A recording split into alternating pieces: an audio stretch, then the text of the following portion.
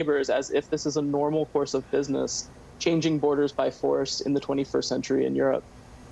And we have heard from Ukrainian's President Vladimir Zelensky asking who will help Ukraine, who will step up and help us through this latest crisis. Molly McHugh, thank you for your insight. We appreciate it. Thank you.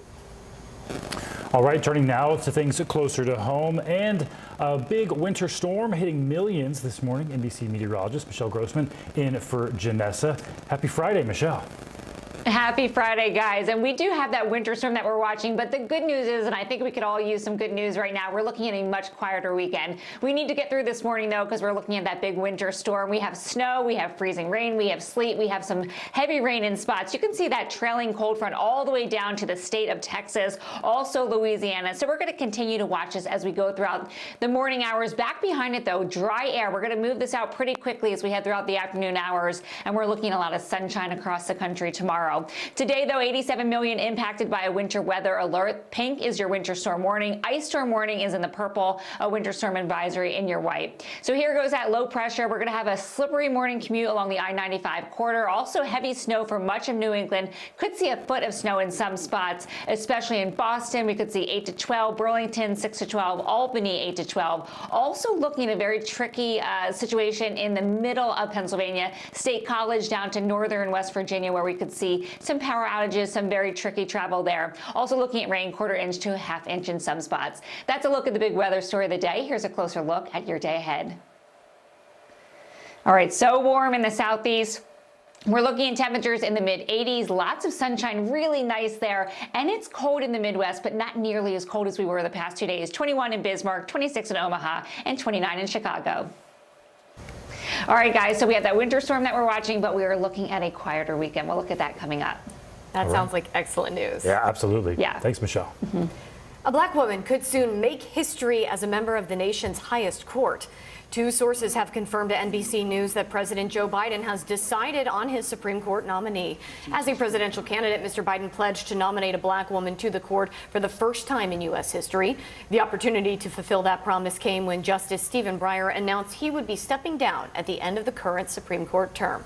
Earlier this week, two sources said the president interviewed 3 finalists. Quite the busy news day. Well, ahead, we'll go live to London for a look at where global markets are headed today with CNBC's Karen Cho. And up next, the impact and human toll being felt by Ukrainians just trying to get out of harm's way. Stay with us. The fire has grown leaps and bounds. What you see behind me is typical. How you doing? Pretty bad. NBC News, streaming free now. There were residents who hung on for dear life. I've heard people say the town is gone. Do you see it that way? Absolutely not. We've lost some houses, but our community's still here.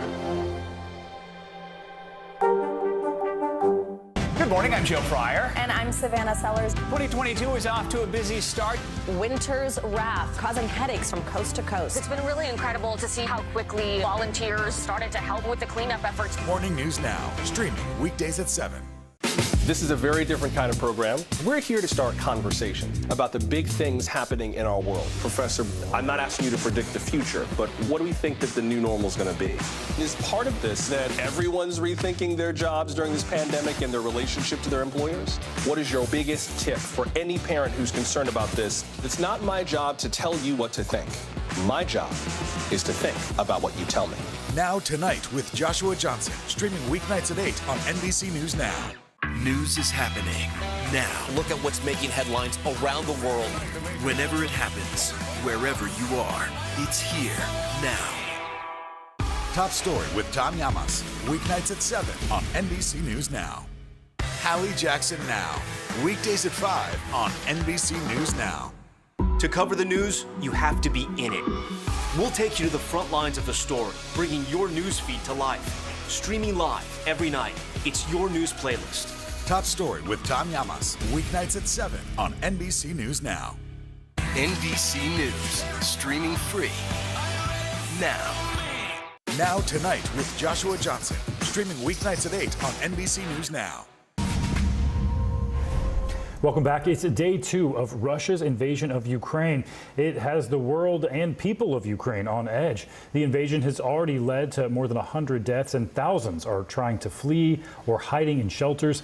A situation NBC's Julie Sirkin can relate to because her family fled Crimea right after the Soviet Union fell apart in the early 90s. She joins us now live from D.C. to give us more insight on the human and emotional toll of all of this. Julie, thanks for joining us. Even though most of your family fled, we understand some of them are still in Odessa. How are they doing? Are they safe? Yes, Steve and Corey, let me just first apologize for this loud routine test Capitol Police are doing that is going on a loop here. So sorry for the noise in the background. But yes, I have some family left in Odessa, and them, like millions of others in Ukraine, are trying to flee where they are because they're afraid of the bombs. They're afraid of Russian aggression escalating toward the region. And I spoke with my family members just the other night, and they were trying to move where they were in Center City away to the country. But again, Odessa is on the Black Sea. It's a major port city, and of course we have reporting that Black Sea is also being surrounded by Russian ships. So really, people there have nowhere to go, and they're hoping that when they do go, they can come back to the Ukraine they've always known. Something my family did when the Soviet Union collapsed. Of course, a very different situation that people are dealing with now with the threat of war. You did mention, Julie, that this situation and the history of Ukraine is just incredibly complicated. Your family is also Jewish. They faced backlash and much anti-Semitism after World War II, another reason they wanted to leave. Now, for Putin to refer to one of his reasons for attacking Ukraine as the denazification of the country, what do you say to that? Well, I think most experts, analysts, people who live in the region or don't would agree that Putin was simply saying whatever he thought he had to say to his residents, to people in Russia, to justify for why he's invading Ukraine. Of course, the notion that Ukraine is run by neo-Nazis is complete fabrication. President Zelensky himself is Jewish, had family members who died in the Holocaust, and Putin was trying to talk about this period in Ukraine, a period that took over much of Eastern Europe during World War II when neo-Nazis invaded, and some Ukraine nationalists joined with them and persecuted some of the Jews that lived in Ukraine, including my own family members. But of course, people see Putin's statements for what they really are. It's just a justification to take over the Ukrainian government, and he thinks that this is something that can convince the Russian people to side with him. But so far, it's not clear if that propaganda is working. Such valuable insights, Julie. Thanks for fighting through that loudspeaker. Appreciate it. We really hope your family is staying safe in that area. Also, still to come, if you own a Ford, listen up. You'll want to hear more about a new recall. And Saturday marks a somber day, 10 years since Trayvon Martin was killed. Nearly a dozen hours after the eye roared ashore. There is some late-breaking news. All right, There's no better place for fun with friends. Quality time with your little golf buddy, or an afternoon alone together. Family and friends are just a tap away. Just pick your course, pay from your phone. Golf now. Download the app and go play. To cover the news, you have to be in it. We'll take you to the front lines of the story, bringing your news feed to life. Streaming live every night. It's your news playlist. Top Story with Tom Llamas, weeknights at 7 on NBC News Now. News is happening now. Look at what's making headlines around the world. Right now on Morning News Now. We're coming on the air with breaking news.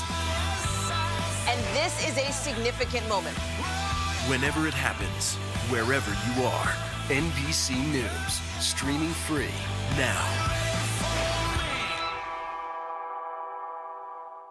News is happening now. Look at what's making headlines around the world. Whenever it happens, wherever you are, it's here now. Nearly a dozen hours after the eye roared ashore.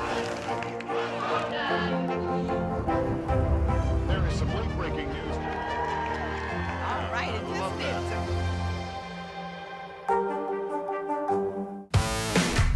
There's no better place for fun with friends. Quality time with your little golf buddy,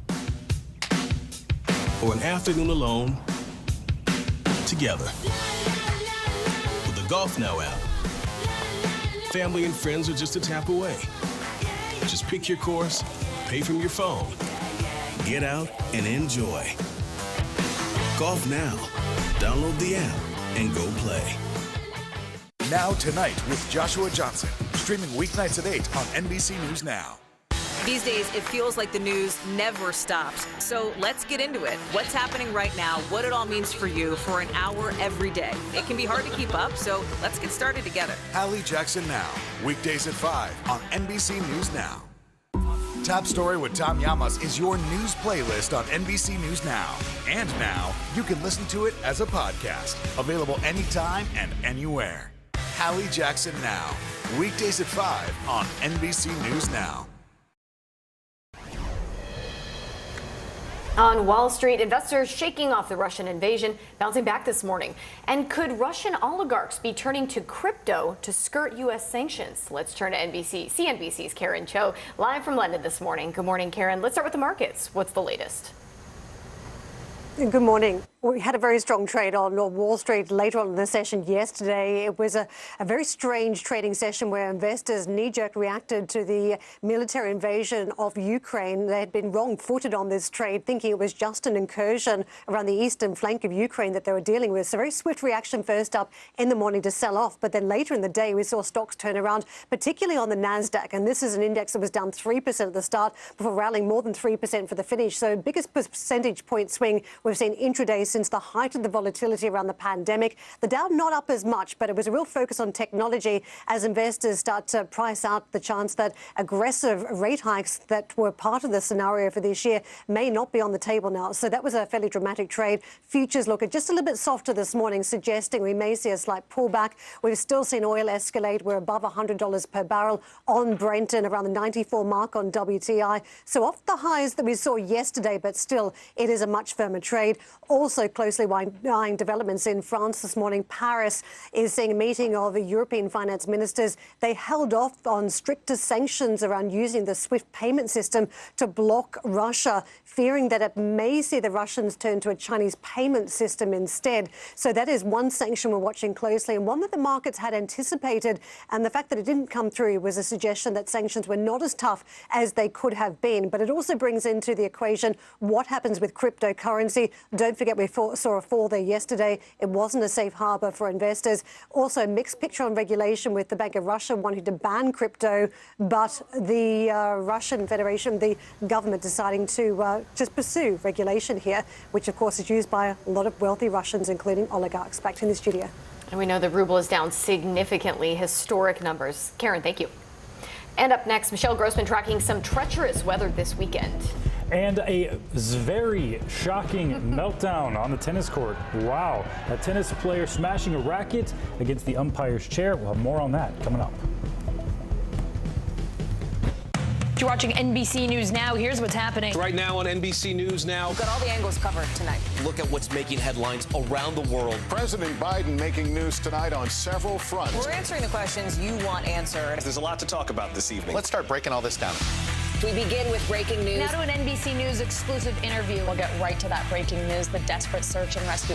Our team is live all across the path of destruction tonight. People say the town is gone. Do you see it that way? Absolutely not. Nearly 200 firefighters responded. What you see on the tablet here is what we see in real life on the street. 2022 midterms, the battle for Congress and the fight for control of State House. In our special County to County series, we're checking out key battlegrounds ahead of the midterms. We are talking elections. I'm in a battleground state. Meet the Press Election Night special. It is a big night. Let's take a look at what else is making news around the world. The escalating tension between Ukraine and Russia. They worry that Russia is not negotiating in good faith. Let's zoom out a bit to our changing climate. I'm not asking you to predict the future, but what do we think that the new normal is going to be? We begin with the pandemic today. Have you seen a demand for mental health services increase among Latinos? Raise your hand if you have had enough of COVID. A piece of space junk is on a collision course with the moon. It does matter. It is significant. Why? We're here to try to start conversation. A lot to talk about as we continue our rolling coverage. We're coming on the air with the news NBC Scoop. Bringing the news to you is not only a job, it's an honor. All right, welcome back on this Friday morning. We were slipping and sliding in the Northeast today, but that will move out, that winter storm, and we're left with a really tranquil weekend. Lots of sunshine for a lot of us. It will be cold too, area high pressure and control. 30s in the northern plains, warm though in the southeast. Quiet still on Sunday, snow showers in the northeast along the Great Lakes and some showers in the southeast. Back to you guys. All right, Michelle, thanks. And coming up, we're following more headlines, including a verdict in the trial of 3 Minneapolis officers accused of murdering George Floyd. That just ahead. NBC News, streaming free now. What are you doing for teachers who feel that they're being stretched too thin? Did you understand how prevalent hunger was in your own community? These days, it feels like the news never stops. So let's get into it. What's happening right now, what it all means for you for an hour every day. It can be hard to keep up, so let's get started together. Hallie Jackson Now, weekdays at 5 on NBC News Now. Now Tonight with Joshua Johnson, streaming weeknights at 8 on NBC News Now.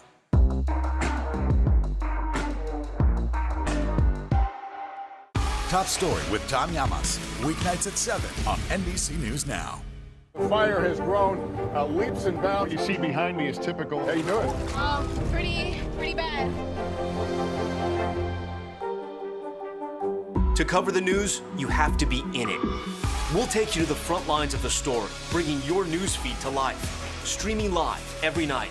It's your news playlist. Top Story with Tom Llamas, weeknights at 7 on NBC News Now. Nearly a dozen hours after the eye roared ashore. There is some late-breaking news. All right, it's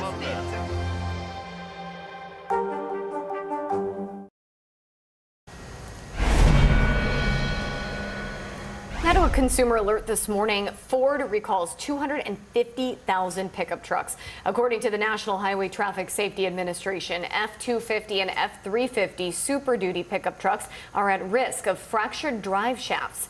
If damaged, it can cause power loss or loss of control of the car. It affects model years 2017 through 2022. Owners of affected vehicles are advised to bring the car to a dealership for an inspection and repair. They'll also be notified by mail starting April 4th. And in more of today's top stories, a jury found 3 former Minneapolis police officers guilty on federal charges in the killing of George Floyd. Alexander King, Thomas Lane, and Tu Tao were all convicted of depriving George Floyd of his civil rights by not giving him medical care.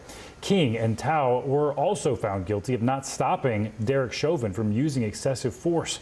The 3 are scheduled to be back in court facing state charges in June. Saturday will mark 10 years since the death of Trayvon Martin, a 17-year-old black teenager who was fatally shot by a neighborhood watchman while he was visiting his father in Sanford, Florida.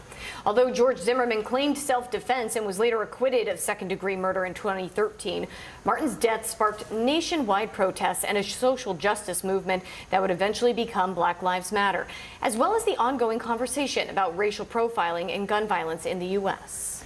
Florida's House of Representatives passed the controversial Don't Say Gay bill. That measure would prohibit primary schools from discussing sexual orientation and gender identity at all. The bill now heads to the Republican-held Senate, where it's expected to pass. Critics say the bill could censor and harm Florida's LGBTQ youth. Republican Representative Joe Harding introduced that bill on the House floor. He said the measure is about empowering parents. Today, the Centers for Disease Control and Prevention expected to ease indoor mask guidance. According to sources familiar with CDC's plan, the change comes as COVID cases have been on the decline across the country. Last week, CDC Director Dr. Michelle Walensky announced a change to federal mask mandates was in the works. Now, while most states have started to relax mask mandates, it is not clear how the new federal guidelines will affect face covering requirements on public transportation. An outburst has one of tennis top stars out some serious cash.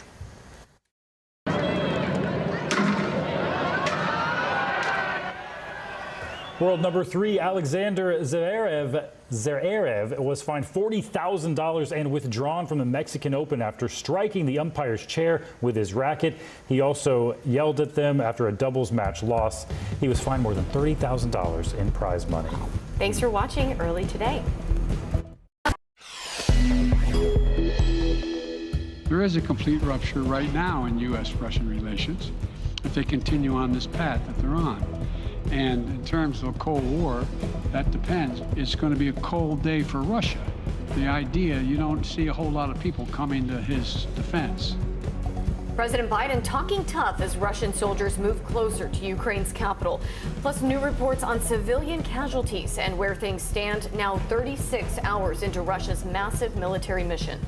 The Russian military was quick to take control of Chernobyl, the site of the worst nuclear disaster in history. We're taking a look at why it was a target. Back in America, the CDC is poised to reveal new guidance to states on mask mandates that millions have been waiting for.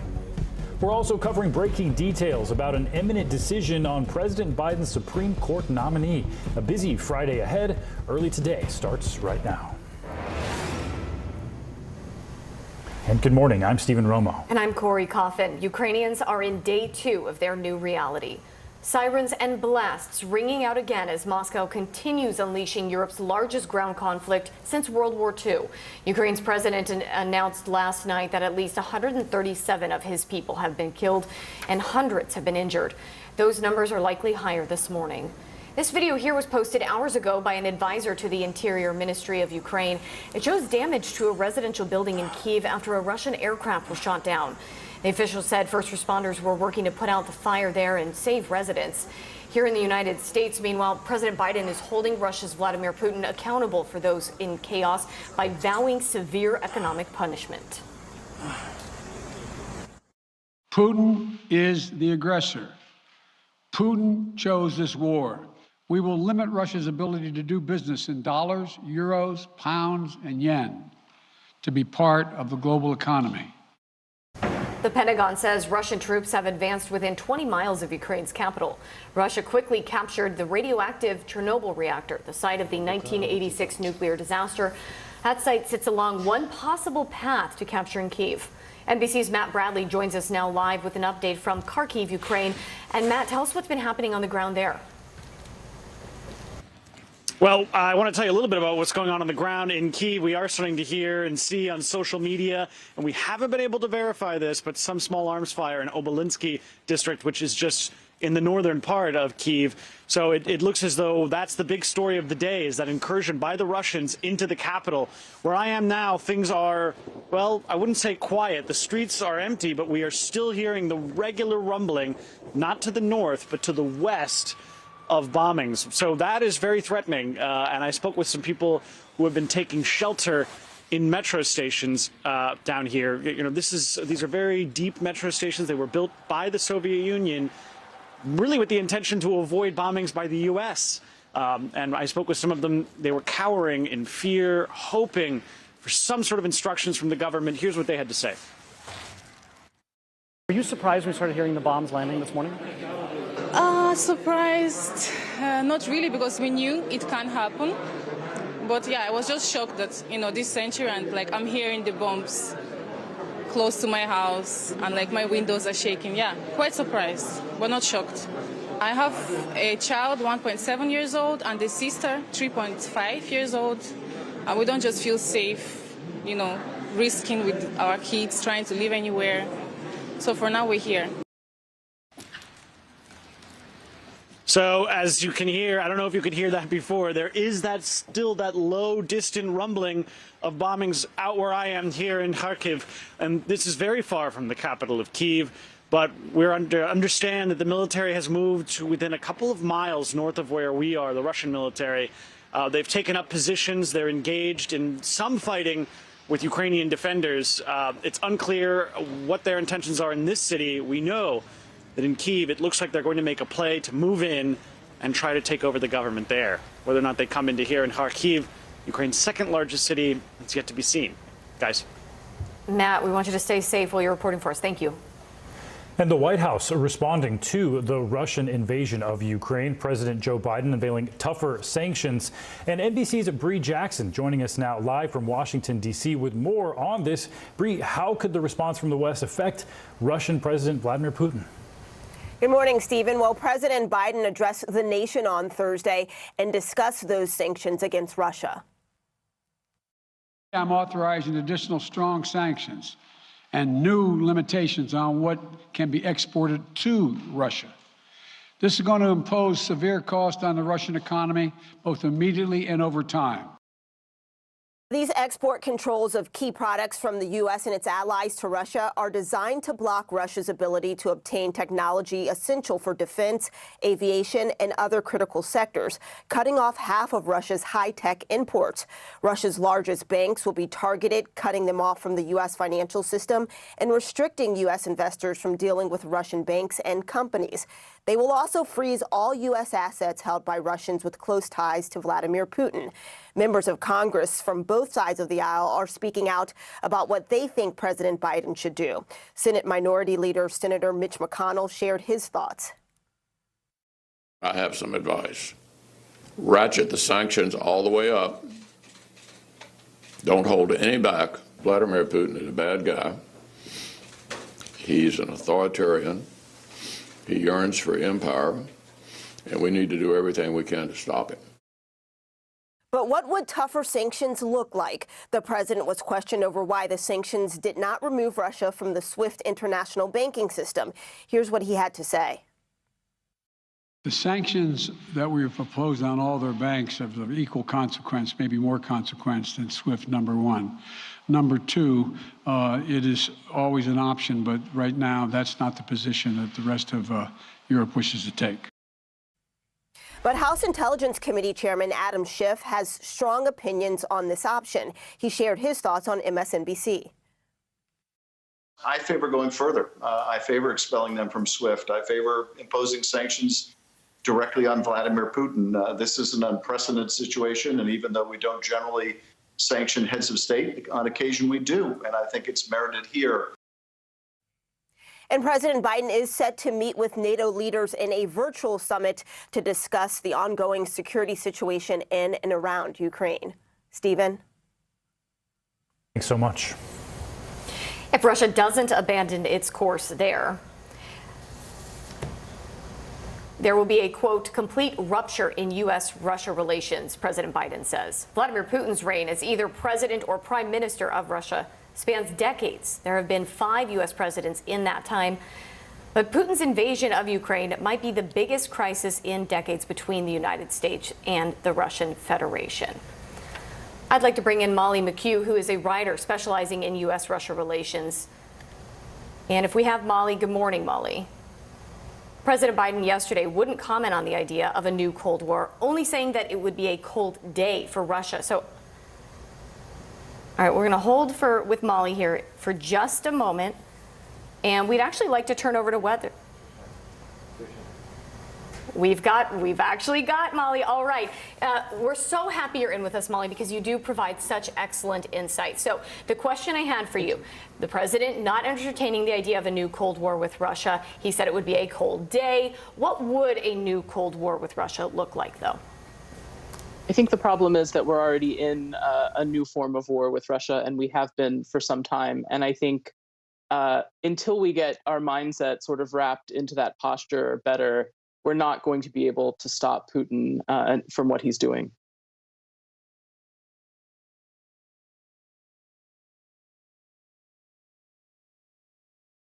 Molly, you specialize in information warfare. Who is currently winning that war, do you think, right now?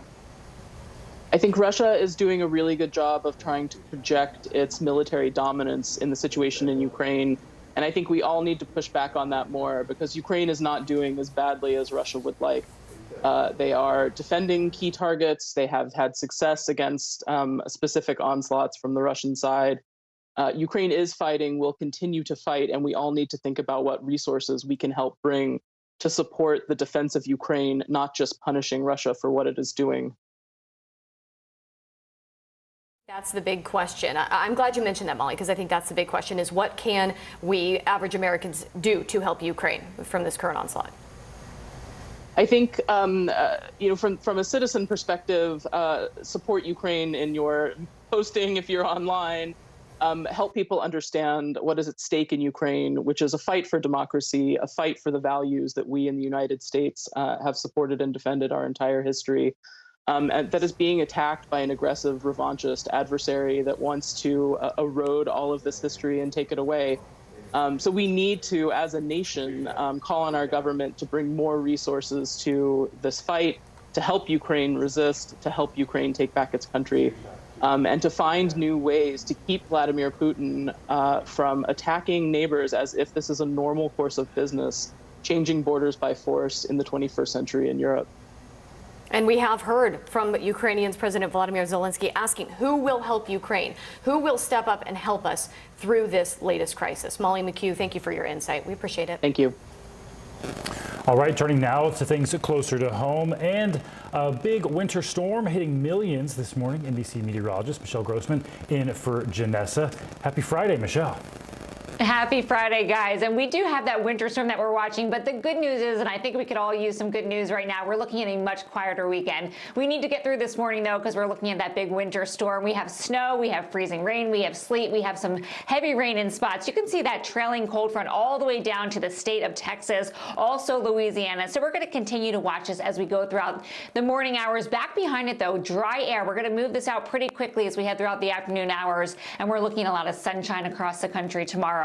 Today, though, 87 million impacted by a winter weather alert. Pink is your winter storm warning. Ice storm warning is in the purple, a winter storm advisory in your white. So here goes that low pressure. We're going to have a slippery morning commute along the I-95 corridor. Also heavy snow for much of New England. Could see a foot of snow in some spots, especially in Boston. We could see 8 to 12, Burlington 6 to 12, Albany 8 to 12. Also looking at a very tricky situation in the middle of Pennsylvania, State College down to northern West Virginia, where we could see some power outages, some very tricky travel there. Also looking at rain, 1/4 inch to a 1/2 inch in some spots. That's a look at the big weather story of the day. Here's a closer look at your day ahead. All right, so warm in the southeast.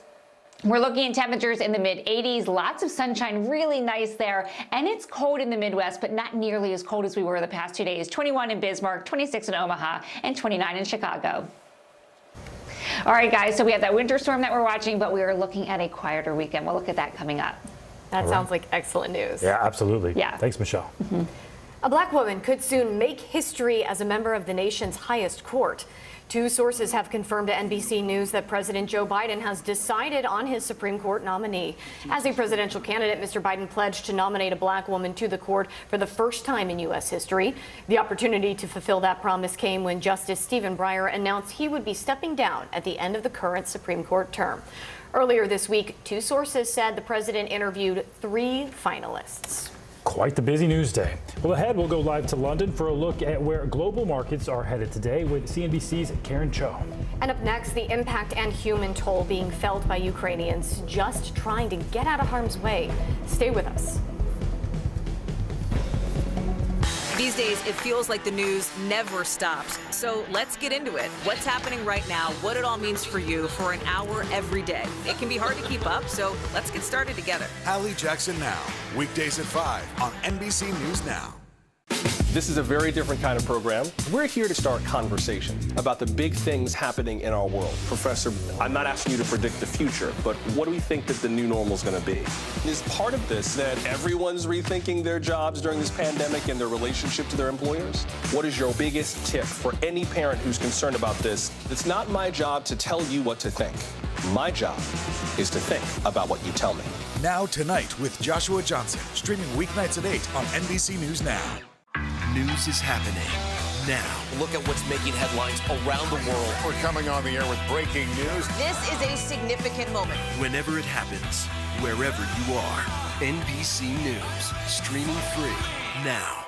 Still to come on the Channel 2 News. Well, the waters are certainly receding now. Still too close to call. Lester Holt reporting from Ground Zero, as it's being referred to. It is, in fact, the taste of freedom. The Haitian people know a little something about resiliency. What's the biggest risk right now? Some of the troops who have been proud. I want to welcome you to the first presidential debate. In fact, we've been told we can't go any farther. You with some resilient folks. Let me get a hint.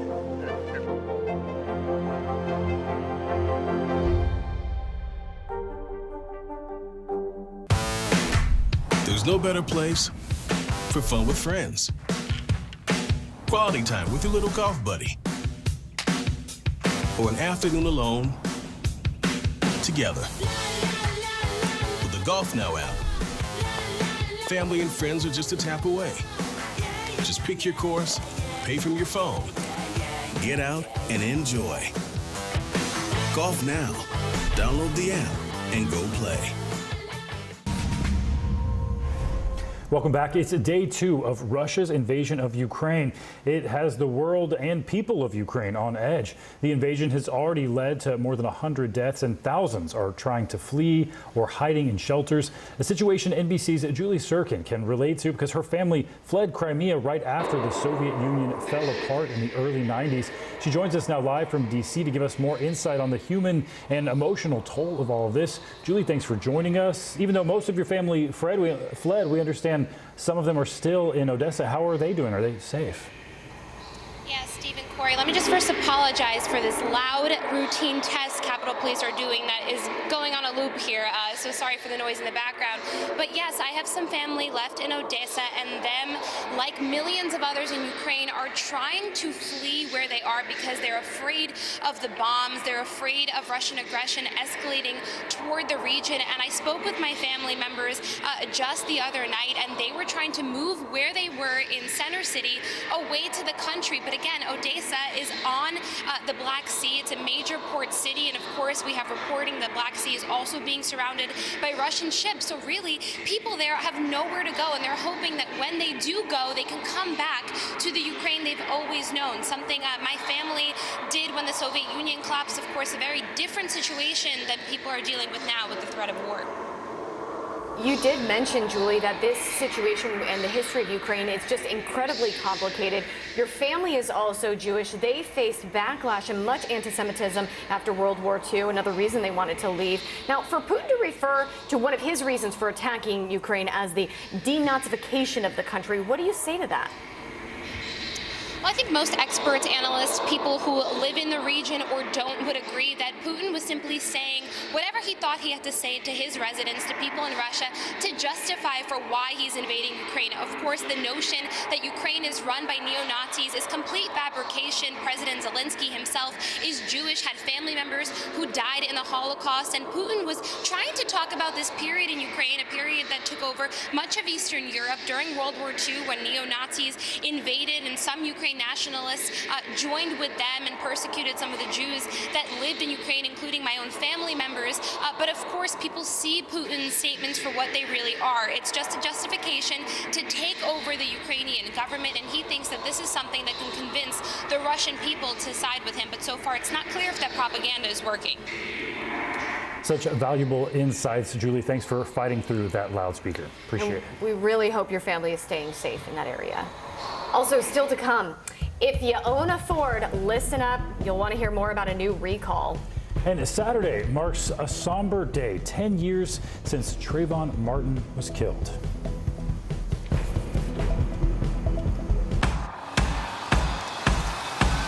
News is happening now. Look at what's making headlines around the world. Right now on Morning News Now. We're coming on the air with breaking news.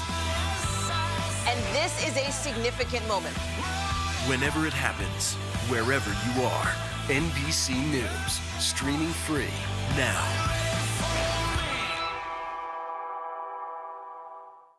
Top Story with Tom Llamas is your news playlist on NBC News Now. And now, you can listen to it as a podcast. Available anytime and anywhere. There were residents who hung on for dear life. I've heard people say the town is gone. Do you see it that way? Absolutely not. We've lost some houses, but our community's still here.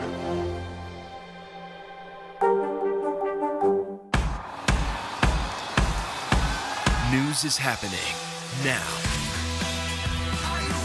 Look at what's making headlines around the world. Right now on Morning News Now. We're coming on the air with breaking news. And this is a significant moment. Whenever it happens, wherever you are, NBC News, streaming free now. What happened here is a story of loss and salvation. There were residents who hung on for dear life. This is where you took shelter, in this closet. I took shelter right in this closet right here. Rioters banged down one of the doors. Have you found a way to reconcile it a year later? It really hurt to see this place that I love so much treated with such disrespect. Was it an act of cleaning or an act of healing?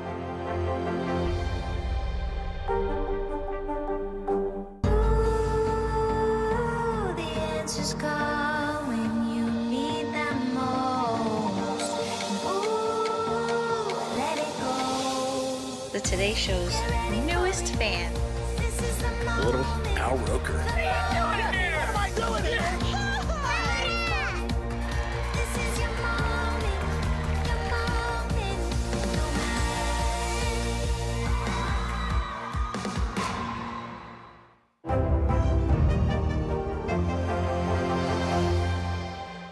News is happening now. Look at what's making headlines around the world. Whenever it happens, wherever you are, it's here now. Top Story with Tom Llamas, weeknights at 7 on NBC News Now. On Wall Street, investors shaking off the Russian invasion, bouncing back this morning. And could Russian oligarchs be turning to crypto to skirt U.S. sanctions? Let's turn to CNBC's Karen Cho, live from London this morning. Good morning, Karen. Let's start with the markets. What's the latest?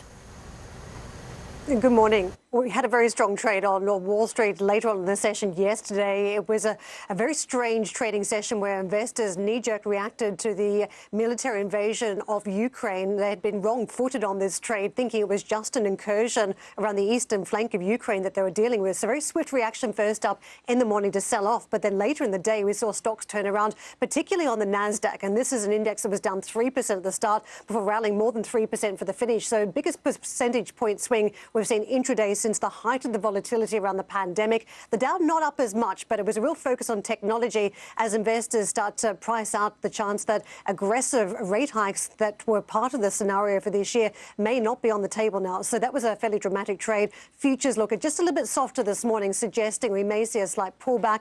We've still seen oil escalate. We're above $100 per barrel on Brent and around the 94 mark on WTI. So off the highs that we saw yesterday, but still it is a much firmer trade. Also closely eyeing developments in France this morning. Paris is seeing a meeting of European finance ministers. They held off on stricter sanctions around using the SWIFT payment system to block Russia, fearing that it may see the Russians turn to a Chinese payment system instead. So that is one sanction we're watching closely, and one that the markets had anticipated. And the fact that it didn't come through was a suggestion that sanctions were not as tough as they could have been. But it also brings into the equation what happens with cryptocurrency. Don't forget we saw a fall there yesterday. It wasn't a safe harbor for investors. Also, mixed picture on regulation with the Bank of Russia wanting to ban crypto, but the Russian Federation, the government deciding to just pursue regulation here, which of course is used by a lot of wealthy Russians, including oligarchs. Back to the studio. And we know the ruble is down significantly, historic numbers. Karen, thank you. And up next, Michelle Grossman tracking some treacherous weather this weekend. And a very shocking meltdown on the tennis court. Wow, a tennis player smashing a racket against the umpire's chair. We'll have more on that coming up. Good morning, I'm Joe Fryer. And I'm Savannah Sellers. 2022 is off to a busy start. Winter's wrath causing headaches from coast to coast. It's been really incredible to see how quickly volunteers started to help with the cleanup efforts. Morning News Now, streaming weekdays at 7.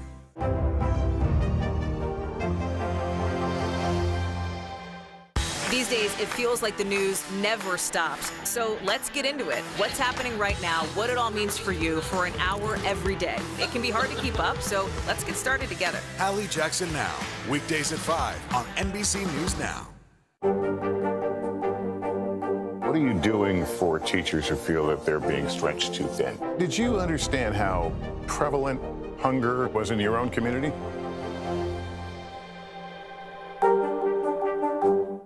This is a very different kind of program. We're here to start conversation about the big things happening in our world. Professor, I'm not asking you to predict the future, but what do we think that the new normal is going to be? Is part of this that everyone's rethinking their jobs during this pandemic and their relationship to their employers? What is your biggest tip for any parent who's concerned about this? It's not my job to tell you what to think. My job is to think about what you tell me. Now Tonight with Joshua Johnson, streaming weeknights at 8 on NBC News Now. Hallie Jackson Now, weekdays at 5 on NBC News Now.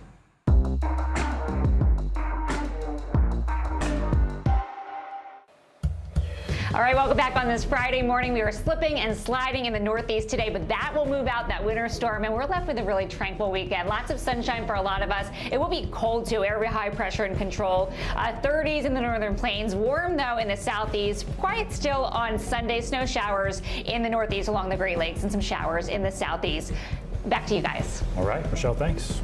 And coming up, we're following more headlines, including a verdict in the trial of 3 Minneapolis officers accused of murdering George Floyd. That just ahead. Top Story with Tom Llamas, weeknights at 7 on NBC News Now. The fire has grown leaps and bounds. You see behind me is typical. How you doing? Pretty bad. Now Tonight with Joshua Johnson, streaming weeknights at 8 on NBC News Now. What are you doing for teachers who feel that they're being stretched too thin? Did you understand how prevalent hunger was in your own community? NBC News, streaming free now.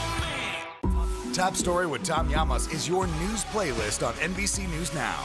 And now, you can listen to it as a podcast. Available anytime and anywhere. This is a very different kind of program. We're here to start conversation about the big things happening in our world. Professor, I'm not asking you to predict the future, but what do we think that the new normal is going to be? Is part of this that everyone's rethinking their jobs during this pandemic and their relationship to their employers? What is your biggest tip for any parent who's concerned about this? It's not my job to tell you what to think. My job is to think about what you tell me. Now Tonight with Joshua Johnson, streaming weeknights at 8 on NBC News Now.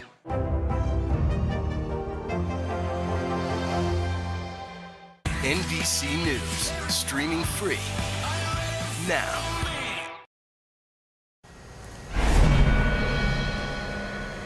Now to a consumer alert this morning. Ford recalls 250,000 pickup trucks. According to the National Highway Traffic Safety Administration, F-250 and F-350 Super Duty pickup trucks are at risk of fractured drive shafts. If damaged, it can cause power loss or loss of control of the car. It affects model years 2017 through 2022. Owners of affected vehicles are advised to bring the car to a dealership for an inspection and repair. They'll also be notified by mail starting April 4th. And in more of today's top stories, a jury found 3 former Minneapolis police officers guilty on federal charges in the killing of George Floyd. Alexander King, Thomas Lane, and Tu Tao were all convicted of depriving George Floyd of his civil rights by not giving him medical care. King and Tao were also found guilty of not stopping Derek Chauvin from using excessive force. The 3 are scheduled to be back in court facing state charges in June. Saturday will mark 10 years since the death of Trayvon Martin, a 17-year-old black teenager who was fatally shot by a neighborhood watchman while he was visiting his father in Sanford, Florida. Although George Zimmerman claimed self-defense and was later acquitted of second-degree murder in 2013, Martin's death sparked nationwide protests and a social justice movement that would eventually become Black Lives Matter, as well as the ongoing conversation about racial profiling and gun violence in the U.S. Florida's House of Representatives passed the controversial Don't Say Gay bill. That measure would prohibit primary schools from discussing sexual orientation and gender identity at all. The bill now heads to the Republican-held Senate, where it's expected to pass. Critics say the bill could censor and harm Florida's LGBTQ youth. Republican Representative Joe Harding introduced that bill on the House floor. He said the measure is about empowering parents. Today, the Centers for Disease Control and Prevention expected to ease indoor mask guidance. According to sources familiar with CDC's plan, the change comes as COVID cases have been on the decline across the country. Last week, CDC Director Dr. Michelle Walensky announced a change to federal mask mandates was in the works. Now, while most states have started to relax mask mandates, it is not clear how the new federal guidelines will affect face covering requirements on public transportation. An outburst has one of tennis top stars out some serious cash.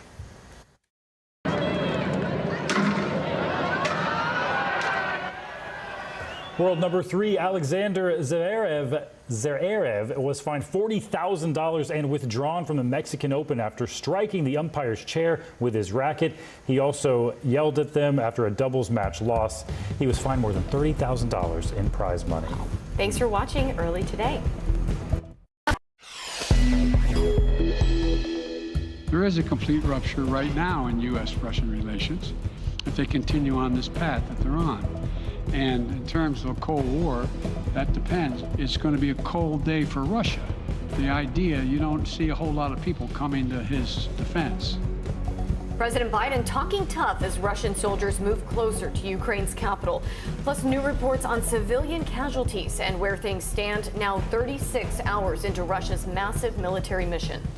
The Russian military was quick to take control of Chernobyl, the site of the worst nuclear disaster in history. We're taking a look at why it was a target.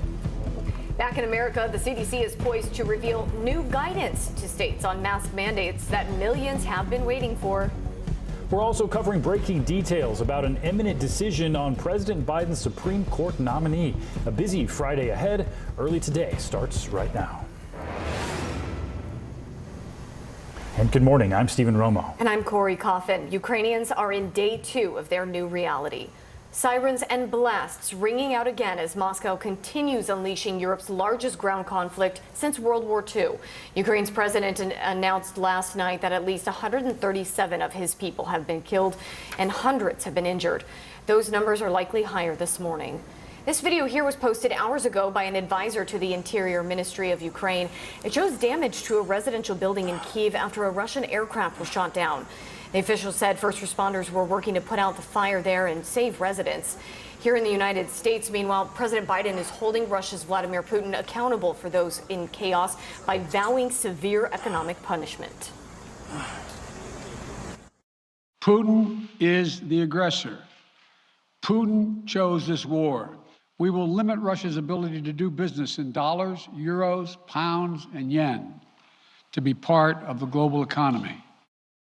The Pentagon says Russian troops have advanced within 20 miles of Ukraine's capital. Russia quickly captured the radioactive Chernobyl reactor, the site of the 1986 nuclear disaster. That site sits along one possible path to capturing Kyiv. NBC's Matt Bradley joins us now live with an update from Kharkiv, Ukraine.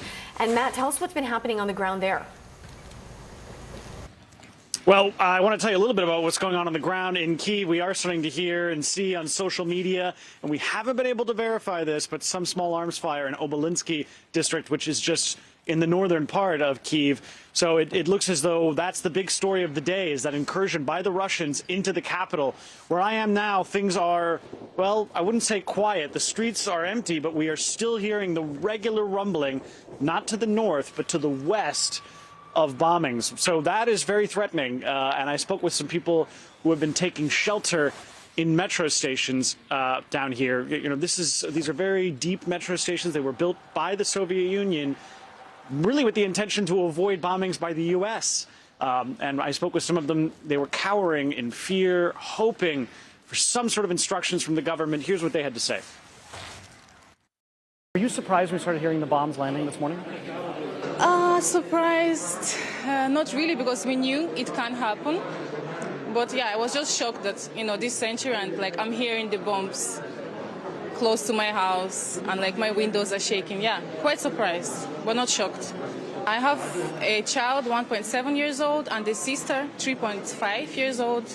And we don't just feel safe, you know, risking with our kids, trying to live anywhere. So for now, we're here.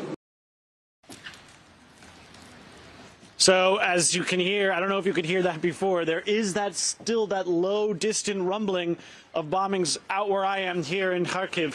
And this is very far from the capital of Kyiv. But we're understand that the military has moved to within a couple of miles north of where we are, the Russian military. They've taken up positions. They're engaged in some fighting with Ukrainian defenders. It's unclear what their intentions are in this city. We know that in Kyiv, it looks like they're going to make a play to move in and try to take over the government there. Whether or not they come into here in Kharkiv, Ukraine's second largest city, it's yet to be seen. Guys. Matt, we want you to stay safe while you're reporting for us. Thank you. And the White House responding to the Russian invasion of Ukraine. President Joe Biden unveiling tougher sanctions. And NBC's Bree Jackson joining us now live from Washington, D.C. with more on this. Bree, how could the response from the West affect Russian President Vladimir Putin? Good morning, Stephen. Well, President Biden addressed the nation on Thursday and discussed those sanctions against Russia. I'm authorizing additional strong sanctions and new limitations on what can be exported to Russia. This is going to impose severe cost on the Russian economy, both immediately and over time. These export controls of key products from the U.S. and its allies to Russia are designed to block Russia's ability to obtain technology essential for defense, aviation, and other critical sectors, cutting off half of Russia's high-tech imports. Russia's largest banks will be targeted, cutting them off from the U.S. financial system and restricting U.S. investors from dealing with Russian banks and companies. They will also freeze all U.S. assets held by Russians with close ties to Vladimir Putin. Members of Congress from both sides of the aisle are speaking out about what they think President Biden should do. Senate Minority Leader Senator Mitch McConnell shared his thoughts. I have some advice. Ratchet the sanctions all the way up. Don't hold any back. Vladimir Putin is a bad guy. He's an authoritarian. He yearns for empire, and we need to do everything we can to stop him. But what would tougher sanctions look like? The president was questioned over why the sanctions did not remove Russia from the SWIFT international banking system. Here's what he had to say. The sanctions that we have proposed on all their banks have of equal consequence, maybe more consequence than SWIFT, number one. Number two, it is always an option, but right now that's not the position that the rest of Europe wishes to take. But House Intelligence Committee Chairman Adam Schiff has strong opinions on this option. He shared his thoughts on MSNBC. I favor going further. I favor expelling them from SWIFT. I favor imposing sanctions directly on Vladimir Putin. This is an unprecedented situation, and even though we don't generally sanction heads of state, on occasion we do, and I think it's merited here. And President Biden is set to meet with NATO leaders in a virtual summit to discuss the ongoing security situation in and around Ukraine. Stephen? Thanks so much. If Russia doesn't abandon its course there will be a, quote, complete rupture in U.S.-Russia relations, President Biden says. Vladimir Putin's reign as either president or prime minister of Russia spans decades. There have been 5 U.S. presidents in that time. But Putin's invasion of Ukraine might be the biggest crisis in decades between the United States and the Russian Federation. I'd like to bring in Molly McHugh, who is a writer specializing in U.S.-Russia relations. And if we have Molly, good morning, Molly. President Biden yesterday wouldn't comment on the idea of a new Cold War, only saying that it would be a cold day for Russia. So, all right, we're going to hold with Molly here for just a moment, and we'd actually like to turn over to weather. We've actually got Molly. All right. We're so happy you're in with us, Molly, because you do provide such excellent insight. So the question I had for you, the president not entertaining the idea of a new Cold War with Russia. He said it would be a cold day. What would a new Cold War with Russia look like, though? I think the problem is that we're already in a new form of war with Russia, and we have been for some time. And I think until we get our mindset sort of wrapped into that posture better, we're not going to be able to stop Putin from what he's doing.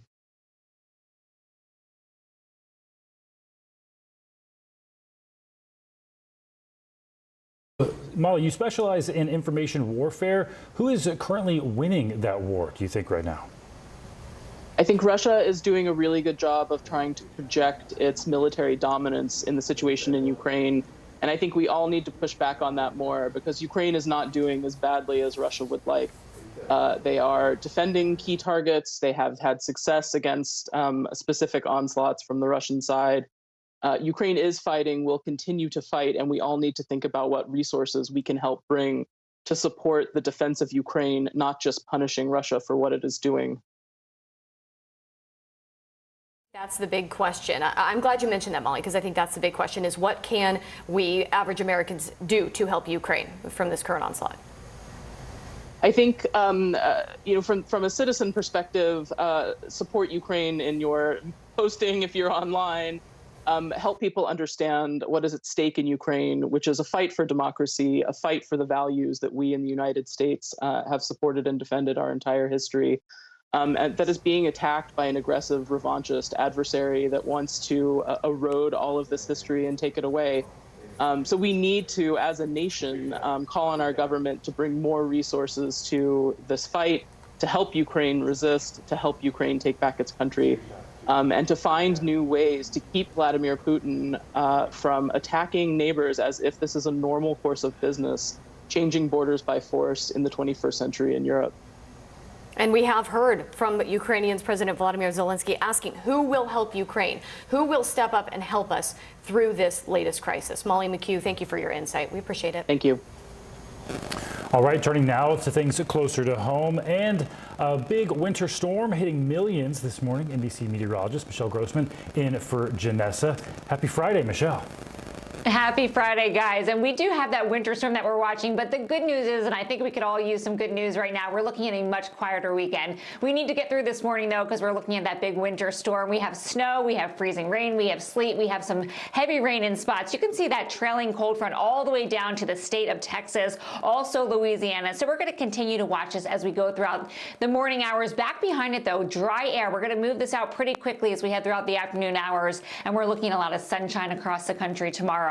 Today, though, 87 million impacted by a winter weather alert. Pink is your winter storm warning. Ice storm warning is in the purple. A winter storm advisory in your white. So here goes that low pressure. We're going to have a slippery morning commute along the I-95 corridor. Also heavy snow for much of New England. Could see a foot of snow in some spots, especially in Boston. We could see 8 to 12. Burlington, 6 to 12. Albany, 8 to 12. Also looking at a very tricky situation in the middle of Pennsylvania. State College down to northern West Virginia, where we could see some power outages, some very tricky travel there. Also looking at rain, 1/4 inch to a 1/2 inch in some spots. That's a look at the big weather story of the day. Here's a closer look at your day ahead. All right, so warm in the southeast.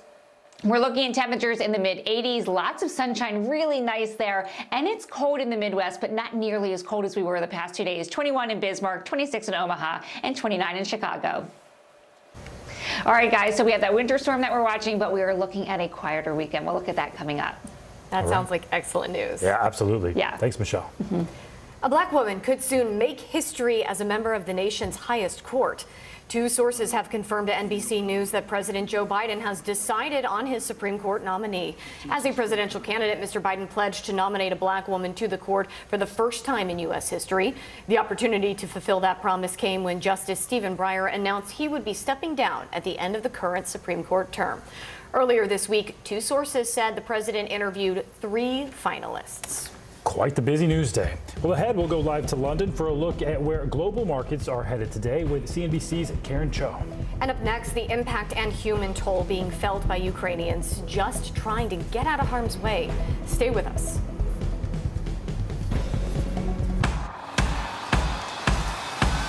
News is happening now. Look at what's making headlines around the world. Right now on Morning News Now. We're coming on the air with breaking news. And this is a significant moment. Whenever it happens, wherever you are, NBC News, streaming free now.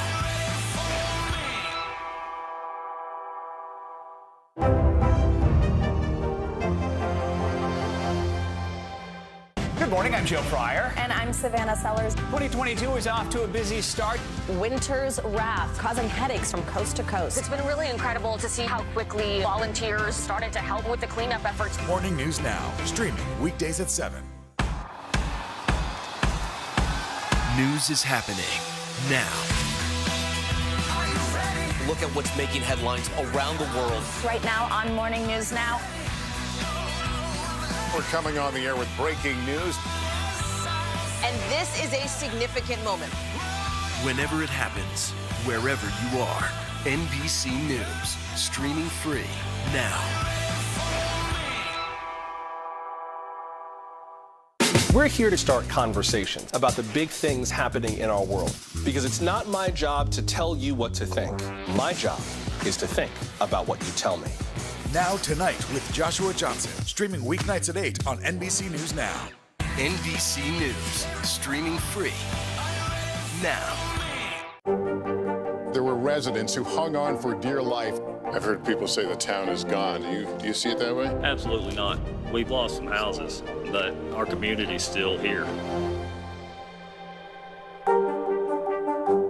Hallie Jackson Now, weekdays at 5 on NBC News Now. Welcome back. It's day 2 of Russia's invasion of Ukraine. It has the world and people of Ukraine on edge. The invasion has already led to more than 100 deaths, and thousands are trying to flee or hiding in shelters. A situation NBC's Julie Sirkin can relate to because her family fled Crimea right after the Soviet Union fell apart in the early 90s. She joins us now live from D.C. to give us more insight on the human and emotional toll of all of this. Julie, thanks for joining us. Even though most of your family fled, we understand some of them are still in Odessa. How are they doing? Are they safe? Yes, Stephen, Corey, let me just first apologize for this loud routine test Capitol Police are doing that is going on a loop here. So sorry for the noise in the background. But yes, I have some family left in Odessa, and them, like millions of others in Ukraine, are trying to flee where they are because they're afraid of the bombs. They're afraid of Russian aggression escalating toward the region. And I spoke with my family members just the other night, and they were trying to move where they were in Center City away to the country. But again, Odessa is on the Black Sea. It's a major port city, and of course we have reporting that Black Sea is also being surrounded by Russian ships. So really, people there have nowhere to go, and they're hoping that when they do go, they can come back to the Ukraine they've always known. Something my family did when the Soviet Union collapsed. Of course, a very different situation than people are dealing with now with the threat of war. You did mention, Julie, that this situation and the history of Ukraine is just incredibly complicated. Your family is also Jewish. They faced backlash and much anti-Semitism after World War II, another reason they wanted to leave. Now, for Putin to refer to one of his reasons for attacking Ukraine as the denazification of the country, what do you say to that? Well, I think most experts, analysts, people who live in the region or don't would agree that Putin was simply saying whatever he thought he had to say to his residents, to people in Russia, to justify for why he's invading Ukraine. Of course, the notion that Ukraine is run by neo-Nazis is complete fabrication. President Zelensky himself is Jewish, had family members who died in the Holocaust, and Putin was trying to talk about this period in Ukraine, a period that took over much of Eastern Europe during World War II when neo-Nazis invaded, and some Ukraine nationalists joined with them and persecuted some of the Jews that lived in Ukraine, including my own family members. But of course, people see Putin's statements for what they really are. It's just a justification to take over the Ukrainian government, and he thinks that this is something that can convince the Russian people to side with him. But so far, it's not clear if that propaganda is working. Such valuable insights, Julie. Thanks for fighting through that loudspeaker. Appreciate it. We really hope your family is staying safe in that area. Also, still to come, if you own a Ford, listen up. You'll want to hear more about a new recall. And Saturday marks a somber day, 10 years since Trayvon Martin was killed.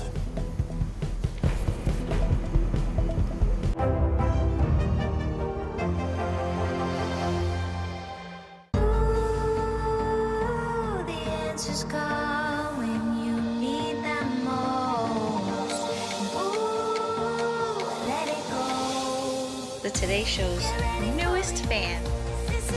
Little Al Roker. What am I doing here?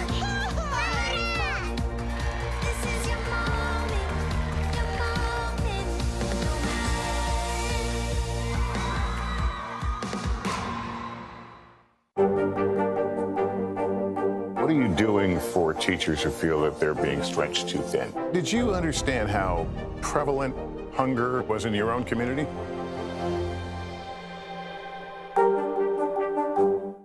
This is a very different kind of program. We're here to start conversation about the big things happening in our world. Professor, I'm not asking you to predict the future, but what do we think that the new normal is going to be? Is part of this that everyone's rethinking their jobs during this pandemic and their relationship to their employers? What is your biggest tip for any parent who's concerned about this? It's not my job to tell you what to think. My job is to think about what you tell me. Now Tonight with Joshua Johnson, streaming weeknights at 8 on NBC News Now. Nearly a dozen hours after the eye roared ashore. There is some late-breaking news. All right, it just NBC News, streaming free now. Good morning, I'm Joe Fryer. And I'm Savannah Sellers. 2022 is off to a busy start. Winter's wrath causing headaches from coast to coast. It's been really incredible to see how quickly volunteers started to help with the cleanup efforts. Morning News Now, streaming weekdays at 7. Hallie Jackson Now, weekdays at 5 on NBC News Now. Still to come on the Channel 2 News. Well, the waters are certainly receding now. Still too close to call. Lester Holt reporting from Ground Zero, as it's being referred to. It is, in fact, the taste of freedom. The Haitian people know a little something about resiliency. What's the biggest risk right now? Some of the troops who have been proud. I want to welcome you to the first presidential debate. In fact, we've been told we can't go any farther. You are some resilient folks. Let me get in.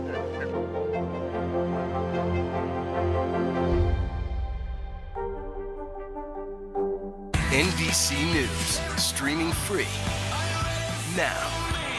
Hallie Jackson Now, weekdays at 5 on NBC News Now.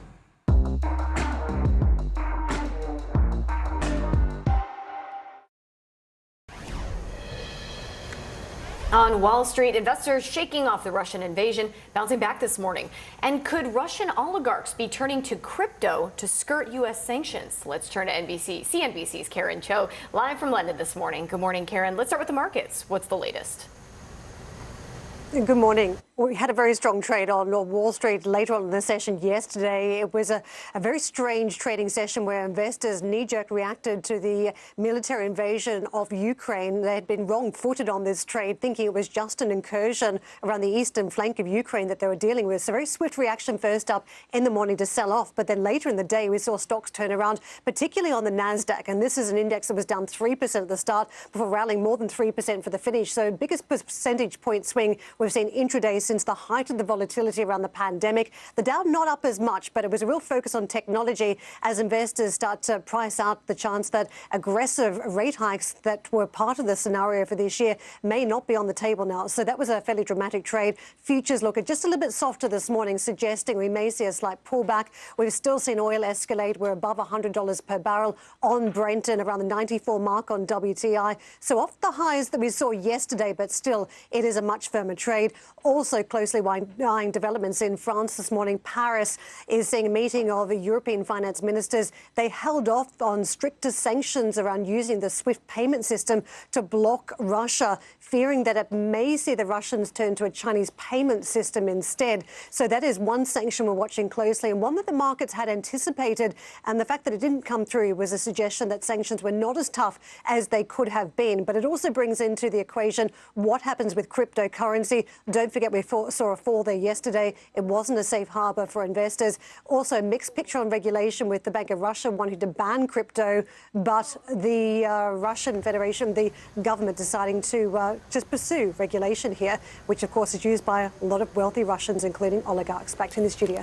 And we know the ruble is down significantly, historic numbers. Karen, thank you.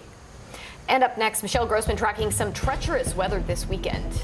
And a very shocking meltdown on the tennis court. Wow, a tennis player smashing a racket against the umpire's chair. We'll have more on that coming up. News is happening now. Look at what's making headlines around the world. Whenever it happens, wherever you are, it's here now. Top Story with Tom Llamas is your news playlist on NBC News Now.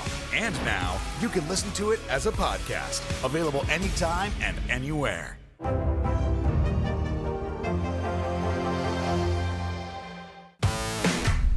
There's no better place for fun with friends. Quality time with your little golf buddy. Or an afternoon alone together. With the Golf Now app, family and friends are just a tap away. Just pick your course, pay from your phone, get out and enjoy. Golf Now. Download the app and go play. Still to come on the Channel 2 News. Well, the waters are certainly receding now. Still too close to call. Lester Holt reporting from Ground Zero, as it's being referred to. It is, in fact, a taste of freedom. The Haitian people know a little something about resiliency. What's the biggest risk right now? Some of the troops who have been proud. I want to welcome you to the first presidential debate. In fact, we've been told we can't go any farther. You with some resilient folks. Let me get a hint.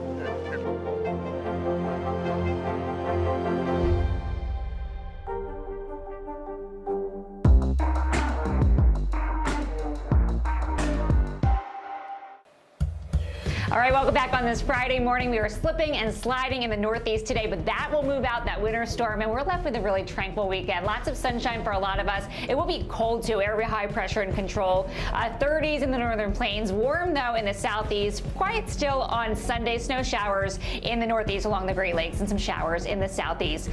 Back to you guys. All right, Michelle, thanks. And coming up, we're following more headlines, including a verdict in the trial of 3 Minneapolis officers accused of murdering George Floyd. That just ahead. Good morning, I'm Joe Fryer. And I'm Savannah Sellers. 2022 is off to a busy start. Winter's wrath causing headaches from coast to coast. It's been really incredible to see how quickly volunteers started to help with the cleanup efforts. Morning News Now, streaming weekdays at 7. Now Tonight with Joshua Johnson, streaming weeknights at 8 on NBC News Now. What are you doing for teachers who feel that they're being stretched too thin? Did you understand how prevalent hunger was in your own community? NBC News, streaming free now. There's no better place for fun with friends. Quality time with your little golf buddy. Or an afternoon alone together. Family and friends are just a tap away. Just pick your course, pay from your phone. Golf Now. Download the app and go play. We're here to start conversations about the big things happening in our world. Because it's not my job to tell you what to think. My job is to think about what you tell me. Now Tonight with Joshua Johnson, streaming weeknights at 8 on NBC News Now.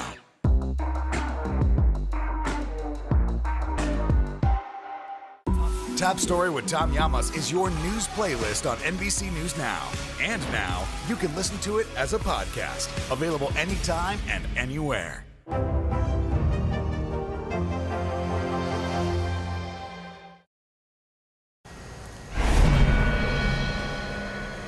Now to a consumer alert this morning. Ford recalls 250,000 pickup trucks.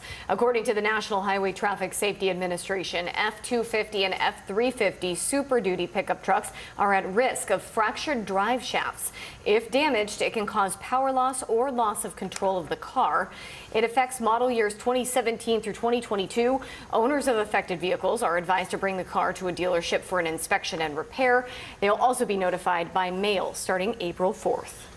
And in more of today's top stories, a jury found 3 former Minneapolis police officers guilty on federal charges in the killing of George Floyd.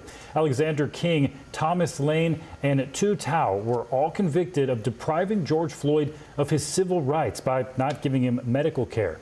King and Tao were also found guilty of not stopping Derek Chauvin from using excessive force. The 3 are scheduled to be back in court facing state charges in June. Saturday will mark 10 years since the death of Trayvon Martin, a 17-year-old black teenager who was fatally shot by a neighborhood watchman while he was visiting his father in Sanford, Florida. Although George Zimmerman claimed self-defense and was later acquitted of second-degree murder in 2013, Martin's death sparked nationwide protests and a social justice movement that would eventually become Black Lives Matter, as well as the ongoing conversation about racial profiling and gun violence in the U.S. Florida's House of Representatives passed the controversial Don't Say Gay bill. That measure would prohibit primary schools from discussing sexual orientation and gender identity at all. The bill now heads to the Republican-held Senate, where it's expected to pass. Critics say the bill could censor and harm Florida's LGBTQ youth. Republican Representative Joe Harding introduced that bill on the House floor. He said the measure is about empowering parents. Today, the Centers for Disease Control and Prevention expected to ease indoor mask guidance. According to sources familiar with CDC's plan, the change comes as COVID cases have been on the decline across the country.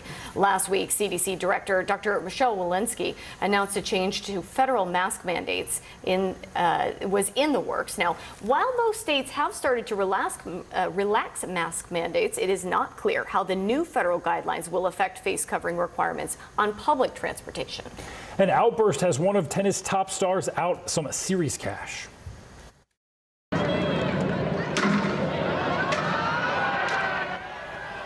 World number 3 Alexander Zverev was fined $40,000 and withdrawn from the Mexican Open after striking the umpire's chair with his racket.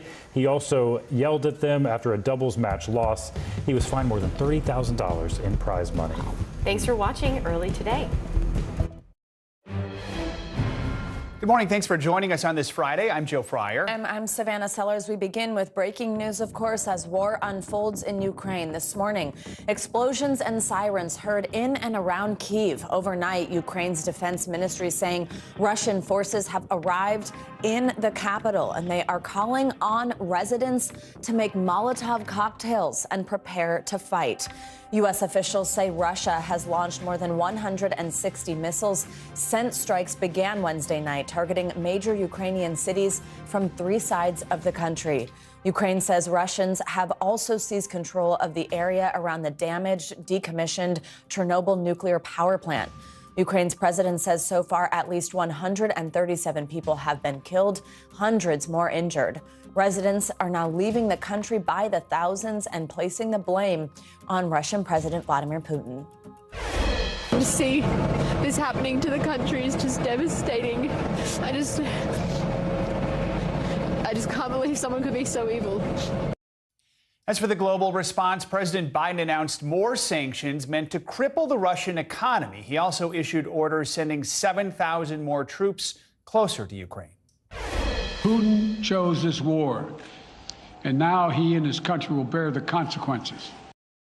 Across the U.S., a massive show of support for the people of Ukraine as thousands gather at rallies from coast to coast, and even across Russia, we are seeing protests against the invasion and against President Putin. We have a team standing by to cover it all. Let's get right to NBC News correspondent Cal Perry, who is in western Ukraine. Cal, looks like Russian forces are reaching the capital. What can you tell us about what's happening throughout the country right now, including where you are in Lviv? Yeah, in the capital, dramatic scenes unfolding as Russian troops, according to the Ukrainian government, are moving in from the north and from the east. It seems clear at this point they have breached some of those outer neighborhoods. There is reports of fierce fighting taking place there as well as in other places across the country.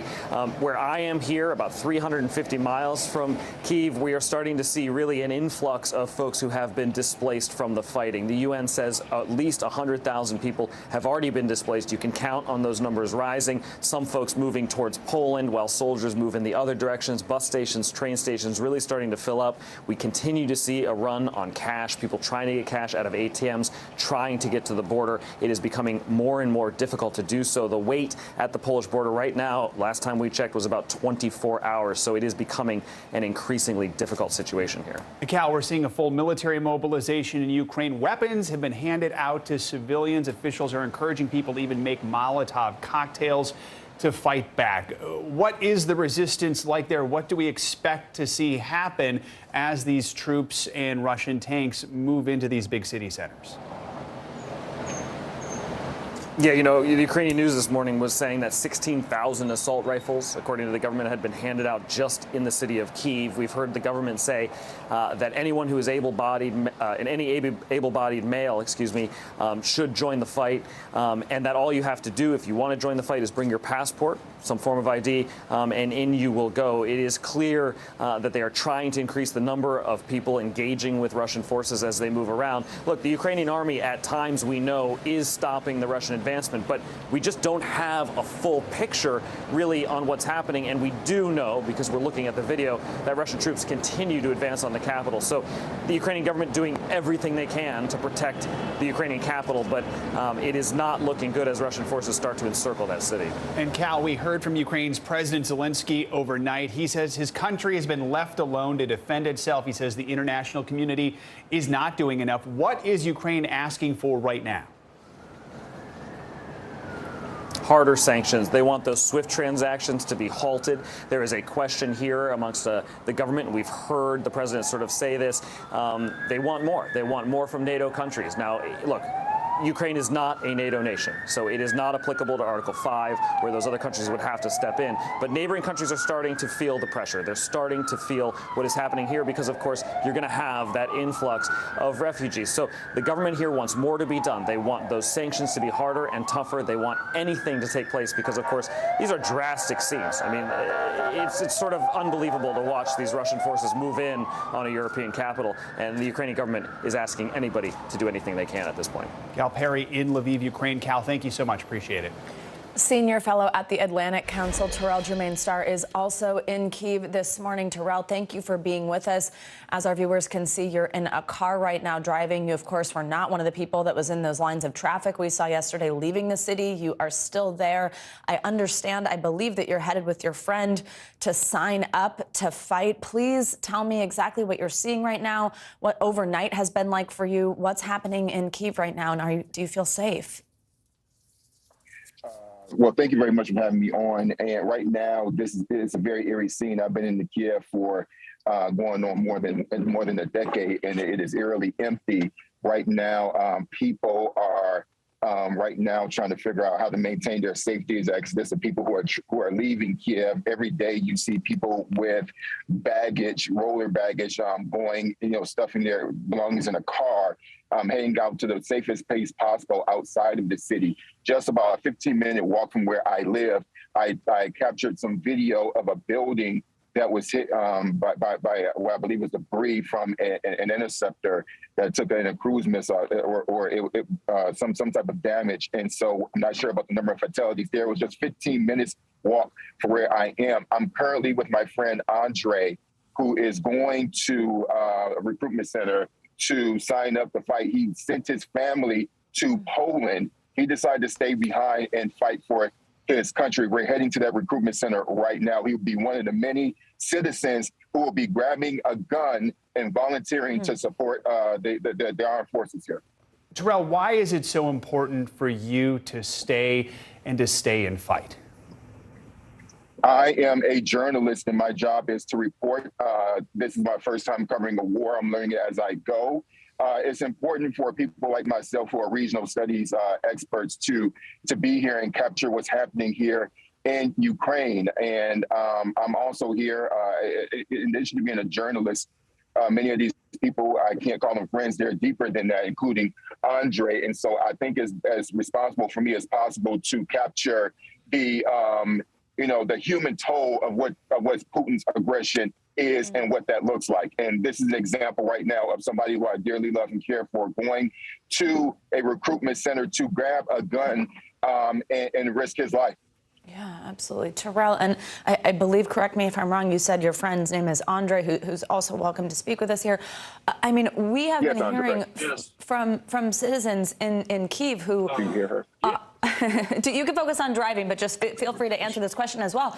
I mean, we've been hearing from so many citizens in Kyiv who are basically saying, look, we knew this was a threat. We didn't know if it would come to this. We didn't really believe this would be happening actually within the city. We also are hearing things like citizens being encouraged to make Molotov cocktails. I mean, if you really think about the potential for what's coming and your decision right now to drive to sign up to fight, I mean, what are you thinking could happen over the next day or so? How are you feeling about it? Do you feel that the Ukrainian people, citizens who are going to pick up a gun, are prepared? She's asking if you feel like you're ready to fight, and were you really expecting all of this to happen? You can speak. Well, I'm not looking forward to it, it's definitely, but this is what I say. If we all do within our capabilities, within our limits, everything for the country we dearly love, then we're gonna have victory. We're gonna win. And this is my position, and I'm not lying to myself doing this. I'm not looking forward to this. I don't think I'm emotionally ready to fight, and I'm ready to kill someone. No, but if it comes to that, this is what I have to do. I will certainly do that. Terrell, do you feel like what Andre just said there, is that the feeling among most people you know there in Ukraine? Absolutely, yeah. The definite feeling is that, the language that I hear Ukrainians using is that we will not be slaves. You will not turn us into another Russia. You will not make us subjected to you. And so everybody is saying, they're older people, 80 years old, with bad knees. If they have a finger and they can pull a trigger, they'll pull it. When the government said, hey, be ready to throw Molotov cocktails, there will be people with Molotov cocktails ready to fight. If war breaks out in the city, this will be Taliban 2.0.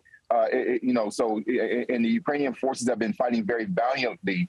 And so the citizens are definitely ready to take up arms. And there are people waiting to get behind. So this is not going to be a cakewalk. They're not going to welcome the Russians with cookies and milk, I'll tell you that. Terrell Jermaine Starr, we thank you so much for taking the time to speak with us. We thank Andre as well for talking with us. We're thinking of both of you, and we'll try and check in with you throughout this process. Stay safe. Absolutely. And Andre, we're thinking of your family. I hope they made it to Poland safely. Thank you about your family. Thank you. Thank you. Thank you both so much. Now, earlier this morning, the eastern Ukrainian city of Kharkiv came under attack. NBC News foreign correspondent Matt Bradley was live on the air with our colleagues at MSNBC at that moment. Take a look. I was surprised because we've always heard a low rumbling from outside the city. We did know that there was fighting on the outskirts of the city around the Ring Road, but now, again, that has changed.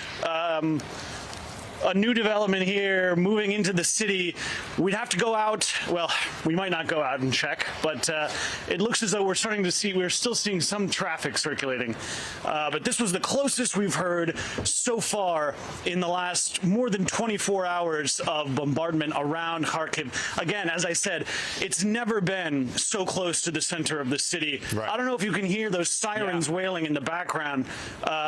So clearly there's emergency services heading to the scene. And again, we did hear some car alarms going off, which means there must have been a concussion from the blast, which is close enough. Up until now, we've never seen windows shaking or walls shaking or ground shaking. It's always just been sounds, low rumbles, again, from the distance. This is the first time we're starting to hear that. And it sounds as though some bombardment piercing closer into the center. There we go again. Yeah. And you hear this car alarms. That might be anti-aircraft fire. Again, we are not hearing, as we did in Kyiv, I believe that's anti-aircraft fire. We are not hearing the sirens wailing for the city. We're not hearing the broadcasting system coming on yet. That is next. That's what happened in Kyiv. Car alarms there. You can hear that, Eamon. This is a new development in this city. This was a relatively peaceful sort of eye of the storm here. We had heard from U.S. intelligence that there was fierce fighting on the outskirts of the city. But again, this is a new development. Matt did move to a safer location shortly after that. Matt Bradley reporting a little earlier on MSNBC Reports. Let's now head over to Moscow, where we're joined by NBC News reporter Matt Bodner. Matt, thanks for joining us. So let's talk through some of this from Russia's side. This morning, Britain's defense secretary told the BBC that Russia, quote, failed on day one to take any of its objectives. And he also says 450 Russian personnel have died so far. That's citing UK intelligence. We've not been able to verify that. But have the Russians said anything about casualties, about whatever these objectives were? And how confident is Moscow in capturing the capital city of Kyiv? Is that still what we think is the objective as we continue to watch this unfold? Thank you, Savannah. Well, let's start with Moscow's objective. It is certainly clear at this point that their objective is Kyiv. They are telegraphing loud and clear that they are in Ukraine to essentially conduct regime change. They want to. They're kind of trumpeting this liberationist narrative, talking about a fascist government in Kyiv that needs to be demilitarized. So, just kind of the same way they're not calling a war, they're not calling it regime change. It's just it's clearly inferable from what they're doing and the way they talk about it. Meanwhile, as they talk about this, they are also claiming that they're running a massively successful campaign. Yesterday, basically directly contrary to everything we're hearing from the Ukrainians, from this British intelligence assessment that you just mentioned, they say that they achieved all of their day one goals. Now, we don't really know what those are. They threw out a pretty high number of Ukrainian military infrastructure facilities disabled yesterday, but they didn't really elaborate too much. They are claiming things such as Ukrainian units are surrendering and throwing down arms in very large numbers, that they're avoiding population centers, that they're not harming civilians. And so they're kind of painting this very neat picture of essentially the most perfect military operation ever run, but they are not admitting any casualties. They haven't brought this up at all. That, of course, also strains credulity. So we're just kind of in this fog of war scenario right now with these statements.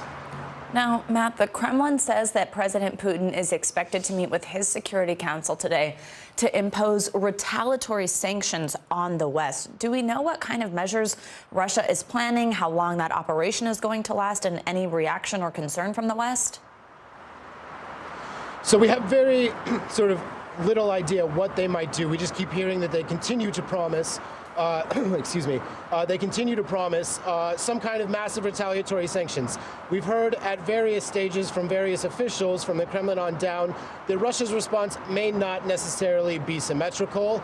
So they're going to start looking at things that they could maybe do that would hurt the West, that may not be a direct response to, for example, some of the banking sanctions we've seen. These could be things related to energy or natural resources. Matt, quickly before I let you go, I have to ask you about some of these really stark images we've seen. Protesters in Russia coming out to city centers. And then in the last 24 hours, we've seen a crackdown on these anti-war protesters in Russia. Talk to us about what's going on there and what the general level of support is like among the population for this invasion. It doesn't seem to be a necessarily popular move. It certainly doesn't feel like 2014 did, when Crimea was annexed, where you would see kind of pro-government demonstrations everywhere. So we saw, of course, some basically initial anti-war protests breaking out in cities across the country last night. They were not the largest protests we've ever seen, but it's important to note, we're not seeing pro-government protests, but they are concerned enough that you now have government propagandists, like the head of Russia Today, writing things on Twitter like, I want to address all of you Russians who are writing that you are ashamed of yourselves and ashamed of your country. What is it that you're ashamed for? So it's definitely getting someone's attention. All right, Matt Bodner, we'll be checking in with you. Thank you so much. Let's bring in NBC News senior White House correspondent Kelly O'Donnell in Washington. So, Kelly, let's talk about what's next. Later this morning, President Biden will hold a virtual summit with fellow NATO heads. What's the goal here? Well, this is a significant development because this will bring together the leaders of the 30 member nations. And this has both a practical and a symbolic importance because after we've just been listening to all that compelling reporting coming from Ukraine, here is an opportunity for the leaders of the defensive organization of NATO to send a message to Vladimir Putin that they are standing together. They are prepared to defend the NATO nations. And that, of course, includes many in the area that will flank Ukraine and Russia, and also looking at how can they help the people of Ukraine. So President Biden will be a part of this conversation with NATO leaders, and this is an emergency summit, if you will, bringing them together virtually. And it's critical that if wars can often be sloppy, they can be unpredictable, they can go in places that people don't intend. We've heard that in some of the reporting already. And there are great concerns about, could Vladimir Putin's ambitions go beyond Ukraine? And that would mean potentially into a NATO country. And that changes the dynamic dramatically. Now, we're not saying that that's what's going to happen, but that's a grave concern for NATO members who would have a defensive position. And so we're seeing U.S. military and other NATO countries beefing up their military in the European areas that are along the border here. And we heard from Antony Blinken talking about the concerns that NATO countries have about a common defense. Here's what he had to say. Well, first, Lester, when it comes to threatening NATO countries, we have something very powerful called Article 5. An attack on one is an attack on all. Russia knows that, and that's exactly why, among other things, one of our responses has been to shore up NATO's defenses, to put more forces, to put more equipment on its eastern flank, the countries closest to Russia, to deter any aggression that Russia might be contemplating against NATO countries. So this will be about military support to beef up the NATO countries, but also discussions of support to help Ukraine and likely some support for humanitarian needs and perhaps even discussion of what would happen to refugees as we're seeing Ukrainians being displaced. So we expect some of that to be part of that meeting today. Joe? So, Kelly, the White House released these staggering sanctions yesterday. So far, nothing has deterred Putin. Talk about these latest sanctions. What does the White House hope they'll accomplish? Well, this is about punishing Putin and punishing the Russian economy. And by doing that, by attacking Russian banks and prominent Russian figures, oligarchs, elites, and making it harder for them to do business. And some of these new financial sanctions would stop them from doing business in a number of currencies, the dollar, the yen, the euro, doing those sorts of things. Also, limiting access for imports of things like semiconductors, things they would need for their own technology. All of that is intended to punish by strangling the Russian economy, crippling their ability to function economically. These are stepped up sanctions, maybe not as far as they could ultimately go. For example, they didn't sanction Putin personally, although that might be more symbolic than effective. And they didn't go after what's known as the SWIFT system, which is a communication system in the financial markets. But the president says these are the strongest sanctions ever done and that they could be very effective in trying to deter Putin now that he's taken this action and to cause suffering in Russia, which could compel Putin to pull back. That's the hope. Kelly O'Donnell in Washington. Kelly, thank you. Let's now bring in NBC News Capitol Hill correspondent Leanne Caldwell, who's also in Washington with some more reaction from lawmakers. Leanne, good morning. So last week, a Senate sanctions package to punish Russia didn't end up going anywhere. What kept that package from being passed then? And now that Russia has fully moved into Ukraine, we're seeing a full-scale invasion. Is there anything new in the works right now? Good morning, Savannah. So the reason sanctions were not able to be passed on Capitol Hill is there were disagreements in part on the timing of the sanctions. Republicans really wanted sanctions pre-invasion. Well, now we know that time has come and gone. But there was another reason why they couldn't reach an agreement as well, and that was because Democrats wanted sanctions on what Kelly just mentioned, the SWIFT international system, which is a verification system for international bank transfers. And Republicans didn't think that that was necessary because you have to have European support in order to go that route. Republicans wanted secondary sanctions. That is sanctions on entities who do business with the people who were primarily sanctioned. Now, those sanctions, so that was stuck in Congress, and it turns out that President Biden yesterday didn't impose either one of those, the secondary sanctions or pulling Russia out of the SWIFT banking system. And so there are still conversations ongoing on Capitol Hill, and so we'll see where they go. But ultimately, the president is able to act unilaterally, and what Congress is just kind of a support system in this situation. Savannah. Now, Leanne, we know the president has said, of course, he won't send troops to Ukraine. It is not a NATO nation. So outside of sanctions, what other actions can Congress take to punish Russia or help Ukraine? I think a lot of people are thinking, oh, my goodness, they need help. What can be done here?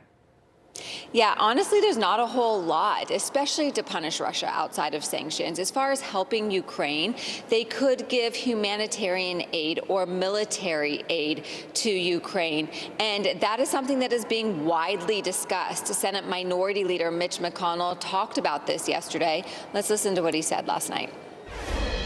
Assuming there's a significant insurgency, to support that insurgency with weapons and intelligence and everything that will help them make the Russians pay a severe price for this invasion.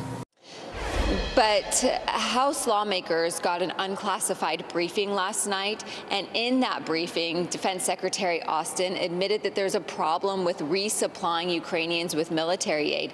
The fact that Russia controls the airspace, they can't get anything in through airplanes, and the land transfers for that military equipment is becoming increasingly difficult as Russia controls more and more territory in Ukraine. Savannah. All right, Leanne Caldwell, thank you so much. Coming up, our breaking news coverage continues as this invasion unfolds in Ukraine. President Biden now sending thousands of U.S. troops closer but not into Ukraine. What we're learning about those plans next on Morning News Now. What happened here is a story of loss and salvation. There were residents who hung on for dear life. This is where you took shelter, in this closet. I took shelter right in this closet right here. Rioters banged down one of the doors. Have you found a way to reconcile it a year later? It really hurt to see this place that I love so much treated with such disrespect. Was it an act of cleaning or an act of healing?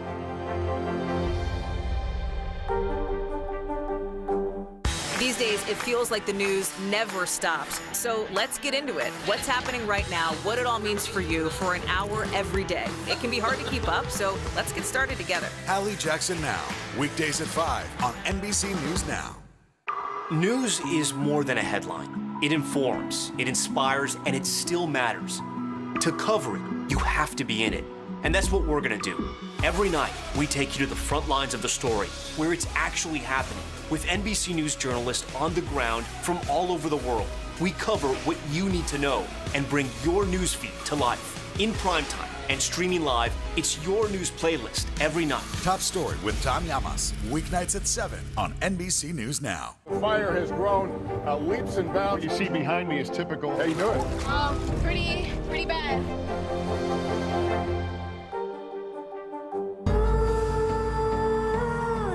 Just call when you need them most. Ooh, let it go. The Today Show's newest fan. Little Al Roker. What am I doing here? This is your moment. Your moment.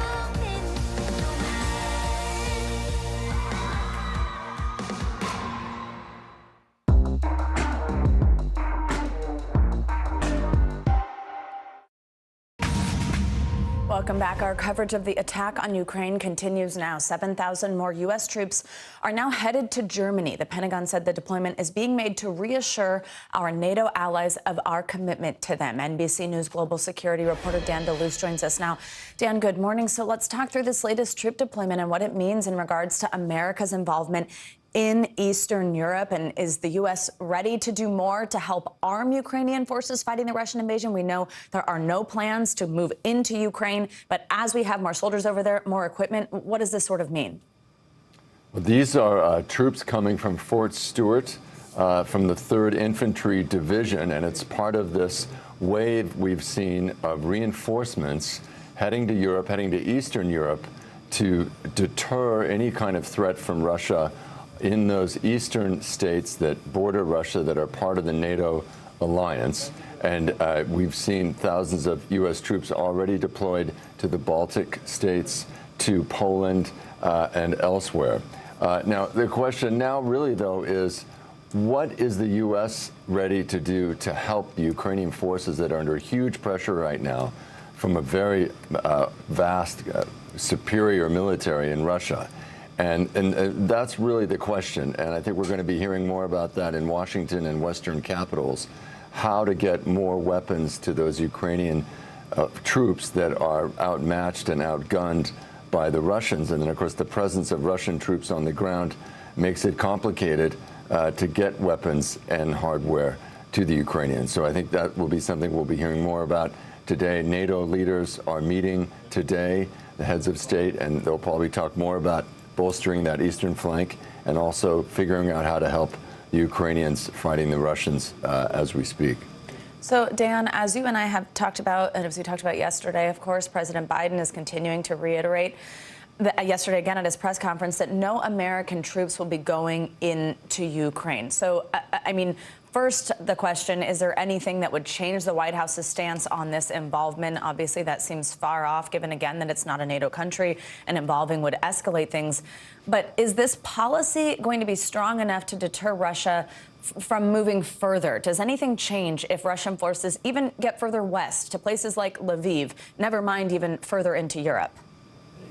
You know, I think for certain, there is absolutely no consideration of sending U.S. troops into Ukraine to enter into a direct war with Russia. That is not in the cards. That has been ruled out. I think it's really something no one wants to contemplate, given the nuclear arsenals that both of these superpowers possess. And then you asked the key question, is it enough to deter Russia? I think the NATO heads of state, I think the Biden administration believes that the NATO alliance and the presence of troops in those NATO countries is enough to deter Russia, but they want to drive home the message to Putin that the more aggressive actions he takes, the more there will be a NATO troop presence and a military presence in those eastern countries on his border. But there is another risk here, and that is as Russian troops attack Ukraine, launch missiles, launch fighter jets, there's a risk of an accidental clash or collision, an unintended kind of incident. And so that will be another real challenge to going forward as the war widens and expands. There are U.S. troops very near. There are U.S. aircraft very near. And that's going to take some doing to kind of create some kind of hotline between Washington and Moscow. Absolutely. Dan DeLuz, thank you so much. Your expertise is so appreciated. For more on this, let's bring in former U.S. Ambassador to Ukraine, John Herbst. He was ambassador from 2003 to 2006 and is now the senior director of the Atlantic Council's Eurasia Center. Ambassador, always good to have you with us. I want to begin by asking you about this increased U.S. troop movement President Biden ordered yesterday into Europe. Again, no plans to send U.S. forces directly into Ukraine. But what do you think of this administration's response to the attack so far? Are we doing everything we can, or would you like to see more? Okay. First, the U.S. troop movement to NATO's east is very important because we have to make it clear to Mr. Putin that if he were to do anything there, he will face, in fact, the might of not just the NATO forces, but the U.S. forces. And he does understand that our conventional military, while we are disadvantaged in the Baltic states, for example, is much more powerful than his. But regarding our response, sorry, go ahead. No, go ahead. Please continue. I was going to now turn to Ukraine. All right. Regarding our response to the two-day-old Russian direct attack on Ukraine, frankly, we see a failure of imagination, a failure of statesmanship here. The sanctions that President Biden announced yesterday were, on their own face, a positive step. But with Moscow launching missile attacks on Ukraine's capital and 23 others or 24 other Ukrainian cities, he shouldn't have sounded like an accountant. He should have sounded like a statesman. And we needed to address the two big steps we could have taken in the financial area, which we did not. One is SWIFT. The other would be sanctioning Russia's central bank. The Ukrainians are fighting for their lives. They need to understand that while the U.S. will not send troops, we will send everything else we can to help them. And we should have gone after either the central bank or SWIFT yesterday. A weakness in Biden policy in this crisis is deferring to the most timid European allies. Alliance management means not just taking into account the concerns of our allies, but pushing them in the right direction. And we don't see enough of that type of leadership from this White House. Let's talk about Ukrainian President Zelensky. He said yesterday the enemy has marked him as the #1 target. I mean, what is it going to mean if Russia captures the Ukrainian capital and potentially the president? What happens from there? Well, I think that Zelensky and his team have plans for continuation of governance. So under Ukrainian law, if somehow the president is incapacitated, you have someone else who takes over. So I think that will play out in an appropriate way or a good way for Ukraine. But also, Russian forces are starting to approach the capital. The big question is, are they going to be willing to go into the city? Because if they do, a lot of the Russian soldiers are going to die, and so will a lot of Ukrainian civilians. All right, Ambassador Herbst, as always, we thank you for joining us and appreciate your analysis. My pleasure. Of course, we're going to keep you updated on developments in Ukraine throughout the hour, but we're also following other major stories here at home. Coming up here on Morning News Now, guilty verdicts for 3 former police officers who were on the scene when George Floyd was killed. We're going to take you to Minnesota for more on that decision, plus reaction. Now Tonight with Joshua Johnson, streaming weeknights at 8 on NBC News Now. News is happening now. Look at what's making headlines around the world. Whenever it happens, wherever you are, it's here now. News is happening now. Look at what's making headlines around the world. Right now on Morning News Now. We're coming on the air with breaking news. And this is a significant moment. Whenever it happens, wherever you are, NBC News, streaming free now. This is a very different kind of program. We're here to start conversation about the big things happening in our world. Professor, I'm not asking you to predict the future, but what do we think that the new normal is going to be? Is part of this that everyone's rethinking their jobs during this pandemic and their relationship to their employers? What is your biggest tip for any parent who's concerned about this? It's not my job to tell you what to think. My job is to think about what you tell me. Now Tonight with Joshua Johnson, streaming weeknights at 8 on NBC News Now. News is more than a headline. It informs, it inspires, and it still matters. To cover it, you have to be in it. And that's what we're going to do. Every night, we take you to the front lines of the story, where it's actually happening, with NBC News journalists on the ground from all over the world. We cover what you need to know and bring your newsfeed to life. In prime time and streaming live, it's your news playlist every night. Top Story with Tom Llamas, weeknights at 7 on NBC News Now.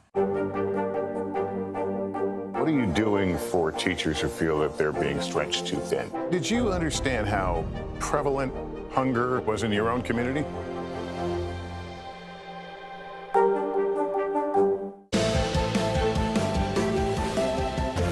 Welcome back. If you're just waking up or just joining us, a lot has happened overnight as the Russian military advances farther into Ukraine. Let's get you caught up on the very latest. Last night, a top Pentagon official told lawmakers in the U.S. that Russian forces were about 20 miles from the Ukrainian capital of Kyiv.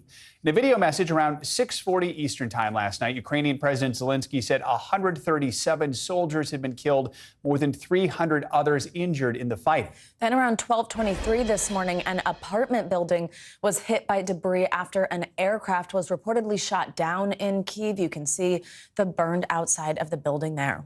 2 hours later, the Ukrainian Interior Ministry said that Ukrainian forces were blowing up bridges to try and slow down Russian forces advancing on the capital. And just before 3 this morning, the Ukrainian Ministry of Defense issued this message asking citizens to make and use Molotov cocktails against the Russian military. And shortly after 4 a.m., a warning from Ukraine that Russian forces are using disguises to enter the country. NBC News has not been able to verify these reports. And also this morning, NBC News foreign correspondent Matt Bradley reported a massive bombardment in central Kharkiv. Matt said it was so close he could hear car alarms going off. And citing Russia's defense ministry, the news agency TASS is reporting that Russian military has blocked Kyiv from the west. That's reporting we have not yet been able to independently verify. We're going to continue to follow the latest developments out of Ukraine this morning, but there is some other news we do want to get to quickly. Yeah, the 3 former police officers who were on the scene when George Floyd was killed have been found guilty on federal charges. J. Alexander King, Thomas Lane, and Tu Tao were convicted of violating Floyd's civil rights when they failed to give him medical aid. King and Tao were also convicted of not intervening to stop their former fellow officer Derek Chauvin from using excessive force when he killed Floyd. Chauvin was convicted of murder and manslaughter charges at the state level last year. NBC News correspondent Shaquille Brewster has been following this case for us from the beginning and joins us live from St. Paul, Minnesota. Shaq, good morning. So what was it like in the courtroom when this verdict came down, and what do we know about what the officers' sentences could look like and when we'll hear about that? Good morning. Yeah, there was minimal reaction in the courtroom as the judge read that verdict. Those 3 guilty charges, or 5 guilty charges for the 3 defendants. Thomas Lane, one of the defendants who received 1 guilty charge, he apparently shrugged and shook his head as that verdict was read and looked over at his attorney. Notably, 2 of the jurors, according to poll reporters, became visibly emotional as they were individually polled and confirmed that guilty verdict. This was a jury of 8 women and 4 men, apparently all white, although the court hasn't released that information directly. That took about 13 hours over the course of 2 days to reach that decision. They were dealing with a lot of text here, a lot of serious charges, and they eventually reached that unanimous verdict after that 13 hours of deliberation. How's Floyd's family reacting, Shaq, to this verdict, and what do they ultimately hope comes out of it? Well, we heard from the brother of George Floyd, who we know family members were in the courtroom throughout the trial, and he spoke after the verdict with some federal prosecutors. I want you to listen to what we heard from Phalonis Floyd, again, the brother of George Floyd. It can never be justice because I can never get George back.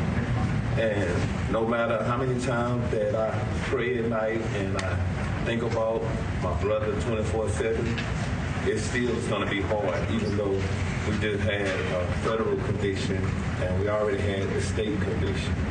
But times, you know, will be probably a lot harder for me still because I can't get my brother back. We also heard from the federal prosecutors in that same press conference. They were emphasizing the idea that they hope this sends a message to other members of law enforcement that sometimes the inaction can be just as important as an action. Wow. And Shaq, while these 3 men await sentencing, they're also going to be back in a courtroom later this year. That's on state charges. What kind of charges are they facing at the state level? What's the difference here? That's right. We're likely to see them back in a courtroom in June, so just a couple of months. They're facing those original charges of aiding and abetting the murder and manslaughter of George Floyd. We'll expect to see that happen in the state court. The difference between that trial and what we saw with this trial is this trial focused on their inactions. The prosecutors saying that they did not act, and their willful decision not to act was a violation of George Floyd's rights. In the state trial, it will be about the actions they took as George Floyd was dying under the knee of Derek Chauvin. All right, Shaquille Brewster in Minnesota for us. Thank you so much. You got it. This busy news morning, we do want to get a check on your Morning News Now weather. Yeah, especially because a massive winter storm is going to dump snow and ice from Texas to Maine. Bill Cairns joins us with the latest forecast. Hi, Bill. It's very good to see you. Good morning. Hey guys, good morning. Great to see you. So as we head into the weekend, things will get quieter, but this ice storm has been problematic. I mean, hundreds, if not thousands, of car wrecks. Yesterday, the worst of it was in Oklahoma, Arkansas, and in Texas. And, you know, I've seen jackknife tractor trailers a million times. Not often they catch fire when they jackknife in icy conditions, but that happened yesterday on I-40. That shut down the highway there south of Oklahoma City for a while. No one was injured, but, you know, not fun putting out a fire with wind chills in the single digits either. And to talk about wrecks, from Dallas all the way to Austin, they had a coating of freezing rain, and it was enough to cause a lot of problems on all the roads there in that region. So what are we left with this morning? We still have 65 million people under winter weather advisories or winter storm warnings. The Ohio Valley and especially areas of the Northeast are most at risk. It's a really slippery morning out there across Pennsylvania. We had a lot of freezing rain overnight. There's a coating of freezing rain just outside of New York City into southern New England, and then just a a snowstorm for you in areas of central and northern New England. As far as the heavy snow goes, and the worst of it now, northern Connecticut, Massachusetts, from Albany northwards heading into Vermont and New Hampshire, that's where the worst of the snow is. But the ice is really from Pennsylvania right through just about New York City this morning. So additional snowfall. Skiers are loving it heading into this upcoming weekend. Another 6 to 12 possible in northern portions of Vermont and New Hampshire. We're just about done with the accumulating snows, Hartford, Albany, and Boston. The ice, we're still seeing freezing rain out there, especially, guys, just outside of New York City. The worst of that will be from New York northward. So, again, a very slippery day, but it improves as we head through this afternoon, this evening. All right. And the skiers will enjoy a nice ski weekend then. Look at The that. bright side. Yeah, they will. Thanks, Bill. And coming up, we'll have the latest developments on the Russian attack on Ukraine this morning, including whiplash on Wall Street as investors react to the war there. We'll bring you the latest on the stock market and the possible impacts of those U.S. sanctions on Russia. Plus, President Biden weighing options for cyber attacks against Russia. What we're learning next on Morning News Now.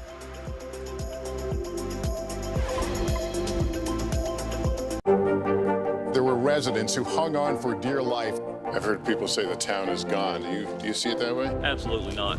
We've lost some houses, but our community's still here.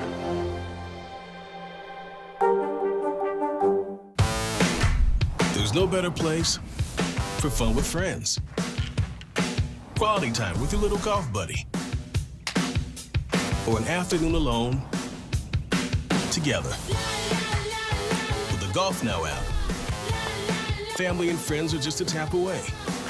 Just pick your course, pay from your phone, get out and enjoy. Golf Now. Download the app and go play. There were residents who hung on for dear life. I've heard people say the town is gone. Do you see it that way? Absolutely not. We've lost some houses, but our community's still here. This is a very different kind of program. We're here to start conversation about the big things happening in our world. Professor, I'm not asking you to predict the future, but what do we think that the new normal is going to be? Is part of this that everyone's rethinking their jobs during this pandemic and their relationship to their employers? What is your biggest tip for any parent who's concerned about this? It's not my job to tell you what to think. My job is to think about what you tell me. Now Tonight with Joshua Johnson, streaming weeknights at 8 on NBC News Now. To cover the news, you have to be in it. We'll take you to the front lines of the story, bringing your news feed to life. Streaming live every night. It's your news playlist. Top Story with Tom Llamas, weeknights at 7 on NBC News Now.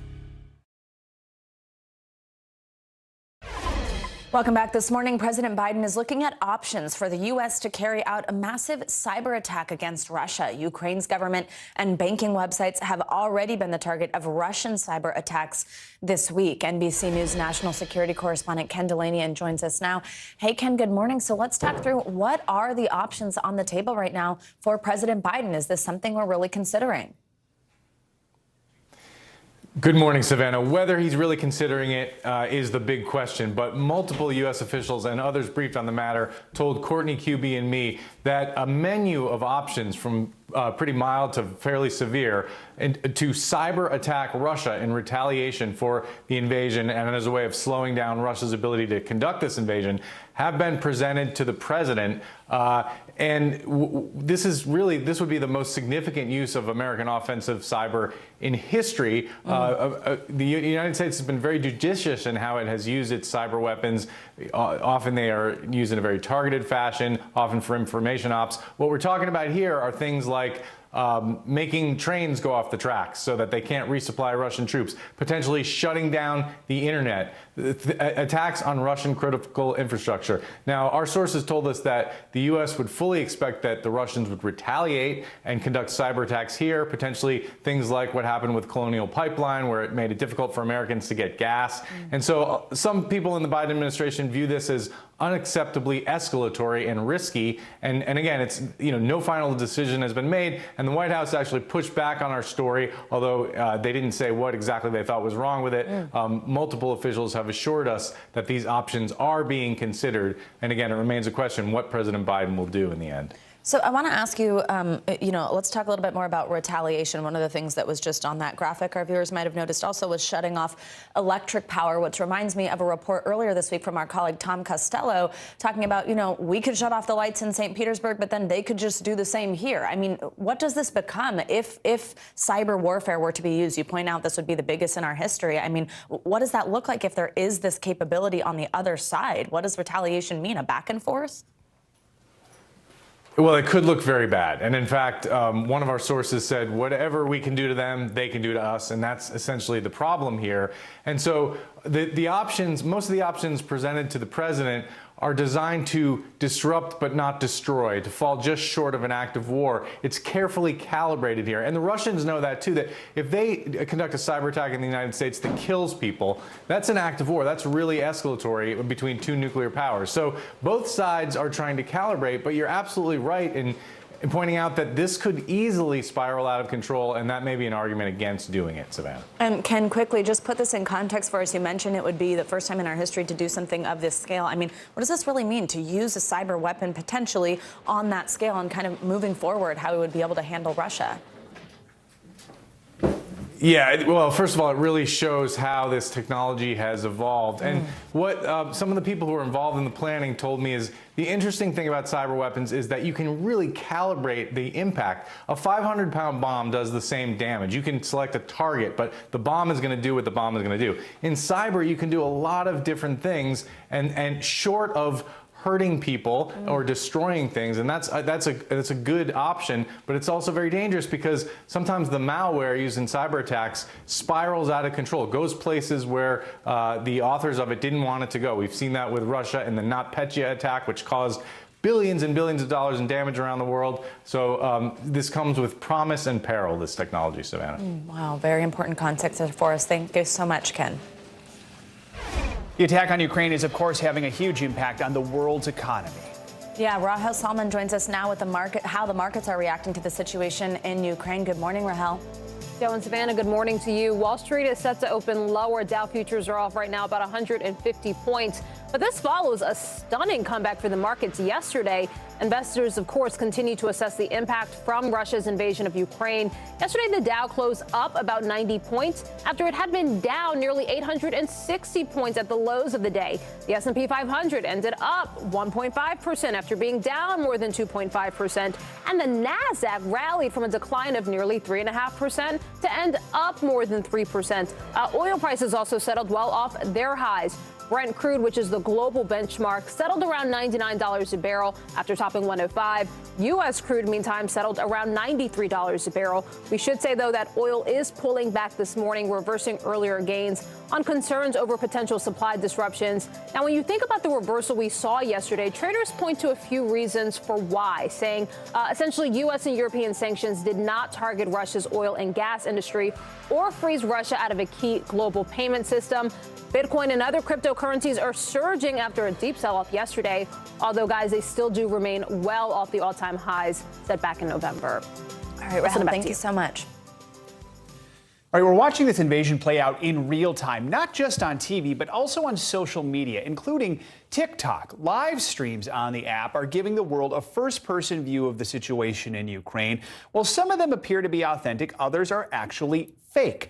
NBC News senior reporter Ben Collins has been looking into these posts, joins us now. So, Ben, it's been more than 24 hours since the invasion began. What are you seeing play out on TikTok? Well, we're seeing a mix of very real footage from Ukraine and a mix of things that simply aren't from Ukraine.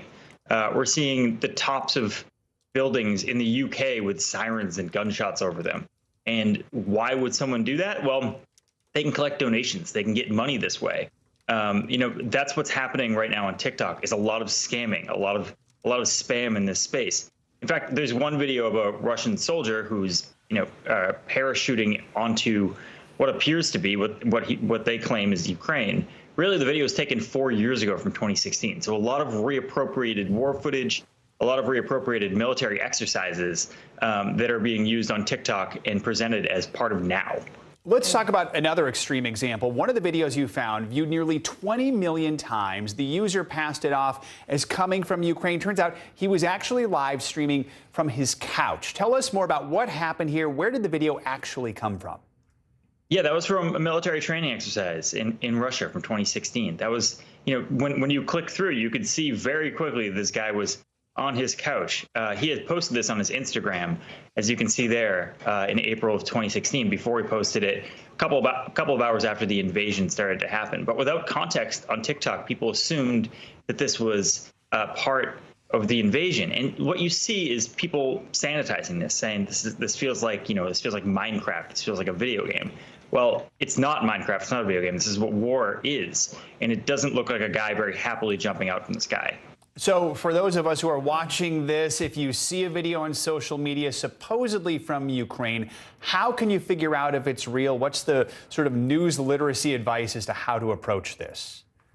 Sure, just check into the account. A lot of these accounts started yesterday or 2 days beforehand, and they started posting just videos of them rummaging through stuff as sirens blare in the background. You don't know where that stuff is. That stuff could be in Ukraine. And if they're asking for donations or money, just keep a keen eye out for that. That's a good tip, that they may not specifically be working in good faith here. Reminder that anytime we have these major stories like this, scam artists are out there to take advantage of the situation. Ben, thanks so much for your reporting. We appreciate it. Coming up, dozens of Americans fleeing Ukraine as this invasion unfolds. Yeah, up next, how one nonprofit is working to help people get out. Next on Morning News Now.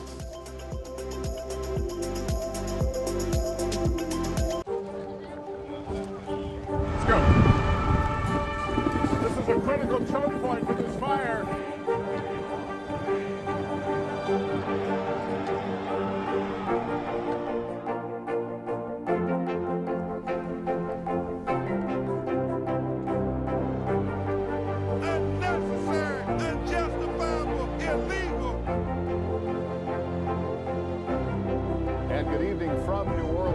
Military operation witnessing the massive crowds. I admire you both. Nice to really spend some time with you. Appreciate it.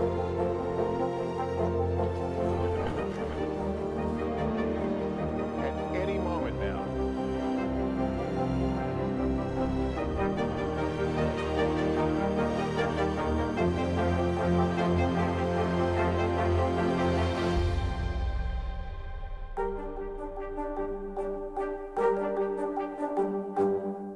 These days, it feels like the news never stops. So let's get into it. What's happening right now, what it all means for you for an hour every day. It can be hard to keep up, so let's get started together. Hallie Jackson Now, weekdays at 5 on NBC News Now.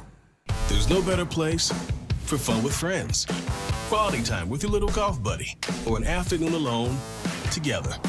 Family and friends are just a tap away. Just pick your course, pay from your phone. Golf now. Download the app and go play. Top Story with Tom Llamas, weeknights at 7 on NBC News Now. What are you doing for teachers who feel that they're being stretched too thin? Did you understand how prevalent hunger was in your own community? News is happening now. Look at what's making headlines around the world. Whenever it happens, wherever you are, it's here now. Let's go. This is a critical choke point for this fire.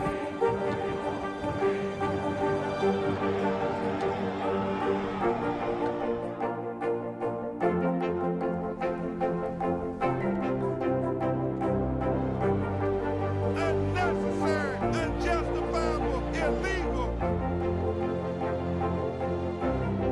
And good evening from New Orleans. Late military operation witnessing the massive crowds. I admire you both.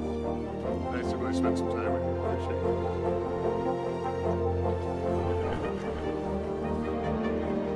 At any moment now.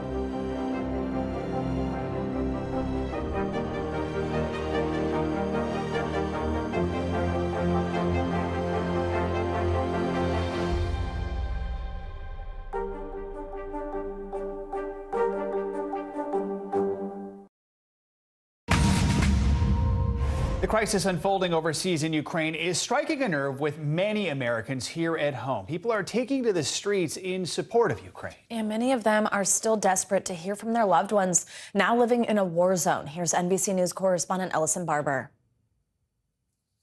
A striking show of support for Ukraine from coast to coast. In New York York City, protesters draping the heart of Times Square in blue and yellow, waving a massive Ukrainian flag.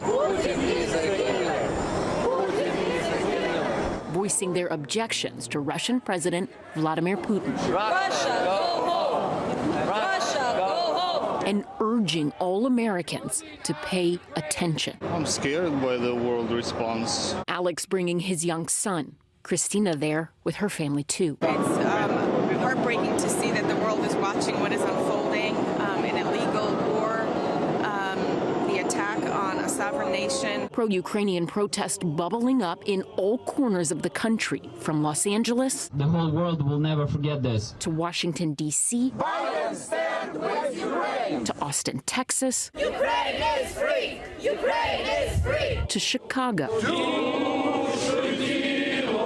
Our Jesse Kirsch there on the ground. Hundreds gathering in the city's Ukrainian village neighborhood, calling for U.S. support to end a war, denouncing Vladimir Putin. In New York, what started in Times Square spread. Stop the war! Stop the war! Outside the Russian consulate, a small but emotional gathering.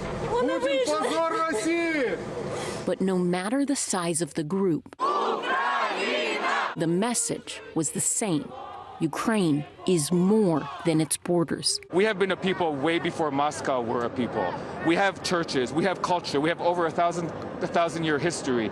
Get out of Ukraine. I still have childhood friends that live in the village near Poltava.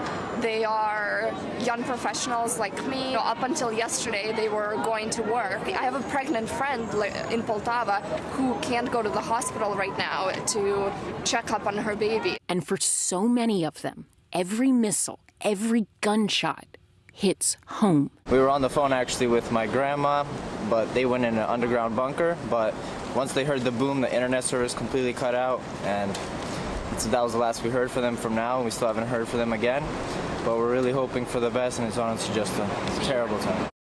Wow. Our thanks to Ellis and Barber for that report. That does it for this hour of Morning News Now. But the news continues right now. Good morning, I'm Savannah Sellers. I'm Joe Fryer. Let's get right to where things stand in Ukraine and beyond at this hour.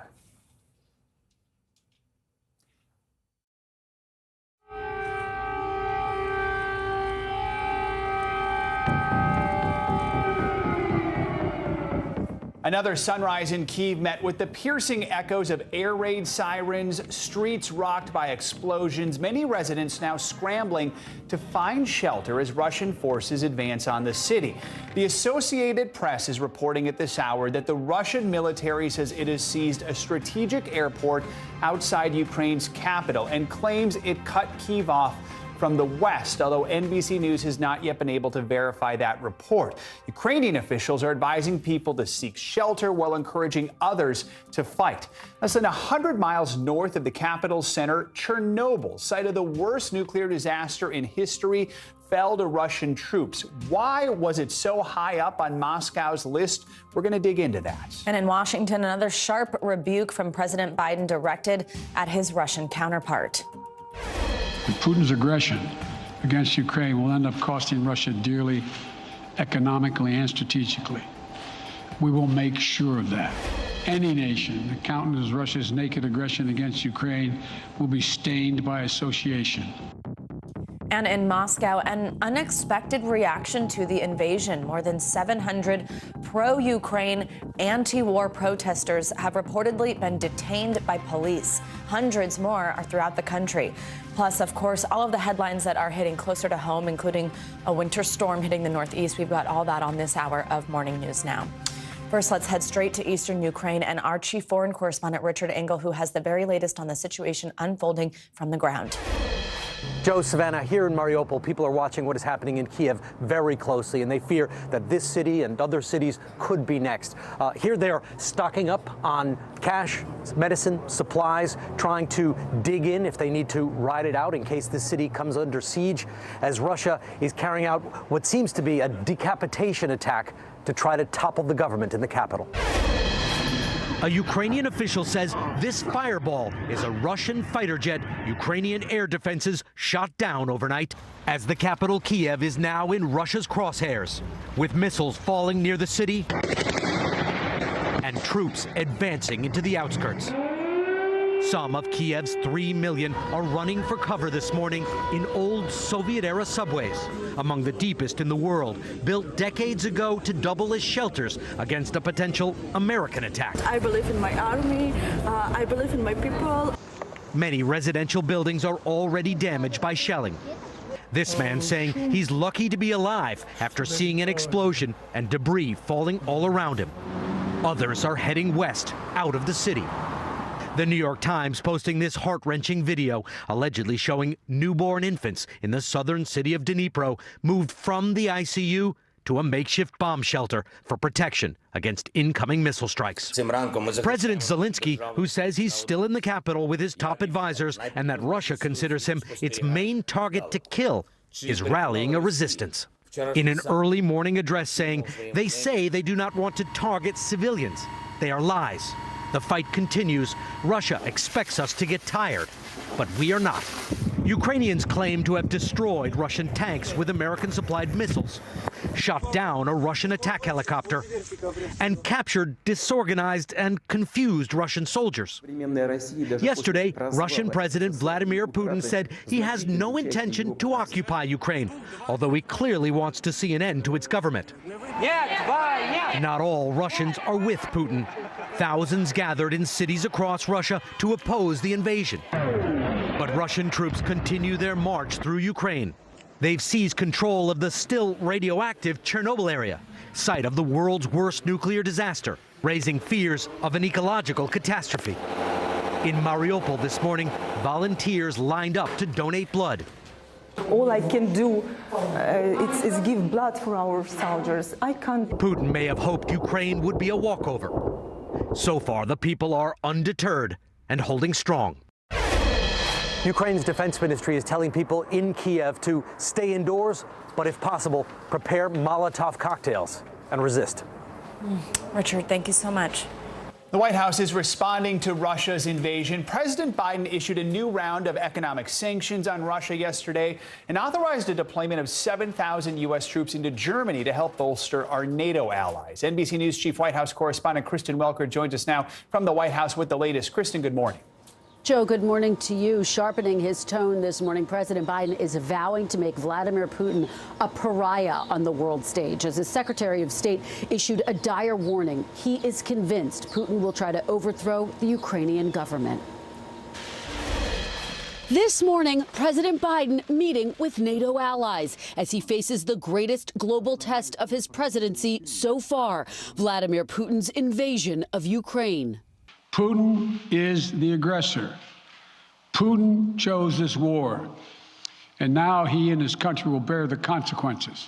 The president unveiling sweeping new sanctions against Russia, including cutting off Russian banks and companies from the West, targeting Russia's defense industry by restricting technology exports, and freezing trillions of dollars of assets held by Russian elites with close ties to Putin. Still, the president stopping short of sanctioning Putin himself and revealing some European allies are divided over whether to cut off Russia from SWIFT, the international banking system in more than 200 countries.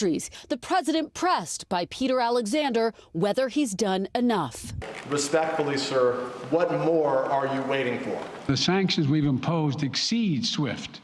The sanctions we imposed exceed anything that's ever been done. Republicans and even some Democrats stepping up their calls on the president to go even further with sanctions. My advice to the president, both publicly and privately, is ratchet the sanctions all the way up as far as you can. We need to go further. Putin should be sanctioned directly. And while the White House initially said it hoped to deter Putin with the threat of sanctions, the president criticized for saying this on Thursday. No one expected the sanctions to prevent anything from happening. The president sending 7,000 additional troops to Germany to support NATO allies, but emphasizing American troops will not fight in Ukraine. There is a complete rupture right now in U.S.-Russian relations if they continue on this path that they're on. And so it's going to be a cold day for Russia.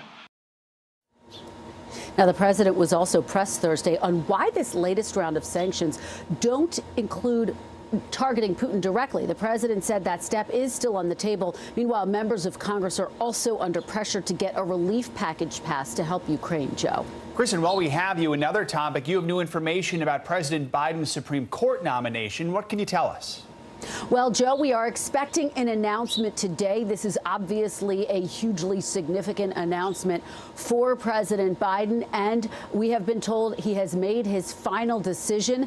He was closing in on 3 finalists, Ketanji Brown Jackson, J. Michelle Childs, both federal judges, as well as Leandra Kruger. She's a Supreme Court judge in California. Now, the administration has been pressed over and over again. How important is bipartisan support? Look, the first 2 names that I mentioned, Ketanji Brown Jackson and J. Michelle Childs, both seem to have a lot of bipartisan support, so I would really look at those 2 names. The White House has insisted that they are considering a range of different options in terms of making this final pick, but the timing is just so significant, Joe. You can't understate that enough. I mean, this is, first of all, the anniversary of when candidate Biden vowed to choose a black woman for the high court, and also, of course, now he is dealing with this crisis in Ukraine. So that could always push the timing, but we are told he's set for that all-important announcement today, and his State of the Union address is next Tuesday, Joe. Which was the deadline he provided. A reminder how much is being juggled in Washington right now. Kristen Welker, as always, thank you. Thanks, Joe. Now, the ongoing crisis in Ukraine could have a big impact on the U.S. economy, especially when it comes to fuel costs. The price of oil hit its highest level in nearly a decade yesterday, and a roller coaster day on Wall Street saw stocks erase major losses to finish the session higher. NBC News correspondent Tom Costello joins us now with a closer look at what all this means for all of us. Hey, Tom, good morning. Yeah, good morning. So the economy, as you know, is still in recovery mode from the pandemic, and we have been experiencing this decades-high inflation for several months. Now this war in Europe is adding another layer of uncertainty for everything from buying groceries to retirement savings. But the clearest example where we are already seeing the financial impact is at the gas pump. From the West Coast, I think it's kind of ridiculous, to the East Coast. I'm scared. I don't want to pay like $10 a gallon. It hurts my pockets and my heart. And everywhere in between. It's out of control. It's hard to believe it's over $5 a gallon. Americans already feeling the pinch when they fill up are facing new economic uncertainty this morning. Less than 24 hours after Russia's military invasion into Ukraine, oil on the global market temporarily topped $100 a barrel for the first time in 8 years. Experts say for every $10 increase, gas prices can jump 20 cents. With a national average now of $3.55, prices have surged 89 cents from a year ago.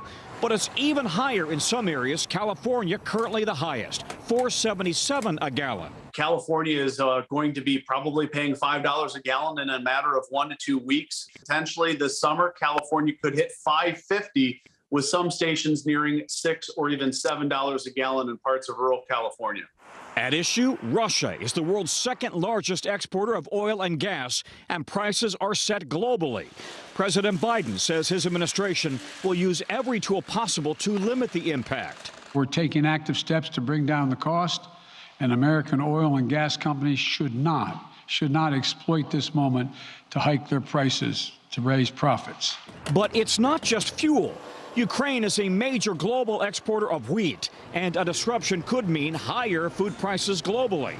Experts say how long the situation in Europe lasts will determine the strain on our wallets. There will definitely be an impact on Americans' pocketbooks from this, but, you know, the question is, what is the cost of defending democracy? You know, while the Biden administration sanctioned Russia, it did not target its oil and gas sectors, which would have driven prices even higher. Guess who would have benefited from that? Russia. As a major exporter, Russia would stand to benefit from those higher prices globally. And the U.S. has relied on Russian oil 500,000 barrels a day in late 2021. Guys, even more than we get from Saudi Arabia. Wow. Part of the problem is that U.S. and Canadian oil producers have not started pumping again at the levels they were at before the pandemic. As you know, demand sank, prices sank. They stopped their pumping to the same extent, and they still have not brought it back to those levels. All right, Tom Costello, thank you so much. The FAA has expanded its no-fly zone to include Ukraine, Belarus, and parts of Europe. Here's a look at the area in that zone. It now includes all of Ukraine, Belarus, and 160 nautical miles into Russia. This means U.S. airlines and pilots cannot fly in this zone. Before the restrictions, the FAA banned operations in an eastern region of Ukraine. The restrictions do not apply to military operations. The U.S. has issued a level 4 do not travel order for Ukraine. Let's take a closer look at what's happening in Ukraine, as well as the impact of these global sanctions against Russia. For more on this, we want to bring in former U.S. Ambassador to Ukraine, Bill Taylor. He served from 2006 to 2009 and more recently as acting ambassador from June 2019 to January 2020. Ambassador, thank you so much for joining us. So first, let's start with Kyiv. I mean, we're hearing these reports of an escalating situation right there in the capital city, a European city, as Russian forces advance. You were in the country just a couple of years ago.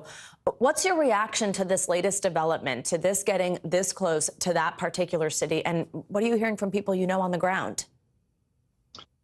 Savannah, I've heard this morning from people on the ground, and they are grimly determined. They are not giving up. President Zelensky was very clear last night that he's not giving up. He issued that statement, this video last night, defiance. He did say he's willing to talk. That talk, that discussion, those negotiations may offer some direction, some way out to reduce the violence. I mean, you're exactly right. The Russians now are trying to capture, trying to dominate Kyiv, and they have the military capability to do it.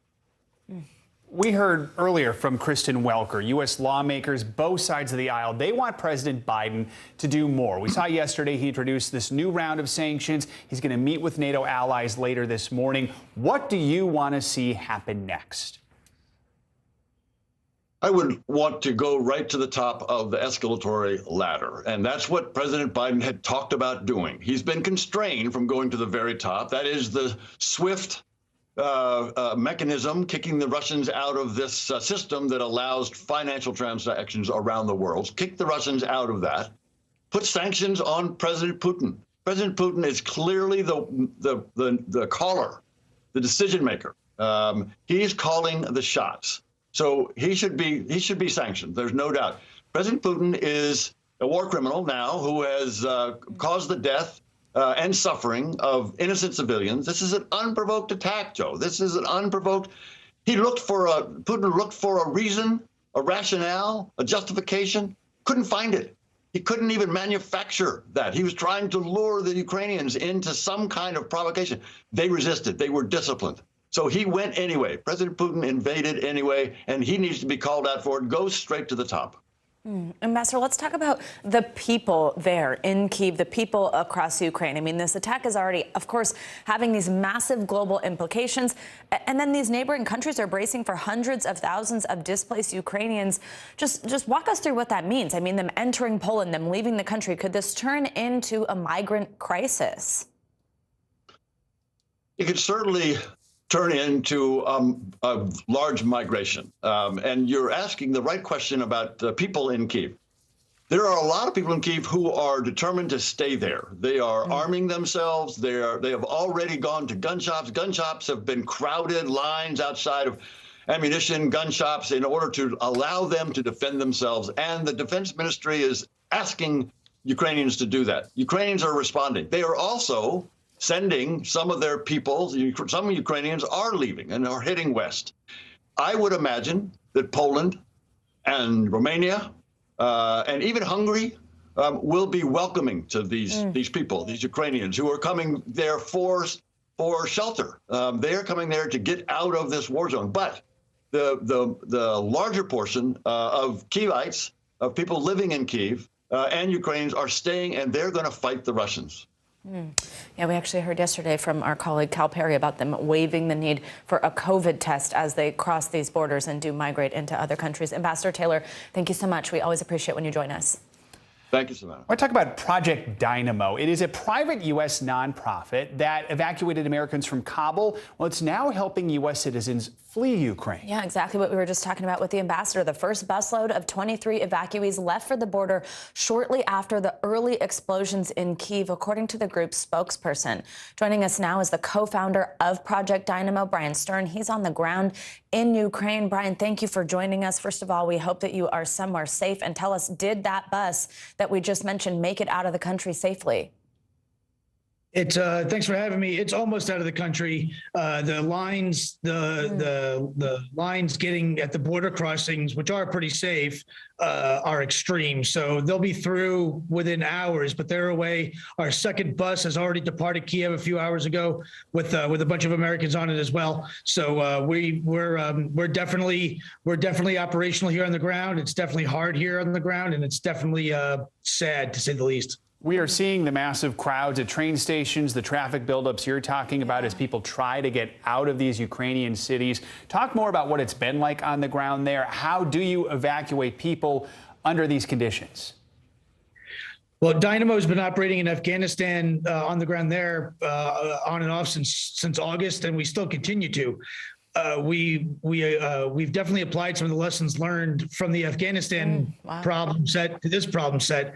There's many differences, but there are a lot of similarities, and we've gotten pretty good at this. It is hard, but if you're just a little creative and innovative, you can make some real good magic happen. On the ground here, the shortages are everywhere. Gas is impossible. There's caps on everything, limitations on everything from food to medicine, all kinds of things. So it's really, really, really hard to get things, cash.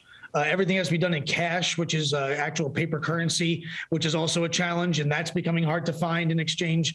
So I've seen I've been a part of multiple invasions and wars in my military career. This is the first time I've been on the receiving end of one, and it definitely puts things in perspective, that's for sure. Brian, I have to say, it's just so incredible to hear about this work that you're doing, both in Afghanistan and Ukraine. I think so many people have wondered what's happened to people who were stuck, who didn't have somewhere to go, and you're partially answering that question with the work that you're doing. How many people in Ukraine have contacted you for help? And the tough question, are you going to be able to help them all, to evacuate them all? So we're a donor-funded organization, and we're not sponsored by any kind of big endowments or anything like that. So we're all volunteers. Everyone at Dynamo is, including myself. So every penny and every dollar that you give goes to the rescue of a human life. Americans are our priority, but we don't. NATO allies are good enough. So we don't like to leave a seat empty. So please donate. ProjectDynamo.org. That's the #1 piece of help that we really need from people by far, without a doubt. There's thousands and thousands of people here that of Americans that many will be able to self-evacuate, but many won't be. We have an elderly gentleman who's here in Ukraine alone, who's on our second bus heading to me right now. But for us, I'm pretty sure that he would have to that he would be stuck. Wow. Brian, thank you so much. Incredible work that you're doing. NATO allies are good enough. Isn't that something to hear there? All right, Brian, thank you.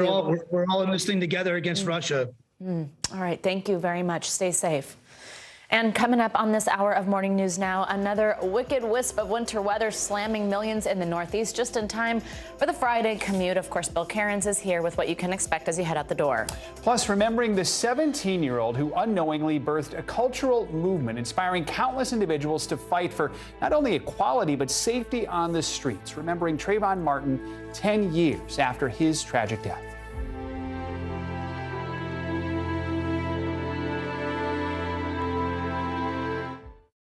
Top Story with Tom Llamas, weeknights at 7 on NBC News Now. Let's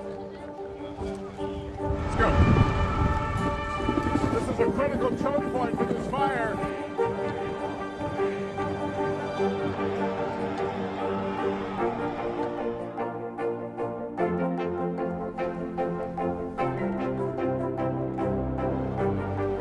Unnecessary, unjustifiable, illegal. And good evening from New Orleans. Late military operation witnessing the massive crowds. That Larry both. Nice to really spend some time with you. Appreciate it.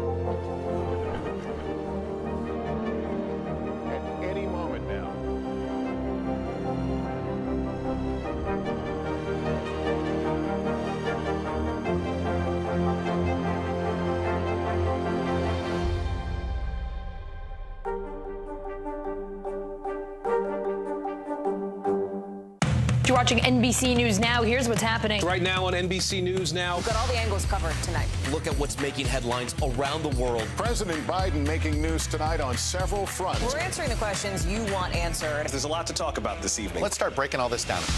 We begin with breaking news. Now to an NBC News exclusive interview. We'll get right to that breaking news, the desperate search and rescue. Our team is live all across the path of destruction tonight. People say the town is gone. Do you see it that way? Absolutely not. Nearly 200 firefighters responded. What you see on the tablet here is what we see in real life on the street. 2022 midterms, the battle for Congress and the fight for control of State House. In our special County to County series, we're checking out key battlegrounds ahead of the midterms. We are talking elections. I'm in a battleground state. Meet the Press Election Night special. It is a big night. Let's take a look at what else is making news around the world. The escalating tension between Ukraine and Russia. They worry that Russia is not negotiating in good faith. Let's zoom out a bit to our changing climate. I'm not asking you to predict the future, but what do we think that the new normal is going to be? We begin with the pandemic today. Have you seen a demand for mental health services increase among Latinos? Raise your hand if you have had enough of COVID. A piece of space junk is on a collision course with the moon. It does matter. It is significant. Why? We're here to try to start conversation. A lot to talk about as we continue our rolling coverage. We're coming on the air with the news, NBC Scoop. Bringing the news to you is not only a job, it's an honor. There's no better place for fun with friends, quality time with your little golf buddy, or an afternoon alone together. Family and friends are just a tap away. Just pick your course, pay from your phone. Golf now. Download the app and go play.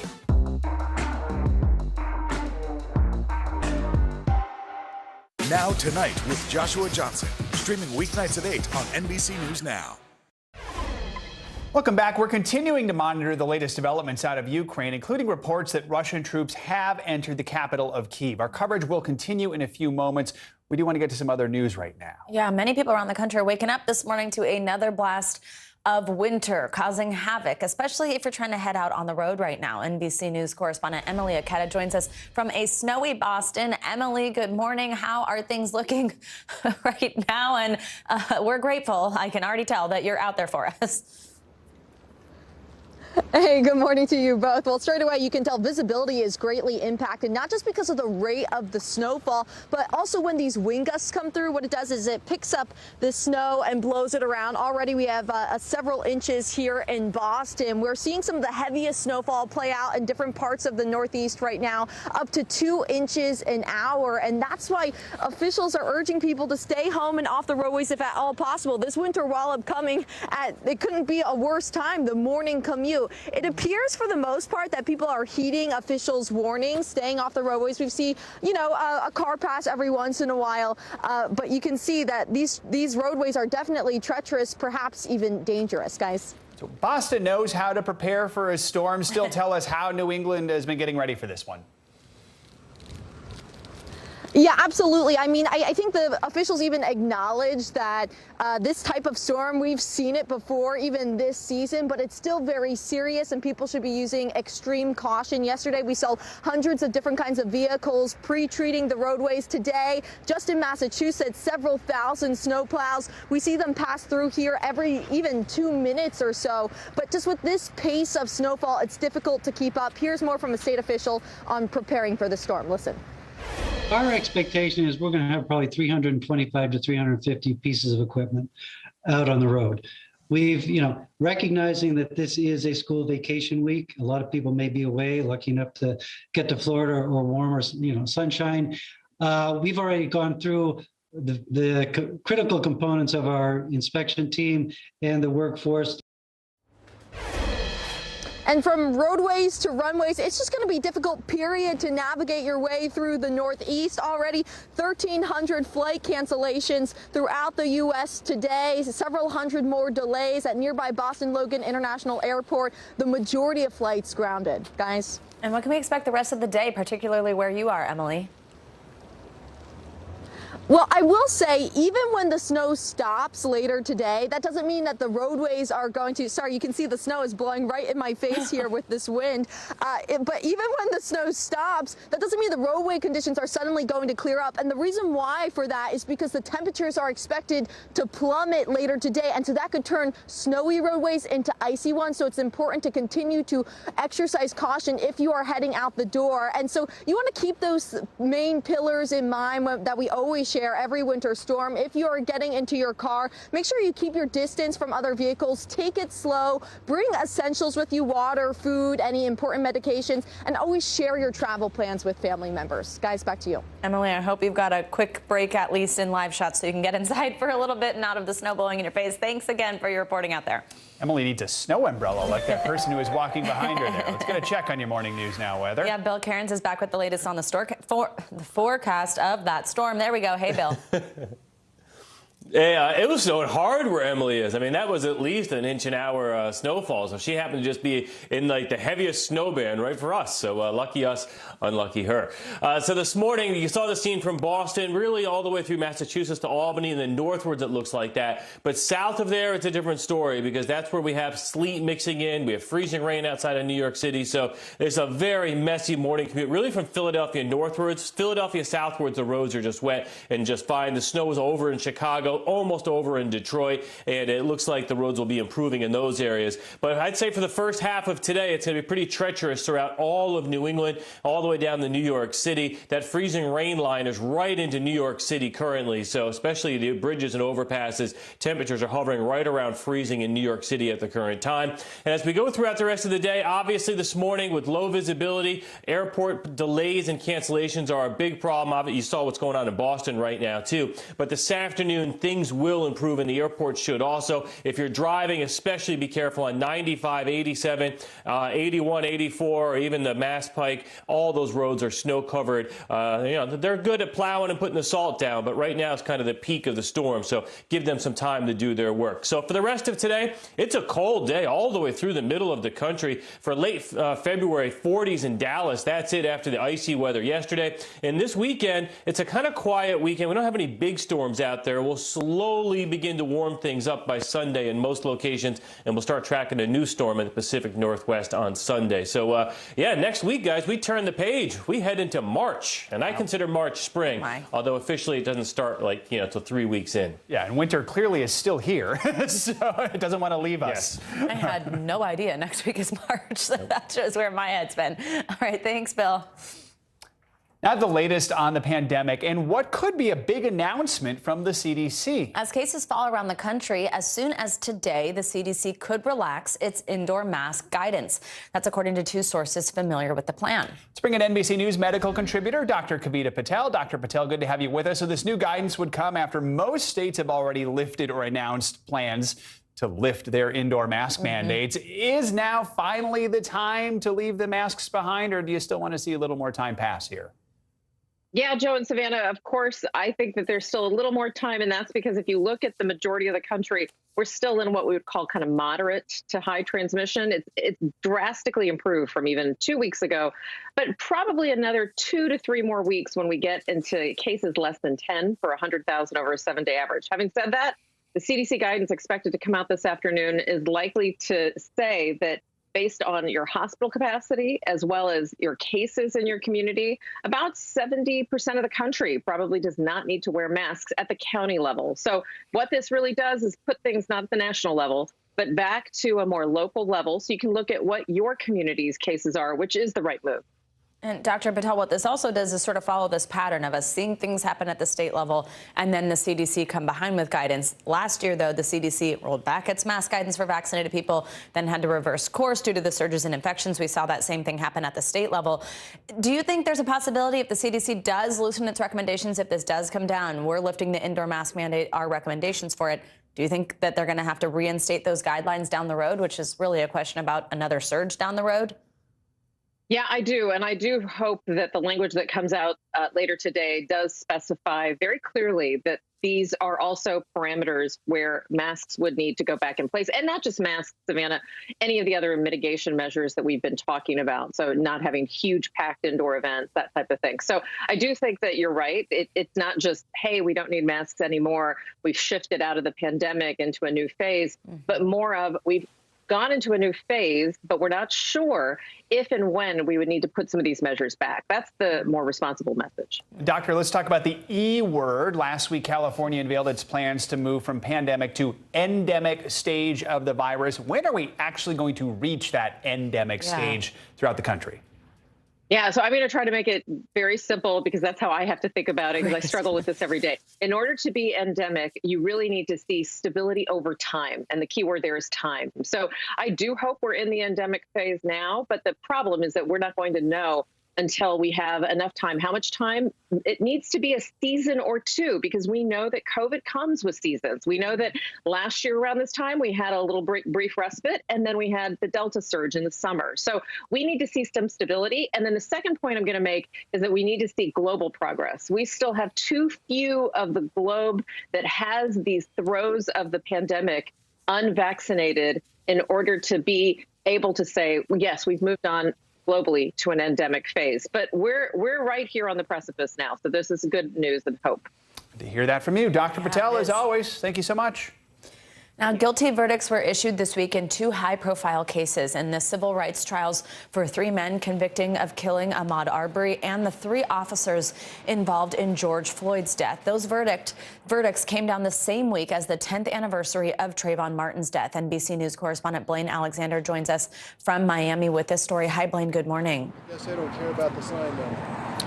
Well, Savannah, good morning to you. You know, if Trayvon Martin had lived, he would have been 27 years old this month. And said that he's being memorialized in a number of ways. If you look behind me, this is the street that's named after him, and it leads to the high school that he once attended. I spoke with his mother extensively, and she tells me that, yes, the events surrounding the 10-year anniversary of his death, it's emotional, it's exhausting, but she says it's all necessary to keep his memory alive.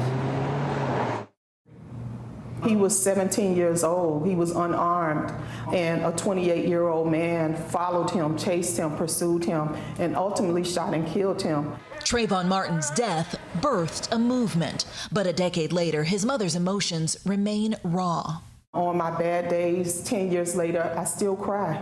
A reluctant activist, Sabrina Fulton, is still fighting in his name. I would never have signed up for this, but by the same token, I feel like what I'm doing is with a purpose. Trayvon Martin was just 17 years old when he was confronted by George Zimmerman, a neighborhood watch volunteer, as the teenager, wearing a hoodie, walked home from a store with a bag of Skittles. After an argument and a brief struggle, Martin was shot dead. Zimmerman argued self-defense, and a jury found him not guilty. It marked the beginning of the Black Lives Matter movement. The hashtag appeared on social media for the first time after Zimmerman's acquittal, giving rise to a new generation of activists like Philip Agnew. What did that moment do for you? It was an alarm clock. People just couldn't take it anymore. In 2012, Martin's death shocked Agnew into action. He started organizing with friends, a 3-day march across Florida, a sit-in at the state capitol. Before Trayvon Martin's death, did you consider yourself an activist? I considered myself an activist in my free time, and it didn't become a central part of who I identified myself as until 2012. It created organizers, it created activists, not just in the United States, but around the world. Since then, year after year, more names. And more mothers left to grieve. Sabrina founded Circle of Mothers and stands as a living example they can make it too. I want to just tell them to keep breathing and keep walking. This week's guilty verdicts in the deaths of George Floyd and Ahmaud Arbery give her hope. Progress, she says, but not enough. It also is very bittersweet because it hurts that we had to lose lives in order to get to that point. You continue to be at the front of protests and leading these events. What keeps you there? I have to be the voice for my son who's no longer here. I have a son in heaven and a son here on earth, and I want to make both boys proud. Now, guys, even 10 years later, there are two things that so many people associate with the night that Trayvon Martin died: his hoodie that he was wearing when he was shot and the bag of Skittles he was carrying. Well, both of those items, along with several other things, are now publicly on display at the National Museum of African American History and Culture in Washington, D.C. His mother donated those items, and I asked her, was it difficult for her to make those things public? She said, absolutely. It's something that she thought about, she prayed about for about 3 years, but she said, ultimately, I gave my son to America, and now she's giving these items too because she wants future generations to know his name. Guys. Wow, something that she prayed about. Blaine, incredible story there. Great interview. Thank you so much. Coming up on Morning News Now, the site of the world's worst and perhaps best known nuclear disaster is now under Russian control. But why was Chernobyl so high on Moscow's list, and what could happen if the site is damaged by violence? We'll take a closer look after the break.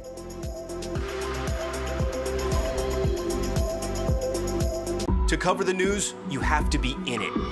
We'll take you to the front lines of the story, bringing your news feed to life. Streaming live every night. It's your news playlist. Top Story with Tom Llamas, weeknights at 7 on NBC News Now. Still to come on the Channel 2 News. Well, the waters are certainly receding now. Still too close to call. Lester Holt reporting from the Ground Zero, as it's being referred to. It is, in fact, a taste of freedom. The Haitian people know a little something about resiliency. What's the biggest risk right now? Some of the troops who have been proud. I want to welcome you to the first presidential debate. In fact, we've been told we can't go any farther. You are some resilient folks. Let me get a hint.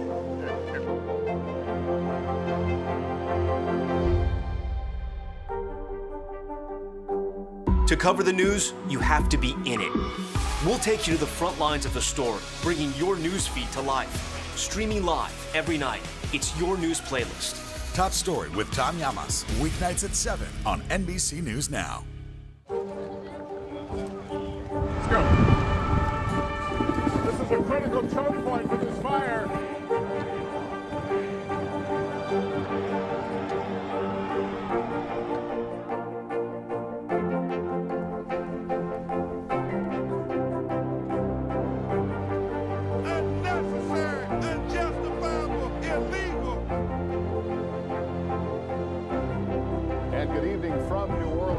Military operation, witnessing the massive crowds. That Blair, you both.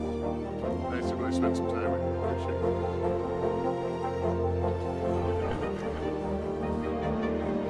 At any moment now.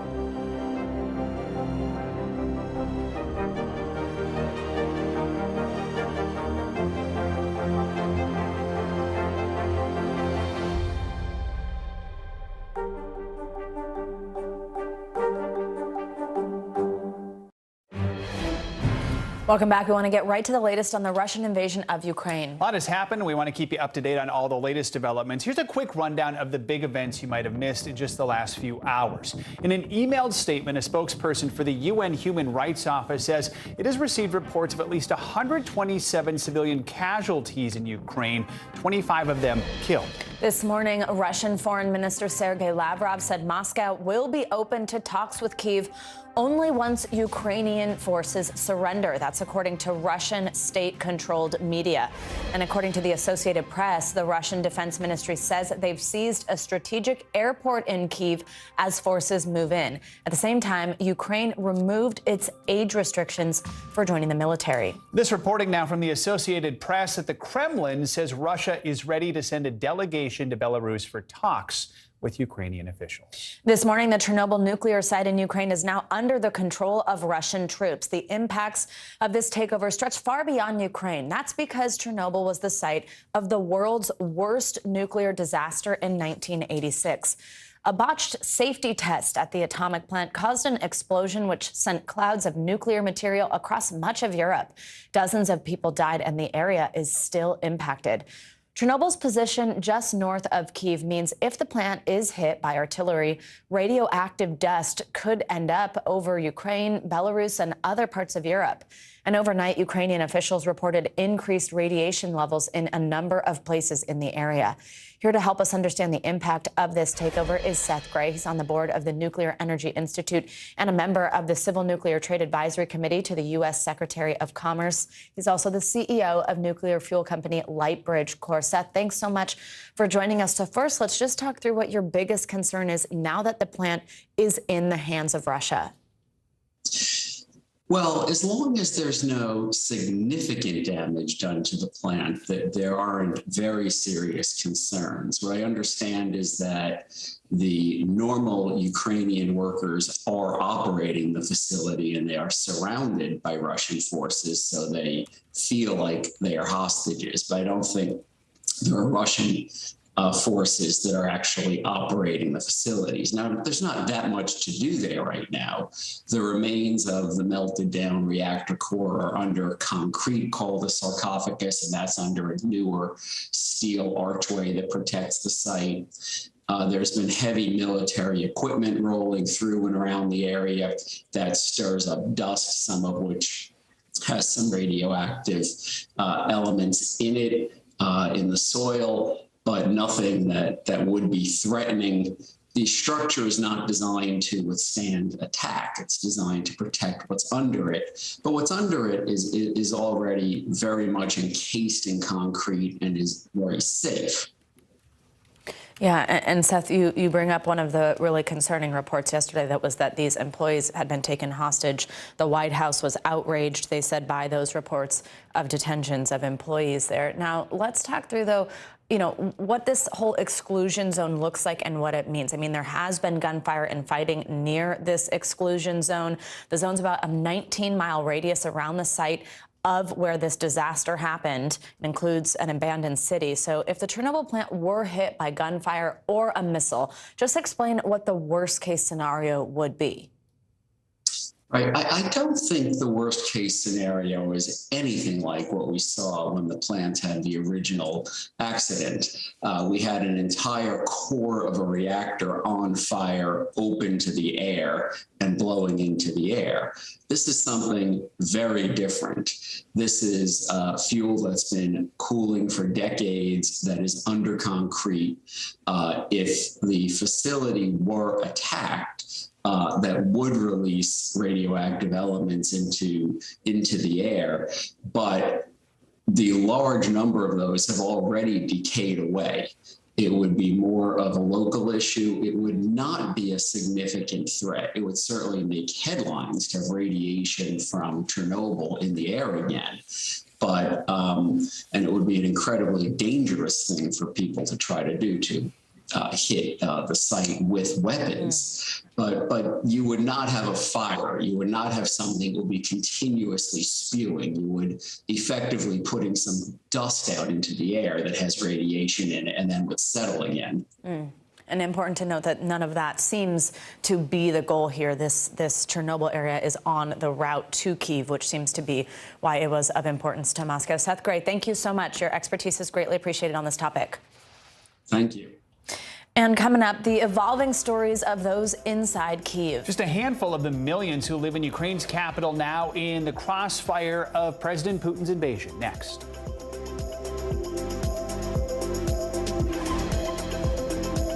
Top Story with Tom Llamas. Weeknights at 7 on NBC News Now. What are you doing for teachers who feel that they're being stretched too thin? Did you understand how prevalent hunger was in your own community? Now Tonight with Joshua Johnson. Streaming weeknights at 8 on NBC News Now. Hallie Jackson Now. Weekdays at 5 on NBC News Now. There were residents who hung on for dear life. I've heard people say the town is gone. Do you see it that way? Absolutely not. We've lost some houses, but our community's still here. NBC News, streaming free now. The answers come when you need them most. Ooh, let it go. The Today Show's newest fan, Little Al Roker. What am I doing here? This is your moment,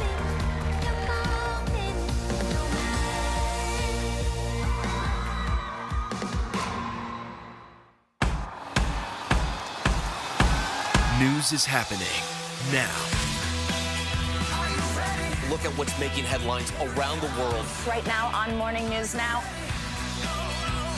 We're coming on the air with breaking news. And this is a significant moment. Whenever it happens, wherever you are, NBC News, streaming free now. To cover the news, you have to be in it. We'll take you to the front lines of the story, bringing your news feed to life. Streaming live every night. It's your news playlist. Top Story with Tom Llamas, weeknights at 7 on NBC News Now.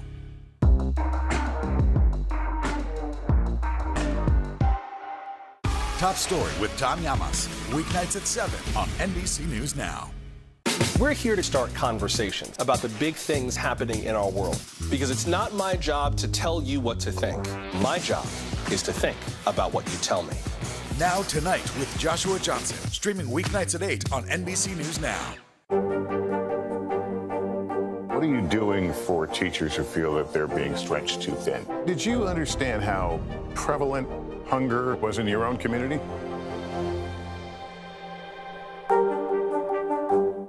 We're here to start conversations about the big things happening in our world, because it's not my job to tell you what to think.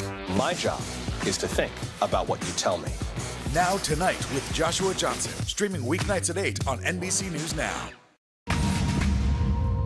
We're back with more from Ukraine. As Russian troops advance on the capital of Kyiv, the city's residents are seeking shelter anywhere they can find it. Many are taking to social media to share their stories and document the war in real time. NBC News correspondent Aaron McLaughlin joins us now from Kyiv. Hi, Aaron. Good morning. Hey, Savannah. Well, it's eerily quiet here in the capital, but just a few hours ago, it was anything but. We saw a gun battle taking place about 2.5 miles from where I'm standing now in that direction in a residential area. Russian forces clashing with Ukrainian military. Residents terrified, told to stay inside. Officials here are extremely worried that this city could fall within days. This morning in Kyiv, the eerie wail of sirens, day 2 of Putin's war on Ukraine. The Russian army advancing quickly in the city of more than 3 million. Overnight rockets struck a residential apartment block. Ukraine's President Zelensky addressed the nation. The enemy has listed me as target number 1. They want to destroy the country, he says. As missiles strike the capital, the city's metro stations turned into bomb shelters. This is still a functioning metro station, yet for so many people here, it's the only place they can go when the sirens go off. Nastia Gianti and her 13-year-old sister ran here as soon as they heard the sirens. Their parents made it to another shelter. Do you worry if something happens that you're not together? Of course, we're in touch every half hour, she says. Everyone will be traumatized after this. The children will be most traumatized. The war is being played out in near real time on social media. Please praying for Ukraine. This Snapchat video shot at the main railway station in the capital. Situation becomes very bad here. All people wanted to go from Kyiv. That's military. That's center of Kyiv. Maxim Shmerkovsky, one of the professional dancers on Dancing with the Stars, posted from Ukraine on his Instagram account. This is going to be very, very bad. Very bad. This is going to escalate to extreme proportions. Posts show the reality of war, documenting the conflict, the damage, and the dead. This post showing the chilling sight of Russian tanks positioned outside the nuclear power plant at Chernobyl. Back in the metro station in Kyiv, 3 friends making the best of a bad situation. When the siren sounded, they brought their cat, sleeping bags, and food. They say they're ready if the Russian troops arrive. We want freedom like it was before. Because in Russia is like North Korea. A country that takes pride in its freedom, now fighting to make sure it's not taken away. People here are being encouraged to take up arms. The government is giving away thousands of weapons, including AK-47s. They're being encouraged to fight for their country. Savannah. Oh, Aaron, such powerful interviews there, and you have been having this all unfold right around you. We so appreciate your incredible and powerful reporting. Stay safe. Thank you, Aaron. In the U.S., Ukrainian Americans have been taking to the streets to protest the Russian invasion. Rallies were held across the country yesterday in a major show of solidarity. NBC News correspondent Jesse Kirsch joins us from Chicago, one of the places that saw demonstrations. Hi, Jesse. Good morning. Good morning, Savannah. There were hundreds of people gathered here. We are in a neighborhood called the Ukrainian Village. This city, like communities all over the country, have substantial Ukrainian populations. In fact, there are about 1 million people living in the United States with ties to that embattled nation. Like the rest of the world, they are watching, surely in shock, but for them, it is also very personal. Coast to coast protests. Hands off Ukraine! From New York's Times Square and the White House to Los Angeles and beyond. Ukrainians across America emotional, hoping their voices will echo louder than the bombs crashing down on their homeland. Putin is a bully. So many Ukrainians here worried about their loved ones back home. We were on the phone actually with my grandma, but they went in an underground bunker. But once they heard the boom, the internet service completely cut out, and that was the last we heard from them from now. People sharing more heartbreaking stories with us. I have a pregnant friend in Poltava who can't go to the hospital right now. A cousin stuck in Kyiv's standstill traffic as thousands fled the capital. Ukrainians in America trying to speak for their voiceless family and friends thousands of miles away. They want to fight for what is theirs, for the right to live peacefully on their own God-given land. Hundreds rallying in Chicago's Ukrainian Village, including Irina Skira. She was thankfully able to reach her father on FaceTime. He's serving in Ukraine's military. She says he's not panicking and he's not leaving. We're not gonna just keep, calm and quiet. We fight for our freedom, for our land, for Russia, in a way, too. Protesters also denouncing Russia's aggression in Philadelphia, Milwaukee, and San Francisco. Today, Ukraine. Tomorrow, Europe. In Washington, hundreds rallying outside the White House. Also in the nation's capital, the word murder painted near the Russian embassy. In prayer, protest, and song, America's Ukrainian communities hoping this nation will do more for their country in crisis.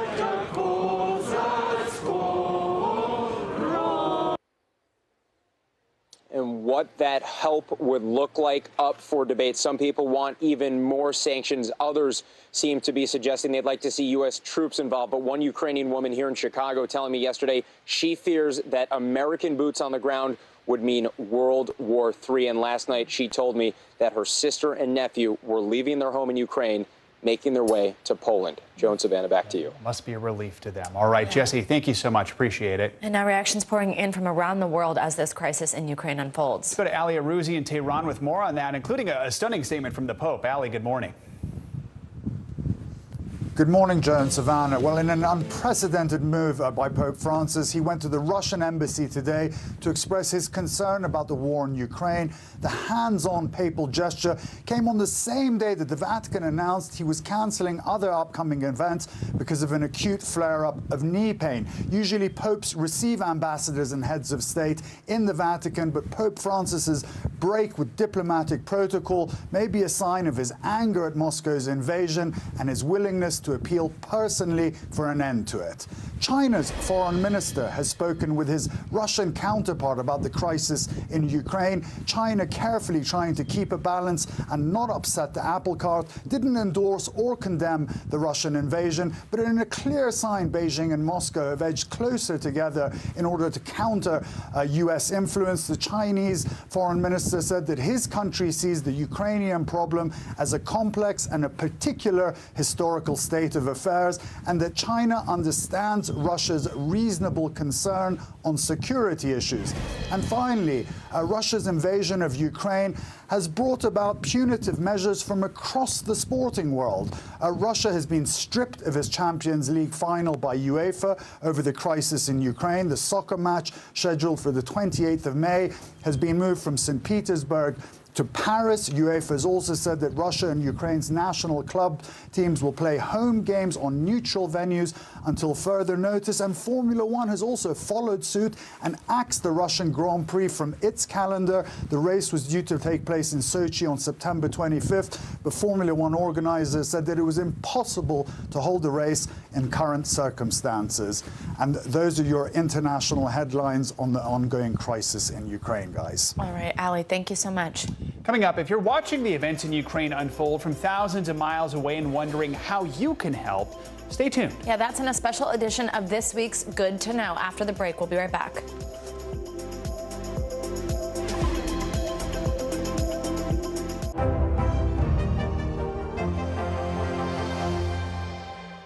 Hallie Jackson Now, weekdays at 5 on NBC News Now. Let's go. This is a critical choke point for this fire.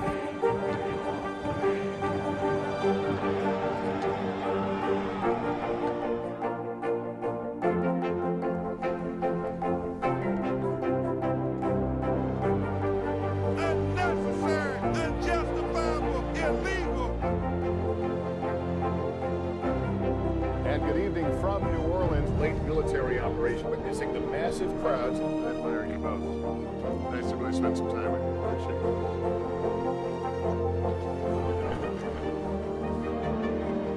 At any moment now.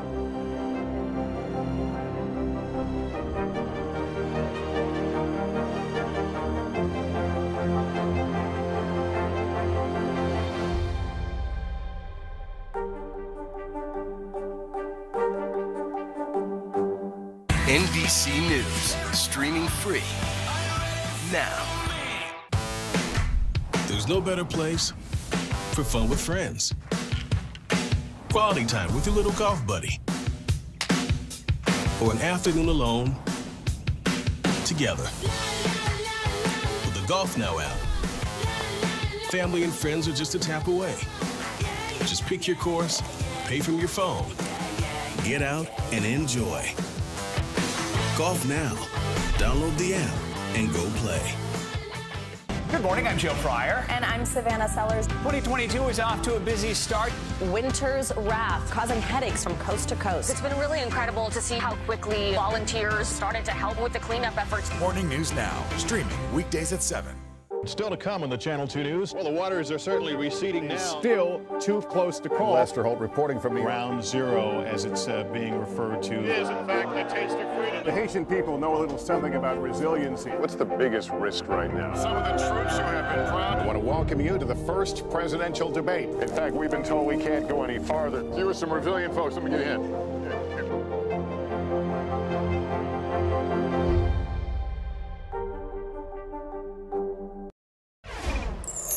This week's Good to Know, we're focusing specifically on the Ukraine crisis. You might be wondering how you can help Ukrainians suddenly impacted by this invasion. Now, here to tell us more about how to get involved is NBC News senior consumer investigative correspondent Vicki Wynn. Good morning. Ukrainians are now facing a lot of uncertainty. For consumers in the U.S., there are some charities you can consider donating to if you want to help. The United Nations Children's Fund is an international agency working to repair bomb-damaged schools in Ukraine and provide emergency care to children affected by the conflict. They say workers will also be assisting Ukrainians with access to food and safe drinking water. Monetary donations can be made at the UNICEF website.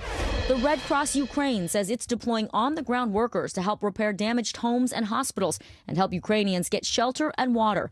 Workers will be maintaining water pumping stations and teaching people how to avoid explosives. Monetary donations can be made at the Red Cross website. Nova Ukraine is a California-based charity putting together packages to send to Ukrainian families displaced by the war. You can send clothing, shoes, household supplies, personal hygiene products, diapers, and medicine to the address found at the Nova Ukraine website. To support refugees fleeing Ukraine, the United Nations Refugee Agency has said it is working with neighboring countries to open their borders and help resettle refugees. Monetary donations can be made at the agency's website. As the situation changes in Ukraine, the on-the-ground needs will change as well. Stay informed by checking the This is an NBC News special report. Here's Savannah Guthrie. Good morning. We have breaking news from the White House. President Biden is set to announce his nominee to replace Supreme Court Justice Stephen Breyer this afternoon. And NBC News has learned it will be federal judge Ketanji Brown Jackson, who currently sits on the D.C. Circuit Court of Appeals. We want to bring in NBC's justice correspondent Pete Williams. Judge Jackson was on the short list this whole time, somebody with significant trial experience, both as a judge, as a public defender, and now after just 1 year on the appellate court, looking to be elevated to the Supreme Court. Yeah, less than a year on the appellate court, in fact, 8 months. I think one of the reasons the president may have chosen her is that she just went through the confirmation battle just 8 months ago and was confirmed with the votes of 3 Republicans. But as you say, hers is a rather traditional background for a Supreme Court nominee. She was actually born in Washington, but she grew up in Miami. Her parents were both somebody that she looked up to. Her mother was a school administrator. Her father was a lawyer. And she says she used to sit at the kitchen table with her father with all his law books, and that's one of the things that inspired her to become a lawyer. She's a Harvard and Harvard Law School graduate, and as you noted, she served some time as a public defender, and that would bring some unique experience to the Supreme Court. She'd be the first person with significant experience as a criminal defense lawyer since Thurgood Marshall left the court 30 years ago. She's 51. She'd be the second youngest justice on the court. Amy Coney Barrett is 50, just turned 50 last month. And she is distant. Here's a fun fact. She is distantly related to the former House Speaker Paul Ryan through their in-laws by marriage, Savannah. That's right. And Paul Ryan, I believe, was at one of her confirmation hearings recently. Okay. Thank you, Pete. Want to turn to NBC's chief White House correspondent, Kristen Welker. Kristen, she is also, of course, if confirmed, the first black woman to sit on the United States Supreme Court, a promise made during the campaign by President Biden. What can you tell us about the deliberation here? Well, Savannah, that promise was made by then candidate Biden exactly 2 years ago today during a debate. He said that he would, in fact, choose a black woman for the Supreme Court. And so here is the day. I can tell you that in the deliberations, the White House has consistently said that the president wanted to choose someone who was in the mold of Justice Breyer. As Pete laid out, this is someone who clerked for Justice Breyer, and that is something that she is quite proud of, as well as all of her other legal work. And so that was clearly one of the factors. But take a look at her background, Savannah, and her confirmation process. She earned the votes of 3 Republicans, Senators Lindsey Graham, Lisa Murkowski, and Susan Collins. So could she get their support now? Of course, the White House has said that bipartisanship will be an important part of this process as well. So that's something to look for. Of course, some Republicans have criticized the decision to choose a black woman, but the White House defends it. They say this is a historic pick and an historic day. Savannah. All right, Kristen Welker, thank you. And again, the news from the White House, Ketanji Brown Jackson will be the president's nominee to the United States Supreme Court, set to replace the man she once clerked for, Justice Stephen Breyer. We'll have more, but for now, most of you will return to today. I'm Savannah Guthrie in New York. Government had been handed out just in the city of Kyiv. We've heard the government say that anyone who is able-bodied, any able-bodied male, should join the fight, and that all you have to do if you want to join the fight is bring your passport, some form of ID, and in you will go. It is clear that they are trying to increase the number of people engaging with Russian forces as they move around. Look, the Ukrainian army at times, we know, is stopping the Russian advancement, but we just don't have a full picture really on what's happening. And we do know, because we're looking at the video, that Russian troops continue to advance on the capital. So the Ukrainian government doing everything they can to protect the Ukrainian capital, but it is not looking good as Russian forces start to encircle that city. And Cal, we heard from Ukraine's President Zelensky overnight. He says his country has been left alone to defend itself. He says the international community is not doing enough. What is Ukraine asking for right now? Harder sanctions. They want those SWIFT transactions to be halted. There is a question here amongst the government, and we've heard the president sort of say this. They want more. They want more from NATO countries. Now, look, Ukraine is not a NATO nation, so it is not applicable to Article 5, where those other countries would have to step in. But neighboring countries are starting to feel the pressure. They're starting to feel what is happening here because, of course, you're going to have that influx of refugees. So the government here wants more to be done. They want those sanctions to be harder and tougher. They want anything to take place because, of course, these are drastic scenes. I mean, it's sort of unbelievable to watch these Russian forces move in on a European capital, and the Ukrainian government is asking anybody to do anything they can at this point. Cal Perry in Lviv, Ukraine. Cal, thank you so much. Appreciate it. Senior fellow at the Atlantic Council, Terrell Jermaine-Starr, is also in Kyiv this morning. Terrell, thank you for being with us. As our viewers can see, you're in a car right now driving. You, of course, were not one of the people that was in those lines of traffic we saw yesterday leaving the city. You are still there. I understand, I believe that you're headed with your friend to sign up to fight. Please tell me exactly what you're seeing right now, what overnight has been like for you, what's happening in Kyiv right now, and do you feel safe? Well, thank you very much for having me on. And right now, it's a very eerie scene. I've been in the Kiev for going on more than a decade, and it is eerily empty right now. People are right now trying to figure out how to maintain their safety as exodus of people who are leaving Kiev. Every day, you see people with baggage, roller baggage, going, stuffing their belongings in a car. Heading out to the safest place possible outside of the city. Just about a 15-minute walk from where I live, I captured some video of a building that was hit by what I believe was debris from an interceptor that took in a cruise missile or some type of damage. And so I'm not sure about the number of fatalities there. It was just 15 minutes walk from where I am. I'm currently with my friend Andre, who is going to a recruitment center to sign up to fight. He sent his family to Poland. He decided to stay behind and fight for his country. We're heading to that recruitment center right now. He will be one of the many citizens who will be grabbing a gun and volunteering to support the armed forces here. Terrell, why is it so important for you to stay and fight? I am a journalist, and my job is to report. This is my first time covering a war. I'm learning it as I go. It's important for people like myself who are regional studies experts to be here and capture what's happening here in Ukraine. And I'm also here, in addition to being a journalist, many of these people, I can't call them friends, they're deeper than that, including Andre. And so I think it's as responsible for me as possible to capture the human toll of what Putin's aggression is and what that looks like. And this is an example right now of somebody who I dearly love and care for going to a recruitment center to grab a gun and risk his life. Yeah, absolutely. Terrell, and I believe, correct me if I'm wrong, you said your friend's name is Andre, who's also welcome to speak with us here. I mean, we have been hearing from citizens in Kyiv who... Do you hear her? You can focus on driving, but just feel free to answer this question as well.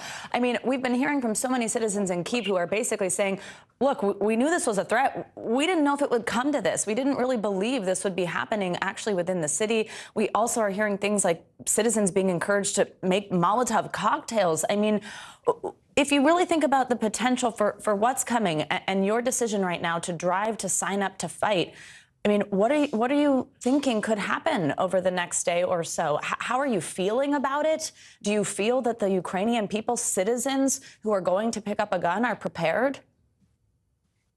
She's asking if you feel like you're ready to fight, and were you really expecting all of this to happen? You can speak. Well, I'm not looking forward to it, it's definitely, but this is what I say. If we all do within our capabilities, within our limits, everything for the country we dearly love, then we're gonna have victory. We're gonna win. And this is my position, and I'm not lying to myself doing this. I'm not looking forward to this. I don't think I'm emotionally ready to fight, and I'm ready to kill someone. No, but if it comes to that, this is what I have to do. I will certainly do that. Terrell, do you feel like what Andre just said there, is that the feeling among most people you know there in Ukraine? Absolutely, yeah. The definite feeling is that, the language that I hear Ukrainians using is that we will not be slaves. You will not turn us into another Russia. You will not make us subjected to you. And so everybody is saying, they're older people, 80 years old, with bad knees, if they have a finger and they can pull a trigger, they'll pull it. When the government said, hey, be ready to throw Molotov cocktails, there will be people with Molotov cocktails ready to fight. If war breaks out in the city, this will be Taliban 2.0. And the Ukrainian forces have been fighting very valiantly. And so the citizens are definitely ready to take up arms. And there are people waiting to get behind. So this is not going to be a cakewalk. They're not going to welcome the Russians with cookies and milk, I'll tell you that.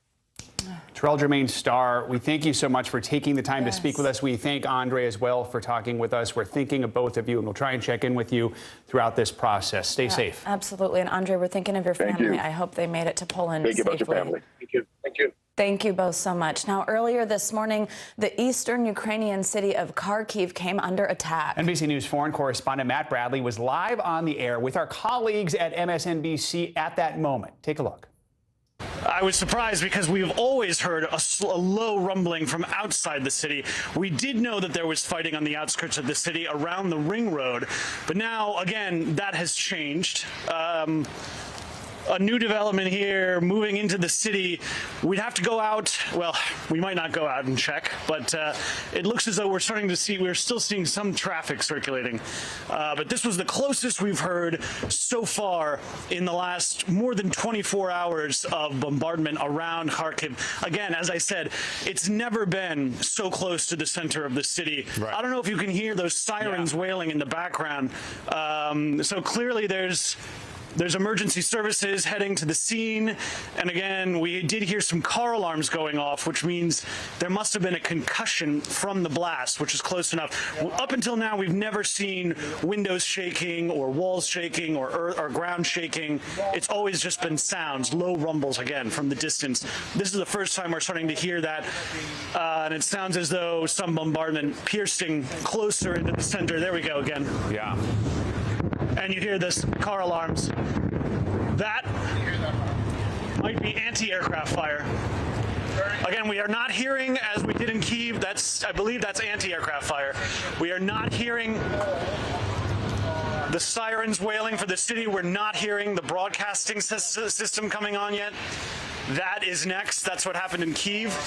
Car alarms there. You can hear that, Eamon. This is a new development in this city. This was a relatively peaceful sort of eye of the storm here. We had heard from U.S. intelligence that there was fierce fighting on the outskirts of the city. But again, this is a new development. Matt did move to a safer location shortly after that. Matt Bradley reporting a little earlier on MSNBC Reports.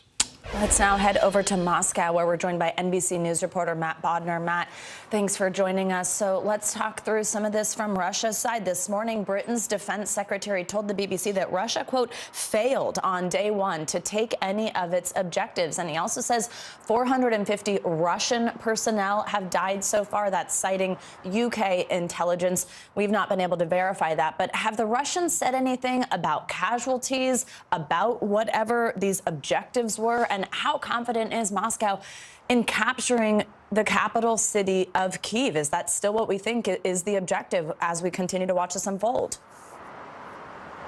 Thank you, Savannah. Well, let's start with Moscow's objective. It is certainly clear at this point that their objective is Kyiv. They are telegraphing loud and clear that they are in Ukraine to essentially conduct regime change. They want to, they're kind of trumpeting this liberationist narrative, talking about a fascist government in Kyiv that needs to be demilitarized. So, just kind of the same way they're not calling a war, they're not calling it regime change. It's just, it's clearly inferable from what they're doing and the way they talk about it.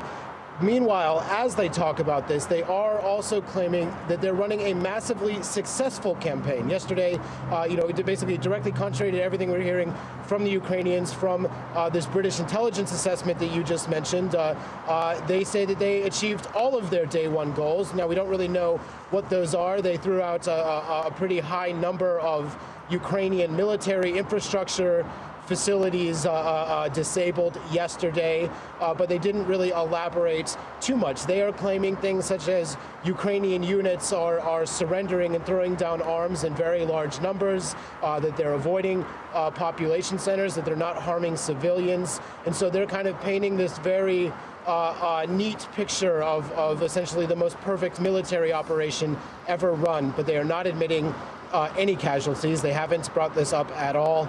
That, of course, also strains credulity. So we're just kind of in this fog of war scenario right now with these statements. Now, Matt, the Kremlin says that President Putin is expected to meet with his Security Council today to impose retaliatory sanctions on the West. Do we know what kind of measures Russia is planning, how long that operation is going to last, and any reaction or concern from the West? So we have very sort of little idea what they might do. We just keep hearing that they continue to promise they continue to promise some kind of massive retaliatory sanctions. We've heard at various stages from various officials from the Kremlin on down that Russia's response may not necessarily be symmetrical.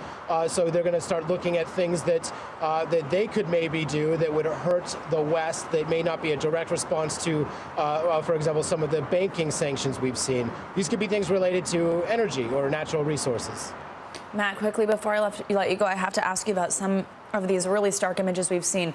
Protesters in Russia coming out to city centers. And then in the last 24 hours, we've seen a crackdown on these anti-war protesters in Russia. Talk to us about what's going on there and what the general level of support is like among the population for this invasion. It doesn't seem to be a necessarily popular move. It certainly doesn't feel like 2014 did, when Crimea was annexed, where you would see kind of pro-government demonstrations everywhere. So we saw, of course, some basically initial anti-war protests breaking out in cities across the country last night. They were not the largest protests we've ever seen, but it's important to note, we're not seeing pro-government protests, but they are concerned enough that you now have government propagandists like the head of Russia Today writing things on Twitter like, I want to address all of you Russians who are writing that you are ashamed of yourselves and ashamed of your country. What is it that you're ashamed for? So it's definitely getting someone's attention. All right, Matt Bodner, we'll be checking in with you. Thank you so much. Let's bring in NBC News senior White House correspondent Kelly O'Donnell in Washington. So, Kelly, let's talk about what's next. Later this morning, President Biden will hold a virtual summit with fellow NATO heads. What's the goal here? Well, this is a significant development because this will bring together the leaders of the 30 member nations. And this has both a practical and a symbolic importance because after we've just been listening to all that compelling reporting coming from Ukraine, here is an opportunity for the leaders of the defensive organization of NATO to send a message to Vladimir Putin that they are standing together. They are prepared to defend the NATO nations. And that, of course, includes many in the area that will flank Ukraine and Russia, and also looking at how can they help the people of Ukraine. So President Biden will be a part of this conversation with NATO leaders, and this is an emergency summit, if you will, bringing them together virtually. And it's critical that if wars can often be sloppy, they can be unpredictable, they can go in places that people don't intend. We've heard that in some of the reporting already. And there are great concerns about could Vladimir Putin's ambitions go beyond Ukraine? And that would mean potentially into a NATO country. And that changes the dynamic dramatically. Now, we're not saying that that's what's going to happen, but that's a grave concern for NATO members who would have a defensive position. And so we're seeing U.S. military and other NATO countries beefing up their military in the European areas that are along the border here. And we heard from Antony Blinken talking about the concerns that NATO countries have about a common defense. Here's what he had to say. Well, first, Lester, when it comes to threatening NATO countries, we have something very powerful called Article 5. An attack on one is an attack on all.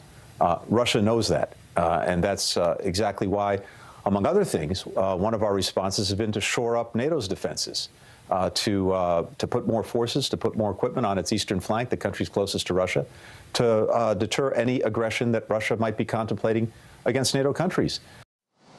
So this will be about military support to beef up the NATO countries, but also discussions of support to help Ukraine and likely some support for humanitarian needs and perhaps even discussion of what would happen to refugees as we're seeing Ukrainians being displaced. So we expect some of that to be part of that meeting today. Joe? So, Kelly, the White House released these staggering sanctions yesterday. So far, nothing has deterred Putin. Talk about these latest sanctions. What does the White House hope they'll accomplish?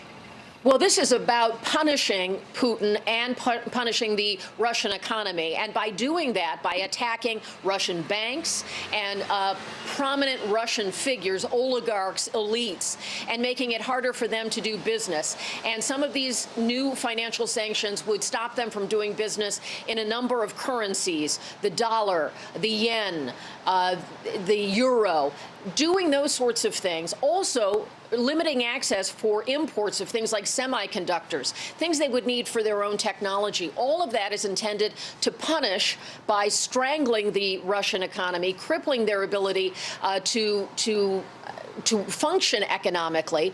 These are stepped up sanctions, maybe not as far as they could ultimately go. For example, they didn't sanction Putin personally, although that might be more symbolic than effective. And they didn't go after what's known as the SWIFT system, which is a communication system in the financial markets. But the president says these are the strongest sanctions ever done and that they could be very effective in trying to deter Putin now that he's taken this action and to cause suffering in Russia, which could compel Putin to pull back. That's the hope. Kelly O'Donnell in Washington. Kelly, thank you. Let's now bring in NBC News Capitol Hill correspondent Leanne Caldwell, who's also in Washington with some more reaction from lawmakers. Leanne, good morning. So last week, a Senate sanctions package to punish Russia didn't end up going anywhere. What kept that package from being passed then? And now that Russia has fully moved into Ukraine, we're seeing a full-scale invasion. Is there anything new in the works right now? Good morning, Savannah. So the reason sanctions were not able to be passed on Capitol Hill is there were disagreements in part on the timing of the sanctions. Republicans really wanted sanctions pre-invasion. Well, now we know that time has come and gone. But there was another reason why they couldn't reach an agreement as well, and that was because Democrats wanted sanctions on what Kelly just mentioned, the SWIFT international system, which is a verification system for international bank transfers. And Republicans didn't think that that was necessary because you have to have European support in order to go that route. Republicans wanted secondary sanctions. That is sanctions on entities who do business with the people who were primarily sanctioned. Now, those sanctions, so that was stuck in Congress, and it turns out that President Biden yesterday didn't impose either one of those, the secondary sanctions or pulling Russia out of the SWIFT banking system. And so there are still conversations ongoing on Capitol Hill. And so we'll see where they go. But ultimately, the president is able to act unilaterally. And what Congress is just kind of a support system in this situation, Savannah. Now, Leanne, we know the president has said, of course, he won't send troops to Ukraine. It is not a NATO nation. So outside of sanctions, what other actions can Congress take to punish Russia or help Ukraine? I think a lot of people are thinking, oh, my goodness, they need help. What can be done here? Yeah, honestly, there's not a whole lot, especially to punish Russia outside of sanctions. As far as helping Ukraine, they could give humanitarian aid or military aid to Ukraine. And that is something that is being widely discussed. Senate Minority Leader Mitch McConnell talked about this yesterday. Let's listen to what he said last night. Assuming there's a significant insurgency, to support that insurgency with weapons and intelligence and everything that will help them make the Russians pay a severe price for this invasion. But House lawmakers got an unclassified briefing last night, and in that briefing, Defense Secretary Austin admitted that there's a problem with resupplying Ukrainians with military aid. The fact that Russia controls the airspace, they can't get anything in through airplanes, and the land transfers for that military equipment is becoming increasingly difficult as Russia controls more and more territory in Ukraine. Savannah. All right, Leanne Caldwell, thank you so much. Coming up, our breaking news coverage continues as this invasion unfolds in Ukraine. President Biden now sending thousands of U.S. troops closer but not into Ukraine. What we're learning about those plans next on Morning News Now.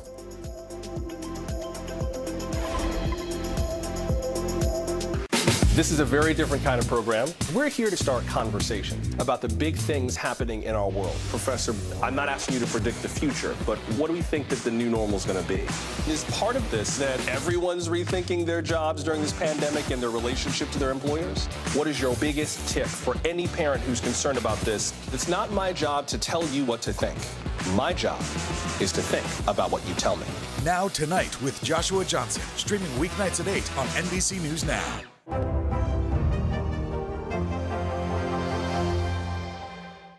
You're watching NBC News Now. Here's what's happening. Right now on NBC News Now. We've got all the angles covered tonight. Look at what's making headlines around the world. President Biden making news tonight on several fronts. We're answering the questions you want answered. There's a lot to talk about this evening. Let's start breaking all this down.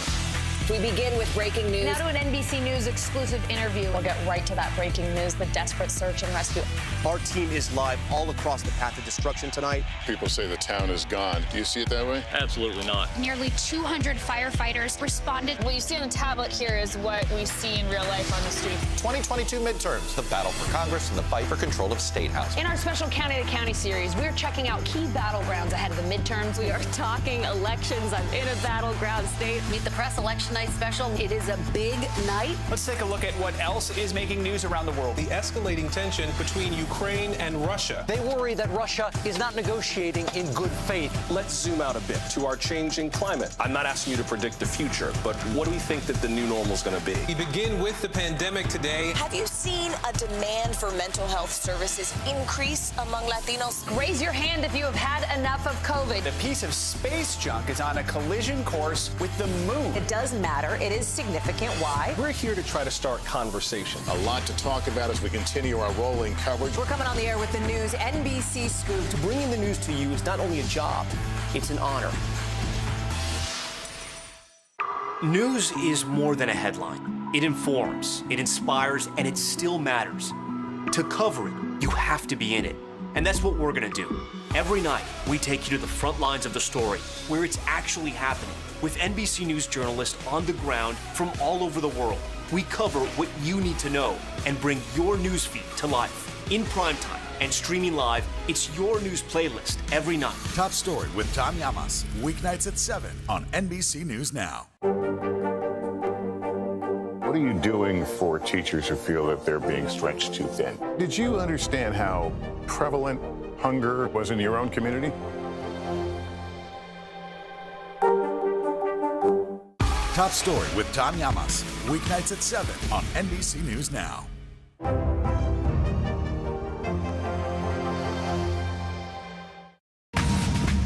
Welcome back. Our coverage of the attack on Ukraine continues now. 7,000 more U.S. troops are now headed to Germany. The Pentagon said the deployment is being made to reassure our NATO allies of our commitment to them. NBC News global security reporter Dan DeLuce joins us now. Dan, good morning. So let's talk through this latest troop deployment and what it means in regards to America's involvement in Eastern Europe. And is the U.S. ready to do more to help arm Ukrainian forces fighting the Russian invasion? We know there are no plans to move into Ukraine, but as we have more soldiers over there, more equipment, what does this sort of mean? Well, these are troops coming from Fort Stewart, from the 3rd Infantry Division, and it's part of this wave we've seen of reinforcements heading to Europe, heading to Eastern Europe, to deter any kind of threat from Russia in those eastern states that border Russia that are part of the NATO alliance. And we've seen thousands of U.S. troops already deployed to the Baltic states, to Poland, and elsewhere. Now, the question now really, though, is what is the U.S. ready to do to help the Ukrainian forces that are under huge pressure right now from a very vast, superior military in Russia? And that's really the question. And I think we're going to be hearing more about that in Washington and Western capitals, how to get more weapons to those Ukrainian troops that are outmatched and outgunned by the Russians. And then, of course, the presence of Russian troops on the ground makes it complicated to get weapons and hardware to the Ukrainians. So I think that will be something we'll be hearing more about today. NATO leaders are meeting today, the heads of state, and they'll probably talk more about bolstering that eastern flank and also figuring out how to help the Ukrainians fighting the Russians as we speak. So, Dan, as you and I have talked about, and as we talked about yesterday, of course, President Biden is continuing to reiterate yesterday again at his press conference that no American troops will be going into Ukraine. So, I mean, first, the question, is there anything that would change the White House's stance on this involvement? Obviously, that seems far off, given, again, that it's not a NATO country, and involving would escalate things. But is this policy going to be strong enough to deter Russia from moving further? Does anything change if Russian forces even get further west to places like Lviv, never mind even further into Europe? You know, I think for certain, there is absolutely no consideration of sending U.S. troops into Ukraine to enter into a direct war with Russia. That is not in the cards. That has been ruled out. I think it's really something no one wants to contemplate, given the nuclear arsenals that both of these superpowers possess. And then you ask the key question, is it enough to deter Russia? I think the NATO heads of state, I think the Biden administration believes that the NATO alliance and the presence of troops in those NATO countries is enough to deter Russia, but they want to drive home the message to Putin that the more aggressive actions he takes, the more there will be a NATO troop presence and a military presence in those eastern countries on his border. But there is another risk here, and that is as Russian troops attack Ukraine, launch missiles, launch fighter jets, there's a risk of an accidental clash or collision, an unintended kind of incident.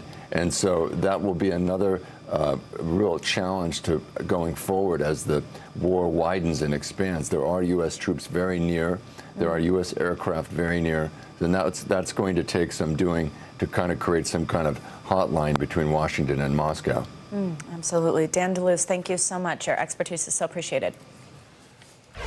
For more on this, let's bring in former U.S. Ambassador to Ukraine, John Herbst. He was ambassador from 2003 to 2006 and is now the senior director of the Atlantic Council's Eurasia Center. Ambassador, always good to have you with us. I want to begin by asking you about this increased U.S. troop movement President Biden ordered yesterday into Europe. Again, no plans to send U.S. forces directly into Ukraine, but what do you think of this administration's response to the attack so far? Are we doing everything we can, or would you like to see more?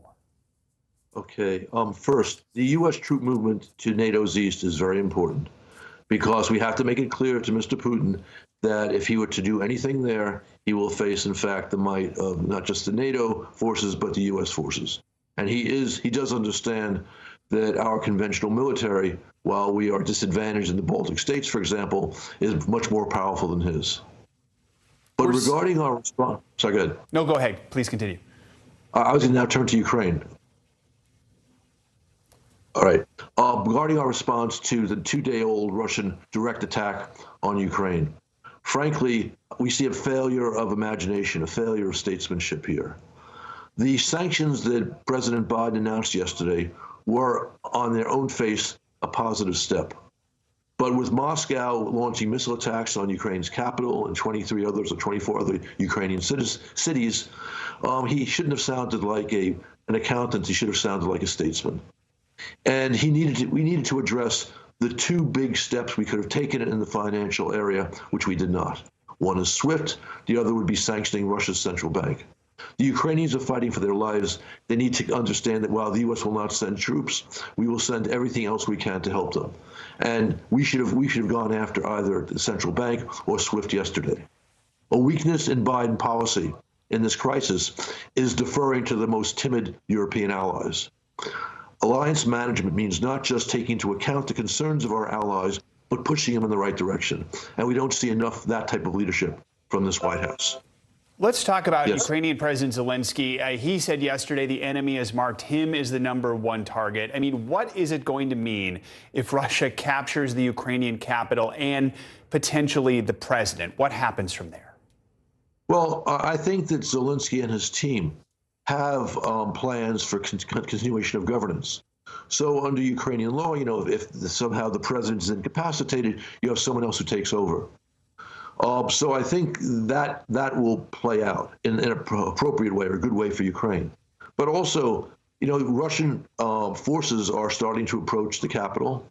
The big question is, are they going to be willing to go into the city? Because if they do, a lot of the Russian soldiers are going to die, and so will a lot of Ukrainian civilians. All right, Ambassador Herbst, as always, we thank you for joining us and appreciate your analysis. My pleasure. Of course, we're going to keep you updated on developments in Ukraine throughout the hour, but we're also following other major stories here at home. Coming up here on Morning News Now, guilty verdicts for 3 former police officers who were on the scene when George Floyd was killed. We're going to take you to Minnesota for more on that decision, plus reaction.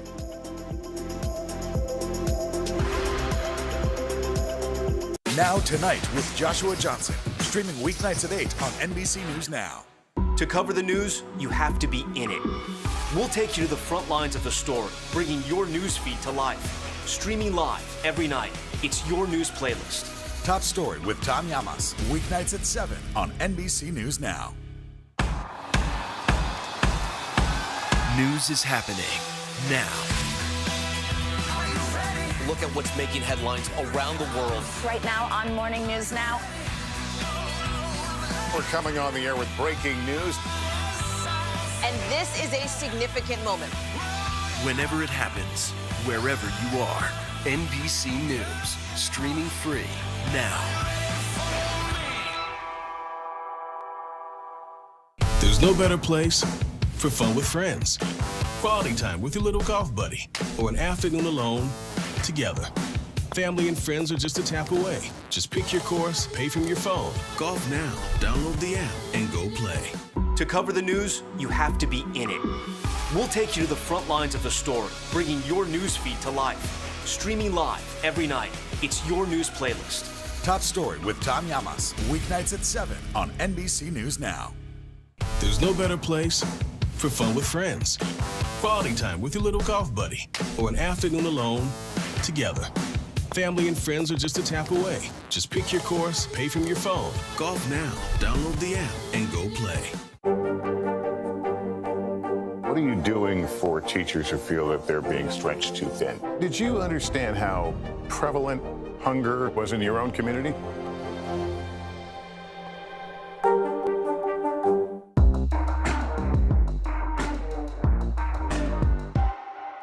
Now Tonight with Joshua Johnson, streaming weeknights at 8 on NBC News Now. Welcome back. If you're just waking up or just joining us, a lot has happened overnight as the Russian military advances farther into Ukraine. Let's get you caught up on the very latest. Last night, a top Pentagon official told lawmakers in the U.S. that Russian forces were about 20 miles from the Ukrainian capital of Kyiv. In a video message around 6:40 Eastern time last night, Ukrainian President Zelensky said 137 soldiers had been killed, more than 300 others injured in the fight. Then around 12:23 this morning, an apartment building was hit by debris after an aircraft was reportedly shot down in Kyiv. You can see the burned outside of the building there. 2 hours later, the Ukrainian Interior Ministry said that Ukrainian forces were blowing up bridges to try and slow down Russian forces advancing on the capital. And just before 3 this morning, the Ukrainian Ministry of Defense issued this message asking citizens to make and use Molotov cocktails against the Russian military. And shortly after 4 a.m., a warning from Ukraine that Russian forces are using disguises to enter the country. NBC News has not been able to verify these reports. And also this morning, NBC News foreign correspondent Matt Bradley reported a massive bombardment in central Kharkiv. Matt said it was so close he could hear car alarms going off. And citing Russia's defense ministry, the news agency TASS is reporting that Russian military has blocked Kyiv from the west. That's reporting we have not yet been able to independently verify. We're going to continue to follow the latest developments out of Ukraine this morning, but there is some other news we do want to get to quickly. Yeah, the 3 former police officers who were on the scene when George Floyd was killed have been found guilty on federal charges. J. Alexander King, Thomas Lane, and Tu Tao were convicted of violating Floyd's civil rights when they failed to give him medical aid. King and Tao were also convicted of not intervening to stop their former fellow officer Derek Chauvin from using excessive force when he killed Floyd. Chauvin was convicted of murder and manslaughter charges at the state level last year. NBC News correspondent Shaquille Brewster has been following this case for us from the beginning and joins us live from St. Paul, Minnesota. Shaq, good morning. So what was it like in the courtroom when this verdict came down, and what do we know about what the officers' sentences could look like and when we'll hear about that? Good morning. Yeah, there was minimal reaction in the courtroom as the judge read that verdict. Those 3 guilty charges, or 5 guilty charges for the 3 defendants. Thomas Lane, one of the defendants who received 1 guilty charge, he apparently shrugged and shook his head as that verdict was read and looked over at his attorney. Notably, 2 of the jurors, according to poll reporters, became visibly emotional as they were individually polled and confirmed that guilty verdict. This was a jury of 8 women and 4 men, apparently all white, although the court hasn't released that information directly. That took about 13 hours over the course of 2 days to reach that decision. They were dealing with a lot of text here, a lot of serious charges, and they eventually reached that unanimous verdict after that 13 hours of deliberation. How's Floyd's family reacting, Shaq, to this verdict, and what do they ultimately hope comes out of it? Well, we heard from the brother of George Floyd, who we know family members were in the courtroom throughout the trial, and he spoke after the verdict with some federal prosecutors. I want you to listen to what we heard from Phalonis Floyd, again, the brother of George Floyd. It can never be justice because I can never get George back. And no matter how many times that I pray at night and I think about my brother 24/7, it still is going to be hard, even though we just had a federal conviction and we already had the state conviction. But times, you know, will be probably a lot harder for me still because I can't get my brother back. We also heard from the federal prosecutors in that same press conference. They were emphasizing the idea that they hope this sends a message to other members of law enforcement that sometimes the inaction can be just as important as an action. Wow. And Shaq, while these 3 men await sentencing, they're also going to be back in a courtroom later this year. That's on state charges. What kind of charges are they facing at the state level? What's the difference here? That's right. We're likely to see them back in a courtroom in June, so just a couple of months. They're facing those original charges of aiding and abetting the murder and manslaughter of George Floyd. We'll expect to see that happen in the state court. The difference between that trial and what we saw with this trial is this trial focused on their inactions. The prosecutors saying that they did not act, and their willful decision not to act was a violation of George Floyd's rights. In the state trial, it will be about the actions they took as George Floyd was dying under the knee of Derek Chauvin. All right, Shaquille Brewster in Minnesota for us. Thank you so much. You got it. This busy news morning, we do want to get a check on your morning news now weather. Yeah, especially because a massive winter storm is going to dump snow and ice from Texas to Maine. Bill Cairns joins us with the latest forecast. Hi, Bill. It's very good to see you. Good morning. Hey guys, good morning. Great to see you. So as we head into the weekend, things will get quieter, but this ice storm has been problematic. I mean, hundreds, if not thousands, of car wrecks. Yesterday, the worst of it was in Oklahoma, Arkansas, and in Texas. And, you know, I've seen jackknife tractor trailers a million times. Not often they catch fire when they jackknife in icy conditions, but that happened yesterday on I-40. That shut down the highway there south of Oklahoma City for a while.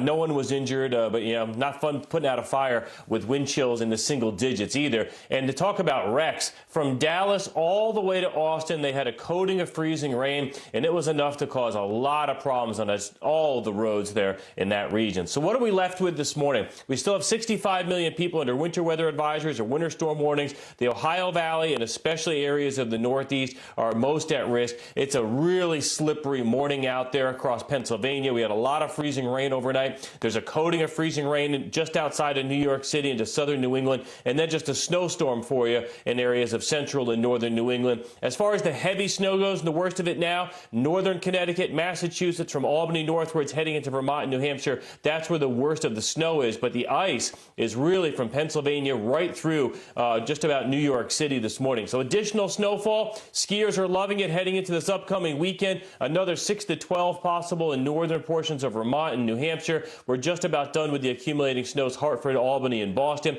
The ice, we're still seeing freezing rain out there, especially guys just outside of New York City. The worst of that will be from New York northward. So again, a very slippery day, but it improves as we head through this afternoon, this evening. All right, and the skiers will enjoy a nice ski weekend then. Look at The that. bright side. Yeah, they will. Thanks, Bill. And coming up, we'll have the latest developments on the Russian attack on Ukraine this morning, including whiplash on Wall Street as investors react to the war there. We'll bring you the latest on the stock market and the possible impacts of those U.S. sanctions on Russia. Plus, President Biden weighing options for cyber attacks against Russia. What we're learning next on Morning News Now.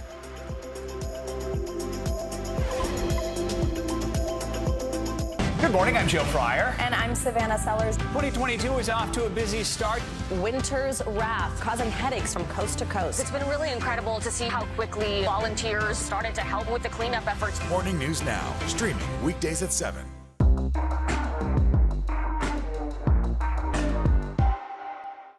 This is a very different kind of program. We're here to start conversation about the big things happening in our world. Professor, I'm not asking you to predict the future, but what do we think that the new normal is going to be? Is part of this that everyone's rethinking their jobs during this pandemic and their relationship to their employers? What is your biggest tip for any parent who's concerned about this? It's not my job to tell you what to think. My job is to think about what you tell me. Now Tonight with Joshua Johnson, streaming weeknights at 8 on NBC News Now. News is more than a headline. It informs, it inspires, and it still matters. To cover it, you have to be in it. And that's what we're going to do. Every night, we take you to the front lines of the story, where it's actually happening, with NBC News journalists on the ground from all over the world. We cover what you need to know and bring your newsfeed to life. In primetime and streaming live, it's your news playlist every night. Top Story with Tom Llamas, weeknights at 7 on NBC News Now. News is happening now. Look at what's making headlines around the world. Right now on Morning News Now. We're coming on the air with breaking news. And this is a significant moment. Whenever it happens, wherever you are, NBC News, streaming free now. Now Tonight with Joshua Johnson, streaming weeknights at 8 on NBC News Now. Good morning, I'm Joe Fryer. And I'm Savannah Sellers. 2022 is off to a busy start. Winter's wrath causing headaches from coast to coast. It's been really incredible to see how quickly volunteers started to help with the cleanup efforts. Morning News Now, streaming weekdays at 7.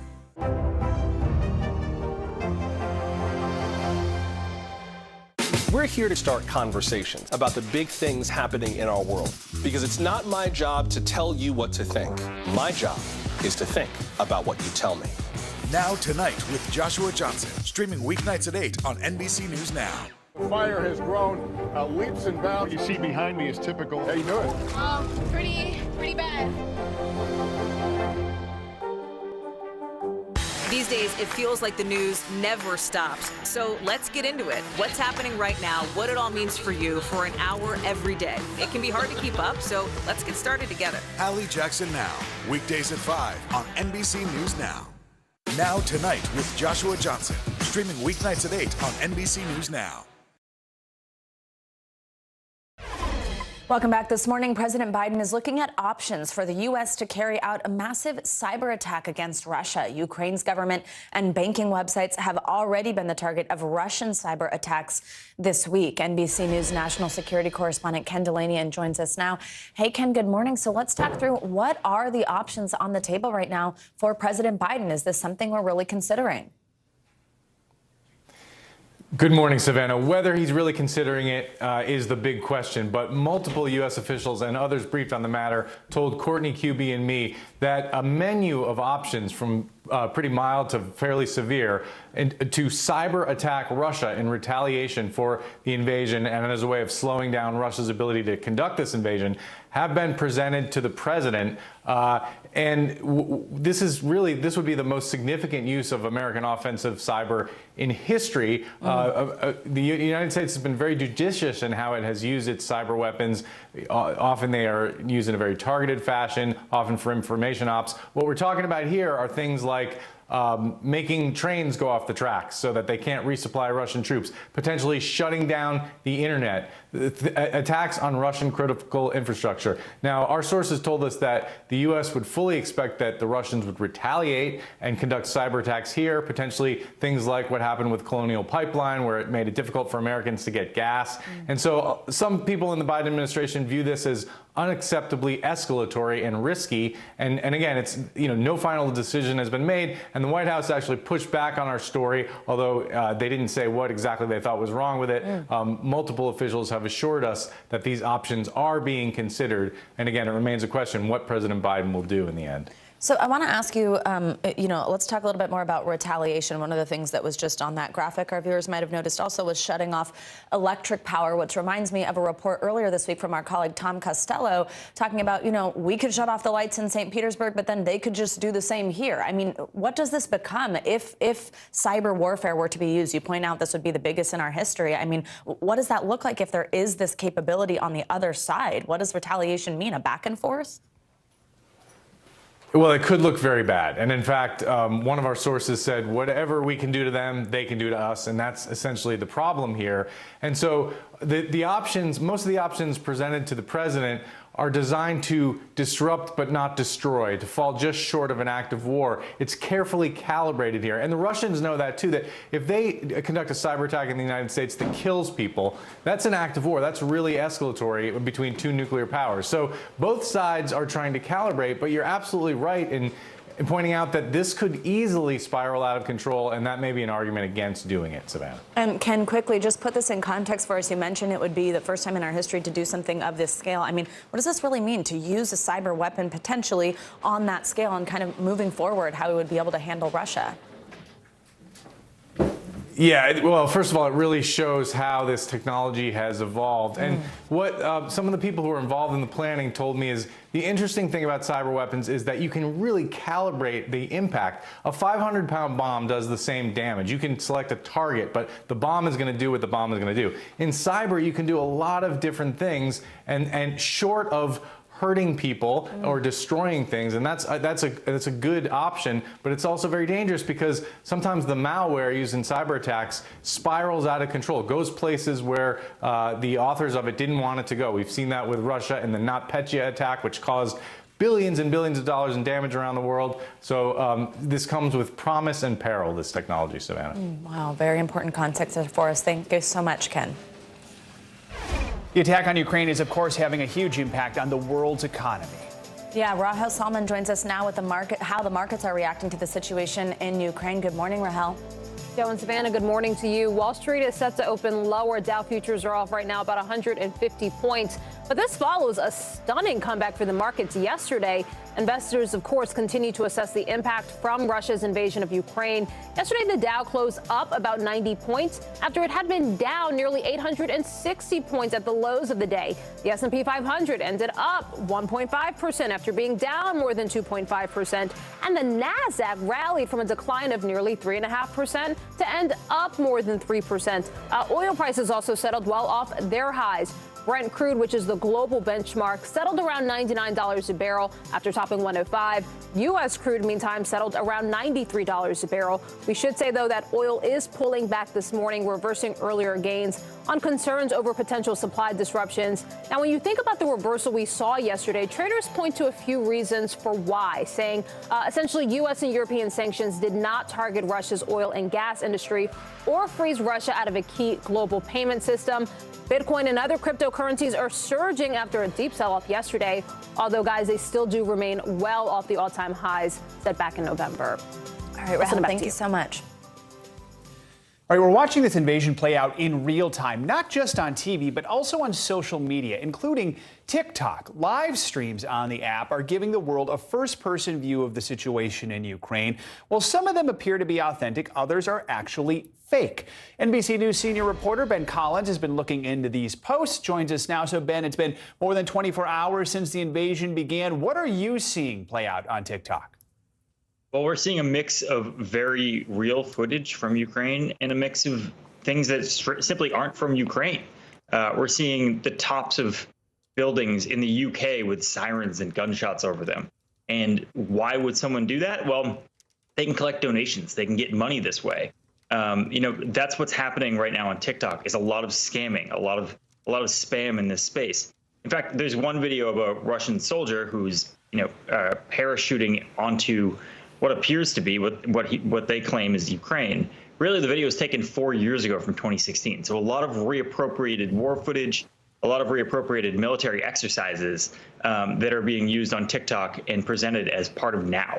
Let's talk about another extreme example. One of the videos you found viewed nearly 20 million times. The user passed it off as coming from Ukraine. Turns out he was actually live streaming from his couch. Tell us more about what happened here. Where did the video actually come from? Yeah, that was from a military training exercise in Russia from 2016. That was, when you click through, you could see very quickly this guy was on his couch. He had posted this on his Instagram, as you can see there, in April of 2016, before he posted it a couple of hours after the invasion started to happen. But without context on TikTok, people assumed that this was part of the invasion. And what you see is people sanitizing this, saying this feels like Minecraft. This feels like a video game. Well, it's not Minecraft. It's not a video game. This is what war is. And it doesn't look like a guy very happily jumping out from the sky. So for those of us who are watching this, if you see a video on social media supposedly from Ukraine, how can you figure out if it's real? What's the sort of news literacy advice as to how to approach this? Sure, just check into the account. A lot of these accounts started yesterday or 2 days beforehand, and they started posting just videos of them rummaging through stuff as sirens blare in the background. You don't know where that stuff is. That stuff could be in Ukraine. And if they're asking for donations or money, just keep a keen eye out for that. That's a good tip, that they may not specifically be working in good faith here.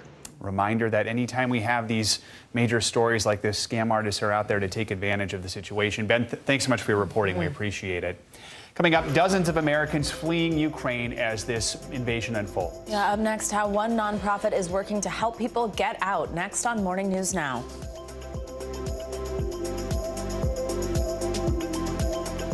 News is happening now. Look at what's making headlines around the world. We're coming on the air with breaking news. This is a significant moment. Whenever it happens, wherever you are, NBC News, streaming free now. News is happening now. Look at what's making headlines around the world. Whenever it happens, wherever you are, it's here now. Now Tonight with Joshua Johnson, streaming weeknights at 8 on NBC News Now. NBC News, streaming free now. Fire has grown leaps and bounds. You see behind me is typical. How you doing? Pretty bad. Now Tonight with Joshua Johnson, streaming weeknights at 8 on NBC News Now. What happened here is a story of loss and salvation. There were residents who hung on for dear life. This is where you took shelter, in this closet. I took shelter right in this closet right here. Rioters banged down one of the doors. Have you found a way to reconcile it a year later? It really hurt to see this place that I love so much treated with such disrespect. Was it an act of cleaning or an act of healing?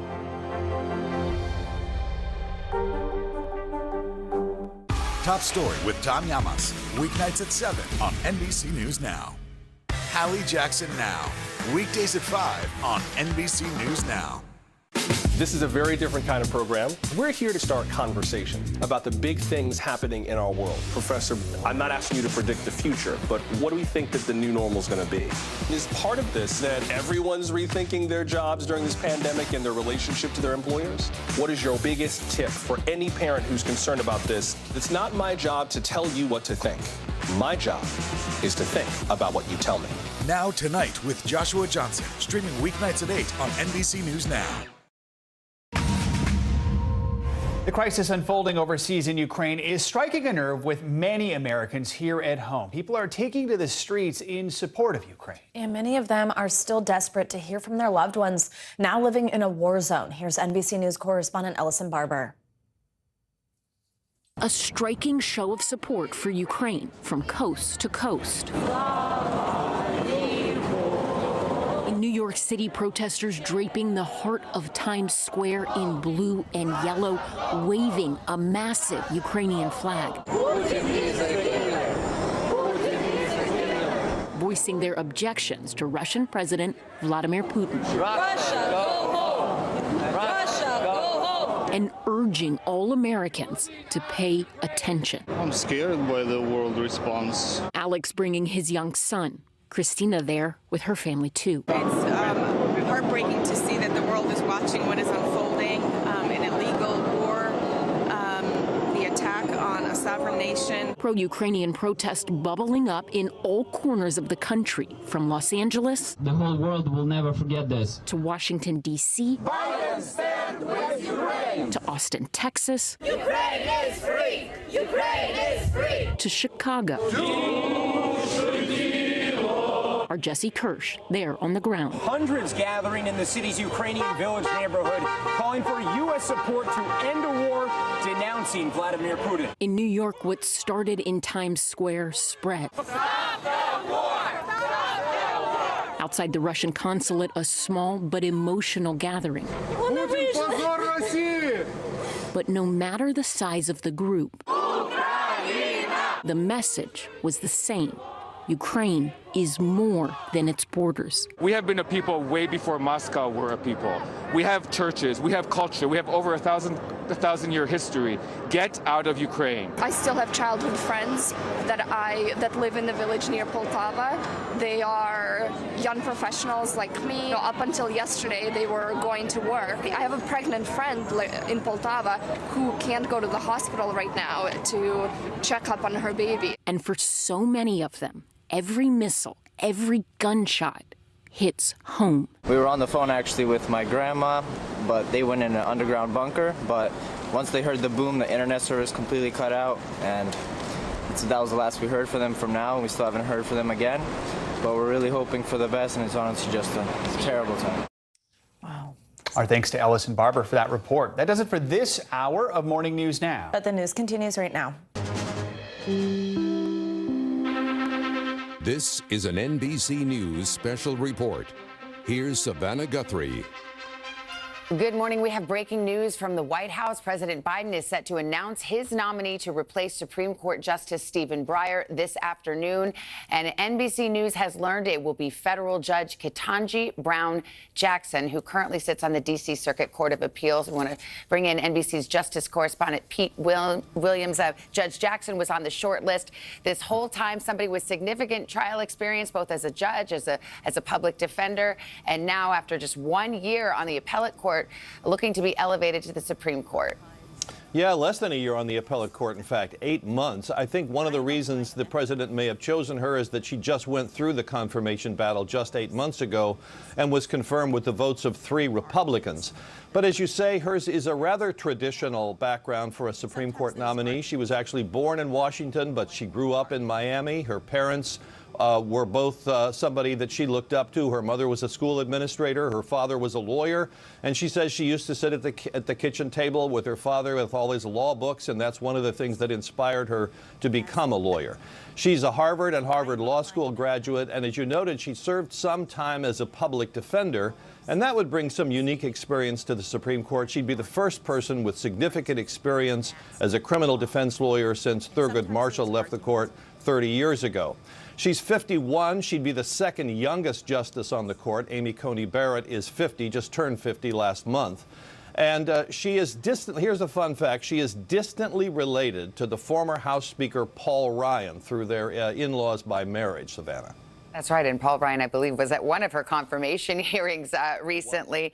Okay. Thank you, Pete. I want to turn to NBC's chief White House correspondent, Kristen Welker. Kristen, she is also, of course, if confirmed, the first black woman to sit on the United States Supreme Court, a promise made during the campaign by President Biden. What can you tell us about the deliberation here? Well, Savannah, that promise was made by then candidate Biden exactly 2 years ago today.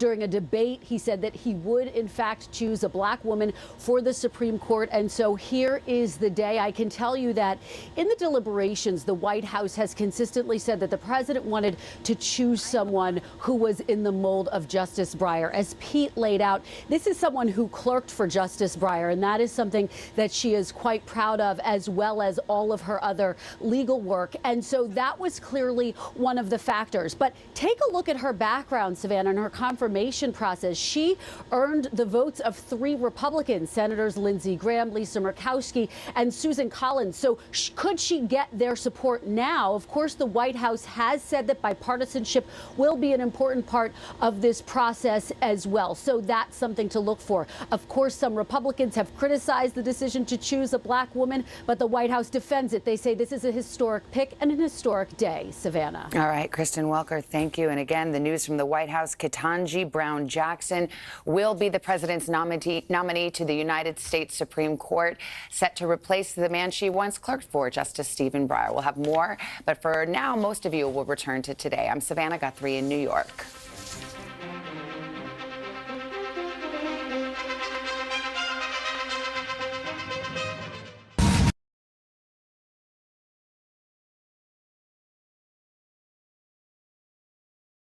Shot down a Russian attack helicopter and captured disorganized and confused Russian soldiers. Yesterday, Russian President Vladimir Putin said he has no intention to occupy Ukraine, although he clearly wants to see an end to its government. Not all Russians are with Putin. Thousands gathered in cities across Russia to oppose the invasion. But Russian troops continue their march through Ukraine. They've seized control of the still radioactive Chernobyl area, site of the world's worst nuclear disaster, raising fears of an ecological catastrophe. In Mariupol this morning, volunteers lined up to donate blood. All I can do is give blood for our soldiers. I can't. Putin may have hoped Ukraine would be a walkover. So far, the people are undeterred and holding strong. Ukraine's defense ministry is telling people in Kiev to stay indoors, but if possible, prepare Molotov cocktails and resist. Richard, thank you so much. The White House is responding to Russia's invasion. President Biden issued a new round of economic sanctions on Russia yesterday and authorized a deployment of 7,000 U.S. troops into Germany to help bolster our NATO allies. NBC News Chief White House correspondent Kristen Welker joins us now from the White House with the latest. Kristen, good morning. Joe, good morning to you. Sharpening his tone this morning, President Biden is vowing to make Vladimir Putin a pariah on the world stage. As his Secretary of State issued a dire warning, he is convinced Putin will try to overthrow the Ukrainian government. This morning, President Biden meeting with NATO allies as he faces the greatest global test of his presidency so far, Vladimir Putin's invasion of Ukraine. Putin is the aggressor. Putin chose this war, and now he and his country will bear the consequences. The president unveiling sweeping new sanctions against Russia, including cutting off Russian banks and companies from the West, targeting Russia's defense industry by restricting technology exports, and freezing trillions of dollars of assets held by Russian elites with close ties to Putin. Still, the president stopping short of sanctioning Putin himself and revealing some European allies are divided over whether to cut off Russia from SWIFT, the international banking system in more than 200 countries. The president pressed by Peter Alexander whether he's done enough. Respectfully, sir, what more are you waiting for? The sanctions we've imposed exceed SWIFT. The sanctions we imposed exceed anything that's ever been done. Republicans and even some Democrats stepping up their calls on the president to go even further with sanctions. My advice to the president, both publicly and privately, is ratchet the sanctions all the way up as far as you can. We need to go further. Putin should be sanctioned directly. And while the White House initially said it hoped to deter Putin with the threat of sanctions, the president criticized for saying this on Thursday. No one expected the sanctions to prevent anything from happening. The president sending 7,000 additional troops to Germany to support NATO allies, but emphasizing American troops will not fight in Ukraine. There is a complete rupture right now in U.S.-Russian relations if they continue on this path that they're on. And so it's going to be a cold day for Russia. Now, the president was also pressed Thursday on why this latest round of sanctions don't include targeting Putin directly. The president said that step is still on the table. Meanwhile, members of Congress are also under pressure to get a relief package passed to help Ukraine. Joe. Kristen, while we have you, another topic, you have new information about President Biden's Supreme Court nomination. What can you tell us? Well, Joe, we are expecting an announcement today. This is obviously a hugely significant announcement for President Biden, and we have been told he has made his final decision. He was closing in on 3 finalists, Ketanji Brown Jackson, J. Michelle Childs, both federal judges, as well as Leandra Kruger. She's a Supreme Court judge in California. Now, the administration has been pressed over and over again. How important is bipartisan support? Look, the first 2 names that I mentioned, Ketanji Brown Jackson and J. Michelle Childs, both seem to have a lot of bipartisan support, so I would really look at those 2 names. The White House has insisted that they are considering a range of different options in terms of making this final pick, but the timing is just so significant, Joe. You can't understate that enough. I mean, this is, first of all, the anniversary of when candidate Biden vowed to choose a black woman for the high court, and also, of course, now he is dealing with this crisis in Ukraine. So that could always push the timing, but we are told he's set for that all-important announcement today, and his State of the Union address is next Tuesday, Joe. Which was the deadline he provided. A reminder how much is being juggled in Washington right now. Kristen Welker, as always, thank you. Thanks, Joe. Now, the ongoing crisis in Ukraine could have a big impact on the U.S. economy, especially when it comes to fuel costs. The price of oil hit its highest level in nearly a decade yesterday, and a roller coaster day on Wall Street saw stocks erase major losses to finish the session higher. NBC News correspondent Tom Costello joins us now with a closer look at what all this means for all of us. Hey, Tom, good morning. Yeah, good morning. So the economy, as you know, is still in recovery mode from the pandemic, and we have been experiencing this decades-high inflation for several months. Now this war in Europe is adding another layer of uncertainty for everything from buying groceries to retirement savings. But the clearest example where we are already seeing the financial impact is at the gas pump. From the West Coast, I think it's kind of ridiculous, to the East Coast. I'm scared. I don't want to pay like $10 a gallon. It hurts my pockets and my heart. And everywhere in between. It's out of control. It's hard to believe it's over $5 a gallon. Americans already feeling the pinch when they fill up are facing new economic uncertainty this morning. Less than 24 hours after Russia's military invasion into Ukraine, oil on the global market temporarily topped $100 a barrel for the first time in 8 years. Experts say for every $10 increase, gas prices can jump 20 cents. With a national average now of $3.55, prices have surged 89 cents from a year ago. But it's even higher in some areas. California currently the highest, $4.77 a gallon. California is going to be probably paying $5 a gallon in a matter of 1 to 2 weeks. Potentially this summer, California could hit $5.50, with some stations nearing $6 or even $7 a gallon in parts of rural California. At issue, Russia is the world's second largest exporter of oil and gas, and prices are set globally.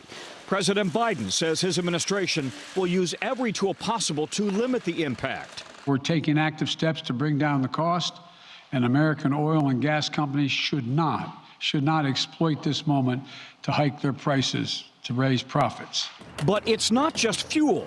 Ukraine is a major global exporter of wheat, and a disruption could mean higher food prices globally. Experts say how long the situation in Europe lasts will determine the strain on our wallets. There will definitely be an impact on Americans' pocketbooks from this, but, you know, the question is, what is the cost of defending democracy? You know, while the Biden administration sanctioned Russia, it did not target its oil and gas sectors, which would have driven prices even higher. Guess who would have benefited from that? Russia. As a major exporter, Russia would stand to benefit from those higher prices globally. And the U.S. has relied on Russian oil 500,000 barrels a day in late 2021. Guys, even more than we get from Saudi Arabia. Wow. Part of the problem is that U.S. and Canadian oil producers have not started pumping again at the levels they were at before the pandemic. As you know, demand sank, prices sank. They stopped their pumping to the same extent, and they still have not brought it back to those levels. All right, Tom Costello, thank you so much.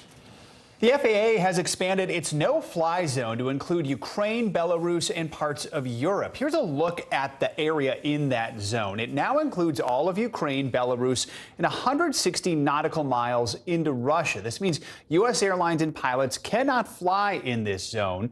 Before the restrictions, the FAA banned operations in an eastern region of Ukraine. The restrictions do not apply to military operations.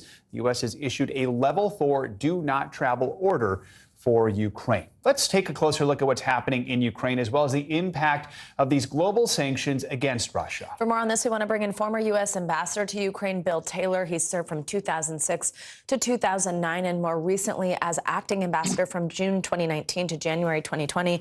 Ambassador, thank you so much for joining us. So first, let's start with Kyiv. I mean, we're hearing these reports of an escalating situation right there in the capital city, a European city, as Russian forces advance. You were in the country just a couple of years ago. What's your reaction to this latest development, to this getting this close to that particular city? And what are you hearing from people you know on the ground? Savannah, I've heard this morning from people on the ground, and they are grimly determined. They are not giving up. President Zelensky was very clear last night that he's not giving up. He issued that statement, this video last night, defiance. He did say he's willing to talk. That talk, that discussion, those negotiations may offer some direction, some way out to reduce the violence. I mean, you're exactly right. The Russians now are trying to capture, trying to dominate Kyiv, and they have the military capability to do it. We heard earlier from Kristen Welker, U.S. lawmakers, both sides of the aisle. They want President Biden to do more. We saw yesterday he introduced this new round of sanctions. He's going to meet with NATO allies later this morning. What do you want to see happen next? I would want to go right to the top of the escalatory ladder. And that's what President Biden had talked about doing. He's been constrained from going to the very top. That is the swift mechanism kicking the Russians out of this system that allows financial transactions around the world. Kick the Russians out of that. Put sanctions on President Putin. President Putin is clearly the caller, the decision maker. He's calling the shots. So he should be sanctioned. There's no doubt. President Putin is a war criminal now who has caused the death and suffering of innocent civilians. This is an unprovoked attack, Joe. This is an unprovoked. Putin looked for a reason, a rationale, a justification. Couldn't find it. He couldn't even manufacture that. He was trying to lure the Ukrainians into some kind of provocation.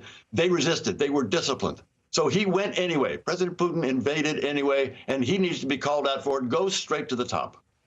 Ambassador, let's talk about the people there in Kyiv, the people across Ukraine. I mean, this attack is already, of course, having these massive global implications. And then these neighboring countries are bracing for hundreds of thousands of displaced Ukrainians. Just walk us through what that means. I mean, them entering Poland, them leaving the country. Could this turn into a migrant crisis? It could certainly turn into a large migration. And you're asking the right question about the people in Kyiv. There are a lot of people in Kyiv who are determined to stay there. They are arming themselves. They have already gone to gun shops. Gun shops have been crowded, lines outside of ammunition gun shops in order to allow them to defend themselves. And the defense ministry is asking Ukrainians to do that. Ukrainians are responding. They are also sending some of their people. Some Ukrainians are leaving and are heading west. I would imagine that Poland and Romania and even Hungary will be welcoming to these people, these Ukrainians who are coming there for shelter. They are coming there to get out of this war zone. But the larger portion of Kyivites, of people living in Kyiv and Ukrainians, are staying, and they're going to fight the Russians. Yeah, we actually heard yesterday from our colleague Cal Perry about them waiving the need for a COVID test as they cross these borders and do migrate into other countries. Ambassador Taylor, thank you so much. We always appreciate when you join us. Thank you, Savannah. I want to talk about Project Dynamo. It is a private U.S. nonprofit that evacuated Americans from Kabul. Well, it's now helping U.S. citizens flee Ukraine. Yeah, exactly what we were just talking about with the ambassador. The first busload of 23 evacuees left for the border shortly after the early explosions in Kyiv, according to the group's spokesperson. Joining us now is the co-founder of Project Dynamo, Brian Stern. He's on the ground in Ukraine. Brian, thank you for joining us. First of all, we hope that you are somewhere safe. And tell us, did that bus that we just mentioned make it out of the country safely? Thanks for having me. It's almost out of the country. The lines getting at the border crossings, which are pretty safe, are extreme. So they'll be through within hours, but they're away. Our second bus has already departed Kiev a few hours ago with a bunch of Americans on it as well. So we're definitely operational here on the ground. It's definitely hard here on the ground, and it's definitely sad, to say the least. We are seeing the massive crowds at train stations, the traffic buildups you're talking about as people try to get out of these Ukrainian cities. Talk more about what it's been like on the ground there. How do you evacuate people under these conditions? Well, Dynamo's been operating in Afghanistan on the ground there on and off since August, and we still continue to. We've definitely applied some of the lessons learned from the Afghanistan problem set to this problem set. There's many differences, but there are a lot of similarities, and we've gotten pretty good at this. It is hard, but if you're just a little creative and innovative, you can make some real good magic happen. On the ground here, the shortages are everywhere. Gas is impossible. There's caps on everything, limitations on everything from food to medicine, all kinds of things. So it's really, really, really hard to get things. Cash. Everything has to be done in cash, which is actual paper currency, which is also a challenge, and that's becoming hard to find and exchange. So I've seen a lot of, I've been a part of multiple invasions and wars in my military career. This is the first time I've been on the receiving end of one, and it definitely puts things in perspective, that's for sure. Brian, I have to say, it's just so incredible to hear about this work that you're doing, both in Afghanistan and Ukraine. I think so many people have wondered what's happened to people who were stuck, who didn't have somewhere to go, and you're partially answering that question with the work that you're doing. How many people in Ukraine have contacted you for help? And the tough question, are you going to be able to help them all, to evacuate them all?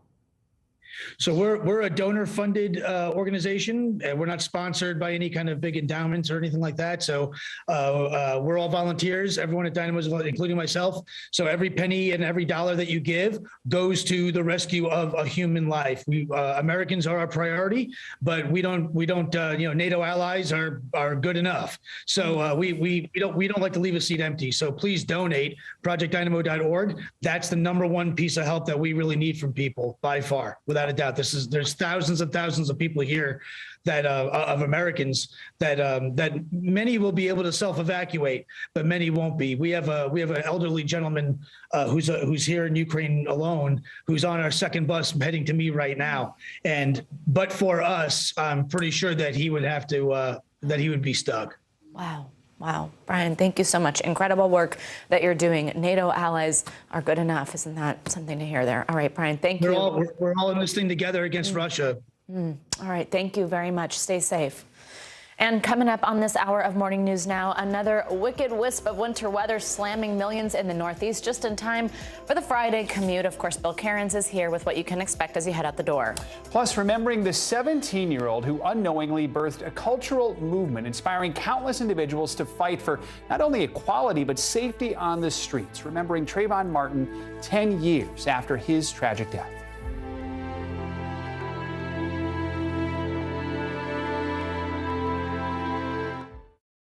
To cover the news, you have to be in it. We'll take you to the front lines of the story, bringing your news feed to life. Streaming live every night. It's your news playlist. Top Story with Tom Llamas, weeknights at 7 on NBC News Now. NBC News, streaming free now. We're here to start conversations about the big things happening in our world, because it's not my job to tell you what to think. My job is to think about what you tell me. Now Tonight with Joshua Johnson, streaming weeknights at 8 on NBC News Now. The fire has grown leaps and bounds. What you see behind me is typical. How you doing? Pretty bad. News is happening now. Look at what's making headlines around the world. Whenever it happens, wherever you are, it's here now. The fire has grown leaps and bounds. What you see behind me is typical. How you doing? Pretty bad. To cover the news, you have to be in it. We'll take you to the front lines of the story, bringing your news feed to life. Streaming live every night. It's your news playlist. Top Story with Tom Llamas, weeknights at 7 on NBC News Now. These days, it feels like the news never stops. So let's get into it. What's happening right now, what it all means for you for an hour every day. It can be hard to keep up, so let's get started together. Hallie Jackson Now, weekdays at 5 on NBC News Now. There were residents who hung on for dear life. I've heard people say the town is gone. Do you see it that way? Absolutely not. We've lost some houses, but our community's still here. Hallie Jackson Now, weekdays at 5 on NBC News Now. Top Story with Tom Llamas, weeknights at 7 on NBC News Now. Welcome back. We're continuing to monitor the latest developments out of Ukraine, including reports that Russian troops have entered the capital of Kyiv. Our coverage will continue in a few moments. We do want to get to some other news right now. Yeah, many people around the country are waking up this morning to another blast of winter causing havoc, especially if you're trying to head out on the road right now. NBC News correspondent Emily Aketa joins us from a snowy Boston. Emily, good morning. How are things looking right now? And we're grateful. I can already tell that you're out there for us. Hey, good morning to you both. Well, straight away, you can tell visibility is greatly impacted, not just because of the rate of the snowfall, but also when these wind gusts come through, what it does is it picks up the snow and blows it around. Already we have several inches here in Boston. We're seeing some of the heaviest snowfall play out in different parts of the Northeast right now, up to 2 inches an hour. And that's why officials are urging people to stay home and off the roadways if at all possible. This winter, while upcoming, it couldn't be a worse time, the morning commute. It appears for the most part that people are heeding officials' warnings, staying off the roadways. We've seen, a car pass every once in a while, but you can see that these roadways are definitely treacherous, perhaps even dangerous, guys. So Boston knows how to prepare for a storm. Still tell us how New England has been getting ready for this one. Yeah, absolutely. I mean, I think the officials even acknowledge that this type of storm, we've seen it before, even this season, but it's still very serious and people should be using extreme caution. Yesterday, we saw hundreds of different kinds of vehicles pre-treating the roadways. Today, just in Massachusetts, several thousand snowplows. We see them pass through here every even 2 minutes or so. But just with this pace of snowfall, it's difficult to keep up. Here's more from a state official on preparing for the storm. Listen.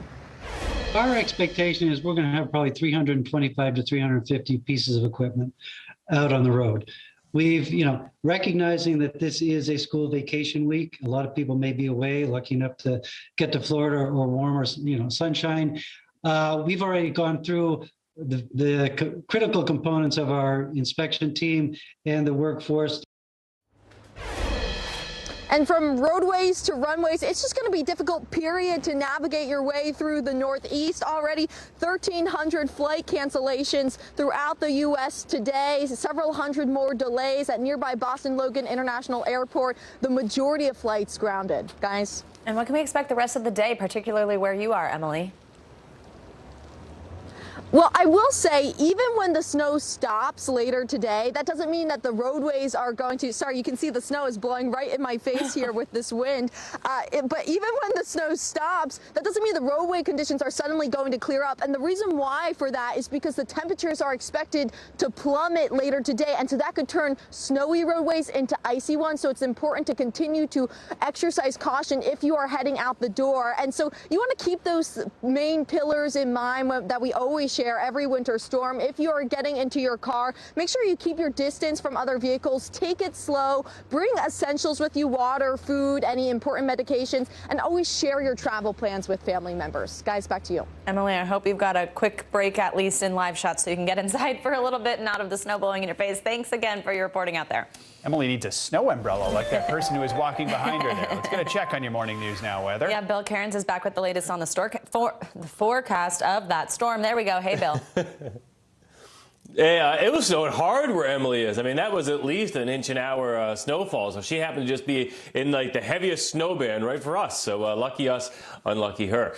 So this morning, you saw the scene from Boston, really all the way through Massachusetts to Albany, and then northwards it looks like that. But south of there, it's a different story because that's where we have sleet mixing in. We have freezing rain outside of New York City. So it's a very messy morning commute, really from Philadelphia northwards. Philadelphia southwards, the roads are just wet and just fine. The snow is over in Chicago, almost over in Detroit, and it looks like the roads will be improving in those areas. But I'd say for the first half of today, it's going to be pretty treacherous throughout all of New England, all the way down to New York City. That freezing rain line is right into New York City currently, so especially the bridges and overpasses, temperatures are hovering right around freezing in New York City at the current time.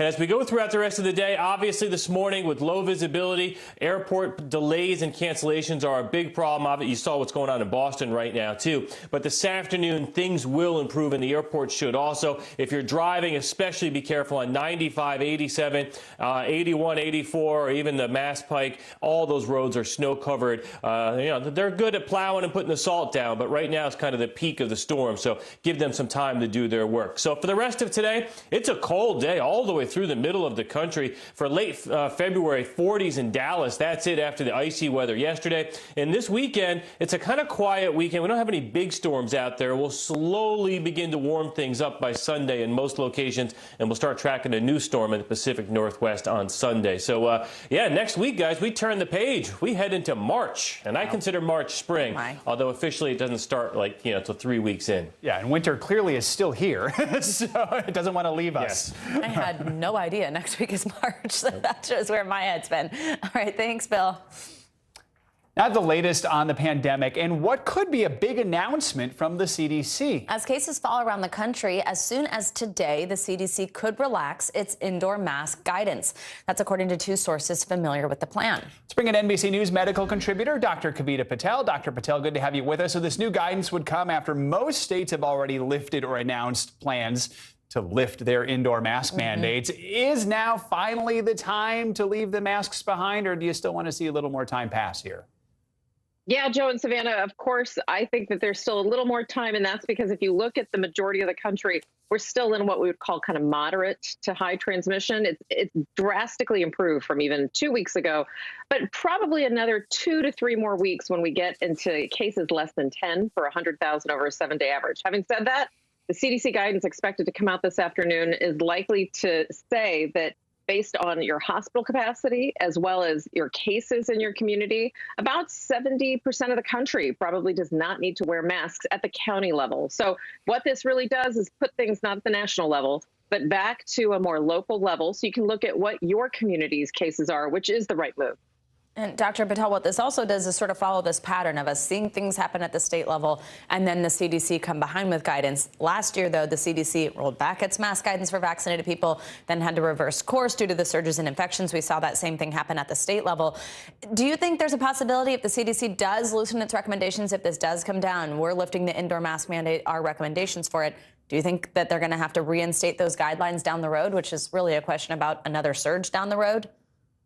Yeah, I do. And I do hope that the language that comes out later today does specify very clearly that these are also parameters where masks would need to go back in place. And not just masks, Savannah, any of the other mitigation measures that we've been talking about. So not having huge packed indoor events, that type of thing. So I do think that you're right. It's not just, hey, we don't need masks anymore.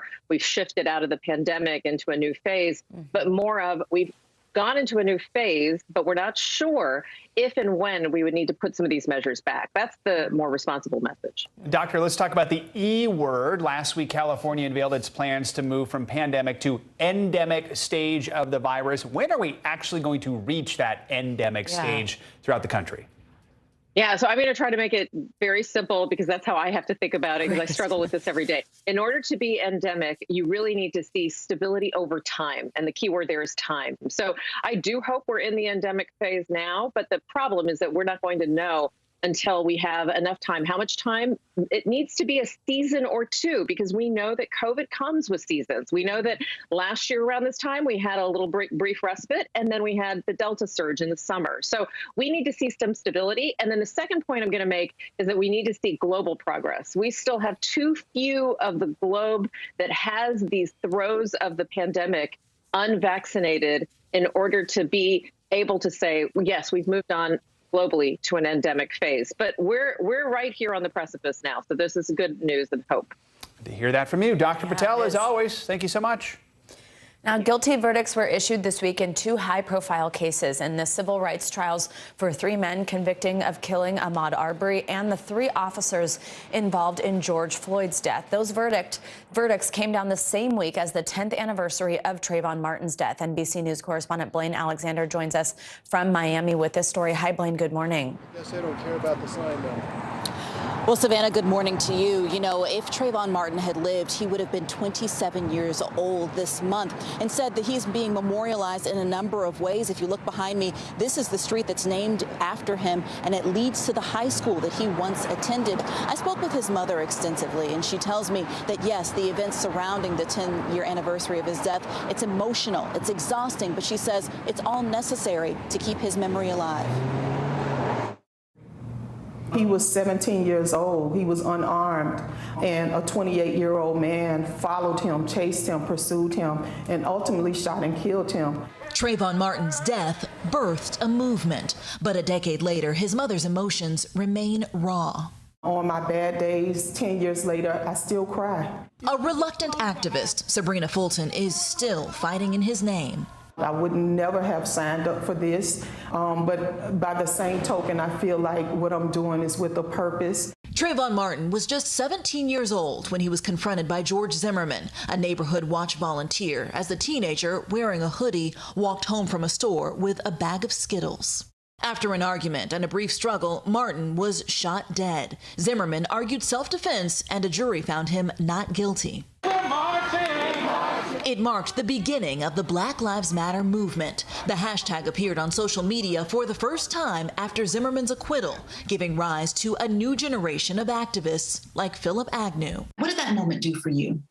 It was an alarm clock. People just couldn't take it anymore. In 2012, Martin's death shocked Agnew into action. He started organizing with friends, a 3-day march across Florida, a sit-in at the state capitol. Before Trayvon Martin's death, did you consider yourself an activist? I considered myself an activist in my free time, and it didn't become a central part of who I identified myself as until 2012. It created organizers, it created activists, not just in the United States, but around the world. Since then, year after year, more names.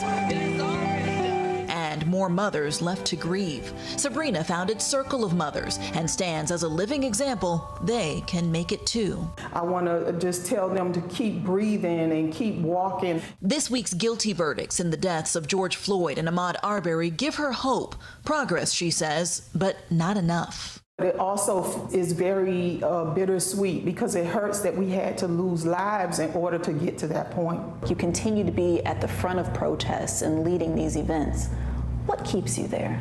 I have to be the voice for my son who's no longer here. I have a son in heaven and a son here on earth, and I want to make both boys proud.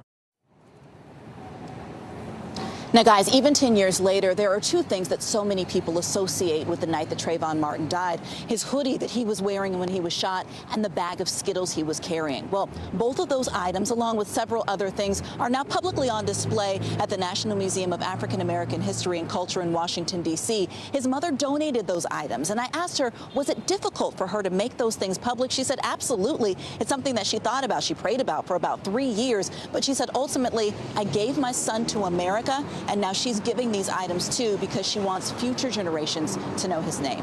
Guys. Wow, something that she prayed about. Blaine, incredible story there. Great interview. Thank you so much. Coming up on Morning News Now, the site of the world's worst and perhaps best known nuclear disaster is now under Russian control. But why was Chernobyl so high on Moscow's list? And what could happen if the site is damaged by violence? We'll take a closer look after the break.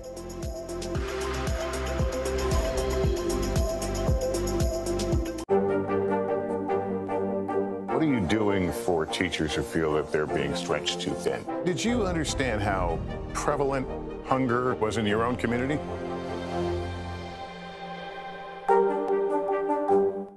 News is happening now. Look at what's making headlines around the world. We're coming on the air with breaking news. This is a significant moment. Whenever it happens, wherever you are, NBC News, streaming free now. There's no better place for fun with friends. Quality time with your little golf buddy. Or an afternoon alone together. With the Golf Now app, family and friends are just a tap away. Just pick your course, pay from your phone, get out and enjoy. Golf Now. Download the app and go play. Top Story with Tom Llamas. Weeknights at 7 on NBC News Now.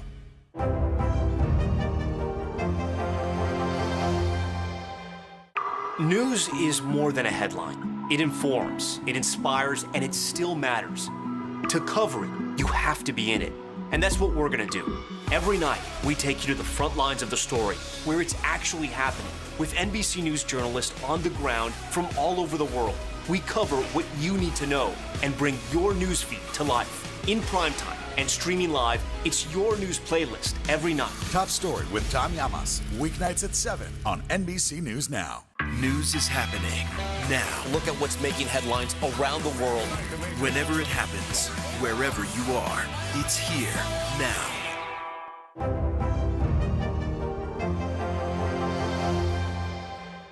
Top Story with Tom Llamas. Weeknights at 7 on NBC News Now.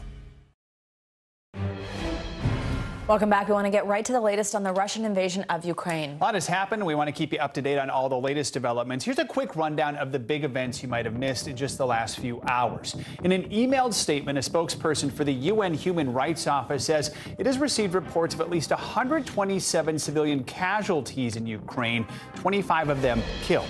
This morning, Russian Foreign Minister Sergei Lavrov said Moscow will be open to talks with Kyiv only once Ukrainian forces surrender. That's according to Russian state-controlled media. And according to the Associated Press, the Russian Defense Ministry says they've seized a strategic airport in Kyiv as forces move in. At the same time, Ukraine removed its age restrictions for joining the military. This reporting now from the Associated Press that the Kremlin says Russia is ready to send a delegation to Belarus for talks with Ukrainian officials. This morning, the Chernobyl nuclear site in Ukraine is now under the control of Russian troops. The impacts of this takeover stretch far beyond Ukraine. That's because Chernobyl was the site of the world's worst nuclear disaster in 1986. A botched safety test at the atomic plant caused an explosion which sent clouds of nuclear material across much of Europe. Dozens of people died, and the area is still impacted. Chernobyl's position just north of Kyiv means if the plant is hit by artillery, radioactive dust could end up over Ukraine, Belarus, and other parts of Europe. And overnight, Ukrainian officials reported increased radiation levels in a number of places in the area. Here to help us understand the impact of this takeover is Seth Gray. He's on the board of the Nuclear Energy Institute and a member of the Civil Nuclear Trade Advisory Committee to the U.S. Secretary of Commerce. He's also the CEO of nuclear fuel company Lightbridge Corp. Seth, thanks so much for joining us. So first, let's just talk through what your biggest concern is now that the plant is in the hands of Russia. Well, as long as there's no significant damage done to the plant, that there aren't very serious concerns. What I understand is that the normal Ukrainian workers are operating the facility and they are surrounded by Russian forces, so they feel like they are hostages. But I don't think there are Russian forces that are actually operating the facilities. Now, there's not that much to do there right now.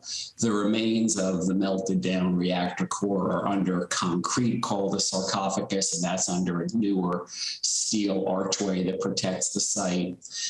There's been heavy military equipment rolling through and around the area that stirs up dust, some of which has some radioactive elements in it, in the soil, but nothing that would be threatening the structure is not designed to withstand attack. It's designed to protect what's under it. But what's under it is already very much encased in concrete and is very safe.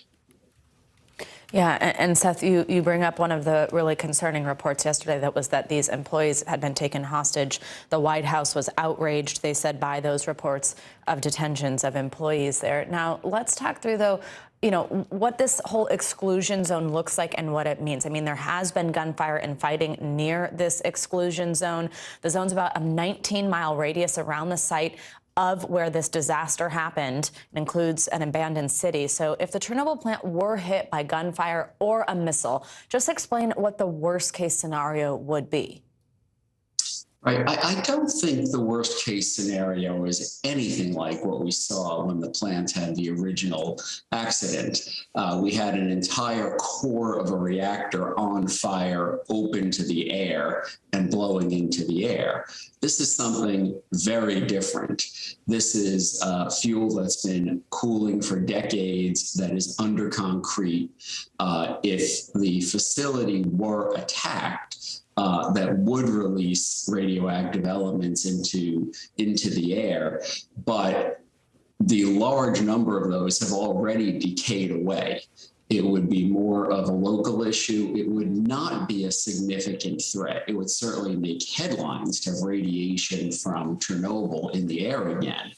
But, and it would be an incredibly dangerous thing for people to try to do, to hit the site with weapons. But you would not have a fire. You would not have something that would be continuously spewing. You would effectively putting some dust out into the air that has radiation in it and then would settle again. And important to note that none of that seems to be the goal here. This Chernobyl area is on the route to Kyiv, which seems to be why it was of importance to Moscow. Seth Gray, thank you so much. Your expertise is greatly appreciated on this topic. Thank you. And coming up, the evolving stories of those inside Kyiv. Just a handful of the millions who live in Ukraine's capital now in the crossfire of President Putin's invasion. Next.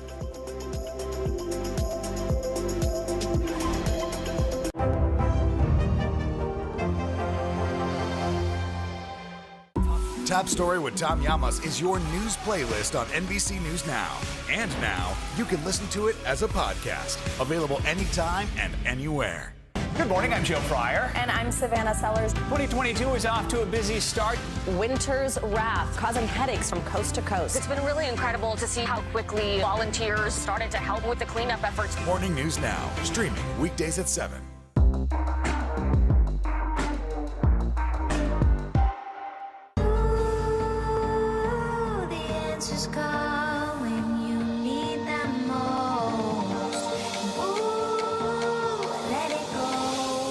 The Today Show's newest fan. Little Al Roker. What am I doing here?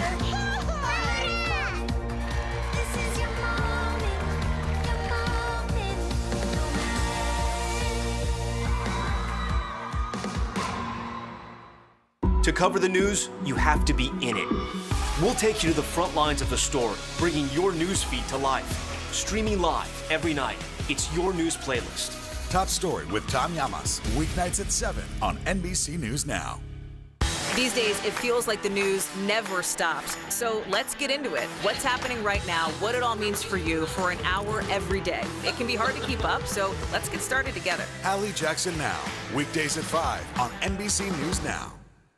News is happening now. Look at what's making headlines around the world. We're coming on the air with breaking news. This is a significant moment. Whenever it happens, wherever you are, NBC News, streaming free now.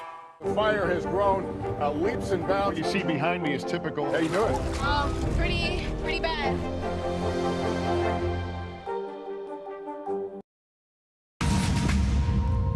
We're back with more from Ukraine. As Russian troops advance on the capital of Kyiv, the city's residents are seeking shelter anywhere they can find it. Many are taking to social media to share their stories and document the war in real time. NBC News correspondent Aaron McLaughlin joins us now from Kyiv. Hi, Aaron. Good morning.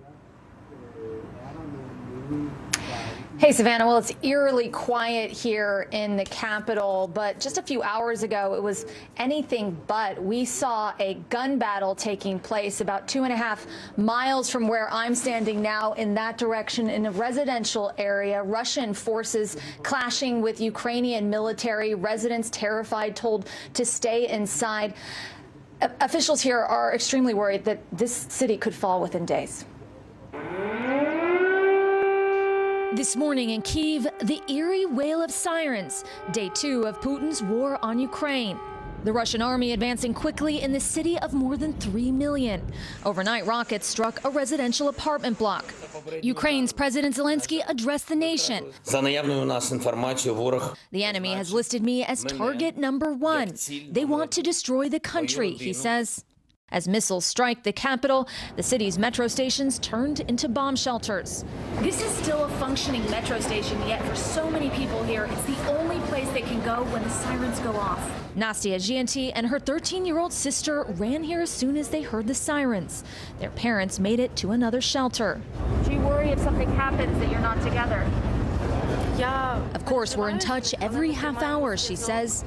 Everyone will be traumatized after this. The children will be most traumatized.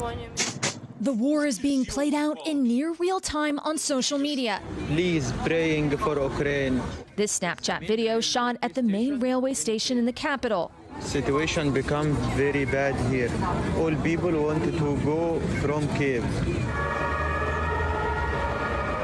That's military. That's center of Kyiv. Maxim Shmerkovsky, one of the professional dancers on Dancing with the Stars, posted from Ukraine on his Instagram account. This is going to be very, very bad. Very bad. This is going to escalate to extreme proportions. Posts show the reality of war, documenting the conflict, the damage, and the dead. This post showing the chilling sight of Russian tanks positioned outside the nuclear power plant at Chernobyl. Back in the metro station in Kyiv, 3 friends making the best of a bad situation.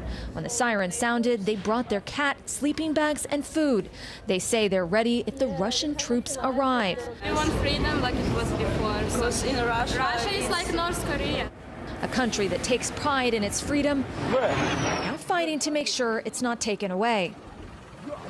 People here are being encouraged to take up arms. The government is giving away thousands of weapons, including AK-47s. They're being encouraged to fight for their country. Savannah. Oh, Aaron, such powerful interviews there, and you have been having this all unfold right around you. We so appreciate your incredible and powerful reporting. Stay safe. Thank you, Aaron.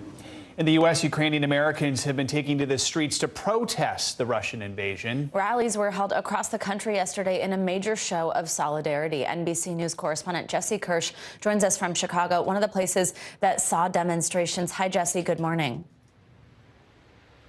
Good morning, Savannah. There were hundreds of people gathered here. We are in a neighborhood called the Ukrainian Village. This city, like communities all over the country, have substantial Ukrainian populations. In fact, there are about 1 million people living in the United States with ties to that embattled nation. Like the rest of the world, they are watching, surely in shock, but for them, it is also very personal. Coast to coast protests. Hands off Ukraine! From New York's Times Square and the White House to Los Angeles and beyond. Ukrainians across America emotional, hoping their voices will echo louder than the bombs crashing down on their homeland. Putin is a bully. So many Ukrainians here worried about their loved ones back home. We were on the phone actually with my grandma, but they went in an underground bunker. But once they heard the boom, the internet service completely cut out, and that was the last we heard from them from now. People sharing more heartbreaking stories with us. I have a pregnant friend in Poltava who can't go to the hospital right now. A cousin stuck in Kyiv's standstill traffic as thousands fled the capital. Ukrainians in America trying to speak for their voiceless family and friends thousands of miles away. They want to fight for what is theirs, for the right to live peacefully on their own God-given land. Hundreds rallying in Chicago's Ukrainian Village, including Irina Skira. She was thankfully able to reach her father on FaceTime. He's serving in Ukraine's military. She says he's not panicking and he's not leaving. We're not gonna just keep, calm and quiet. We fight for our freedom, for our land, for Russia in a way too. Protesters also denouncing Russia's aggression in Philadelphia, Milwaukee, and San Francisco. Today, Ukraine. Tomorrow, Europe. In Washington, hundreds rallying outside the White House. Also in the nation's capital, the word murder painted near the Russian embassy. In prayer, protest, and song, America's Ukrainian communities hoping this nation will do more for their country in crisis.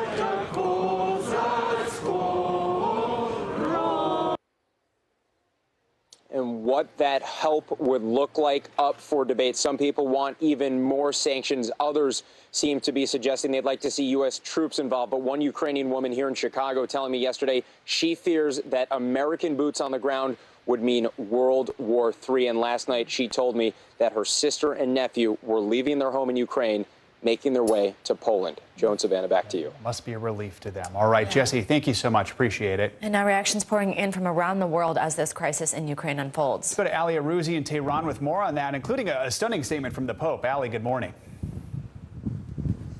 Good morning, Joe and Savannah. Well, in an unprecedented move by Pope Francis, he went to the Russian embassy today to express his concern about the war in Ukraine.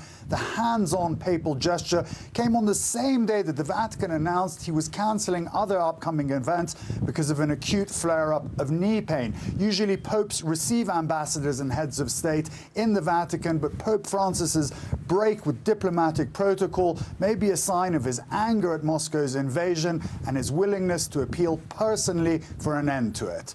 China's foreign minister has spoken with his Russian counterpart about the crisis in Ukraine. China, carefully trying to keep a balance and not upset the apple cart, didn't endorse or condemn the Russian invasion, but in a clear sign, Beijing and Moscow have edged closer together in order to counter U.S. influence. The Chinese foreign minister said that his country sees the Ukrainian problem as a complex and a particular historical state of affairs, and that China understands Russia's reasonable concern on security issues. And finally, Russia's invasion of Ukraine has brought about punitive measures from across the sporting world. Russia has been stripped of its Champions League final by UEFA over the crisis in Ukraine. The soccer match, scheduled for the 28th of May, has been moved from St. Petersburg to Paris. UEFA has also said that Russia and Ukraine's national club teams will play home games on neutral venues until further notice. And Formula One has also followed suit and axed the Russian Grand Prix from its calendar. The race was due to take place in Sochi on September 25th, but Formula One organizers said that it was impossible to hold the race in current circumstances. And those are your international headlines on the ongoing crisis in Ukraine, guys. All right, Ali, thank you so much. Coming up, if you're watching the events in Ukraine unfold from thousands of miles away and wondering how you can help, stay tuned. Yeah, that's in a special edition of this week's Good to Know. After the break, we'll be right back.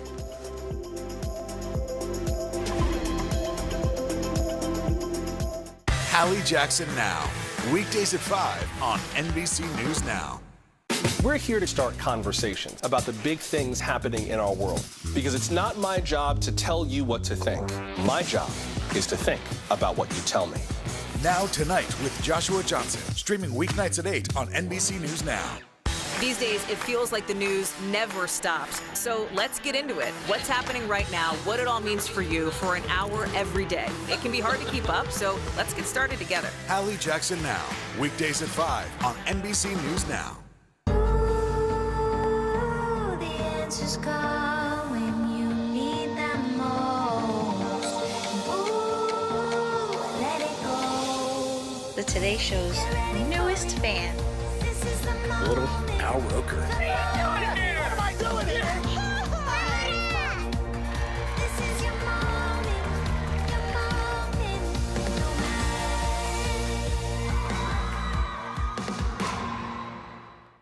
News is happening now. Look at what's making headlines around the world. Whenever it happens, wherever you are, it's here now.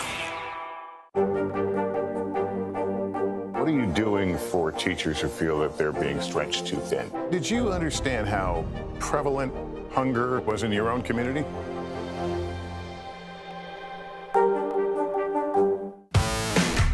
There's no better place for fun with friends, quality time with your little golf buddy, or an afternoon alone together. With the Golf Now app, family and friends are just a tap away. Just pick your course, pay from your phone, get out and enjoy. Golf Now. Download the app and go play. News is more than a headline. It informs, it inspires, and it still matters. To cover it, you have to be in it. And that's what we're gonna do. Every night, we take you to the front lines of the story, where it's actually happening, with NBC News journalists on the ground from all over the world.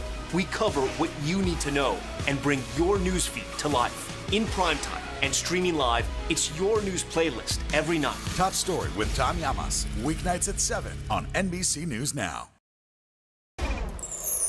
In this week's Good to Know, we're focusing specifically on the Ukraine crisis. You might be wondering how you can help Ukrainians who are suddenly impacted by this invasion. Here to help us to understand how to do that and how to get involved is NBC News senior consumer investigative correspondent Vicki Nguyen. Good morning. Ukrainians are now facing a lot of uncertainty. For consumers in the U.S., there are some charities you can consider donating to if you want to help. The United Nations Children's Fund is an international agency working to repair bomb-damaged schools in Ukraine and provide emergency care to children affected by the conflict. They say workers will also be assisting Ukrainians with access to food and safe drinking water. Monetary donations can be made at the UNICEF website. The Red Cross Ukraine says it's deploying on-the-ground workers to help repair damaged homes and hospitals and help Ukrainians get shelter and water. Workers will be maintaining water pumping stations and teaching people how to avoid explosives. Monetary donations can be made at the Red Cross website. Nova Ukraine is a California-based charity putting together packages to send to Ukrainian families displaced by the war. You can send clothing, shoes, household supplies, personal hygiene products, diapers, and medicine to the address found at the Nova Ukraine website. To support refugees fleeing Ukraine, the United Nations Refugee Agency has said it is working with neighboring countries to open their borders and help resettle refugees. Monetary donations can be made at the agency's website. As the situation changes in Ukraine, the on-the-ground needs will change as well. Stay informed by checking the charity websites. For News Now, I'm Vicki Nguyen, and that's Good to Know. Some helpful and vetted suggestions there. Exactly. Vicki, thank you so much. That does it for this hour of Morning News Now. But the news continues right now.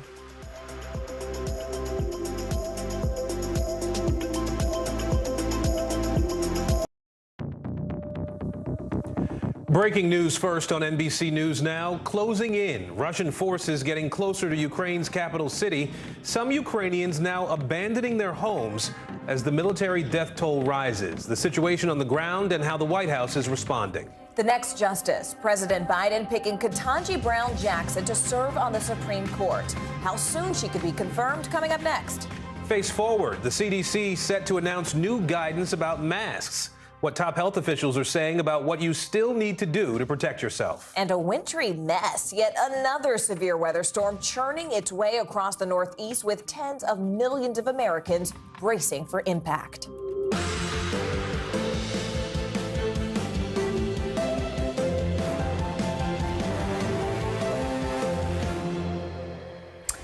Hi there, everyone. Thank you so much for joining us. I'm Morgan Radford. And good Friday, everybody. I'm Aaron Gilchrist. We begin with Russia's military movements farther into Ukraine. Fighting has now been reported in parts of Kyiv.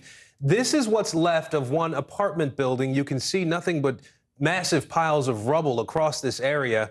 More missile attacks were launched by Russia across Ukraine before dawn today. Ukraine's president says at least 137 citizens were killed yesterday. Several hundred others were hurt. Meanwhile, an unidentified aircraft came crashing down in Kyiv today. Ukrainian forces say they shot down a Russian jet. And then there are also humanitarian concerns. The UN Refugee Agency believes up to 4 million people could flee Ukraine if the situation escalates, as it is expected to do by many. More than 100,000 people in Ukraine have already left their homes. We have a team of correspondents and analysts covering every angle of this rapidly developing story at this hour. Let's go in and bring in NBC News Chief White House correspondent Kristen Welker right now. Kristen, President Biden has laid out sanctions against Russia and called out President Putin in the process, of course. But what more do we know, Kristen, about just how far Biden might go here? I mean, we heard that exchange with Peter yesterday. Can we expect more aggressive steps, as sort of he was asking, to be taken toward Russia? Well, we know, Morgan, that more aggressive steps are definitely on the table. So here is what President Biden did and what he didn't do. He did announce stiffer new sanctions yesterday that include targeting more of Russia's largest banks. They include trying to essentially hit the defense capabilities of Russia by limiting technology exports and also sanctioning elites, oligarchs who are close to Vladimir Putin. Now, here's what he didn't do. He didn't target Putin himself, and he didn't, along with his European allies, kick Putin and Russia out of what is known as SWIFT. That's the international banking system. Why didn't he do that? Well, he was pressed by Peter Alexander, by others on that very topic, and he said, look, these sanctions that we have just announced are significant. They are sweeping, and in order to kick Russia out of SWIFT, he would need to have agreement with his European allies, and for the first time, he revealed that that agreement just doesn't exist. Of course, their economies are linked very closely with Russia's, so that's part of it. He was also pressed on why he didn't directly target Putin, and he said that is still on the table, so that's significant as well. Today, Morgan, the president holding an urgent meeting with his NATO allies to discuss next steps, and we know that he also is sending more troops, 7,000, to go to the region to reinforce and bolster NATO allies, but he has been very clear U.S. forces will not fight in Ukraine, Morgan. Kristen, can you elaborate, though, on those next steps that he'll be discussing with NATO? I mean, because all eyes have been on NATO right now, and every time we hear from someone on the ground in Ukraine, they're pleading. They're pleading specifically with the U.S., but more broadly with the international community, effectively saying, just don't leave us alone here. So what has changed in his message to NATO? I think that the steps that they would be considering, Morgan, would include things like a no-fly zone, would include sending more military to the region as well. And I think that you are going to see more pressure on Congress to try to get stiffer sanctions on Russia and also to try to get an aid package to Ukraine. So I think those are among the steps that are being discussed and taken. But you're absolutely right. Ukraine is pleading for help. They are urging the U.S. to get more engaged and not just, in the words of the president of Ukraine, to look on from a distance. Absolutely. All right, Kristen Welker, I know you have a long day ahead. Thank you so much for joining us live from the White House. We appreciate it. Let's bring in NBC News correspondent Aaron McLaughlin now in Kyiv for us at this hour. Aaron, Ukrainian leaders have said that Russian troops have reached one part of the greater Kyiv region at this point. Set the scene for us. What's the situation like right now? Yeah, that's right, Aaron. And that residential area is just 2.5 miles from where I'm standing. It's just over that way. Earlier today, we heard an intense fighting going on. There was gunfire. We heard some explosions. Things, though, now, hours later, have calmed considerably. I think the last time we heard gunfire was about a couple hours ago. According to Ukrainian authorities, Russian forces are trying to push into the capital. They were met by Ukrainian military. Residents in the area were told to shelter in place because, according to the Ukrainian government, they believe the Russian forces had managed to get a hold of some Ukrainian military uniforms, and the concern being, if people came outside, thought they were approaching Ukrainian military, they were worried about what might happen.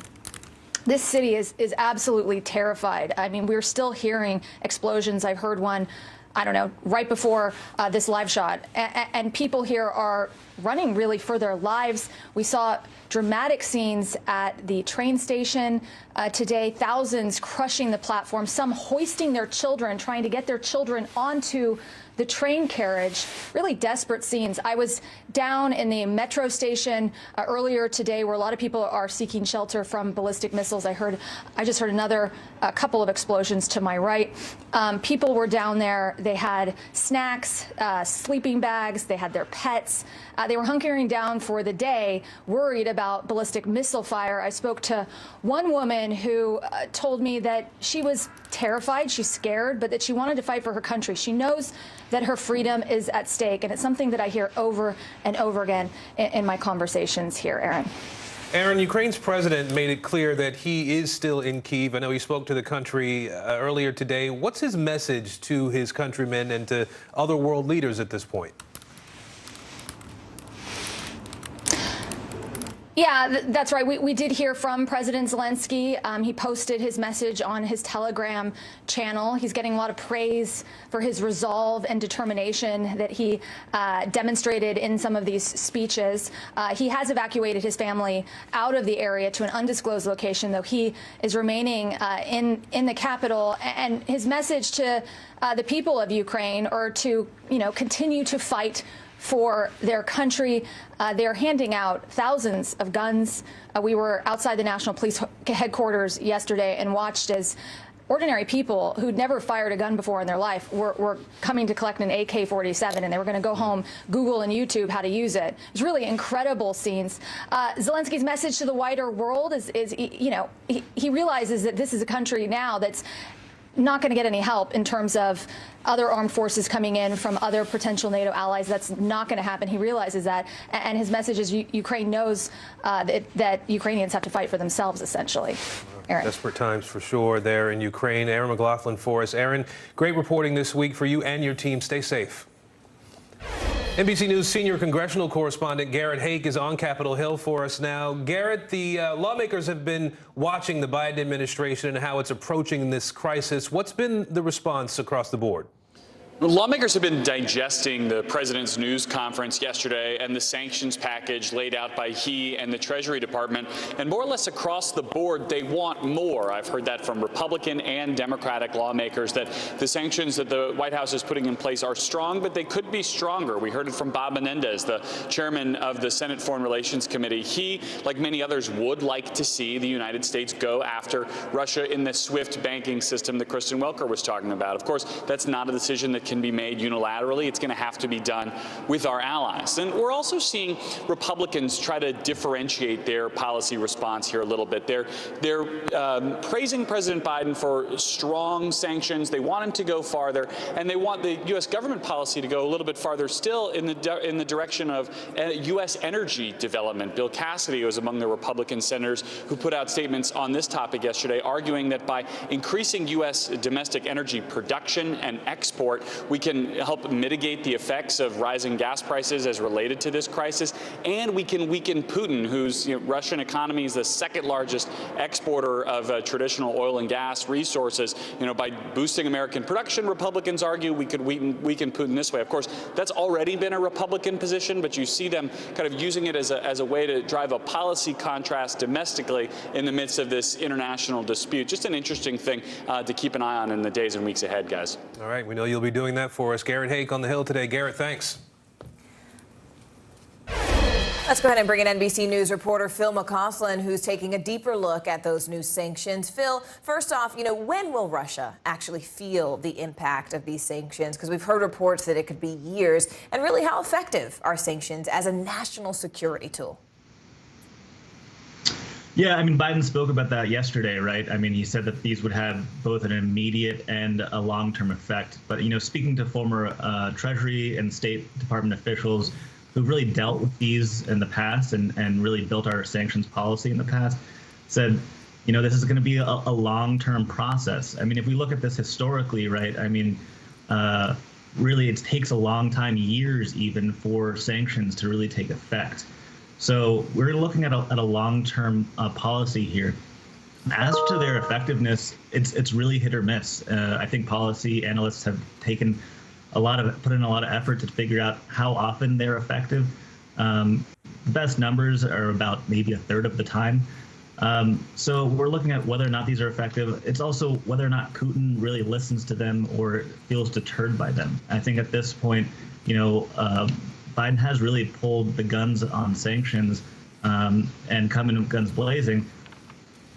I don't know if Putin will be deterred on them if at this point, and if we go further, what more he'll do, or if he'll pull back. Historically, again, it takes years. One example, for example, is Afghanistan. When Russia or USSR invaded Afghanistan, it began in 1979, those sanctions, and then it took 6-7 years before we began to see an effect on the economy. So we'll see what happens next. All right, NBC's Phil McCoss then. Phil, thank you. Former Assistant Secretary of the U.S. Treasury, Monica Crowley, is joining us now. We appreciate you being here today. I'd like to get your perspective on this. How impactful are these new sanctions against Russia going to be? Well, thank you for having me, Aaron. And look, I think it remains to be seen. Obviously, in order for any set of sanctions like these to have been preventative, they should have come last year when Vladimir Putin really ratcheted up his threats against Ukraine. Coming as they are now, they really are much too late. And as the previous guest noted, sanctions take a long time to take effect and really have bite. I think what we're really looking at here is a day late and a dollar short, and also a set of sanctions that may have some marginal effect in inflicting some pain on the Putin regime, but we're really not going after the areas that would really get Putin's attention. Well, let me ask you to talk about that a little bit then. I mean, one of the things that's been discussed is this idea of banning Russia from the international banking system, that SWIFT banking system we've heard about in the last few days. The president, though, says that some world leaders don't want to take that step. I want to play a little bit of what we heard this week, and I'll ask you about it on the other side. The sanctions that we have proposed on all their banks have of equal consequence, maybe more consequence than SWIFT, number one. Number two, it is always an option, but right now that's not the position that the rest of Europe wishes to take. So is using SWIFT too severe right now? And if so, why?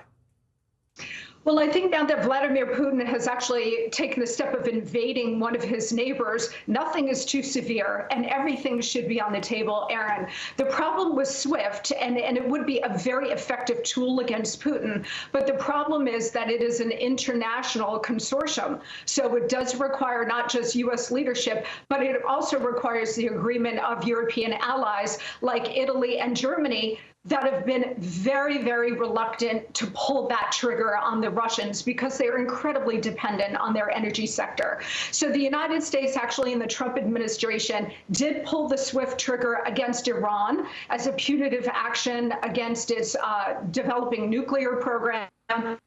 That was very effective. We did the same thing after 9/11. Those countries are still on the SWIFT list. But here, getting that kind of international coordination is very, very difficult to do. I would say something that the United States could do, but is also reluctant to do, is sanction Putin's energy sector, oil and natural gas. But again, getting the Europeans to agree and go along, very difficult because they're dependent of between 30 and 60% on Russia for their energy supplies. Well, as you talk about oil and as you talk about other forms of energy and the SWIFT system, is there a way for the Europeans to sort of shore up their own economies quickly so that SWIFT could be more of an option in the days to come? Well, I think it all gets down to energy, Aaron. The Russian economy is essentially built on energy. It's a kind of a one-dimensional economy. The Europeans have really put themselves in a box where they are incredibly dependent on Russian oil and natural gas supplies. What we could do, and Germany took an initial step this week to temporarily pause certification of the Nord Stream 2 pipeline. That certification is not set to really go until the summer. So this is kind of a symbolic step, even though very important. But Western Europe, Eastern Europe, and the United States need to get back to a point where they are seriously considering energy independence. The United States was energy independent during the Trump years. President Biden, in pursuit of green energy, has moved us back to energy dependence, to the point, Aaron, where we are actually importing an average of 22 million barrels a day, or rather a month, from Russia. So we are actually helping to finance his war machine going into Ukraine, which makes absolutely no sense. Energy independence for Europe and the United States is critical. Monica Crowley, former Assistant Secretary of the Treasury, we appreciate your perspective today. Thank you. Now to the other major breaking news we're following this hour. President Biden has made his pick for the Supreme Court. Biden is expected to nominate federal judge Ketanji Brown Jackson to fill Justice Stephen Breyer's seat. Breyer is set to retire this summer. For more, let's go ahead and bring in NBC News correspondent and senior national political reporter Sahil Kapoor. Sahil, you know, the president just tweeted, quote, "I'm proud to announce that I am nominating Judge Ketanji Brown Jackson to serve on the Supreme Court." And he went on to say she is one of our nation's brightest legal minds and will be an exceptional justice. So, Sahil, is there any read yet on how senators are reacting to this pick? Yes, the reactions are already pouring in, Morgan. The reactions are overwhelmingly positive from Democrats. The top Democrat, the Senate Majority Leader Chuck Schumer, praised the president's decision, calling Ketanji Brown Jackson exceptionally qualified in a statement that he put out. He also praised the White House's process as fair and deliberate and even-handed in terms of making the selection, interviewing a number of nominees. Senator Dick Durbin, the majority whip, who's also chairman of the Judiciary Committee, also put out a positive statement praising the nomination, excuse me, and promising that the Senate will begin immediately to move forward on her nomination with a careful, fair, and professional approach she and America are entitled to. Now, Durbin has said he hopes to wrap this process up by April the 9th, which would be a fairly aggressive timeline, but there's plenty of time between now and then to pull that off. Among Republicans, the reaction has been more mixed. We've seen negative statements from Senate Minority Leader Mitch McConnell, as well as Senator Lindsey Graham, who happens to be someone who voted for Ketanji Brown Jackson on the D.C. Circuit Court of Appeals just last summer when President Biden nominated her. Graham was pushing for a separate potential nominee, Judge Michelle Childs of South Carolina, his home state. Other Republicans were somewhat more positive. Susan Collins praised Jackson's qualifications in a statement. Mitt Romney said he looks forward to assessing and evaluating her. So it's unclear the extent to which Republicans will be in favor, but Democrats only need all their 50 members in order to pull this off. And Republican votes would just be a bonus for them, Morgan. Okay, so it could be as early as April 9th. Ken Delanian is here now also from D.C., and I'd like to bring him in. Ken, look, there has been so much discussion around this particular pick. There's even been some controversy just simply because President Biden made it very clear that he wanted to pick a qualified justice who would happen to be a black woman. So why do you think we've spent so many weeks sort of speculating on who the short list could be? Why do you think ultimately it landed on Ketanji Brown Jackson? Well, Ketanji Brown Jackson is no stranger to the U.S. Supreme Court. She was a law clerk there for Justice Stephen Breyer, the man she's been nominated to succeed. She's now a judge on the Federal Appeals Court here in Washington. One reason Biden may have picked her is that she was just confirmed, as Sahil alluded to that job by the Senate 8 months ago, and she got the votes of 3 Senate Republicans. Judge Jackson grew up in Miami, where her mother was a school administrator and her father was a lawyer for the school board. She says watching him was an early inspiration to seek a career in the law. She graduated from Harvard and Harvard Law. That's where she met her husband, Patrick, now a surgeon in Washington. She's got some interesting background. She served as a federal public defender, making her the first justice since Thurgood Marshall to have represented criminal defendants. So a lot of really interesting things in her background, a lot of qualifications that led President Biden to select her. Absolutely. All right. Ken Delaney and Sahil Kapoor, thank you both for joining us. We appreciate it, gentlemen. You bet.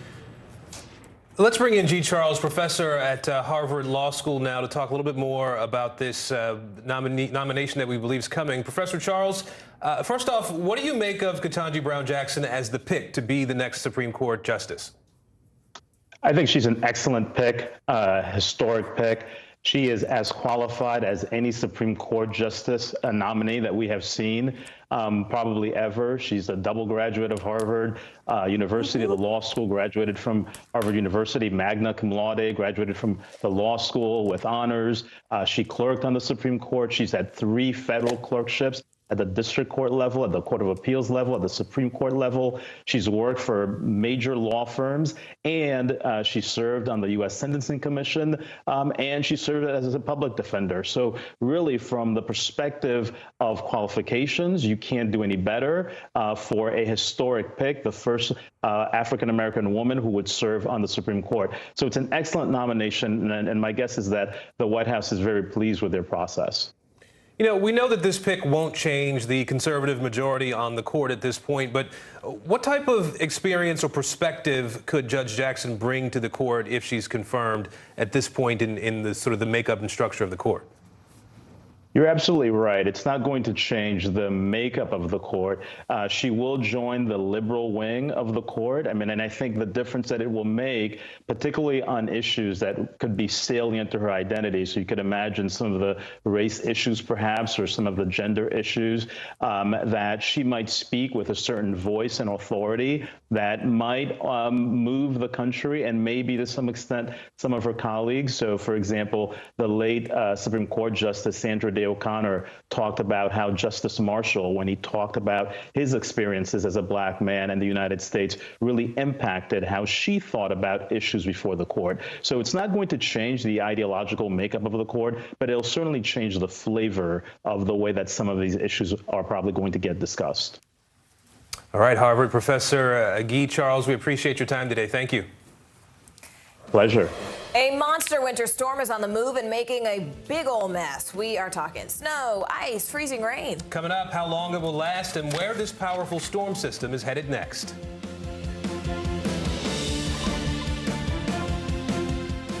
There were residents who hung on for dear life. I've heard people say the town is gone. Do you see it that way? Absolutely not. We've lost some houses, but our community's still here.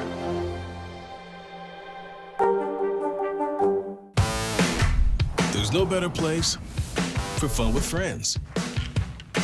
Quality time with your little golf buddy. Or an afternoon alone together. With the Golf Now app, family and friends are just a tap away. Just pick your course, pay from your phone, get out and enjoy. Golf Now. Download the app and go play. Nearly a dozen hours after the eye roared ashore. There is some late-breaking news. All right, it love that.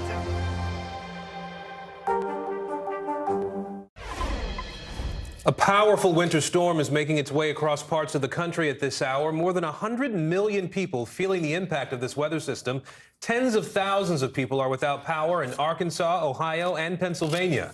Freezing rain and ice also making for dangerous driving conditions. In Oklahoma, icy roads caused an 18-wheeler to catch fire on Interstate 40. Ice also led to a 15-car pileup in Cincinnati overnight.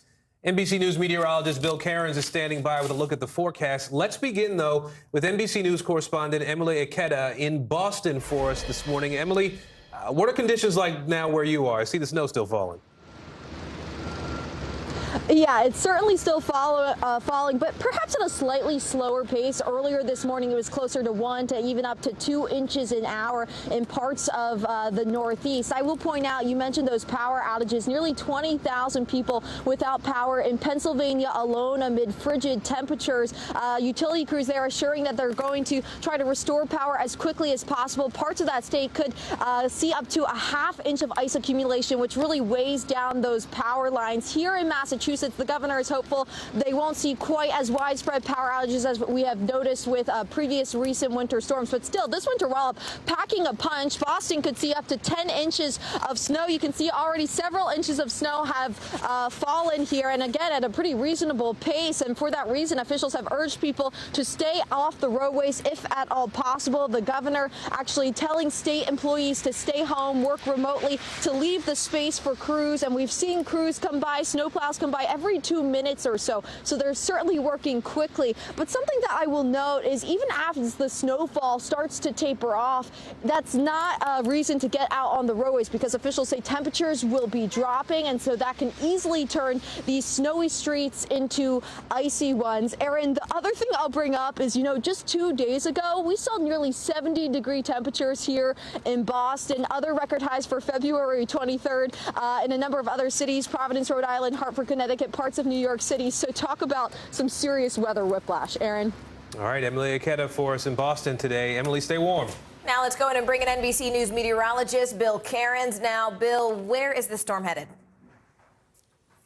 Yeah, we're getting past the worst part of it with the ice in the morning commute, and now the sun does shine through the clouds. The solar radiation does warm things up enough that the roads are really improving, and so everyone's getting to their work or their school destinations, and coming home should be a lot easier. We still have 40 million people under winter storm warnings and winter weather advisories. All the ice storm warnings have been dropped, and conditions are dramatically improving by the hour in areas like New York City and in Hartford. Boston, you're going to have to wait a little while, though, for that snow to end. So on our maps, the blue and the white is the snow. Heaviest snow is in areas of Maine. A lot of areas from Albany to Boston, north of Hartford, southern portions of Vermont, New Hampshire, and southern Maine picked up around 4 to 8 inches of snow. A lot of 3 to 6 inch totals from Buffalo to Syracuse in western New York, and it was just a lot of ice through areas of Pennsylvania. But you notice New York City is done. Much of Connecticut is done. Boston, give it another hour, and your snow will be also done. And then we'll just get the dig out for the rest of the day as the storm continues to push off towards the east. So what are we left with? Additional snowfall? We'll call it 2 to 4 inches in many areas of northern New England, Killington included, could get 3 to 6. So the ski country will have a great holiday weekend coming up at the tail end of this February break. We're just about done in Boston, only another 1 or 2, and our friends in Maine still have a couple more inches to go. It's cold throughout much of the country behind this storm. Only temperatures down into the 30s for highs in Oklahoma City this time of year is pretty rare, and it's a cold day by Texas standards. The good thing this weekend, no more winter weather heading our way. Pretty quiet Saturday, cold in New England behind the storm, a little bit of a chilly rain in Texas, but things will slowly begin to warm up and get a little milder as we head through our last February weekend, and we will watch a new storm coming into the northwest. And for anyone wondering, I know a lot of people this time of year are like, please just bring me spring and let it remain. Here's our March outlook, and yes, March starts next week. It's looking possibility of warmer than average for a good chunk of the eastern 2/3 of the country, maybe a little more stormy and cooler in areas of the northwest. And as far as precipitation goes, we are looking for the stormy weather to be in the northwest and maybe a deal with some rain in the Great Lakes. But I think at this point, even my die-hardest winter storm lovers are like, okay, let's get to spring. Yeah, I'm definitely one. Not a diehard winter lover, but definitely let's go ahead and get to spring or even summer. I could skip spring, you know. All right, Bill Cairns for us there, Bill. Patience. Not my best quality. Thanks so much, Bill. Appreciate you. And stay with us because Russian troops are marching towards the Ukrainian capital of Kyiv. Still ahead, the major developments from an emergency meeting of NATO allies.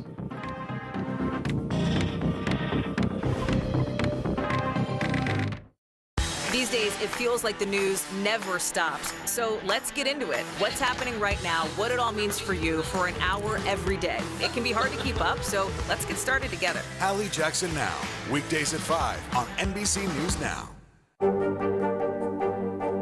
What are you doing for teachers who feel that they're being stretched too thin? Did you understand how prevalent hunger was in your own community?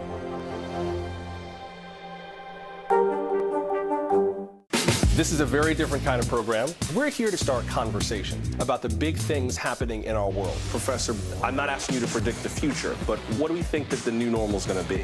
Is part of this that everyone's rethinking their jobs during this pandemic and their relationship to their employers? What is your biggest tip for any parent who's concerned about this? It's not my job to tell you what to think.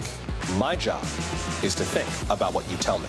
Now Tonight with Joshua Johnson, streaming weeknights at 8 on NBC News Now. At the bottom of the hour, let's go ahead and bring you up to date on the breaking news right now out of Ukraine. Bombing is underway for a second day as explosions rock cities across that country. Overnight, the capital city of Kyiv was under bombardment as Russian forces pressed closer to the government center. The Ukrainian Defense Ministry says Russian forces were just a few miles north of central Kyiv. They're urging people to stay indoors and to prepare Molotov cocktails in advance of a fight. Meanwhile, a mass exodus is still underway as people flee for the relative safety of western Ukraine, many going to neighboring countries like Poland and Romania. Some of those who stayed behind are taking shelter even in subway stations as the city plunges even deeper into chaos. Our team of reporters and experts are covering every angle of this story as it unfolds very rapidly. So let's go ahead and begin with NBC's Cal Perry, who's in Lviv, Ukraine, as well as NBC's Kelly Kobiela, who's in western Poland. Cal, I want to start with you and just ask, you know, we've been talking for weeks now, and it seems like things have changed just minute by minute. What's happening on the ground there right now? And frankly, do the people there feel like they even had enough warning to leave or even prepare for this attack from Russia?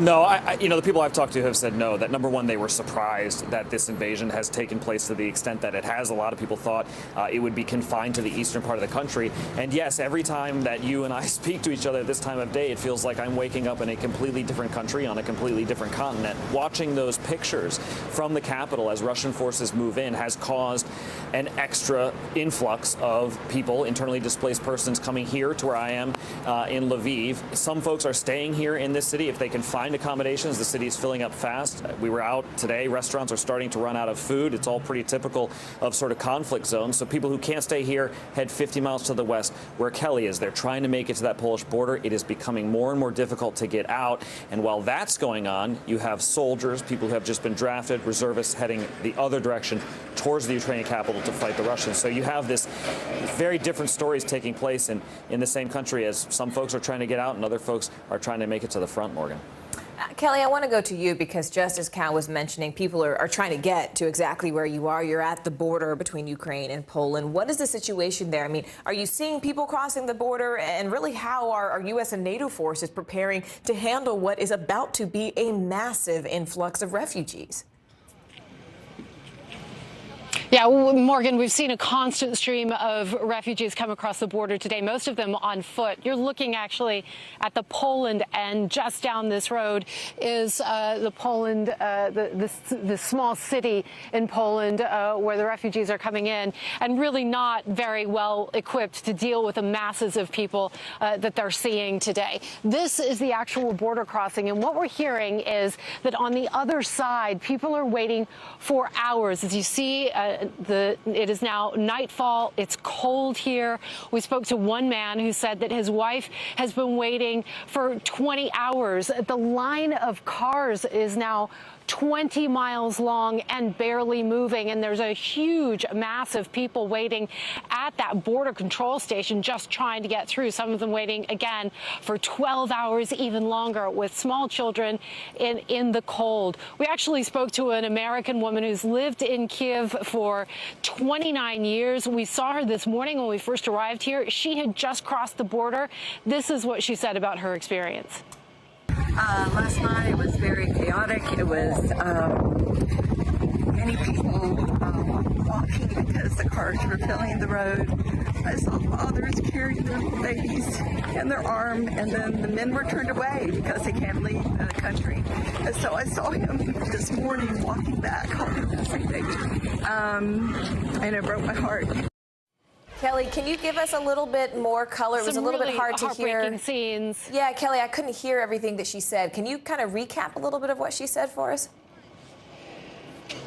Yeah, so she was talking about how she was crossing the border and she was watching this man who was carrying a young child, presumably his child, and trying to cross the border with his child, and he was turned away because the Ukrainians are not allowing men between the ages of 18 and 60 to leave the country. So he actually had to turn back with his child and stay in Ukraine. And, you know, this is something, this is the kind of thing that we're hearing again and again, that families are coming over, but the men, the husbands, the brothers, older brothers are having to stay on the other side of the border. Now, in some cases, Morgan, men are actually coming here and saying, we want to go, we need to go and fight for our country. And we've talked to about 4 or 5 people today who've said that. And you were asking as well about NATO and the U.S. and how they're dealing with this influx.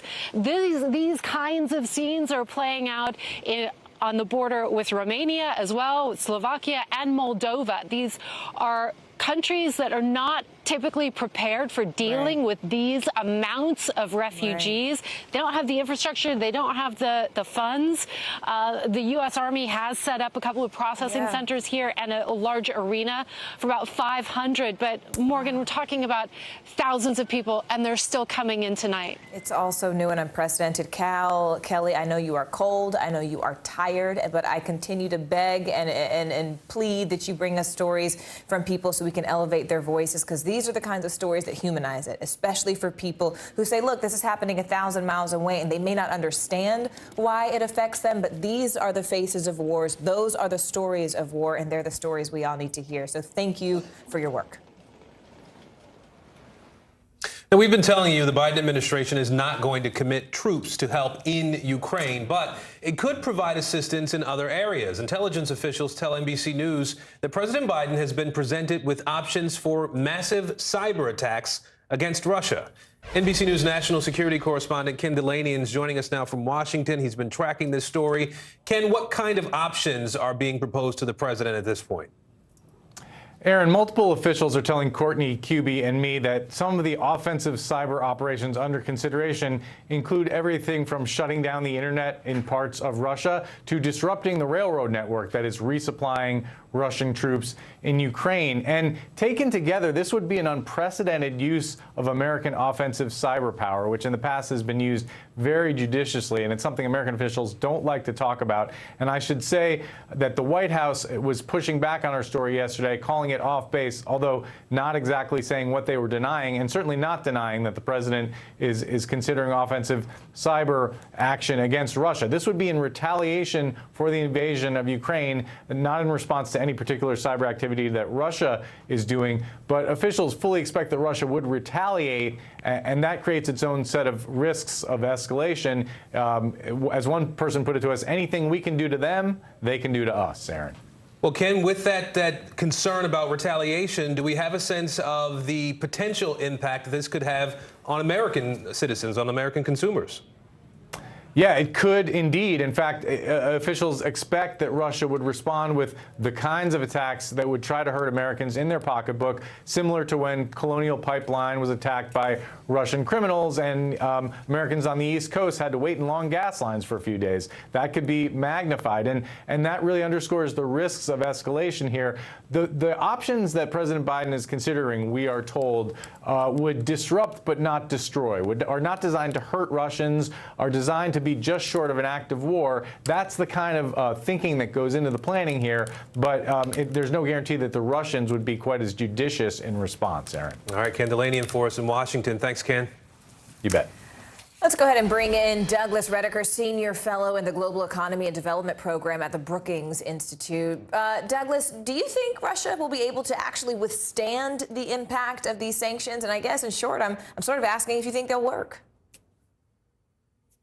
Well, it depends on how you define work. I think the White House has been, I'm not going to say clear or unclear, but whether sanctions were intended to be a deterrent or not is a subject that's been out there for the last couple of days. And clearly we're watching the fact that Russia has invaded, so I guess they didn't deter. So in that regard, the sanctions didn't work as a deterrent. But they are intended to punish. They are intended to raise the costs for Vladimir Putin and the Russian people to understand that there are consequences to being a bad actor at this level. So in that regard, sure, they're working in sending a signal that there's a punishment to be incurred if you're going to go down this route. But again, as a deterrent, it didn't work. What comes next? Similar. I think it is intended to signal there will be consequences. Whether, in fact, it deters any further action from Vladimir Putin is an outstanding question. But let's talk about Putin specifically, because President Biden was asked repeatedly yesterday if the U.S. would sanction Putin himself, and Biden didn't answer the question. So what do you make of his non-answer? What does that tell you? Well, first of all, diplomatically, when you actually sanction a world leader, I mean, it's something that you try and do on a very rare occasion. Now, I would argue, and others would argue, this warrants that sort of an over-the-top response. But, you know, it is something that most of the time diplomats will tell you, we don't want to sanction the leader of another country. And so that would be an impediment. The other thing is, I don't think Vladimir Putin owns a lot of assets internationally in his own name. So we in the U.S. and in the European Union, we respect the rule of law and the protection of private property rights. And that means that actually sanctioning somebody's private property is a cumbersome, difficult legal process for a reason. We protect those rights. So if Putin has assets in 13 steps removed proxies and shell companies, it's not that easy to do it. I do think that we're reaching the point where politically sanctioning Vladimir Putin personally seems to be very much on the table, and I wouldn't be surprised if we do it. I tell you, I could sit here and talk to you about this all day. I've got about 100 more questions in my mind for you, but I'll leave it there because, alas, television. Douglas Redeker, thank you so much for joining us. We appreciate it. Now, the Russian military has taken control of the Chernobyl nuclear power plant in northern Ukraine. That plant was the site of an explosion in 1986 that led to the worst nuclear disaster in human history. The power plant is shut down now, but there are nuclear waste storage facilities on that site. Let's bring in NBC News senior reporter Alex Seitzwald now. Alex, when we hear Chernobyl, it immediately stirs up concern for a lot of people. Troops deliberately went after that site yesterday. Why is a radioactive wasteland so important to the Russian military? Yeah, it's a great question, and one that a lot of people were wondering because, as you said, this plant was shut down in 2000. It's not an operating power plant. It's basically a radioactive waste cleanup site at this point. But according to former and current U.S. officials that I spoke to, what's really going on here is probably just that the Chernobyl plant happens to be in a strategically located location. So it doesn't really have to do with the plant itself, it's just where it is. It's about 8 miles from the Belarusian border, and that's, of course, the Russian ally where they've been amassing troops in preparation for an invasion. And if the Russians come south through Belarus, they basically run right into Chernobyl as soon as they cross the border. And then it's about an 80-mile straight shot south to Kyiv. And there'd be no river crossings, no major geographical terrain in the area. So military planners that I've spoken to said basically this allowed the Russians to cross a major river in safe territory in Belarus and then come into to come into Ukraine as they work to encircle the capital. So it seems those troops, the Russians, are holding the plant now. And as it fell yesterday, there was speculation, concerns about what would happen if a radioactive cloud started drifting over Europe. Are environmental experts concerned about nuclear material from that site? What's the real worry here?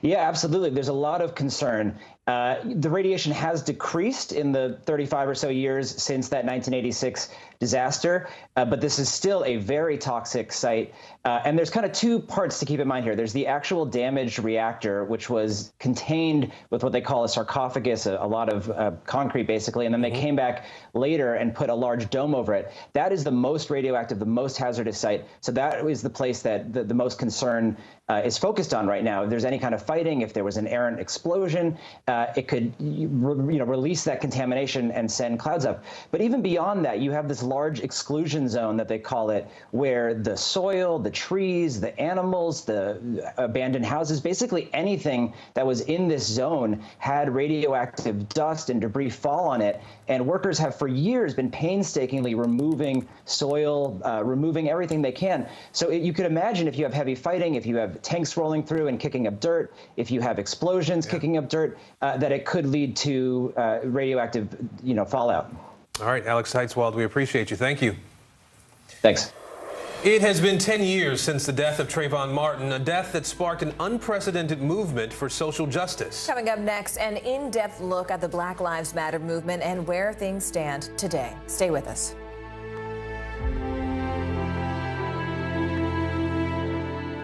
What happened here is a story of loss and salvation. There were residents who hung on for dear life. This is where you took shelter, in this closet. I took shelter right in this closet right here. Rioters banged down one of the doors. Have you found a way to reconcile it a year later? It really hurt to see this place that I love so much treated with such disrespect. Was it an act of cleaning or an act of healing?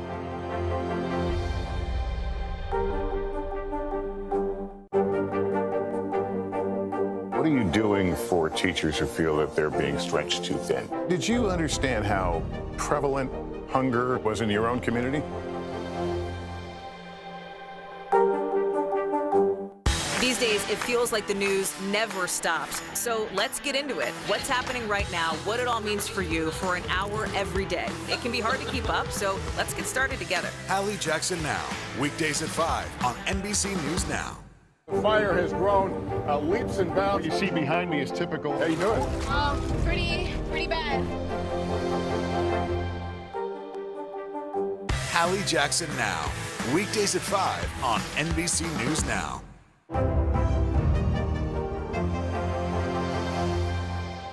What happened here is a story of loss and salvation. There were residents who hung on for dear life. This is where you took shelter, in this closet. I took shelter right in this closet right here. rioters banged down one of the doors. Have you found a way to reconcile it a year later? It really hurt to see this place that I love so much treated with such disrespect. Was it an act of cleaning or an act of healing?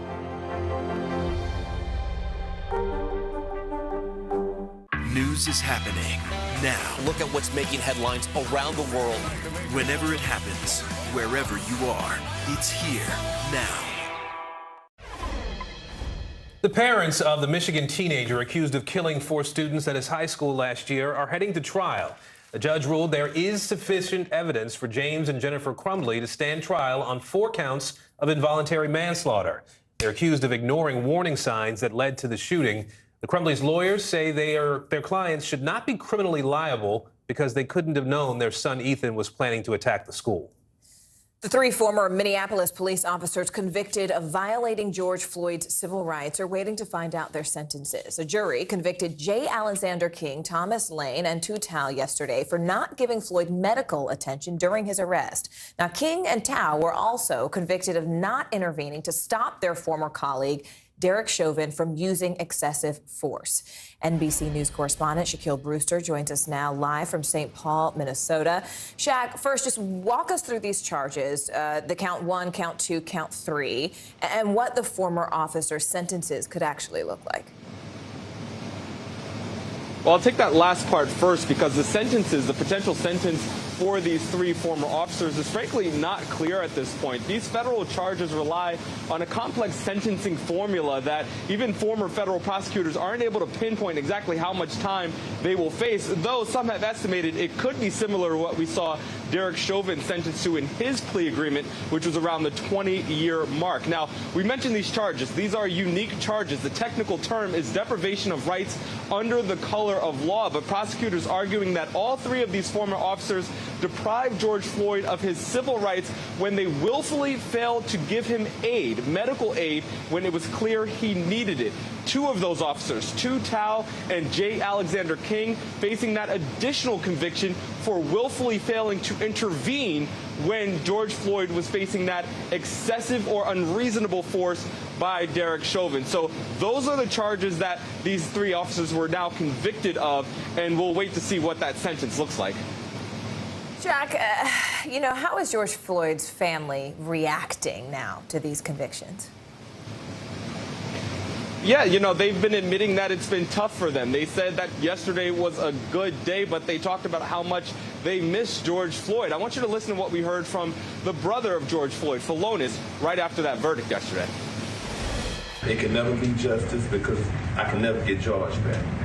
And no matter how many times that I pray at night and I think about my brother 24/7, it still is going to be hard, even though we just had a federal conviction and we already had the state conviction.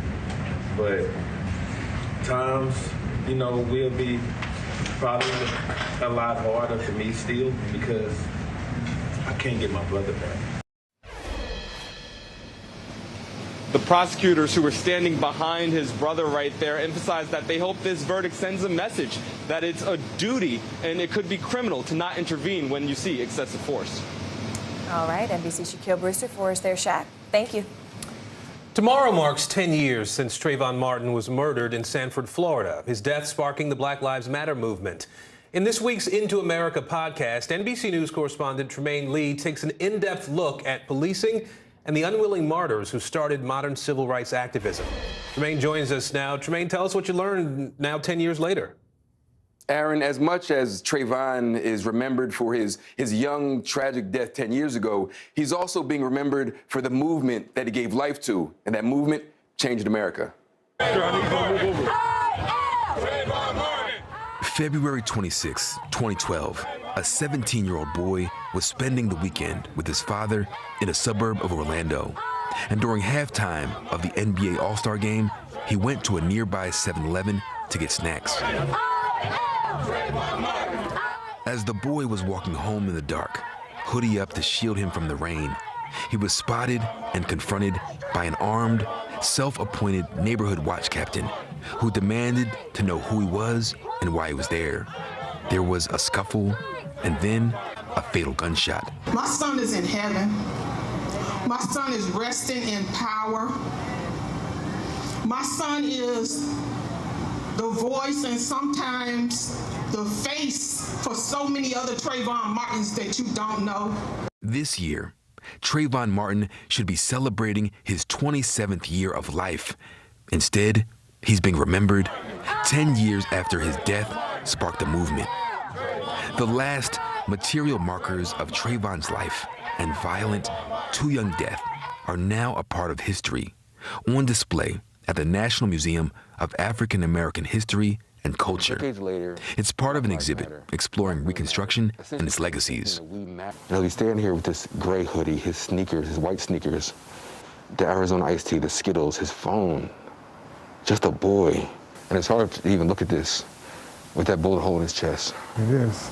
Out of respect for Martin's family, the museum doesn't allow photos or video of the display. His mother, Sabrina Fulton, explains its significance in a way that no photo ever could.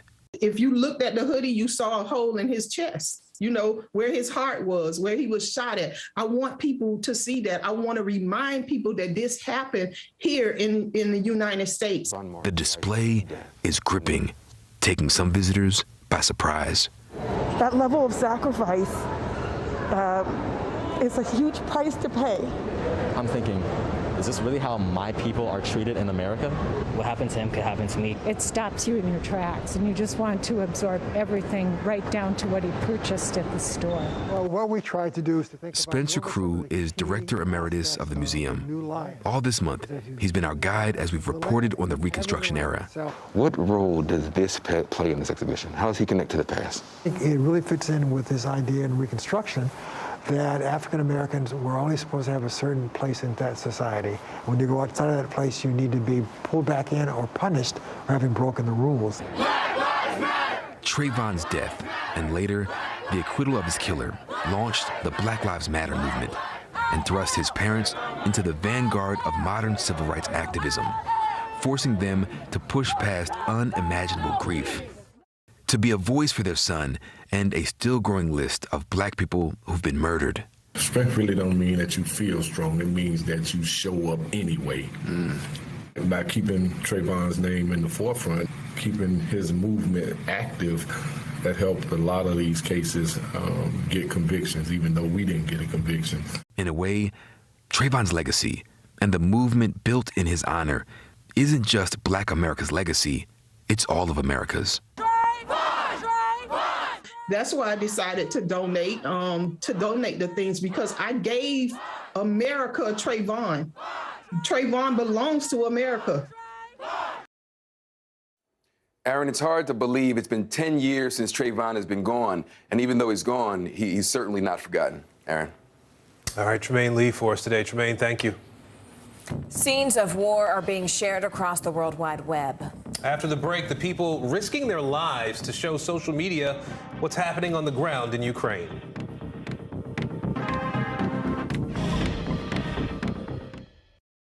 News is happening now. Look at what's making headlines around the world. We're coming on the air with breaking news. This is a significant moment. Whenever it happens, wherever you are, NBC News, streaming free now. The fire has grown leaps and bounds. You see behind me is typical. How you doing? Pretty bad.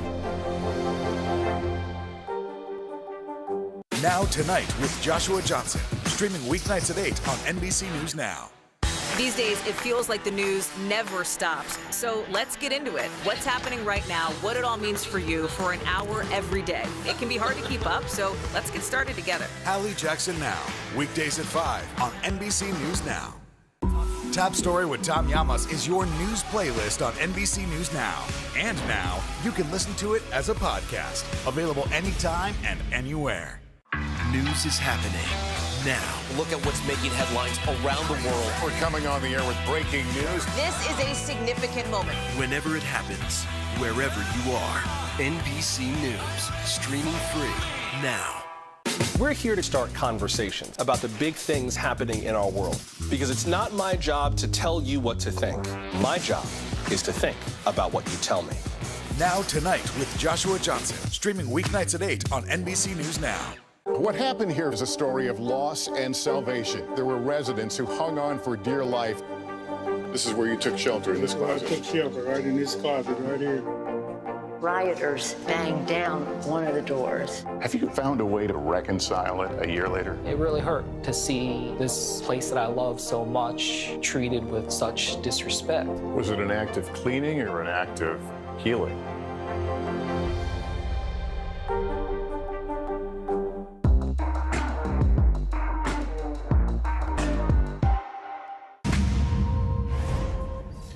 The Ukraine invasion isn't just unfolding on television, it's also on major social media platforms, including TikTok. That's right. Users are getting a first-person view of the dire situation, with people at the heart of the conflict sharing their own deeply personal stories of war. NBC News correspondent Erin McLaughlin takes a closer look. It's eerily quiet here in the Capitol, but just a few hours ago, it was anything but. We saw a gun battle taking place about 2.5 miles from where I'm standing now, in that direction, in a residential area. Russian forces clashing with Ukrainian military. Residents terrified, told to stay inside. Officials here are extremely worried that this city could fall within days. This morning in Kyiv, the eerie wail of sirens, day 2 of Putin's war on Ukraine. The Russian army advancing quickly in the city of more than 3 million. Overnight rockets struck a residential apartment block. Ukraine's President Zelensky addressed the nation. The enemy has listed me as target number 1. They want to destroy the country, he says. As missiles strike the capital, the city's metro stations turned into bomb shelters. This is still a functioning metro station, yet for so many people here, it's the only place they can go when the sirens go off. Nastia Gianti and her 13-year-old sister ran here as soon as they heard the sirens. Their parents made it to another shelter. Do you worry if something happens that you're not together? Of course, we're in touch every half hour, she says. Everyone will be traumatized after this. The children will be most traumatized. The war is being played out in near real time on social media. Please praying for Ukraine. This Snapchat video shot at the main railway station in the capital. Situation become very bad here. All people wanted to go from Kyiv. That's military. That's center of Kyiv. Maxim Shmerkovsky, one of the professional dancers on Dancing with the Stars, posted from Ukraine on his Instagram account. This is going to be very, very bad. Very bad. This is going to escalate to extreme proportions. Posts show the reality of war, documenting the conflict, the damage, and the dead. This post showing the chilling sight of Russian tanks positioned outside the nuclear power plant at Chernobyl. Back in the metro station in Kyiv, 3 friends making the best of a bad situation. When the siren sounded, they brought their cat, sleeping bags, and food. They say they're ready if the Russian troops arrive. We want freedom like it was before. Because in Russia is like North Korea. A country that takes pride in its freedom, now fighting to make sure it's not taken away. People here are being encouraged to take up arms. The government is giving away thousands of weapons, including AK-47s. They're being encouraged to fight for their country. Breaking news first on NBC News Now. Under siege, Russian forces closing in on Ukraine's capital city. Ukrainians still trying to escape with time running out. We'll tell you about the situation on the ground right now and just how the White House is responding. Also breaking at this hour, Supreme pick. President Biden selecting his choice for the nation's highest court. What we know about Ketanji Brown Jackson and the confirmation battle she's set to face in the Senate. Uncovering America. The CDC set to unveil new mask guidelines. What we're expecting to hear from top officials. And Florida fight. The controversial so-called Don't Say Gay bill passed by the state's House of Representatives. The next steps for a plan that critics say threatens LGBTQ students inside their own schools.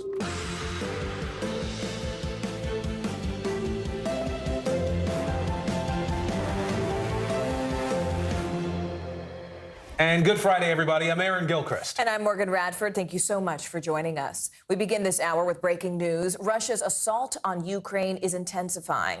Battles are underway in the outer parts of Kyiv. People across the capital have taken shelter. Kyiv's mayor says the city is in a, quote, defense phase. Ukrainian forces blew up a bridge about 15 miles outside of the capital this morning. And this is all in an effort to stop Russian forces from advancing. Now, the Russian Defense Ministry says it's taken over an airfield just miles from the center of Kyiv.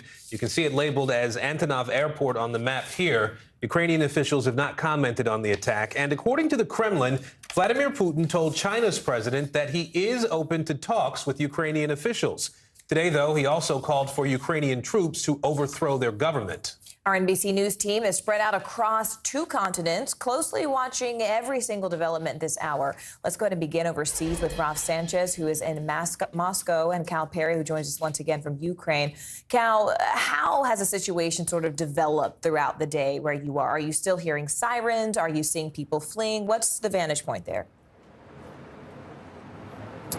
Well, this morning we had those sirens. We had folks sort of scrambling to bomb shelters. Since then, it's been fairly quiet, though I will say the security situation here is changing fairly rapidly. There will be a curfew in effect from 10 p.m. until 6 a.m. here in the city of Lviv. And again, a reminder, I'm 350 miles from Kyiv, where you see those Russian troops now forcing their way into the city. The security situation changing here as well because Ukrainian television and a lot of the news outlets are reporting that one of the tactics that the Russian soldiers are using is they are changing into Ukrainian uniforms. We do not know that to be true. There is so much misinformation, so much disinformation out there, but it's enough to have really spooked the security services here. So we're seeing about double the security presence on the streets here. And again, there will be that curfew in effect. All of this, of course, while more and more people are fleeing, at least 100,000 people now on the move, according to the United Nations. Yeah, Cal, don't go because I want to come back to you here in just a minute. But Raf, what is the latest situation out of Russia today? I mean, both from high-ranking officials and really just from people there on the street. What are they saying? Morgan, contradictory messages from the Russian government right now. On the one hand, they're saying to the Ukrainian leadership, we're prepared to negotiate with you.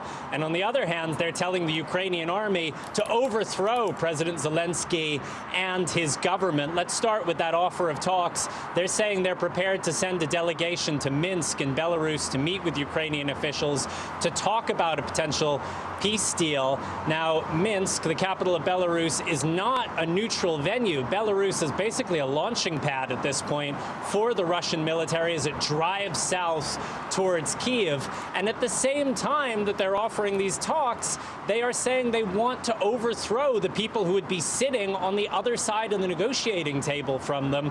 President Putin appeared on state television here in Russia a little more than an hour ago, using really striking language, calling on Ukraine's military leadership to overthrow what he said were the neo-Nazis and drug addicts in the capital, Kyiv. Morgan? Cal, I want to come back to you because, you know, there have been these calls for anyone in Ukraine to fight back against the Russians. What more do we know about that call to action? So there's that call to action, like you said. Anybody who's willing to fight, just come to a recruitment office with your passport and you will be deployed to the front. Add to that, you have a ban now on all military-age males from leaving the country.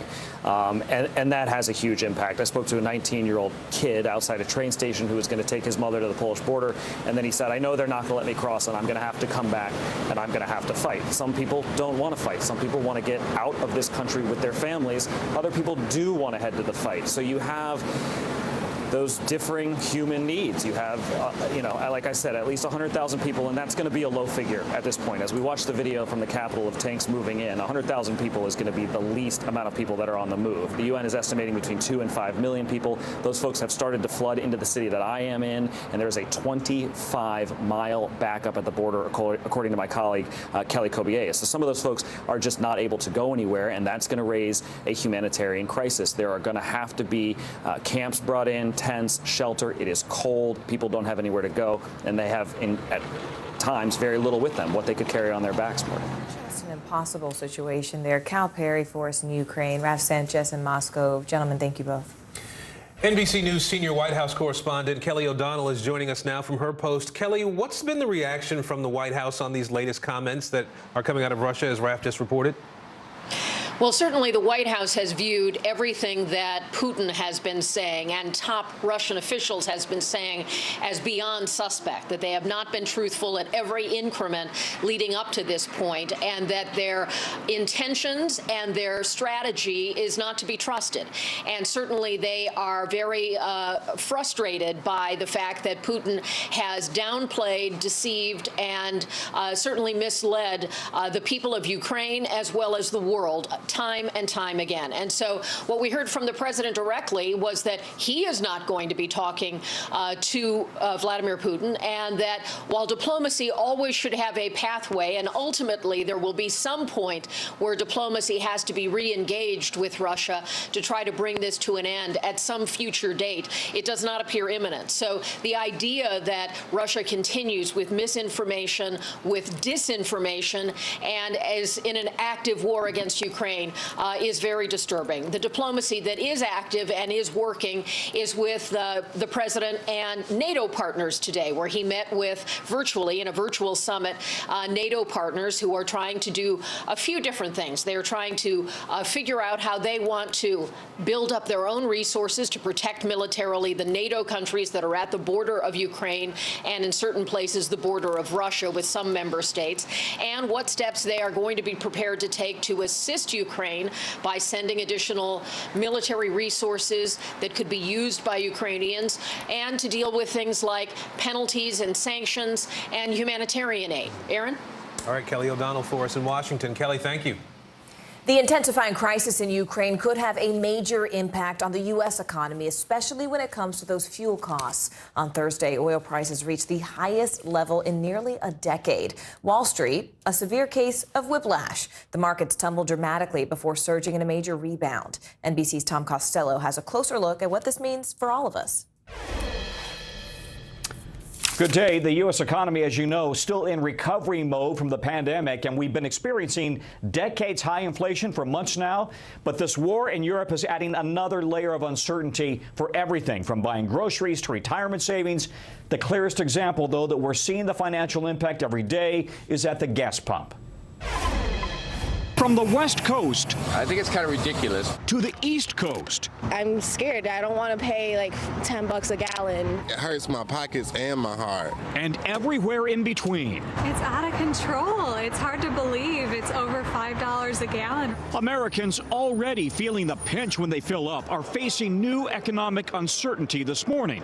Less than 24 hours after Russia's military invasion into Ukraine, oil on the global market temporarily topped $100 a barrel for the first time in 8 years. Experts say for every $10 increase, gas prices can jump 20 cents. With a national average now of $3.55, prices have surged 89 cents from a year ago. But it's even higher in some areas. California currently the highest, $4.77 a gallon. California is going to be probably paying $5 a gallon in a matter of 1 to 2 weeks. Potentially this summer, California could hit $5.50, with some stations nearing $6 or even $7 a gallon in parts of rural California. At issue, Russia is the world's second largest exporter of oil and gas, and prices are set globally. President Biden says his administration will use every tool possible to limit the impact. We're taking active steps to bring down the cost, and American oil and gas companies should not exploit this moment to hike their prices to raise profits. But it's not just fuel. Ukraine is a major global exporter of wheat, and a disruption could mean higher food prices globally. Experts say how long the situation in Europe lasts will determine the strain on our wallets. There will definitely be an impact on Americans' pocketbooks from this, but, you know, the question is, what is the cost of defending democracy? While the Biden administration sanctioned Russia, it did not target its oil and fuel sectors, which could have driven prices even higher. And as a major exporter, Russia would stand to benefit from those higher global prices. The U.S., by the way, has relied on Russian oil, 500,000 barrels a day in late 2021, even more than we import from Saudi Arabia. Back to you. We are watching this invasion of Ukraine play out in real time, not just on TV, but also on social media, including TikTok. Live streams on the app are giving the world a first-person view of the situation there on the ground. Some of them appear to be authentic, but others are actually fake.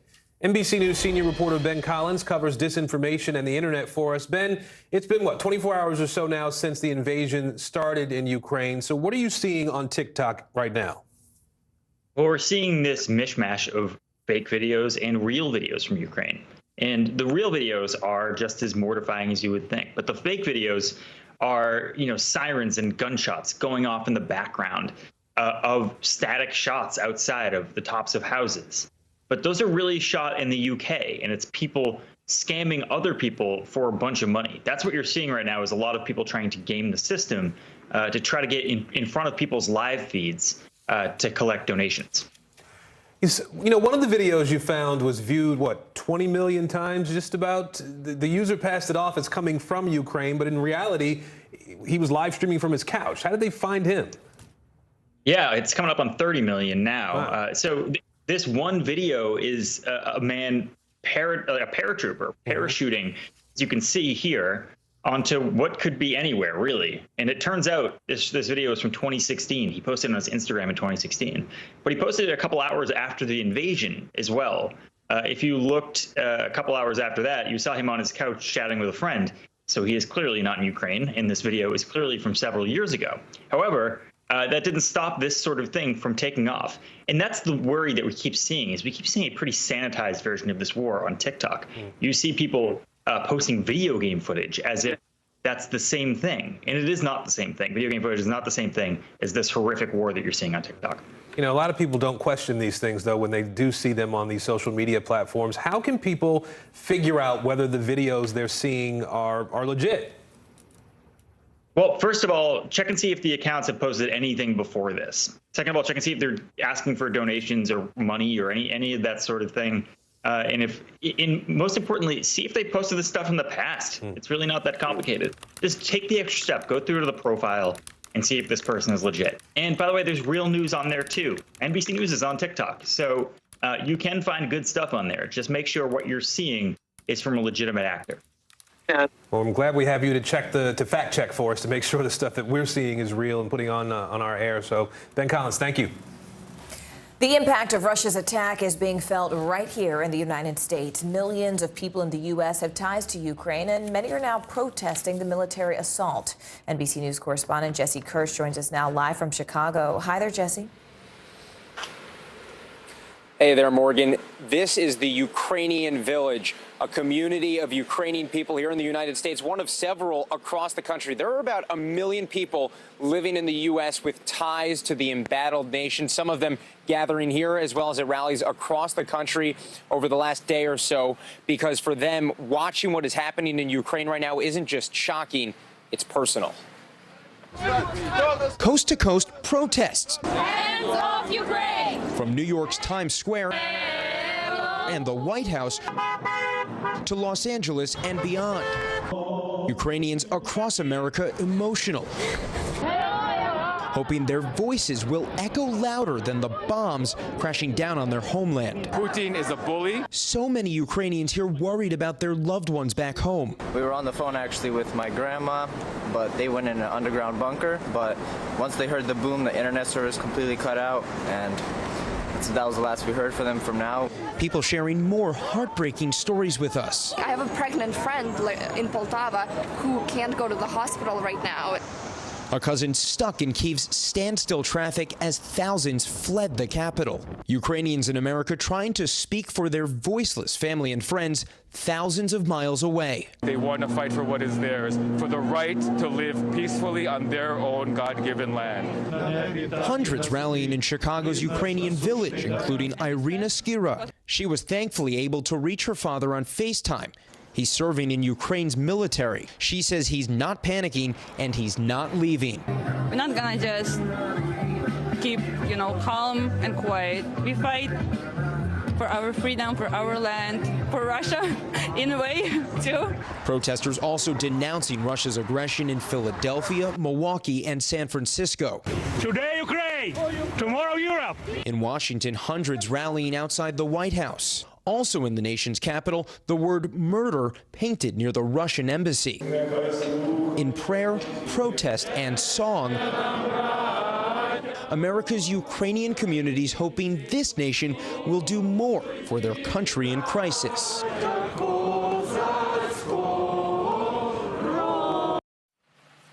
It's unclear what further steps will be taken. Some people calling for more sanctions, others suggesting maybe U.S. troops should be involved. One woman, though, here telling me that the idea of American boots on the ground for her raises fears of World War III. Back to you. Yeah, we're hearing a lot of that these days. Jesse, thanks so much for joining us. We appreciate it. We are also following a major breaking story in Washington today. We now know the identity of the woman who could be America's next Supreme Court justice. NBC News has learned President Biden will nominate federal judge Ketanji Brown Jackson to the High Court to replace retiring Justice Stephen Breyer. Let's bring in NBC News Chief White House correspondent Kristen Welker and NBC News correspondent Ken Delaney in as well. Kristen, first to you on this. What do we know about Judge Jackson and why she's been selected? Well, we know, Aaron, that she has been on the U.S. Court of Appeals here in Washington, D.C. for 8 months. She is someone who has been a public defender, and notably, she is someone who clerked for Justice Breyer. And in fact, the White House has been saying for quite some time that they want to choose someone, and that the president wants to choose someone who is in the mold of Justice Breyer. And so in our reporting, we kept coming back to her. She's a mom. She's someone who went to Harvard Law School, graduated in '96, and she really has an extensive background, including serving as the former vice chair of the U.S. Sentencing Commission and a number of other bona fides on her credentials. So all of that was appealing to President Biden. She also earned 3 Republican votes when she was confirmed to the U.S. Court of Appeals. So expect those 3 Republicans to get a lot of attention right now. They include Senators Lindsey Graham, Lisa Murkowski, and Susan Collins. Now, Senator Graham out today so far, not necessarily supportive. He said the attacks by the left on Judge Childs from South Carolina apparently worked.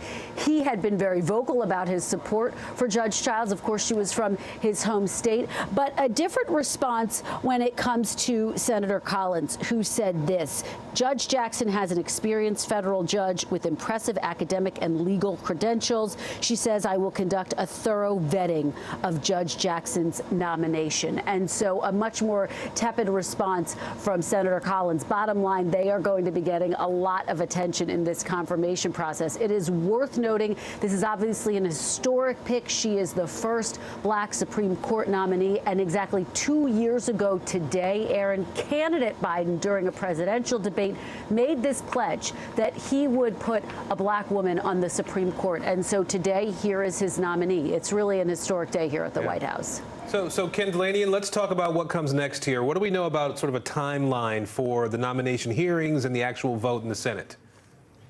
Well, Aaron, Judiciary Committee Chairman Richard Durbin has said he wants this process to move quickly. He wants to hold hearings in March and have the Senate vote by April 8th before a 2-week scheduled recess. So what happens now is that Judge Jackson will meet with senators one-on-one. She'll then take part in mock committee hearings to prepare to be grilled by Republicans. Given the 50-50 split in the Senate, the Judiciary Committee is evenly divided with 11 Democrats and 11 Republicans. So if no Republicans on the panel vote to send the nomination to the floor, Democrats will have to take extra steps to force it out of the committee. I think the big remaining question is how strenuously Republicans will try to oppose her. Republican leader Mitch McConnell pledged this week that the nominee will be, quote, respectfully vetted with the kind of process I think you could be proud of. But it's worth remembering some of the Republicans on the Judiciary Committee may end up running for president in 2024, so they may have an incentive to rough up President Biden's Supreme Court nominee, Aaron. We will all be watching very closely. Ken Delaney and Kristen Welker for us in Washington today. Thank you both. Watching closely indeed. Let's go ahead and bring in Kim Whaley, professor at the University of Baltimore School of Law. Professor, I want to thank you so much for joining us. And first off, what do you make of President Biden's choice for Ketanji Brown Jackson? And also, sort of what kind of experience do you think that she could bring to this particular Supreme Court? Well, I think that she's an impeccable choice, and there's a lot of firsts with her. Not only is she the first African-American nominee, but she's also the first public defender. She has experience representing criminal defendants in the judicial system, which is important given some of the incentives across the country or concerns across the country around racial justice. As was mentioned by Kristen, she's a mom. This is only the second person on the court, with Amy Coney Barrett, the first, who has experienced childbirth. And of course, we've got the abortion rights question coming up, looming probably for her former boss, Justice Breyer. But from a legal standpoint, she's not only been a DC Circuit judge, an appellate judge, she's also been a district court judge. So she's done it all. She also famously, I think, and importantly, recently in connection with some of the litigation around the Trump administration, made the statement, the oldest thing about American democracy and the Constitution is no more kings. And I think as we see what's happening in Ukraine, democracy is corroding from the inside out in America. I think she's an absolutely stellar, impeccable choice for the United States Supreme Court right now. And as you mentioned, sort of this historic nomination as the first African-American woman to the court. She also clerked for Judge Stephen Breyer, I mean, the justice who she would now be replacing. How much of an impact do you suspect that's having on this decision? Well, it's the fact that she's been a clerk for the U.S. Supreme Court is relevant in that she understands how the court functions, the behind the scenes, what happens publicly is not what really goes on. Of course, she has all the academic credentials, double Harvard, so there's no question that she has the intellectual chops to do that. Of course, Justice Breyer is known as, I think, a progressive. I think these days the minority on the court really more fairly should be called moderates, rule of law justices, because the right is so far right now. But I think she's a great pick given her temperament and her reputation for being fair, given Justice Breyer's reputation similarly. Professor Kimberly Whaley, thank you so much, Professor, for joining us. We appreciate it. Thank you. Meanwhile, COVID cases are dropping, so is it time to drop the face masks? Coming up, the critical decision we could get today and what our doctor on duty is saying about it.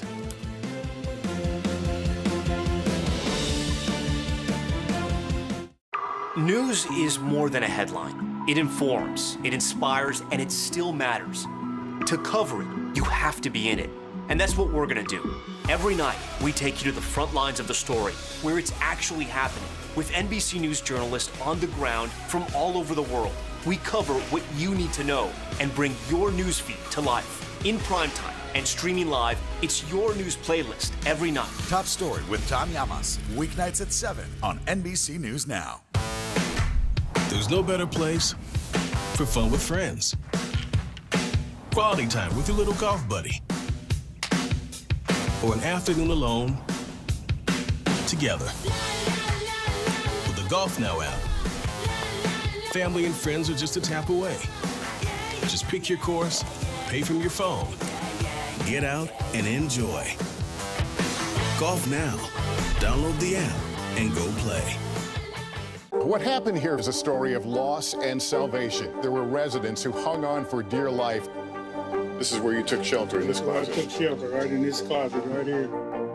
Rioters banged down one of the doors. Have you found a way to reconcile it a year later? It really hurt to see this place that I love so much treated with such disrespect. Was it an act of cleaning or an act of healing?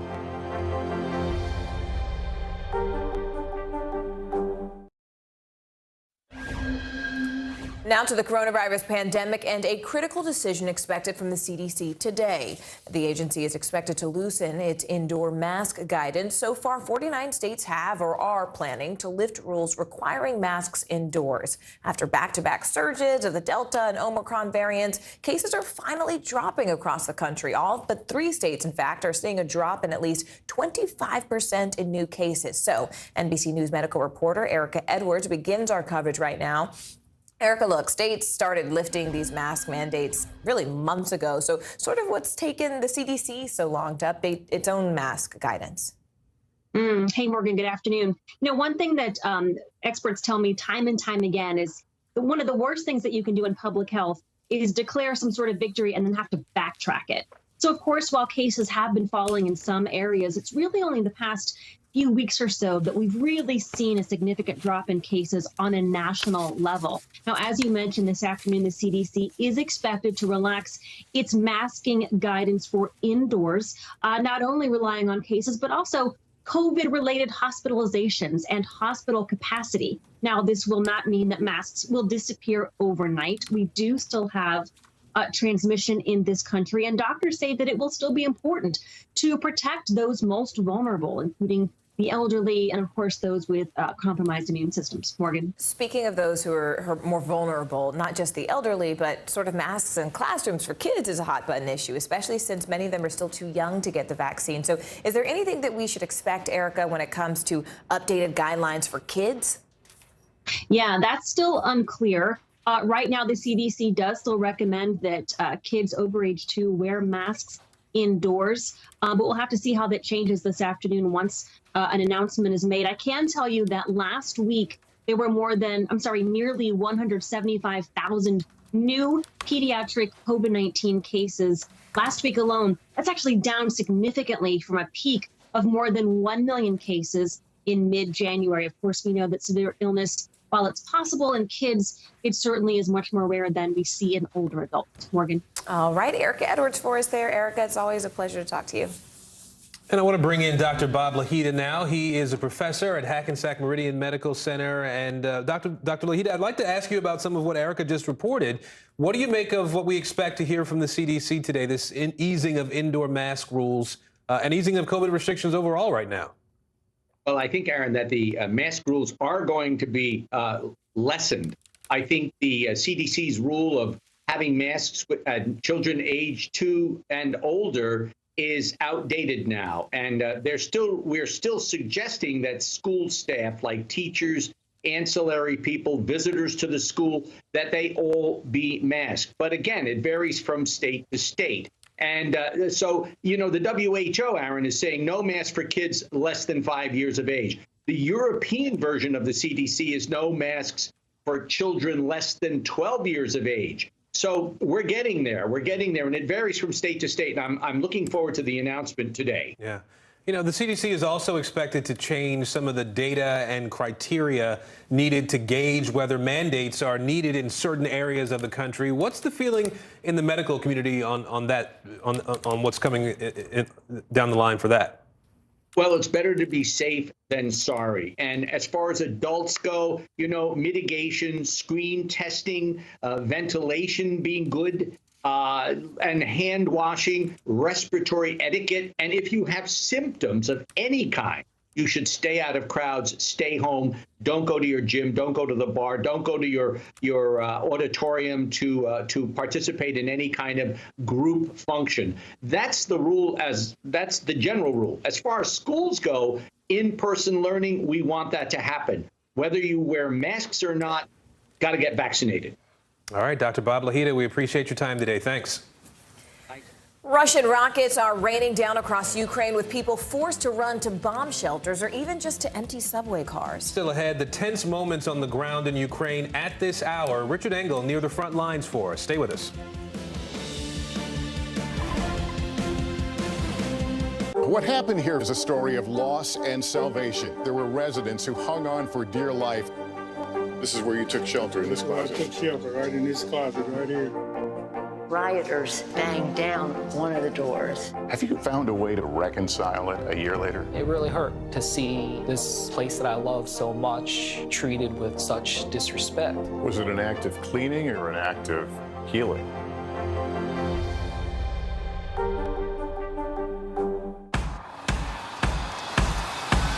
News is happening now. Look at what's making headlines around the world. Right now on Morning News Now. We're coming on the air with breaking news. And this is a significant moment. Whenever it happens, wherever you are, NBC News, streaming free now.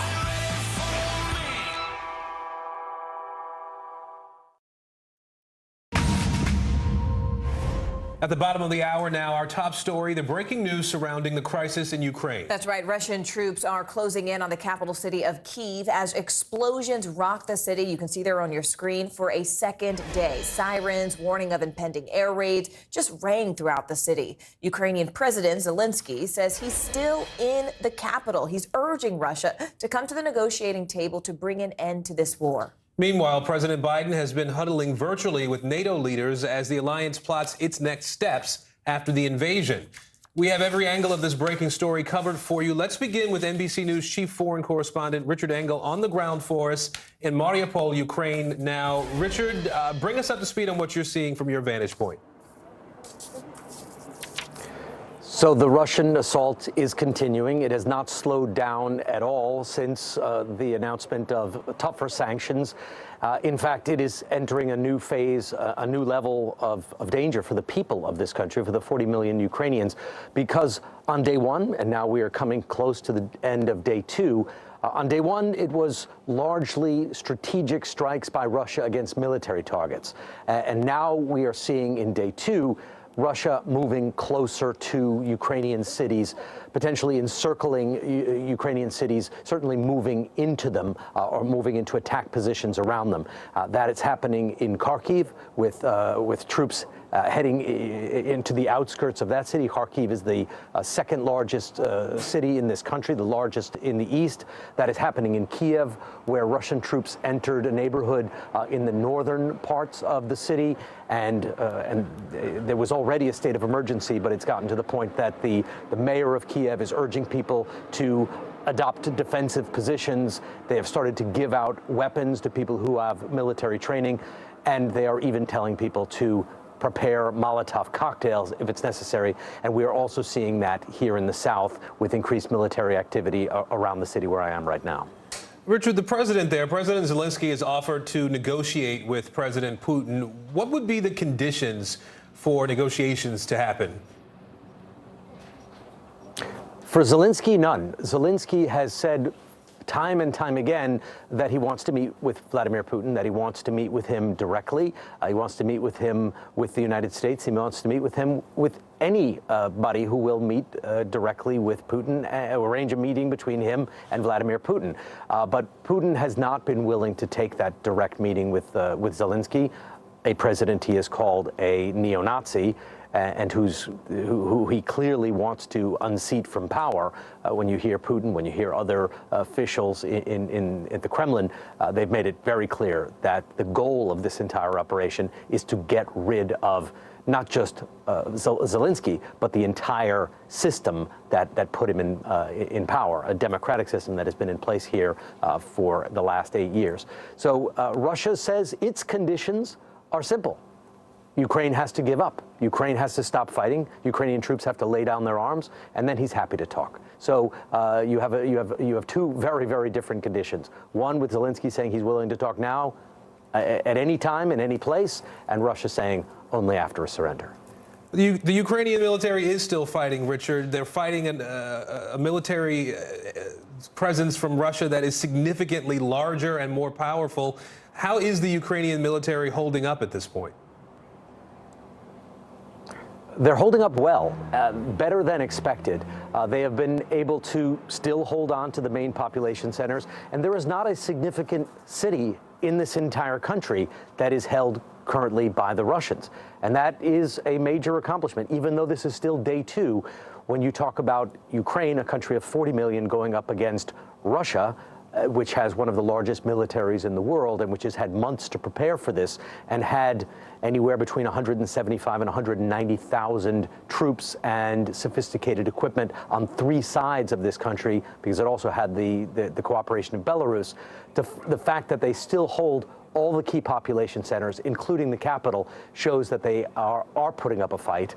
And they've called up the National Reserve. They're handing out weapons to volunteers who have military experience, and they have been fighting. And according to the Ukrainian military, which has been putting out videos and putting out statements, they will continue to fight and have no intention of laying down their arms and accepting the conditions put out by the Kremlin, which is only negotiations after an unconditional surrender. All right, Richard Engel for us today in southeastern Ukraine. Richard, thank you.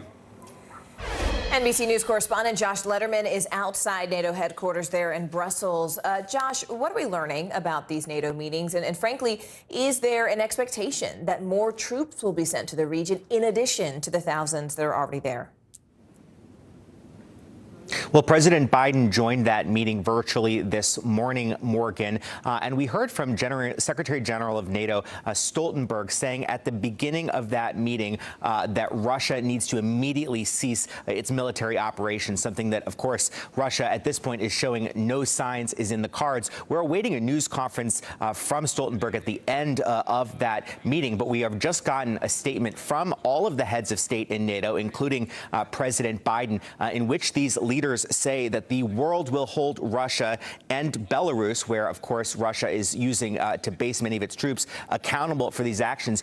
To your point, Morgan, about whether NATO will actually be sending more troops to the eastern part of NATO, the NATO area, that is certainly something that is being considered, with these leaders saying in their statement they are making significant additional defensive deployments of forces to the eastern part of the alliance. They say they will continue making all deployments necessary to ensure strong and credible deterrence across the alliance. We know that includes thousands of U.S. troops that are both moving from the U.S. into Europe, such as to Germany, as well as troops that are already based in Europe that are going to be moving farther eastward into these NATO countries that are on the eastern flank. There was a separate meeting this morning that Vice President Kamala Harris participated in with a group known as the Bucharest Nine. These are the 9 NATO members that are on the eastern flank, and this comes amid an all-out push to really try to isolate Russia diplomatically, make it the pariah of the international community, with a UN Security Council vote expected today to condemn Russia.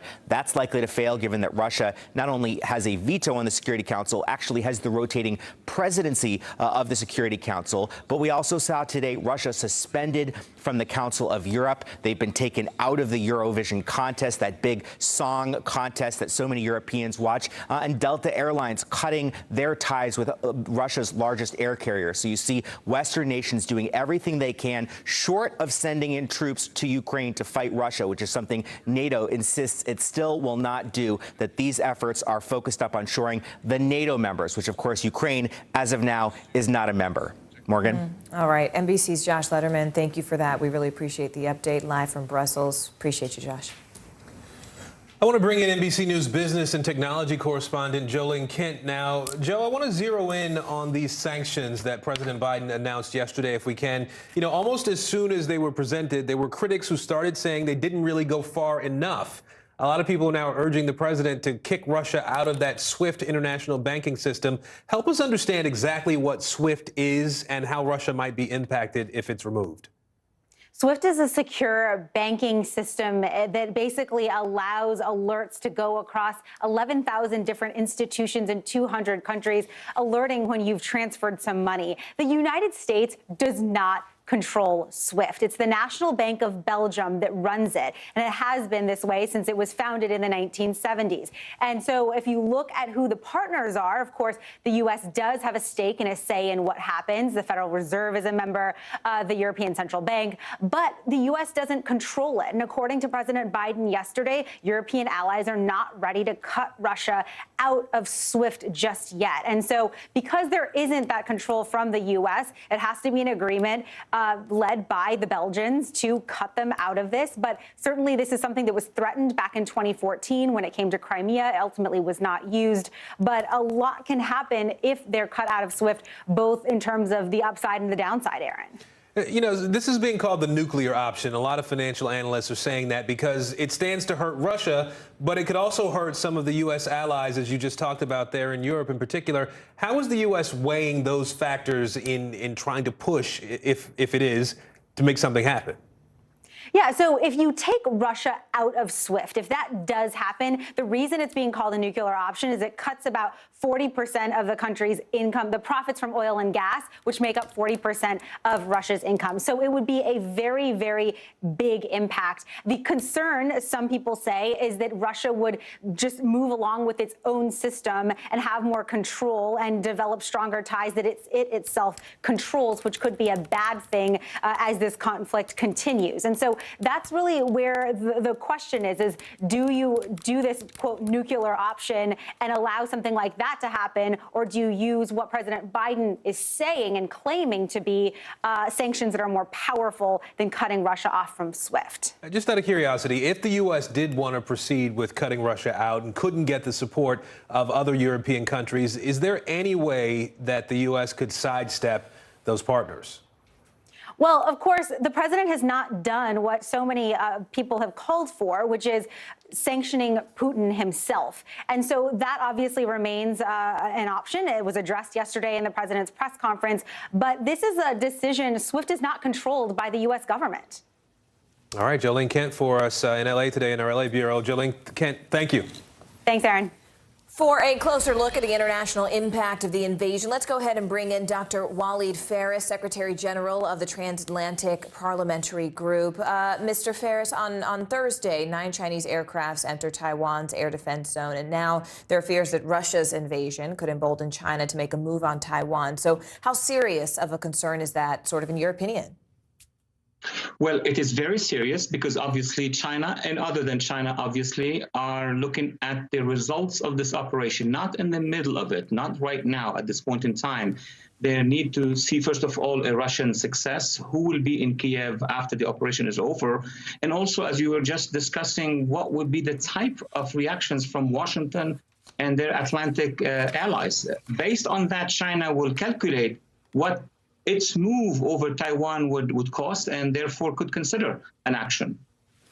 And could you just sort of give us the picture, the big picture here, Dr. Faris? I mean, Russia and China are also, of course, very close with Iran. Do we have a sense of how the invasion into Ukraine could impact the Middle East more broadly? Absolutely. First of all, there are a lot of debates in Washington about really how close is China from Russia, if it allows Russia to continue, etc. In my assessment, they are strategic partners, meaning China will put its finances, China will put its defenses to protect its friend because they need them. China needs also Russia in the Security Council with the veto power. Having said that, obviously what's happening in Ukraine will have an impact on the Middle East, specifically on the Iran issue. On the one hand, let's remember, Morgan, that we and the Chinese and the Russians are all partners in Vienna in the discussions about the Iran deal. That could have a major impact because if we continue with the Iran deal and having Russia and China as partners in the midst of a confrontation, that's very complicated. Iran is also watching because Iran has some targets in the region, and we're going to see in the next days and weeks what's going to happen. Yours was the insight we needed today. Dr. Walid Faris, thank you so much for joining us. We appreciate it. And stay with us because the controversial so-called Don't Say Gay bill is now one step closer to actually becoming law. Up next, the ongoing fight in Florida and the fallout. Stay with us.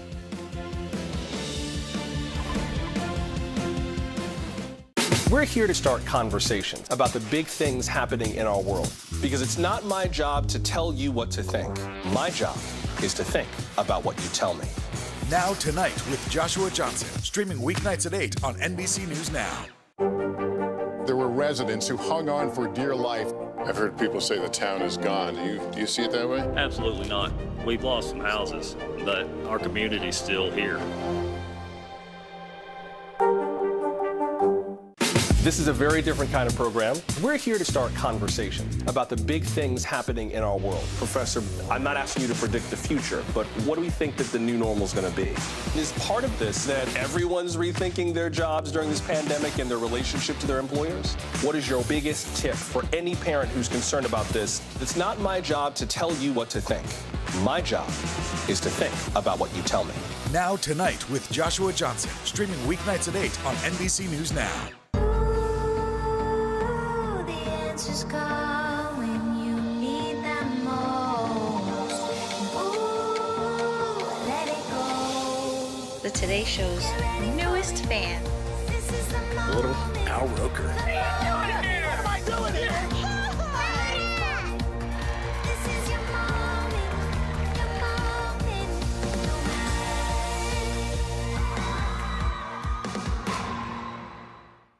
There's no better place for fun with friends, quality time with your little golf buddy, or an afternoon alone together. Family and friends are just a tap away. Just pick your course, pay from your phone. Golf now. Download the app and go play. Good morning, I'm Joe Fryer. And I'm Savannah Sellers. 2022 is off to a busy start. Winter's wrath causing headaches from coast to coast. It's been really incredible to see how quickly volunteers started to help with the cleanup efforts. Morning News Now, streaming weekdays at 7. Republican leaders are in Florida for CPAC. It's the biggest conservative conference of the year. It's where lawmakers, candidates, conservative groups, donors all mingle to discuss policy agenda with party faithfuls. NBC News correspondent Vaughn Hilliard joins us now live from Orlando. Vaughn, I want to talk first about Florida Governor Ron DeSantis. He has certainly been in the spotlight lately. He took the stage on Thursday, and he's up for re-election, and he could even have his sights set on the White House in 2024. Did he address any of that directly? No, and I think it's telling that there was a lack of talk about, and obviously, number 2024 and the potential presidential candidacy, but also I think it was telling that there was a lack of talk about the Russian invasion that was actively happening while he was speaking up here on stage. He and Senator Cruz both declined to discuss the attack on U.S. ally Ukraine here, which speaks to sort of the tenderness seemingly within some of the Republican Party. I want to let you hear from Ron DeSantis, though, who is hitting very much on the red meat issues that this audience is really looking for. Take a listen. We refused to let this state descend into some type of Faucian dystopia where people's freedoms are curtailed and their livelihoods are destroyed. But I can tell you there's one fella that just hates Florida, and his name is Joe Biden. He's always criticizing us, always trying to take pot shots at Florida. He does things like take our medication. He stiffs storm victims of relief just because he doesn't like the governor. He doesn't like Florida, and he doesn't like me because we stand up to him.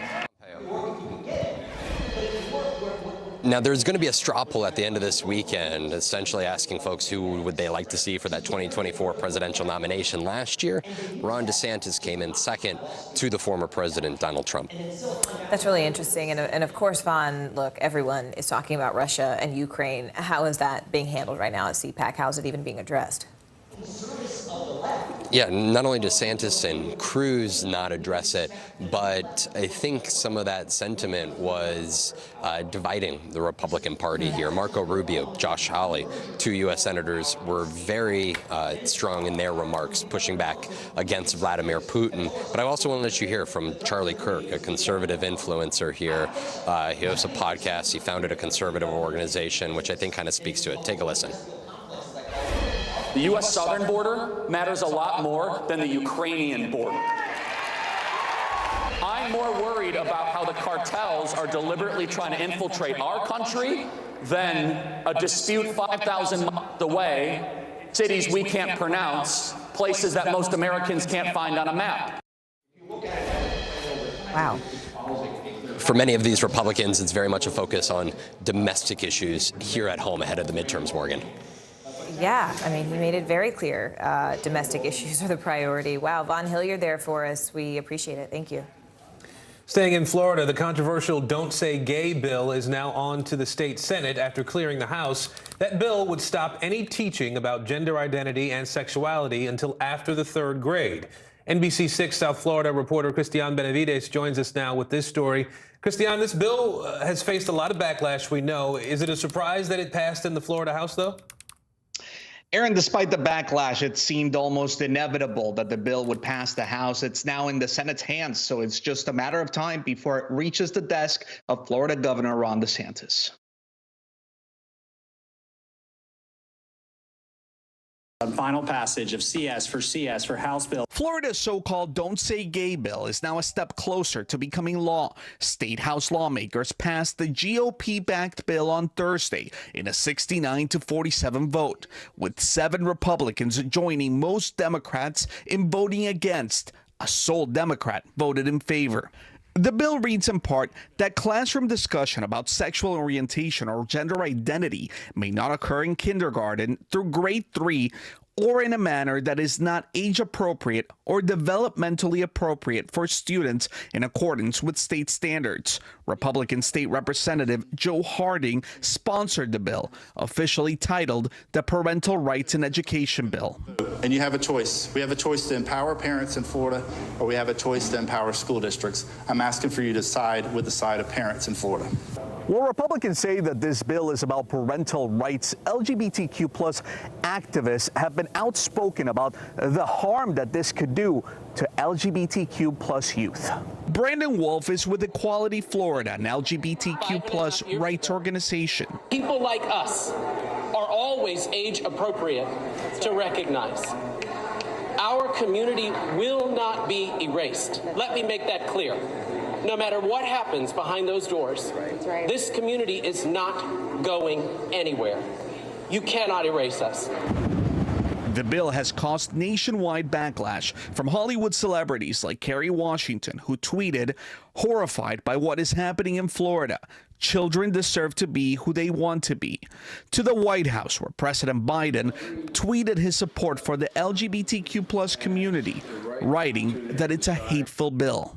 It sends a terrible message to our youth that there is something so wrong, so inappropriate, so dangerous about this topic that we have to censor it from classroom instruction. For his part, Republican Florida Governor Ron DeSantis has indicated his support for the bill, but hasn't yet explicitly said whether he would sign it. Make no mistake, in Florida, the parents have a seat at the table, and we want to make sure that parents are involved in age-appropriate material. State House lawmakers also passed another controversial bill that would bar discussion of critical race theory in both the classroom and the workplace. It would also ban any discussion that could cause someone discomfort based on their race. Aaron? All right, Christian Benavides for us today. Christian, thank you. Protesting Putin. The rare rebuke from his own people as the brazen invasion of Ukraine rages on.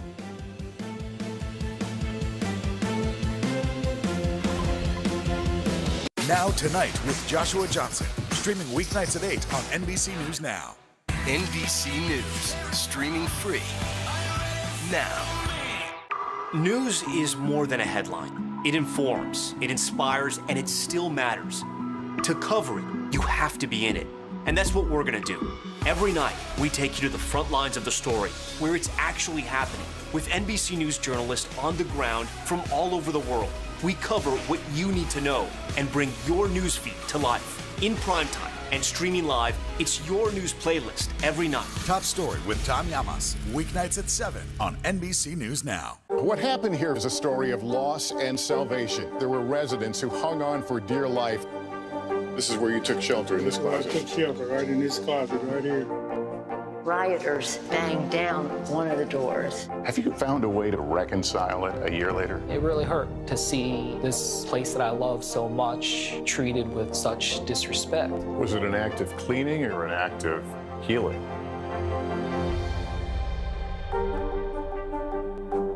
Good morning, I'm Joe Fryer. And I'm Savannah Sellers. 2022 is off to a busy start. Winter's wrath causing headaches from coast to coast. It's been really incredible to see how quickly volunteers started to help with the cleanup efforts. Morning News Now, streaming weekdays at 7.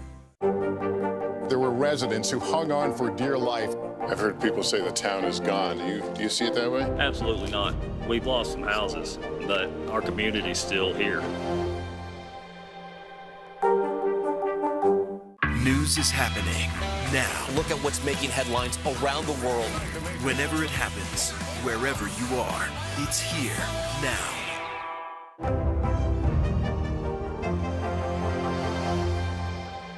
NBC News, streaming free now.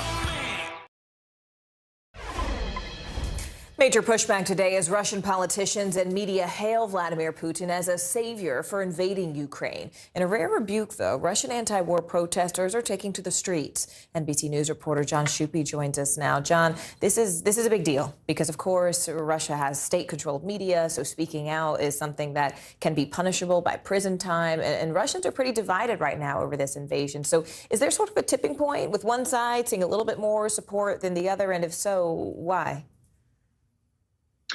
Well, it's mixed. There are Russians who have supported, as you mentioned. There are many who disagree with it, but are keeping their opinions private. I spoke to a young professional in Moscow yesterday who said he didn't want to talk politics or Putin, but that he found the invasion disgusting. And as you noted, there's been celebrities and opposition figures and independent journalists who've expressed shock, shame, and confusion and anger about it. But the most remarkable thing that we're seeing are the numbers, the thousands of people who have come out on the streets to denounce the invasion. And that's not a common sight in Russia, where there's this history of crackdowns on political opposition. Russia, as we sort of just talked about, is notorious for punishing its protesters, critics. I mean, are the activists putting themselves at greater risk? What about, for example, Alexei Navalny? We've been talking about him for months. Know that he was able to escape, looked like there was some poison involved, came back in jail. Have we heard from him? He's spoken out. He had a court hearing yesterday, I believe. And he spoke out. He took some time in his ability to speak publicly to denounce the invasion and also Putin himself. And to your original question, yes, the people who are coming out and demonstrating, the ordinary Russians who are coming out and demonstrating against the invasion are putting themselves at risk. There are nearly 2,000 people have been arrested at last count by government watchdogs at these protests over the past 24 hours, and you got to assume that that's going to continue, that type of activity. All right, John Shupe for us there. John, thank you. Thank you. Protests have erupted around the world in response to Russia's invasion of Ukraine. We spoke with Ukrainian Americans and Russian Americans outside the Russian consulate here in New York City to hear what they have to say. Hands off Ukraine! Hands off Ukraine! Hands off Ukraine! I'm here today because Russia has officially invaded my country. I'm very, very close with my family between Nikolaev, Kharkiv, and Kiev. My sister is not responding to me for the past 30 minutes, and I'm very nervous. I'm here today because I want to express my anger and my disagreement with the war that my country, Russia, has started. I'm a Russian citizen. I'm glad that they have showed up. It is a little bit difficult to hear their language, but I'm happy that they're here, that they're speaking out. I just wish there were more of them. People who are trying to protest in Russia, they are being arrested, they are being beaten by the police. You cannot protest in Russia against anything, especially against such things as the war in Ukraine that the government perceives as their kind of core policy. If Putin will be in front of me, I won't tell him nothing because he doesn't deserve my words. He doesn't deserve to be respected. This is the dictator that should not be alive. He really thinks of the world as the chessboard where big superpowers play, like Russia and the United States, and Ukraine is just one of the pieces. His actions, his evil actions, he will not succeed. Ukraine will live. Ukraine will live, and even if we fall today, tomorrow, if we fall, Ukraine will be always. I'm extremely disappointed that the West was not supporting us as much as they could. Yes, they gave some sanctions here, sanctions there, but it was a proven fact that Putin did not care about these sanctions. He doesn't care. So many people will die. I'm incredibly sad, I'm confused, I'm scared, and I'm angry. Last night, I didn't sleep, my family didn't sleep, no one slept. It's going to be hard for me to sleep for a very long time until all of this is over. If you think that Ukraine is not your problem, think again. Thank you so much for joining us this hour. It's been our pleasure. I'm Morgan Radford. And I'm Aaron Gilchrist. Of course, we'll continue to follow the developments in Ukraine throughout the day across the platforms of NBC News. The news continues right now.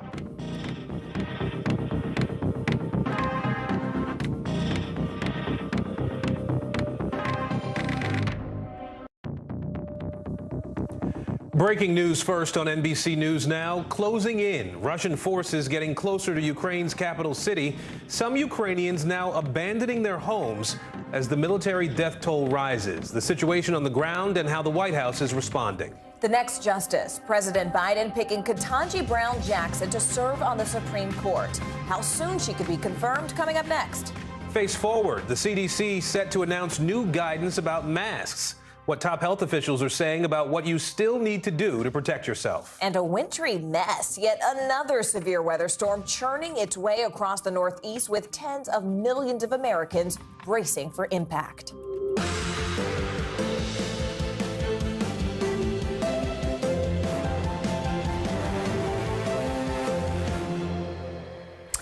Hi there, everyone. Thank you so much for joining us. I'm Morgan Radford. And good Friday, everybody. I'm Aaron Gilchrist. We begin with Russia's military movements farther into Ukraine. Fighting has now been reported in parts of Kyiv. This is what's left of one apartment building. You can see nothing but massive piles of rubble across this area. More missile attacks were launched by Russia across Ukraine before dawn today. Ukraine's president says at least 137 citizens were killed yesterday. Several hundred others were hurt.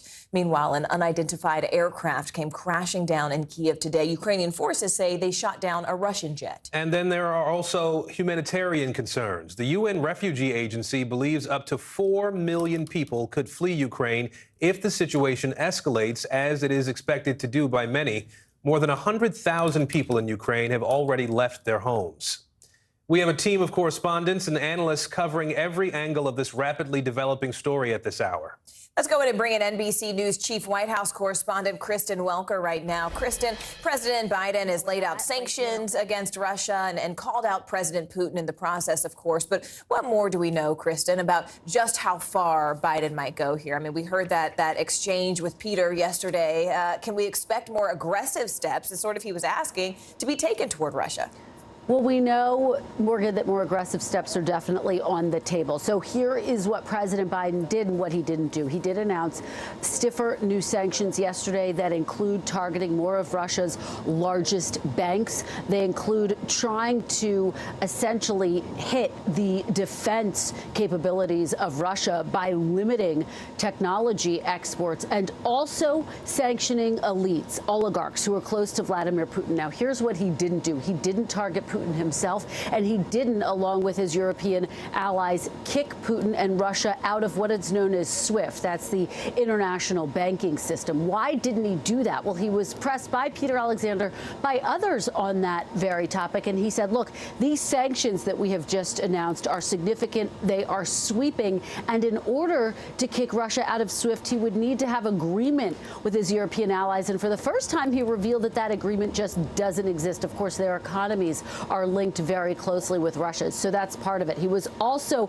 pressed on why he didn't directly target Putin, and he said that is still on the table, so that's significant as well. Today, Morgan, the president holding an urgent meeting with his NATO allies to discuss next steps, and we know that he also is sending more troops, 7,000, to go to the region to reinforce and bolster NATO allies, but he has been very clear U.S. forces will not fight in Ukraine, Morgan. Kristen, can you elaborate, though, on those next steps that he'll be discussing with NATO? I mean, because all eyes have been on NATO right now, and every time we hear from someone on the ground in Ukraine, they're pleading. They're pleading specifically with the U.S., but more broadly with the international community, effectively saying, just don't leave us alone here. So what has changed in his message to NATO?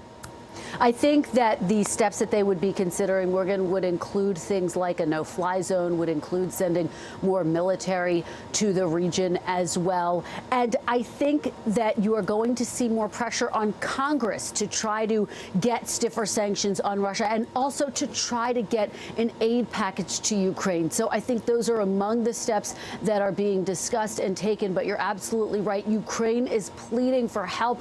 They are urging the U.S. to get more engaged and not just, in the words of the president of Ukraine, to look on from a distance. Absolutely. All right, Kristen Welker, I know you have a long day ahead. Thank you so much for joining us live from the White House. We appreciate it. Let's bring in NBC News correspondent Aaron McLaughlin now in Kyiv for us at this hour. Aaron, Ukrainian leaders have said that Russian troops have reached one part of the greater Kyiv region at this point. Set the scene for us. What's the situation like right now? Yeah, that's right, Aaron. And that residential area is just 2.5 miles from where I'm standing. It's just over that way. Earlier today, we heard an intense fighting going on. There was gunfire. We heard some explosions. Things, though, now, hours later, have calmed considerably. I think the last time we heard gunfire was about a couple hours ago. According to Ukrainian authorities, Russian forces are trying to push into the capital. They were met by Ukrainian military. Residents in the area were told to shelter in place because, according to the Ukrainian government, they believe the Russian forces had managed to get a hold of some Ukrainian military uniforms. And the concern being, if people came outside, thought they were approaching Ukrainian military, they were worried about what might happen. This city is absolutely terrified. I mean, we're still hearing explosions. I've heard one, I don't know, right before this live shot. And people here are running really for their lives. We saw dramatic scenes at the train station today, thousands crushing the platform, some hoisting their children, trying to get their children onto the train carriage. Really desperate scenes. I was down in the metro station earlier today where a lot of people are seeking shelter from ballistic missiles. I just heard another couple of explosions to my right. People were down there. They had snacks, sleeping bags. They had their pets. They were hunkering down for the day, worried about ballistic missile fire. I spoke to one woman who told me that she was terrified, she's scared, but that she wanted to fight for her country. She knows that her freedom is at stake, and it's something that I hear over and over again in my conversations here, Aaron. Aaron, Ukraine's president made it clear that he is still in Kyiv. I know he spoke to the country earlier today. What's his message to his countrymen and to other world leaders at this point? Yeah, that's right. We did hear from President Zelensky. He posted his message on his Telegram channel. He's getting a lot of praise for his resolve and determination that he demonstrated in some of these speeches. He has evacuated his family out of the area to an undisclosed location, though he is remaining in the capital. And his message to the people of Ukraine are to, continue to fight for their country. They're handing out thousands of guns.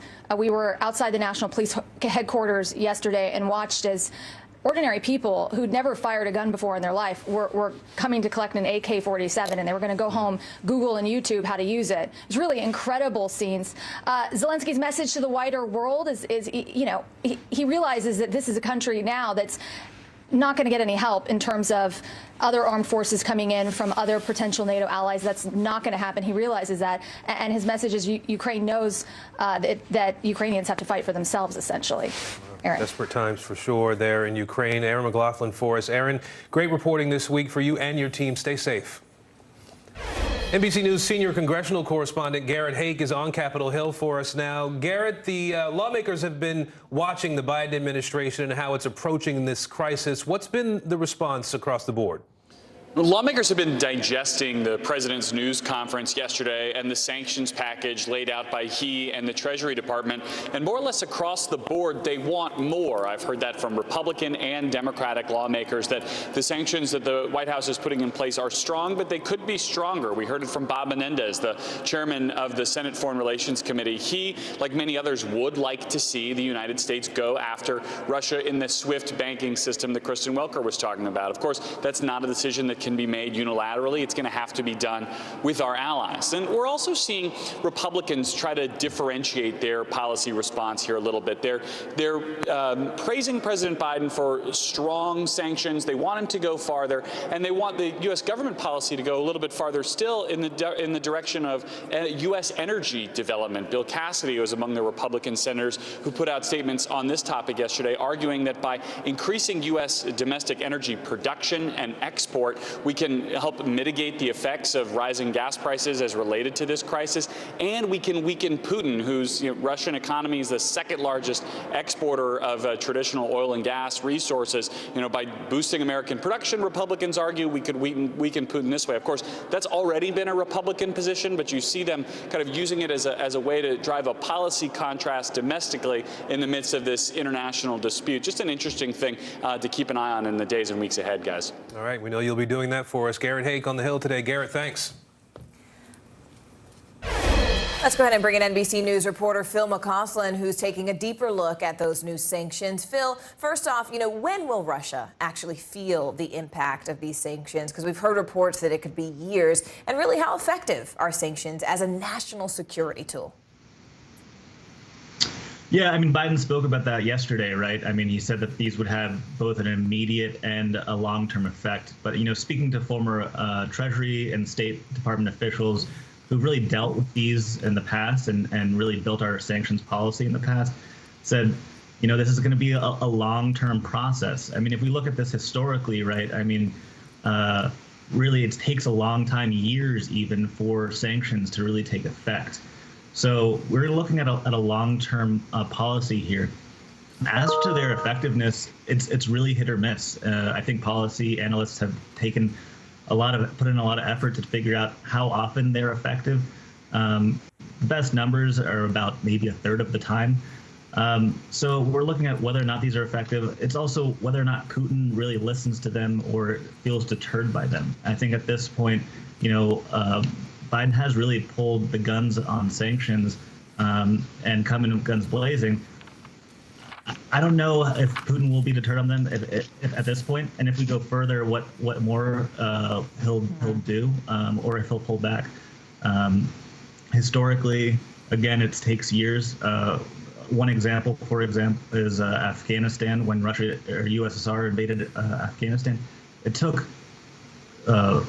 began in 1979, those sanctions, and then it took 6-7 years before we began to see an effect on the economy. So we'll see what happens next. All right, NBC's Phil McCausland. Phil, thank you. Former Assistant Secretary of the U.S. Treasury, Monica Crowley, is joining us now. We appreciate you being here today. I'd like to get your perspective on this. How impactful are these new sanctions against Russia going to be? Well, thank you for having me, Aaron. And look, I think it remains to be seen. Obviously, in order for any set of sanctions like these to have been preventative, they should have come last year when Vladimir Putin really ratcheted up his threats against Ukraine. Coming as they are now, they really are much too late. And as the previous guest noted, sanctions take a long time to take effect and really have bite. I think what we're really looking at here is a day late and a dollar short, and also a set of sanctions that may have some marginal effect in inflicting some pain on the Putin regime, but we're really not going after the areas that would really get Putin's attention. Well, let me ask you to talk about that a little bit then. One of the things that's been discussed is this idea of banning Russia from the international banking system, that SWIFT banking system we've heard about in the last few days. The president, though, says that some world leaders don't want to take that step. I want to play a little bit of what we heard this week, and I'll ask you about it on the other side. The sanctions that we have proposed on all their banks have of equal consequence, maybe more consequence than SWIFT, number one. Number two, it is always an option, but right now that's not the position that the rest of Europe wishes to take. So is using SWIFT too severe right now? And if so, why? Well, I think now that Vladimir Putin has actually taken the step of invading one of his neighbors, nothing is too severe and everything should be on the table, Aaron. The problem with SWIFT, and it would be a very effective tool against Putin, but the problem is that it is an international consortium. So it does require not just U.S. leadership, but it also requires the agreement of European allies like Italy and Germany that have been very, very reluctant to pull that trigger on the Russians because they are incredibly dependent on their energy sector.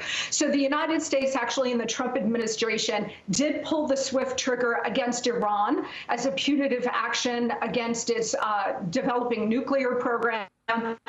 That was very effective. We did the same thing after 9/11. Those countries are still on the SWIFT list. But here, getting that kind of international coordination is very, very difficult to do. I would say something that the United States could do, but is also reluctant to do, is sanction Putin's energy sector, oil and natural gas. But again, getting the Europeans to agree and go along, very difficult because they're dependent of between 30 and 60% on Russia for their energy supplies. Well, as you talk about oil and as you talk about other forms of energy and the SWIFT system, is there a way for the Europeans to sort of shore up their own economies quickly so that SWIFT could be more of an option in the days to come?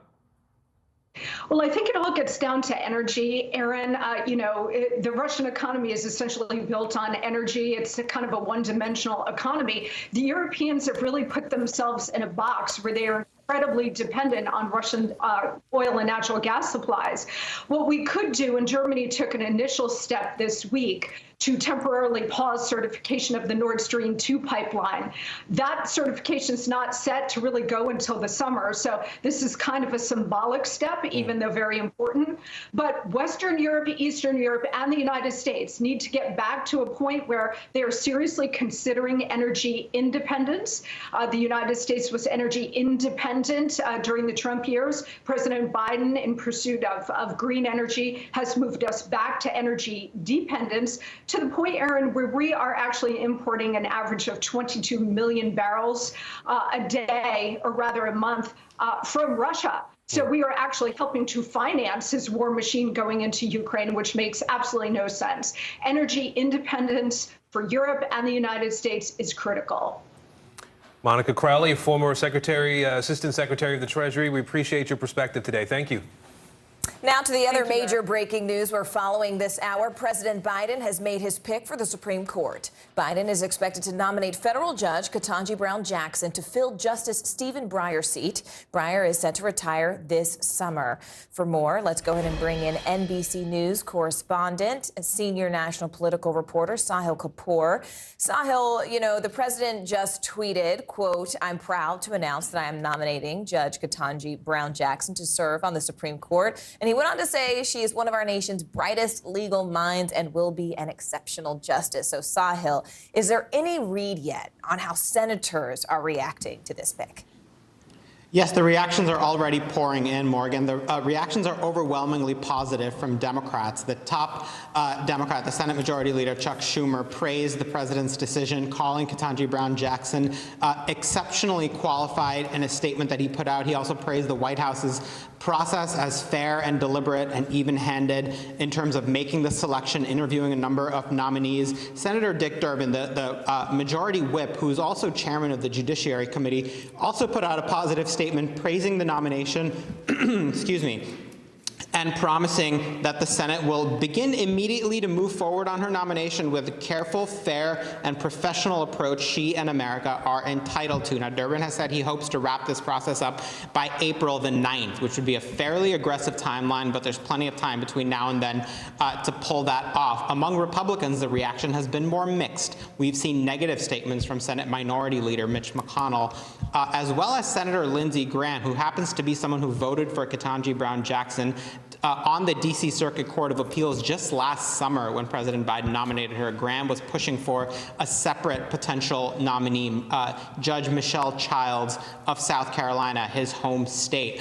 Other Republicans were somewhat more positive. Susan Collins praised Jackson's qualifications in a statement. Mitt Romney said he looks forward to assessing and evaluating her. So it's unclear the extent to which Republicans will be in favor, but Democrats only need all their 50 members in order to pull this off. And Republican votes would just be a bonus for them, Morgan. Okay, so it could be as early as April 9th. Ken Delanian is here now, also from D.C., and I'd like to bring him in. Ken, look, there has been so much discussion around this particular pick. There's even been some controversy, just simply because President Biden made it very clear that he wanted to pick a qualified justice who would happen to be a black woman. So why do you think we've spent so many weeks sort of speculating on who the short list could be? Why do you think ultimately it landed on Ketanji Brown Jackson? Well, Ketanji Brown Jackson is no stranger to the U.S. Supreme Court. She was a law clerk there for Justice Stephen Breyer, the man she's been nominated to succeed. She's now a judge on the Federal Appeals Court here in Washington. One reason Biden may have picked her is that she was just confirmed, as Sahil alluded to that job by the Senate 8 months ago, and she got the votes of 3 Senate Republicans. Judge Jackson grew up in Miami, where her mother was a school administrator and her father was a lawyer for the school board. She says watching him was an early inspiration to seek a career in the law. She graduated from Harvard and Harvard Law. That's where she met her husband, Patrick, now a surgeon in Washington. She's got some interesting background. She served as a federal public defender, making her the first justice since Thurgood Marshall to have represented criminal defendants. So a lot of really interesting things in her background, a lot of qualifications that led President Biden to select her. Absolutely. All right. Ken Delaney and Sahil Kapoor, thank you both for joining us. We appreciate it, gentlemen. You bet. Let's bring in G. Charles, professor at Harvard Law School now, to talk a little bit more about this nomination that we believe is coming. Professor Charles, first off, what do you make of Ketanji Brown Jackson as the pick to be the next Supreme Court justice? I think she's an excellent pick, historic pick. She is as qualified as any Supreme Court justice nominee that we have seen, probably ever. She's a double graduate of Harvard University, the law school, graduated from Harvard University, magna cum laude, graduated from the law school with honors. She clerked on the Supreme Court. She's had 3 federal clerkships at the district court level, at the Court of Appeals level, at the Supreme Court level. She's worked for major law firms, and she served on the U.S. Sentencing Commission, and she served as a public defender. So really, from the perspective of qualifications, you can't do any better for a historic pick, the first African-American woman who would serve on the Supreme Court. So it's an excellent nomination, and my guess is that the White House is very pleased with their process. You know, we know that this pick won't change the conservative majority on the court at this point, but what type of experience or perspective could Judge Jackson bring to the court if she's confirmed at this point in the sort of the makeup and structure of the court? You're absolutely right. It's not going to change the makeup of the court. She will join the liberal wing of the court. I mean, and I think the difference that it will make, particularly on issues that could be salient to her identity. So you could imagine some of the race issues, perhaps, or some of the gender issues, that she might speak with a certain voice and authority that might move the country and maybe to some extent some of her colleagues. So, for example, the late Supreme Court Justice Sandra Day O'Connor talked about how Justice Marshall, when he talked about his experiences as a black man in the United States, really impacted how she thought about issues before the court. So it's not going to change the ideological makeup of the court, but it'll certainly change the flavor of the way that some of these issues are probably going to get discussed. All right, Harvard professor Guy Charles, we appreciate your time today. Thank you. Pleasure. A monster winter storm is on the move and making a big old mess. We are talking snow, ice, freezing rain. Coming up, how long it will last and where this powerful storm system is headed next.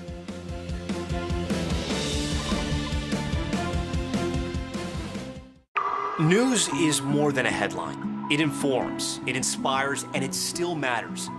To cover it, you have to be in it. And that's what we're going to do. Every night, we take you to the front lines of the story, where it's actually happening, with NBC News journalists on the ground from all over the world. We cover what you need to know and bring your news feed to life. In primetime and streaming live, it's your news playlist every night. Top Story with Tom Llamas, weeknights at 7 on NBC News Now. Hallie Jackson Now, weekdays at 5 on NBC News Now. To cover the news, you have to be in it. We'll take you to the front lines of the story, bringing your news feed to life. Streaming live every night. It's your news playlist. Top Story with Tom Llamas, weeknights at 7 on NBC News Now. There's no better place for fun with friends. Quality time with your little golf buddy, or an afternoon alone together. Family and friends are just a tap away. Just pick your course, pay from your phone. Golf now. Download the app and go play. News is happening now. Look at what's making headlines around the world. Right now on Morning News Now. We're coming on the air with breaking news. And this is a significant moment. Whenever it happens, wherever you are, NBC News, streaming free now.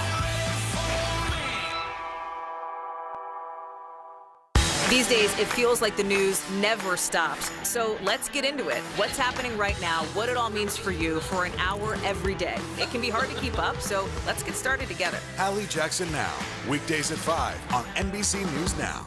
Hallie Jackson Now, weekdays at 5 on NBC News Now.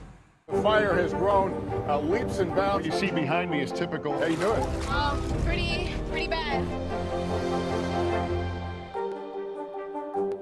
News is happening now. Look at what's making headlines around the world. We're coming on the air with breaking news. This is a significant moment. Whenever it happens, wherever you are, NBC News, streaming free now. A powerful winter storm is making its way across parts of the country at this hour. More than 100 million people feeling the impact of this weather system. Tens of thousands of people are without power in Arkansas, Ohio, and Pennsylvania. Freezing rain and ice also making for dangerous driving conditions. In Oklahoma, icy roads caused an 18-wheeler to catch fire on Interstate 40. Ice also led to a 15-car pileup in Cincinnati overnight. NBC News meteorologist Bill Cairns is standing by with a look at the forecast. Let's begin, though, with NBC News correspondent Emily Ikeda in Boston for us this morning. Emily, what are conditions like now where you are? I see the snow still falling. Yeah, it's certainly still falling, but perhaps at a slightly slower pace. Earlier this morning, it was closer to 1 to even up to 2 inches an hour in parts of the Northeast. I will point out, you mentioned those power outages, nearly 20,000 people without power in Pennsylvania alone amid frigid temperatures. Utility crews there assuring that they're going to try to restore power as quickly as possible. Parts of that state could see up to a ½ inch of ice accumulation, which really weighs down those power lines. Here in Massachusetts, the governor is hopeful they won't see quite as widespread power outages as we have noticed with previous recent winter storms. But still, this winter wallop packing a punch. Boston could see up to 10 inches of snow. You can see already several inches of snow have fallen here, and again at a pretty reasonable pace. And for that reason, officials have urged people to stay off the roadways if at all possible. The governor actually telling state employees to stay home, work remotely, to leave the space for crews. And we've seen crews come by, snowplows come by every 2 minutes or so. So they're certainly working quickly. But something that I will note is even as the snowfall starts to taper off, that's not a reason to get out on the roadways, because officials say temperatures will be dropping, and so that can easily turn these snowy streets into icy ones. Aaron, the other thing I'll bring up is, just 2 days ago, we saw nearly 70-degree temperatures here in Boston, other record highs for February 23rd in a number of other cities, Providence, Rhode Island, Hartford, Connecticut, parts of New York City. So talk about some serious weather whiplash. Aaron. All right, Emily Ikeda for us in Boston today. Emily, stay warm. Now let's go in and bring in NBC News meteorologist Bill Cairns. Now, Bill, where is the storm headed? Yeah, we're getting past the worst part of it with the ice in the morning commute. And now the sun does shine through the clouds. The solar radiation does warm things up enough that the roads are really improving. And so everyone's getting to their work or their school destinations, and coming home should be a lot easier. We still have 40 million people under winter storm warnings and winter weather advisories. All the ice storm warnings have been dropped, and conditions are dramatically improving by the hour in areas like New York City and in Hartford. Boston, you're going to have to wait a little while, though, for that snow to end. So on our maps, the blue and the white is the snow. Heaviest snow is in areas of Maine. A lot of areas from Albany to Boston, north of Hartford, southern portions of Vermont, New Hampshire, and southern Maine picked up around 4 to 8 inches of snow. A lot of 3 to 6 inch totals from Buffalo to Syracuse in western New York, and it was just a lot of ice through areas of Pennsylvania. But you notice New York City is done. Much of Connecticut is done. Boston, give it another hour and your snow will be also done. And then we'll just get the dig out for the rest of the day as the storm continues to push off towards the east. So what are we left with? Additional snowfall? We'll call it 2 to 4 inches in many areas of northern New England, Killington included, could get 3 to 6. So the ski country will have a great holiday weekend coming up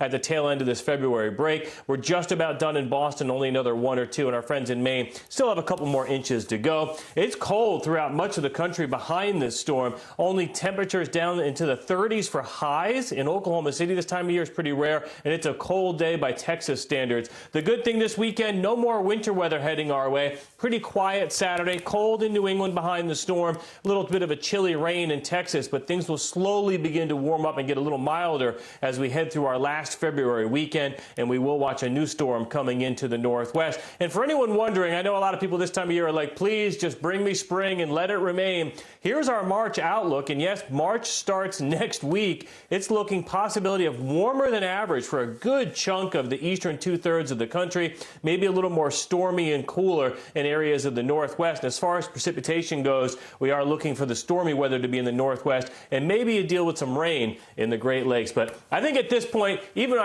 my die-hardest winter storm lovers are like, okay, let's get to spring. Yeah, I'm definitely one of, not a diehard winter lover, but definitely let's go ahead and get to spring or even summer. I could skip spring, All right. Bill Cairns for us there, Bill. Patience. Not my best quality. Thanks so much, Bill. Appreciate you. And stay with us because Russian troops are marching towards the Ukrainian capital of Kyiv. Still ahead, the major developments from an emergency meeting of NATO allies.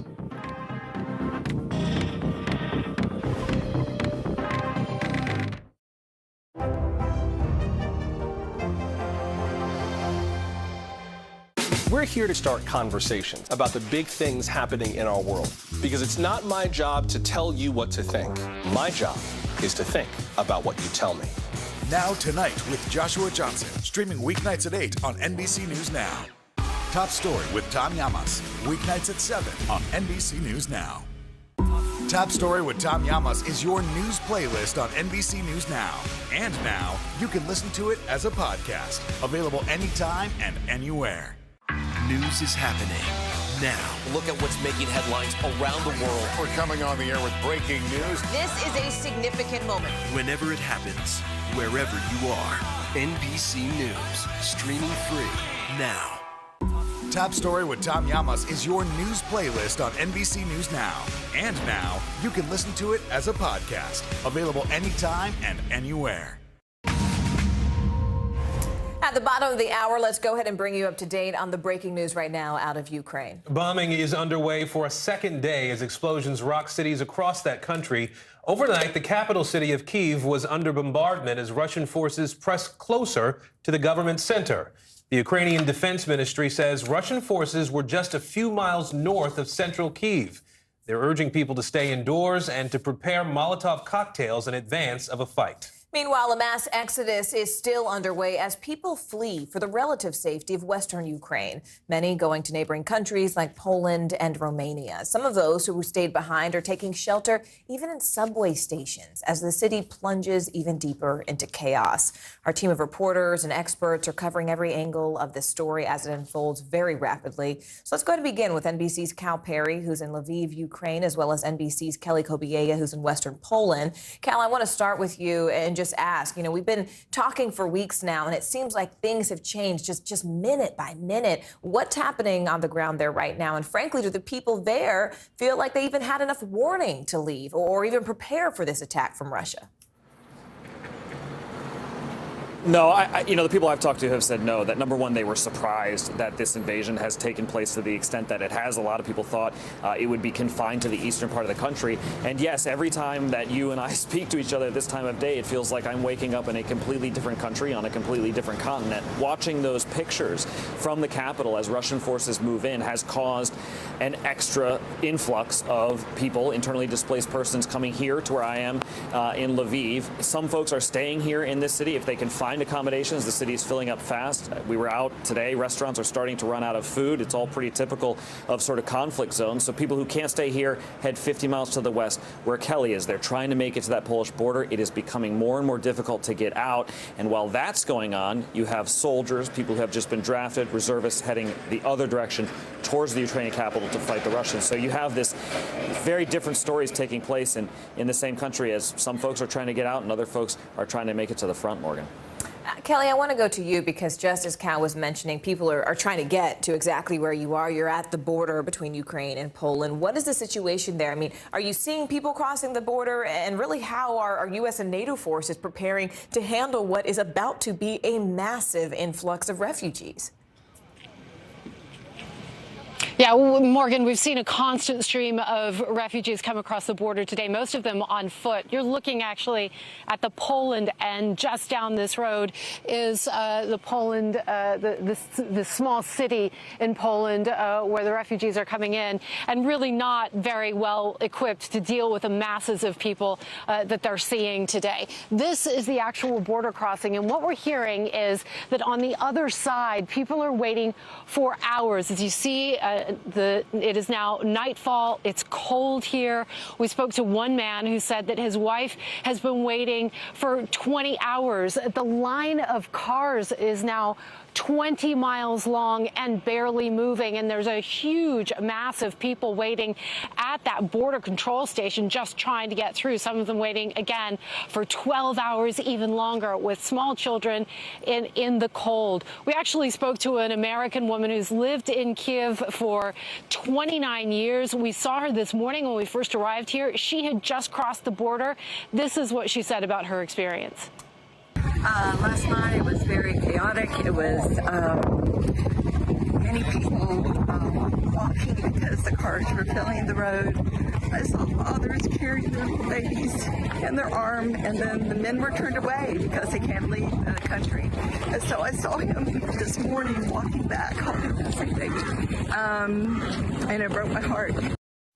Kelly, can you give us a little bit more color? It was a little bit hard to hear. Scenes. Yeah, Kelly, I couldn't hear everything that she said. Can you kind of recap a little bit of what she said for us? Yeah, so she was talking about how she was crossing the border and she was watching this man who was carrying a young child, presumably his child, and trying to cross the border with his child, and he was turned away because the Ukrainians are not allowing men between the ages of 18 and 60 to leave the country. So he actually had to turn back with his child and stay in Ukraine. And, you know, this is something, this is the kind of thing that we're hearing again and again, that families are coming over, but the men, the husbands, the brothers, older brothers are having to stay on the other side of the border. Now, in some cases, Morgan, men are actually coming here and saying, we want to go, we need to go and fight for our country. And we've talked about 4 or 5 people today who've said that. And you were asking as well about NATO and the U.S. and how they're dealing with this influx. These kinds of scenes are playing out on the border with Romania as well, with Slovakia and Moldova. These are countries that are not typically prepared for dealing with these amounts of refugees. They don't have the infrastructure. They don't have the funds. The U.S. Army has set up a couple of processing centers here and a large arena for about 500. But, Morgan, we're talking about thousands of people, and they're still coming in tonight. It's also new and unprecedented. Kelly, I know you are cold. I know you are tired, but I continue to beg and plead that you bring us stories from people so we can elevate their voices, because these are the kinds of stories that humanize it, especially for people who say, look, this is happening 1,000 miles away, and they may not understand why it affects them, but these are the faces of wars. Those are the stories of war, and they're the stories we all need to hear. So thank you for your work. Now, we've been telling you the Biden administration is not going to commit troops to help in Ukraine, but it could provide assistance in other areas. Intelligence officials tell NBC News that President Biden has been presented with options for massive cyber attacks against Russia. NBC News national security correspondent Ken Delaney is joining us now from Washington. He's been tracking this story. Ken, what kind of options are being proposed to the president at this point? Aaron, multiple officials are telling Courtney, QB, and me that some of the offensive cyber operations under consideration include everything from shutting down the internet in parts of Russia to disrupting the railroad network that is resupplying Russian troops in Ukraine. And taken together, this would be an unprecedented use of American offensive cyber power, which in the past has been used very judiciously, and it's something American officials don't like to talk about. And I should say that the White House was pushing back on our story yesterday, calling it off base, although not exactly saying what they were denying, and certainly not denying that the president is considering offensive cyber action against Russia. This would be in retaliation for the invasion of Ukraine, not in response to any particular cyber activity that Russia is doing. But officials fully expect that Russia would retaliate, and that creates its own set of risks of escalation. As one person put it to us, anything we can do to them, they can do to us, Aaron. Well, Ken, with that concern about retaliation, do we have a sense of the potential impact this could have on American citizens, on American consumers? Yeah, it could indeed. In fact, officials expect that Russia would respond with the kinds of attacks that would try to hurt Americans in their pocketbook, similar to when Colonial Pipeline was attacked by Russian criminals and Americans on the East Coast had to wait in long gas lines for a few days. That could be magnified, and that really underscores the risks of escalation here. The options that President Biden is considering, we are told, would disrupt but not destroy, are not designed to hurt Russians, are designed to be just short of an act of war. That's the kind of thinking that goes into the planning here, but there's no guarantee that the Russians would be quite as judicious in response, Aaron. All right, Ken Delaney for us in Washington. Thanks, Ken. You bet. Let's go ahead and bring in Douglas Redeker, Senior Fellow in the Global Economy and Development Program at the Brookings Institute. Douglas, do you think Russia will be able to actually withstand the impact of these sanctions? And I guess, in short, I'm sort of asking if you think they'll work. Well, it depends on how you define work. I think the White House has been, I'm not going to say clear or unclear, but whether sanctions were intended to be a deterrent or not is a subject that's been out there for the last couple of days. And clearly we're watching the fact that Russia has invaded, so I guess they didn't deter. So in that regard, the sanctions didn't work as a deterrent. But they are intended to punish. They are intended to raise the costs for Vladimir Putin and the Russian people to understand that there are consequences to being a bad actor at this level. So in that regard, sure, they're working in sending a signal that there's a punishment to be incurred if you're going to go down this route. But again, as a deterrent, it didn't work. What comes next?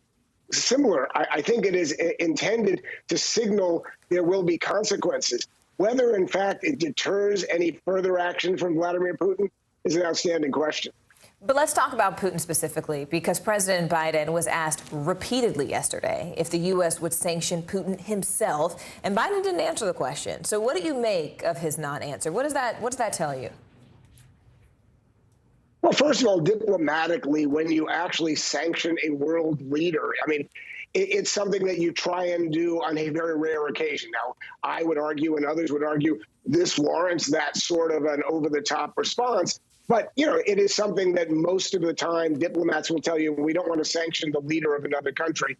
And so that would be an impediment. The other thing is, I don't think Vladimir Putin owns a lot of assets internationally in his own name. So we in the U.S. and in the European Union, we respect the rule of law and the protection of private property rights. And that means that actually sanctioning somebody's private property is a cumbersome, difficult legal process for a reason. We protect those rights. So if Putin has assets in 13 steps removed proxies and shell companies, it's not that easy to do it. I do think that we're reaching the point where politically sanctioning Vladimir Putin personally seems to be very much on the table, and I wouldn't be surprised if we do it. I tell you, I could sit here and talk to you about this all day. I've got about 100 more questions in my mind for you, but I'll leave it there because, alas, television. Douglas Redeker, thank you so much for joining us. We appreciate it. Now, the Russian military has taken control of the Chernobyl nuclear power plant in northern Ukraine. That plant was the site of an explosion in 1986 that led to the worst nuclear disaster in human history. The power plant is shut down now, but there are nuclear waste storage facilities on that site. Let's bring in NBC News senior reporter Alex Seitzwald now. Alex, when we hear Chernobyl, it immediately stirs up concern for a lot of people. Troops deliberately went after that site yesterday. Why is a radioactive wasteland so important to the Russian military? Yeah, it's a great question, and one that a lot of people were wondering because, as you said, this plant was shut down in 2000. It's not an operating power plant. It's basically a radioactive waste cleanup site at this point.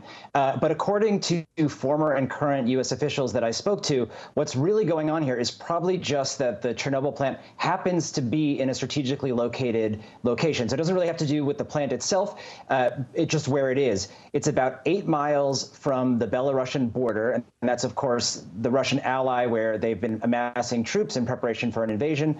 And if the Russians come south through Belarus, they basically run right into Chernobyl as soon as they cross the border. And then it's about an 80-mile straight shot south to Kyiv. And there'd be no river crossings, no major geographical terrain in the area. So military planners that I've spoken to said basically this allowed the Russians to cross a major river in safe territory in Belarus and then come into to come into Ukraine as they work to encircle the capital. So it seems those troops, the Russians, are holding the plant now. And as it fell yesterday, there was speculation, concerns about what would happen if a radioactive cloud started drifting over Europe. Are environmental experts concerned about nuclear material from that site? What's the real worry here? Yeah, absolutely. There's a lot of concern. The radiation has decreased in the 35 or so years since that 1986 disaster, but this is still a very toxic site. And there's kind of two parts to keep in mind here. There's the actual damaged reactor, which was contained with what they call a sarcophagus, a lot of concrete, basically. And then they came back later and put a large dome over it. That is the most radioactive, the most hazardous site. So that is the place that the most concern is focused on right now. If there's any kind of fighting, if there was an errant explosion, it could release that contamination and send clouds up. But even beyond that, you have this large exclusion zone that they call it, where the soil, the trees, the animals, the abandoned houses, basically anything that was in this zone had radioactive dust and debris fall on it. And workers have for years been painstakingly removing soil, removing everything they can. So you could imagine if you have heavy fighting, if you have tanks rolling through and kicking up dirt, if you have explosions kicking up dirt, that it could lead to radioactive, fallout. All right, Alex Heitzwald, we appreciate you. Thank you. Thanks. It has been 10 years since the death of Trayvon Martin, a death that sparked an unprecedented movement for social justice. Coming up next, an in-depth look at the Black Lives Matter movement and where things stand today. Stay with us.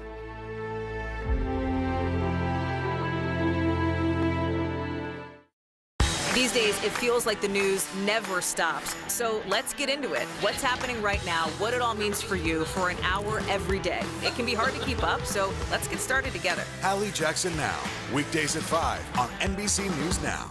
NBC News, streaming free now. Top Story with Tom Llamas is your news playlist on NBC News Now. And now, you can listen to it as a podcast. Available anytime and anywhere. This is a very different kind of program. We're here to start conversations about the big things happening in our world. Professor, I'm not asking you to predict the future, but what do we think that the new normal is going to be? Is part of this that everyone's rethinking their jobs during this pandemic and their relationship to their employers? What is your biggest tip for any parent who's concerned about this? It's not my job to tell you what to think. My job is to think about what you tell me. Now Tonight with Joshua Johnson, streaming weeknights at 8 on NBC News Now. Just call when you need them most. Ooh, let it go. The Today Show's newest fan. A little Al Roker. What am I doing here? This is your moment. Your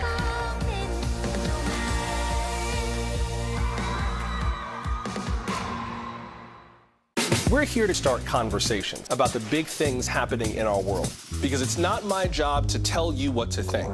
My job is to think about what you tell me. Now Tonight with Joshua Johnson, streaming weeknights at 8 on NBC News Now. Top Story with Tom Llamas is your news playlist on NBC News Now. And now, you can listen to it as a podcast. Available anytime and anywhere.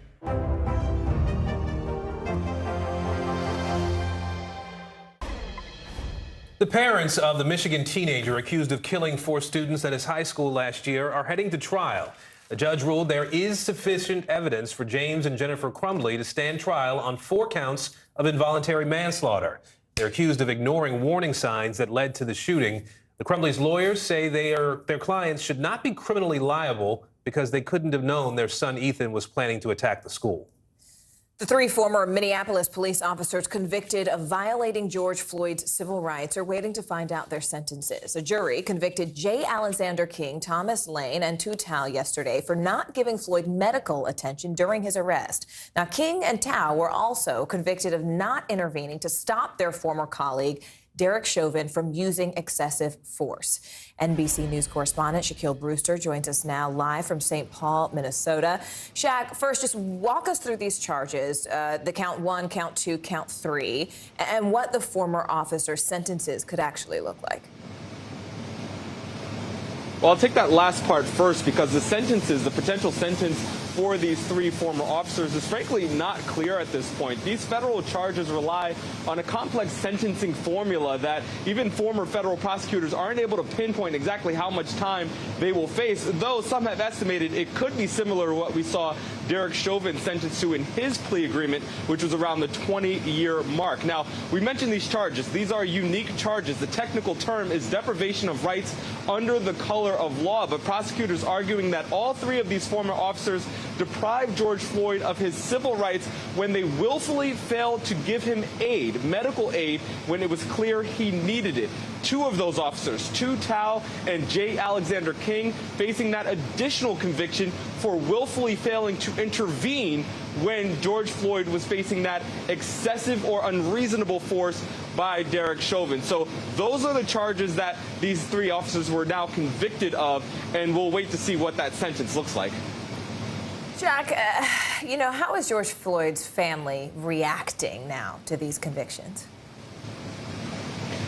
Yeah, you know, they've been admitting that it's been tough for them. They said that yesterday was a good day, but they talked about how much they miss George Floyd. I want you to listen to what we heard from the brother of George Floyd, Philonis, right after that verdict yesterday.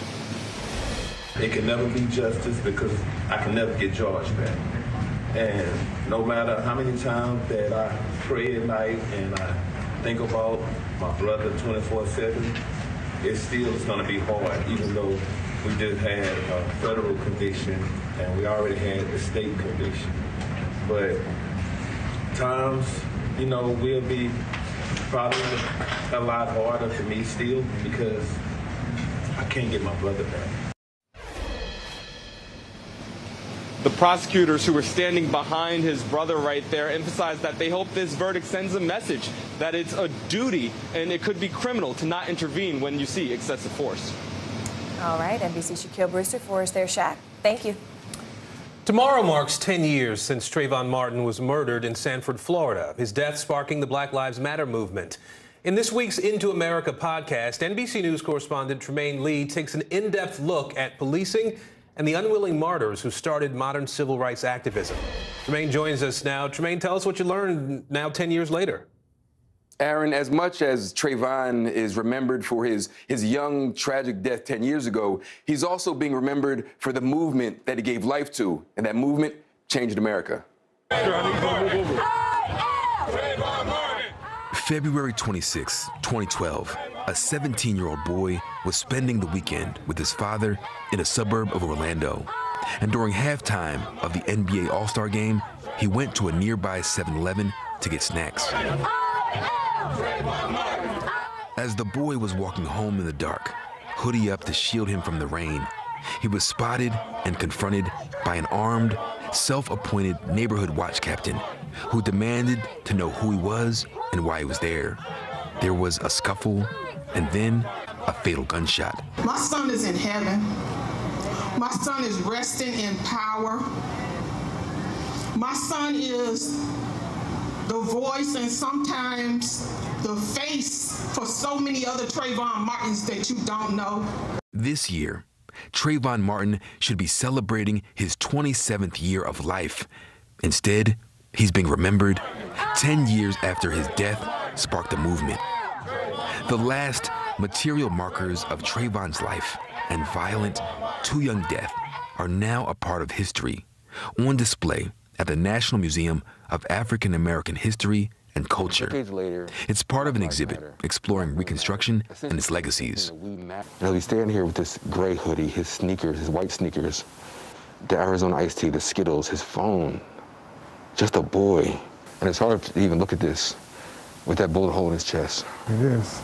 Out of respect for Martin's family, the museum doesn't allow photos or video of the display. His mother, Sabrina Fulton, explains its significance in a way that no photo ever could. If you looked at the hoodie, you saw a hole in his chest, you know, where his heart was, where he was shot at. I want people to see that. I want to remind people that this happened here in the United States. The display is gripping, taking some visitors by surprise. That level of sacrifice is a huge price to pay. I'm thinking, is this really how my people are treated in America? What happened to him could happen to me. It stops you in your tracks, and you just want to absorb everything right down to what he purchased at the store. Well, what we try to do is to think Spencer Crew is Director Emeritus of the museum. All this month, he's been our guide as we've reported on the Reconstruction era. What role does this play in this exhibition? How does he connect to the past? It really fits in with this idea in Reconstruction that African Americans were only supposed to have a certain place in that society. When you go outside of that place, you need to be pulled back in or punished for having broken the rules. Black Trayvon's death, and later, the acquittal of his killer, launched the Black Lives Matter movement and thrust his parents into the vanguard of modern civil rights activism, forcing them to push past unimaginable grief, to be a voice for their son and a still growing list of black people who've been murdered. Strength really don't mean that you feel strong. It means that you show up anyway. By keeping Trayvon's name in the forefront, keeping his movement active, that helped a lot of these cases get convictions, even though we didn't get a conviction. In a way, Trayvon's legacy and the movement built in his honor isn't just Black America's legacy, it's all of America's. That's why I decided to donate the things, because I gave America Trayvon. Trayvon belongs to America. Aaron, it's hard to believe it's been 10 years since Trayvon has been gone. And even though he's gone, he's certainly not forgotten. Aaron. All right, Tremaine Lee for us today. Tremaine, thank you. Scenes of war are being shared across the World Wide Web. After the break, the people risking their lives to show social media what's happening on the ground in Ukraine.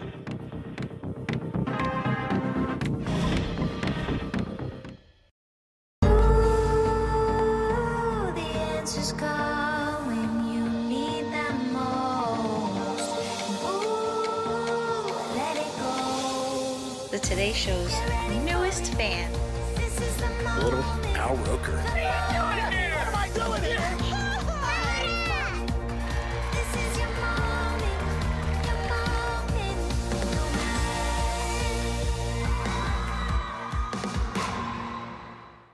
News is happening now. Look at what's making headlines around the world. Whenever it happens, wherever you are, it's here now.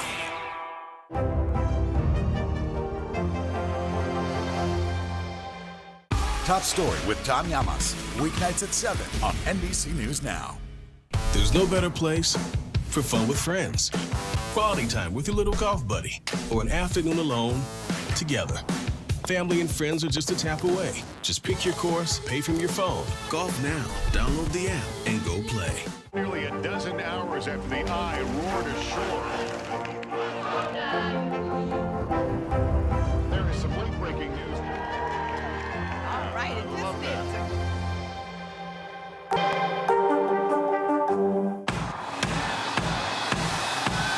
News is happening now. Look at what's making headlines around the world. right now on Morning News Now. We're coming on the air with breaking news. And this is a significant moment. Whenever it happens, wherever you are, NBC News, streaming free now. Top Story with Tom Llamas, weeknights at 7 on NBC News Now. Hallie Jackson Now, weekdays at 5 on NBC News Now. The Ukraine invasion isn't just unfolding on television, it's also on major social media platforms, including TikTok. That's right. Users are getting a first-person view of the dire situation, with people at the heart of the conflict sharing their own deeply personal stories of war. NBC News correspondent Erin McLaughlin takes a closer look. It's eerily quiet here in the Capitol, but just a few hours ago, it was anything but. We saw a gun battle taking place about 2.5 miles from where I'm standing now, in that direction, in a residential area. Russian forces clashing with Ukrainian military. Residents terrified, told to stay inside. Officials here are extremely worried that this city could fall within days. This morning in Kyiv, the eerie wail of sirens, day 2 of Putin's war on Ukraine. The Russian army advancing quickly in the city of more than 3 million. Overnight, rockets struck a residential apartment block. Ukraine's President Zelensky addressed the nation. The enemy has listed me as target number 1. They want to destroy the country, he says. As missiles strike the capital, the city's metro stations turned into bomb shelters. This is still a functioning metro station, yet for so many people here, it's the only place they can go when the sirens go off. Nastia Gianti and her 13-year-old sister ran here as soon as they heard the sirens. Their parents made it to another shelter. Do you worry if something happens that you're not together? course, we're in touch every half hour, she says. Everyone will be traumatized after this. The children will be most traumatized. The war is being played out in near real time on social media. Please praying for Ukraine. This Snapchat video shot at the main railway station in the capital. Situation become very bad here. All people wanted to go from Kiev. That's military. That's center of Kiev. Maxim Shmerkovsky, one of the professional dancers on Dancing with the Stars, posted from Ukraine on his Instagram account. This is going to be very, very bad. Very bad. This is going to escalate to extreme proportions. Posts show the reality of war, documenting the conflict, the damage, and the dead. This post showing the chilling sight of Russian tanks positioned outside the nuclear power plant at Chernobyl. Back in the metro station in Kyiv, three friends making the best of a bad situation. When the siren sounded, they brought their cat, sleeping bags, and food. They say they're ready if the Russian troops arrive. I want freedom like it was before. Because in Russia is like North Korea. A country that takes pride in its freedom, now fighting to make sure it's not taken away. People here are being encouraged to take up arms. The government is giving away thousands of weapons, including AK-47s. They're being encouraged to fight for their country.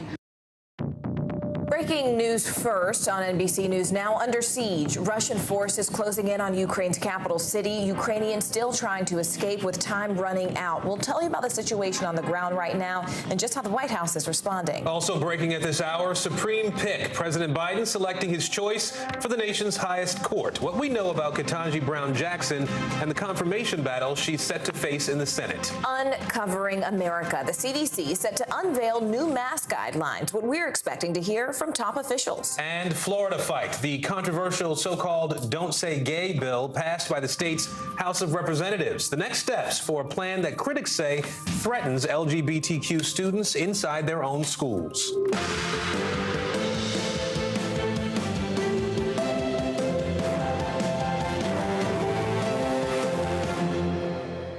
And good Friday, everybody. I'm Aaron Gilchrist. And I'm Morgan Radford. Thank you so much for joining us. We begin this hour with breaking news. Russia's assault on Ukraine is intensifying. Battles are underway in the outer parts of Kyiv. People across the capital. This is an NBC News special report. Here's Lester Holt.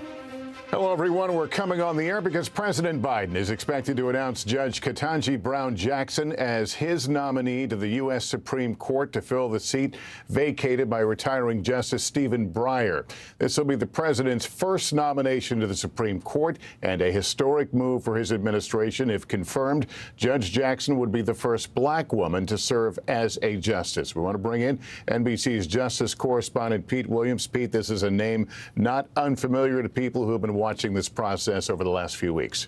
Right. She's been a federal appeals court judge here in Washington, Lester, for the past 8 months, confirmed to that post with 3 Republican votes. Before that, she was a federal trial judge here for 8 years, and she served on the federal commission that recommends sentences in criminal cases. She knows her way around the Supreme Court because she was a law clerk for Stephen Breyer. That's the man she's been nominated to replace. She's a native of Washington, D.C., but she grew up in Miami. She's a graduate of Harvard and Harvard Law. And at age 51, she'd be the second youngest Supreme Court justice. Amy Coney Barrett is the youngest, who turned 50 last year. And Judge Jackson is also distantly related by marriage to the former Republican House Speaker Paul Ryan, Lester. And we will see her. She will be accompanying the president in a few moments, and she will, we are told, speak as well. We see the door opening right now. The president about to make his appearance with Judge Ketanji Brown Jackson. Vice President Harris along with her. Good afternoon. Today, as we watch freedom and liberty under attack abroad, I'm here to fulfill my responsibilities under the Constitution to preserve freedom and liberty here in the United States of America. And it's my honor to introduce to the country a daughter of former public school teachers, a proven consensus builder, an accomplished lawyer, a distinguished jurist, one of the nation's most prestigious courts. My nominee for the United States Supreme Court is Judge Ketanji Jackson. You know, 4 weeks ago, when a member of the court, a friend of mine, we used to work together in the Senate, Justice Stephen Breyer, announced his retirement, I said then, choosing someone to serve on the United States Supreme Court is one of the most serious constitutional responsibility a president has, and I mean it. I promised the process would be rigorous, that I would select a nominee worthy of Justice Breyer's legacy of excellence and decency. Someone extremely qualified, with a brilliant legal mind, with the utmost character and integrity, which are equally as important. And though I would bring this decision, my perspective as a lawyer, former constitutional law professor, chairman of the Judiciary Committee for many, many years, and I'm almost reluctant to say it, someone who's presided over more Supreme Court nominations than almost anyone living today, which makes me 28 years old. I started doing it when I was 32. And who has devoted much of my career to thinking about the Constitution and the role of the Supreme Court. With that perspective, I carefully studied the record of candidates. I've invited senators of both political parties to offer their ideas and points of view, and I've met with a number of them. As a result, because I truly respect not only the consent, I know they give consent, but it says, the Constitution says advice and consent. And I sought the advice of Democrats and Republicans. I've consulted with leading legal scholars and lawyers, and I've been fortunate to have the advice of the Vice President Harris, and I mean this sincerely, an exceptional lawyer, a former Attorney General in California, and a former member of the Senate Judiciary Committee. And during this process, I look for someone who, like Justice Breyer, has a pragmatic understanding that the law must work for the American people. Someone who has historical perspective to understand that the Constitution is a resilient charter of liberty. Someone with the wisdom to appreciate that the Constitution protects certain inalienable rights, rights that fall within the most fundamental personal freedoms that our society recognizes. And again, someone with extraordinary character will bring to the Supreme Court an independent mind, uncompromising integrity, and with a strong moral compass and the courage to stand up for what she thinks is right. For too long, our government, our courts, haven't looked like America. And I believe it's time that we have a court that reflects the full talents and greatness of our nation, with a nominee of extraordinary qualifications. And that we inspire all young people to believe that they can one day serve their country at the highest level. I've admired these traits of pragmatism, historical perspective, wisdom, character in the jurists nominated by Republican presidents as well as Democratic presidents. And today, I'm pleased to introduce to the American people a candidate who continues in this great tradition.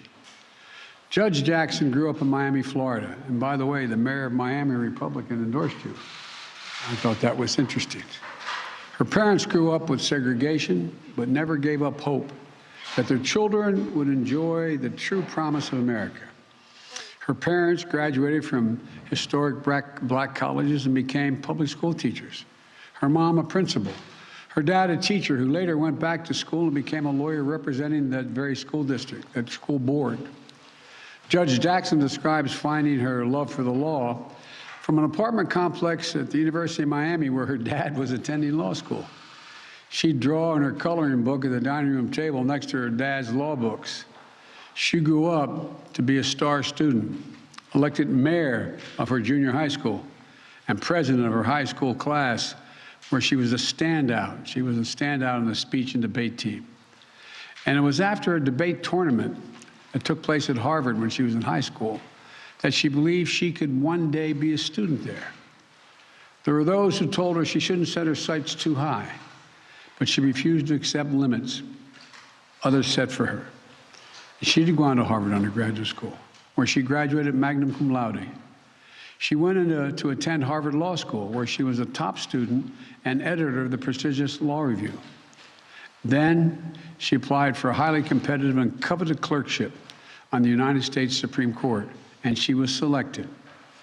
The justice who thought she was worthy of this high honor was a young lawyer, was none other than Justice Stephen Breyer, whose seat I'm nominating her to fill. Not only did she learn about being a judge from Justice Breyer himself, she saw the great rigor through which Justice Breyer approached his work. She learned from his willingness to work with colleagues with different viewpoints, critical qualities, in my view, for any Supreme Court justice. Now, years later, she steps up to fill Justice Breyer's place in the court with a uniquely accomplished and wide-ranging background. She served both in public service as a federal public defender, and in private law practice as an accomplished lawyer and with a prestigious law firm. If confirmed, she will join Justice Sotomayor as the only other member of the United States Supreme Court who has experience as a trial court judge, a critical qualification in my view, and once again, following the footsteps of her mentor, Justice Breyer, she become the only member of the court who previously served as a member of the United States Sentencing Commission. And she brings additional perspective to the court as well. She comes from a family of law enforcement, with her brother and uncles having served as police officers. That's one reason I expect by the Fraternal Order of Police, the national organization today said, and I quote, "There's little doubt she has the temperament, the intellect, and the legal experience and family background have earned disappointment." And they went on to say they're confident she will, quote, "approach her future cases with an open mind and treat issues related to law enforcement fairly and justly." Incredibly, Judge Jackson has already been confirmed by the United States Senate 3 times. First, to serve on the U.S. Sentencing Commission, a bipartisan independent commission I helped design to reduce the unwarranted disparities in sentencing and promote transparency and fairness in the criminal justice system. On the commission, Judge Jackson was known for working with Democrats and Republicans to find common ground on critical issues. Second, she was confirmed by the United States Senate with bipartisan support on the federal district court to administer justice with the special rigors and fairness that come with presiding over trials. And third, she was confirmed with bipartisan Senate vote to serve on the U.S. Court of Appeals for the District of Columbia, considered the second most powerful court behind the Supreme Court itself. In the court she once argued cases before as a distinguished advocate. And when Judge Jackson was nominated to the Circuit Court, one of his distinguished retired members, Judge Thomas Griffith, a former general counsel of Brigham Young University and a George Bush appointee to the court, said he backed her enthusiastically, hailing her exemplary legal career in both public and private practice. And he went on to say her careful approach as a trial court judge. Judge Jackson's service on the District Circuit Court the D.C. Circuit Court of Appeals is another superb qualification for service on the Supreme Court. 3 of the current Supreme Court justices also served as the D.C. Circuit judges, where Judge Jackson now serves. Her opinions are always carefully reasoned, tethered to precedent, and demonstrate respect for how the law impacts everyday people. It doesn't mean she puts her thumb on the scale of justice one way or the other, but she understands the broader impact of her decisions. Whether it's cases addressing the rights of workers or government service, she cares about making sure that our democracy works for the American people. She listens. She looks people in the eye, lawyers, defendants, victims, and families. And she strives to ensure that everyone understands why she made a decision, what the law is, and what it means to them. She strives to be fair, to get it right, to do justice. That's something all of us should remember, and it's something I've thought about throughout this process. And as a matter of fact, I thought about it walking over here with her. One floor below, we have several displays celebrating Black History Month.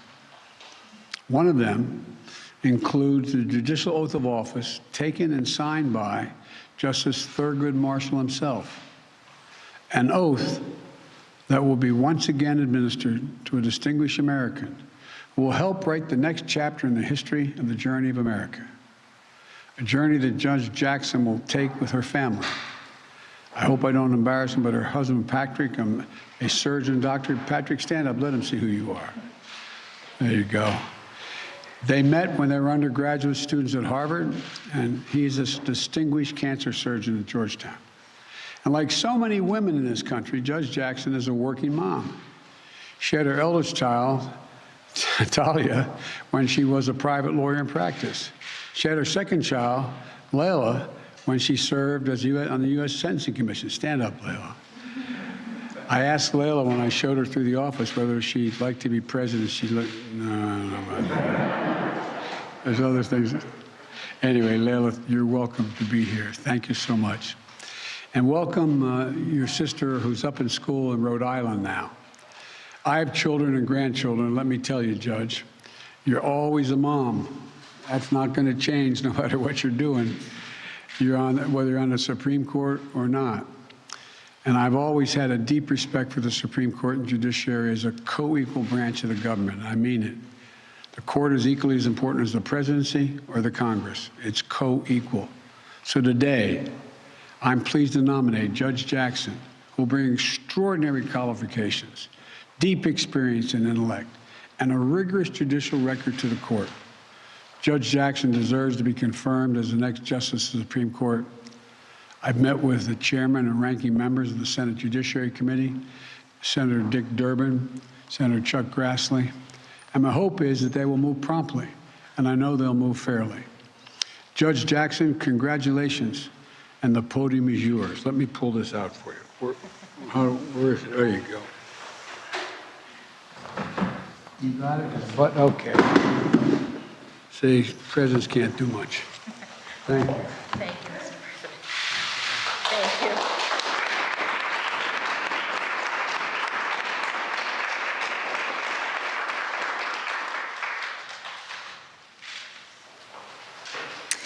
Thank you very much, Mr. President. I am truly humbled by the extraordinary honor of this nomination, and I am especially grateful for the care that you have taken in discharging your constitutional duty in service of our democracy with all that is going on in the world today.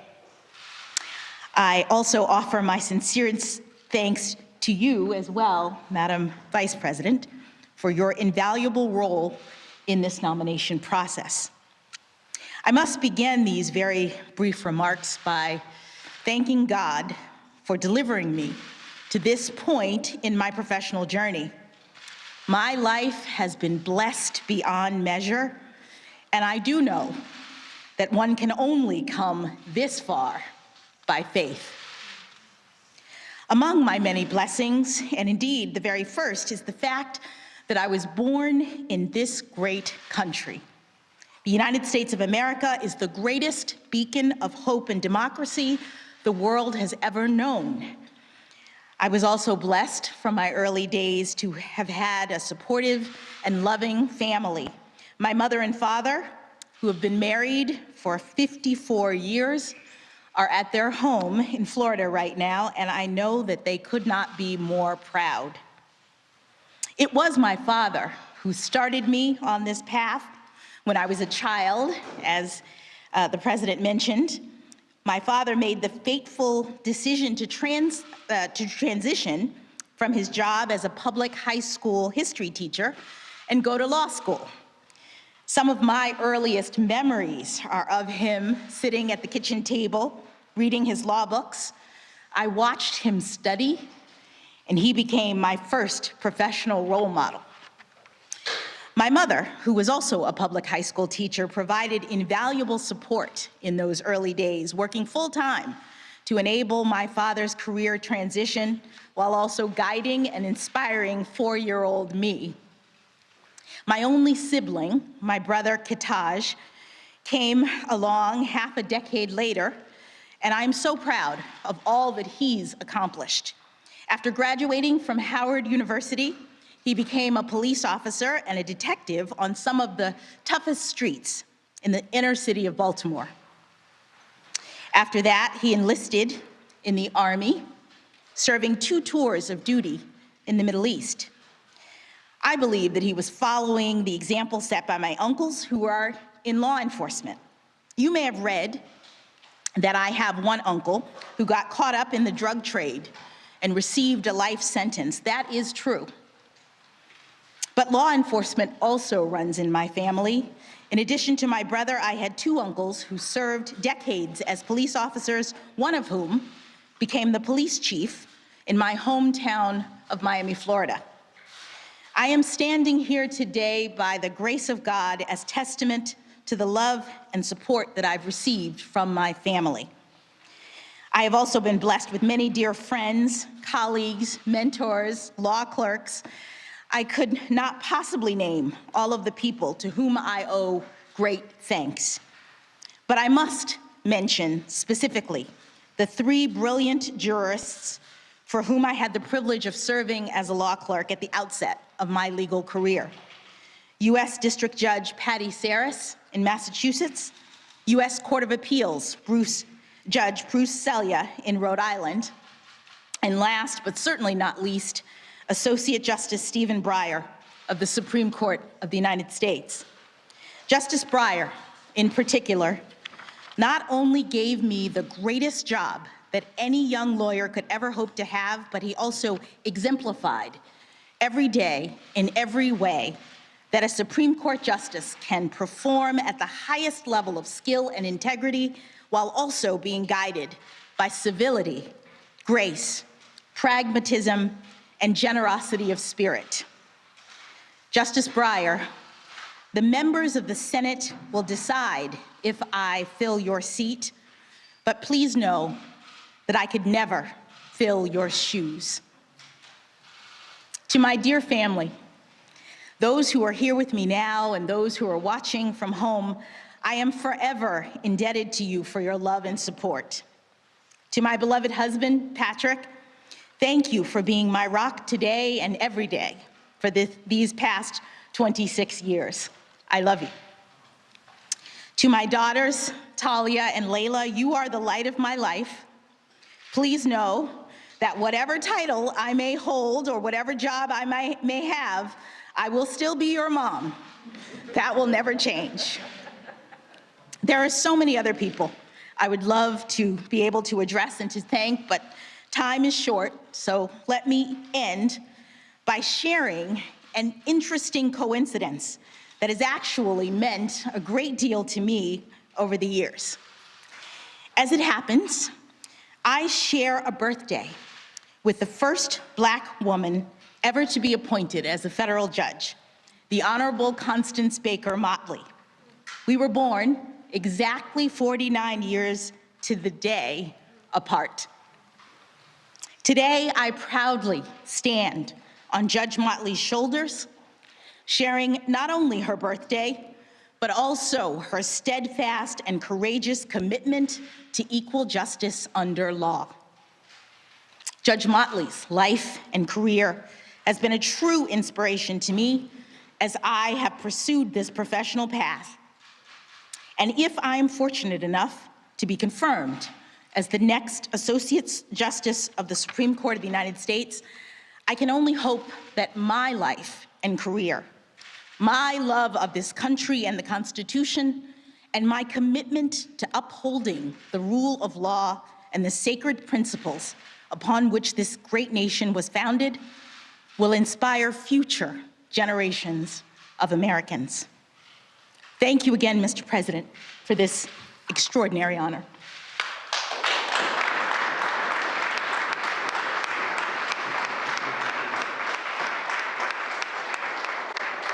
I forgot to introduce the First Lady, Dr. Jill Biden, and the second gentleman. That seems strange to say that, but the second one, Doug Emhoff. They're both here as well, so thank you. Thank you all.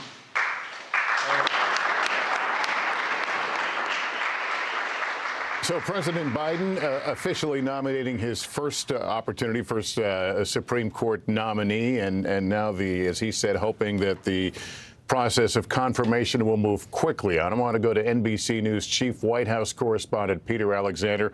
On that point, Peter, what's the feeling around the White House as to how quickly this nomination may move forward? Well, the desire is for it to move forward quickly. Obviously, as the president noted, she received bipartisan support when she was confirmed to the federal appeals court here at the D.C. Circuit just a year ago, with 3 Republicans supporting her confirmation. Then they included Lindsey Graham, Lisa Murkowski of Alaska, and Susan Collins of Maine. And today we are hearing from those individuals, Graham among them, who had been expressing his desire that the president would select one of the other names on his short list. Michelle Childs is a judge in South Carolina, his home state. He didn't do that, obviously, today. Lindsey Graham saying that this pick means that the radical left has won over President Biden once again. And from Lisa Murkowski, she posted a statement within the last couple of moments saying that her support for Judge Jackson during the confirmation last year does not guarantee that she will support her for the Supreme Court. So in a 50-50 Senate, while the president has said he would like bipartisan support, he has met with some Republican lawmakers, including the top Republican Chuck Grassley on a Senate Judiciary Committee. It's not exactly clear what that support would look like. Nonetheless, there has been much praise across the board, including from some Republicans, for the intellect, the integrity, and the character of this judge. So we will wait as that process begins in earnest, likely with courtesy meetings, courtesy conversations happening with senators as early as next week, Lester. All right, Peter Alexander, thank you. Let me go to NBC News political director Chuck Todd. Chuck, let's pick up on what Peter was talking about now. Some rumblings within the Republicans that maybe support is not guaranteed where it was prior. What do you make of that? Well, look, Lisa Murkowski's an interesting example here, because here's somebody who did vote for her once. She's up for re-election. It's a quirky setup in Alaska where there isn't a full-fledged Republican primary. It's going to be a top 4 system. But the point is, she voted against a Trump pick for the Supreme Court.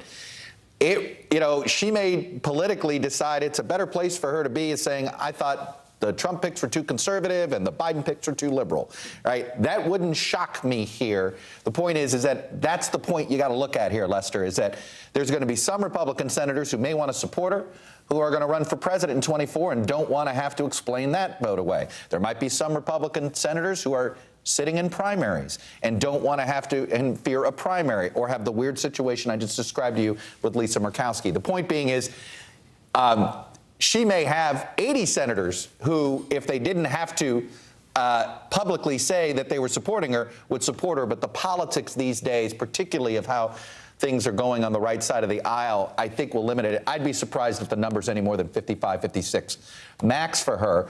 But look, she's got to get confirmed.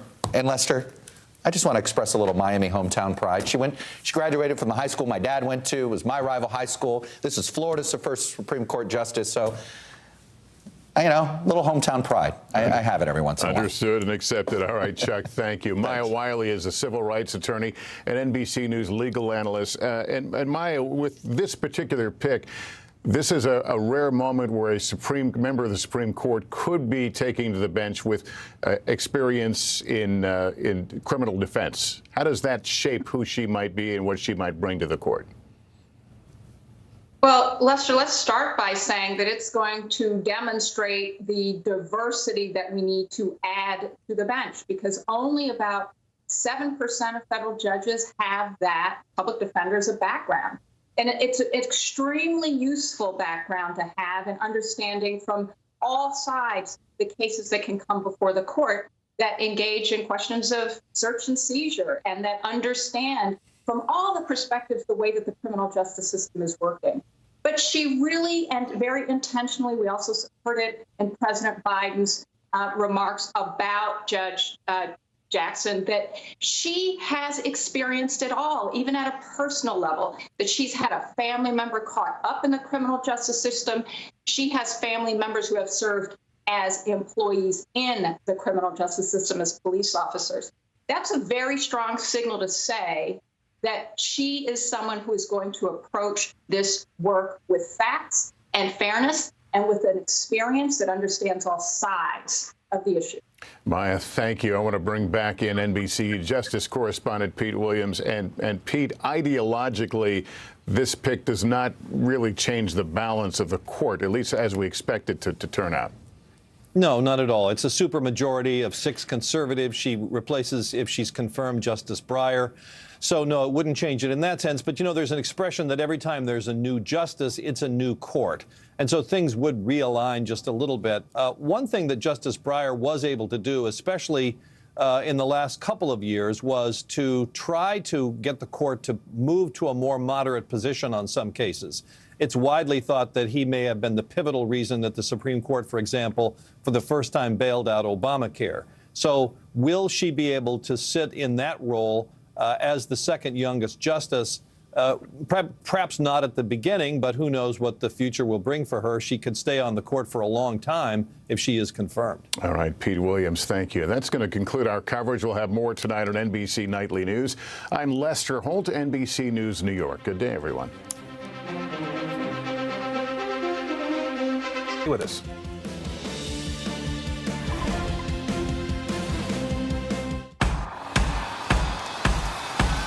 News is happening now. Look at what's making headlines around the world. Right now on Morning News Now. We're coming on the air with breaking news. And this is a significant moment. Whenever it happens, wherever you are, NBC News, streaming free now. What happened here is a story of loss and salvation. There were residents who hung on for dear life. This is where you took shelter, in this closet. I took shelter right in this closet right here.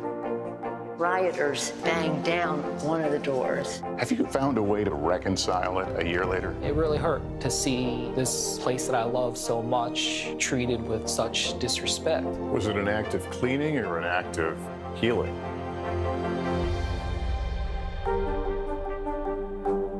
Top Story with Tom Llamas, weeknights at 7 on NBC News Now. News is happening now. Look at what's making headlines around the world. Right now on Morning News Now.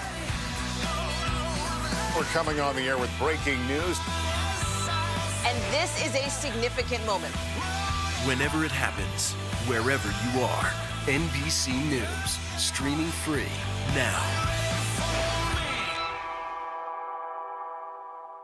Now Tonight with Joshua Johnson, streaming weeknights at 8 on NBC News Now. These days, it feels like the news never stops. So let's get into it. What's happening right now, what it all means for you for an hour every day. It can be hard to keep up, so let's get started together. Allie Jackson Now, weekdays at 5 on NBC News Now.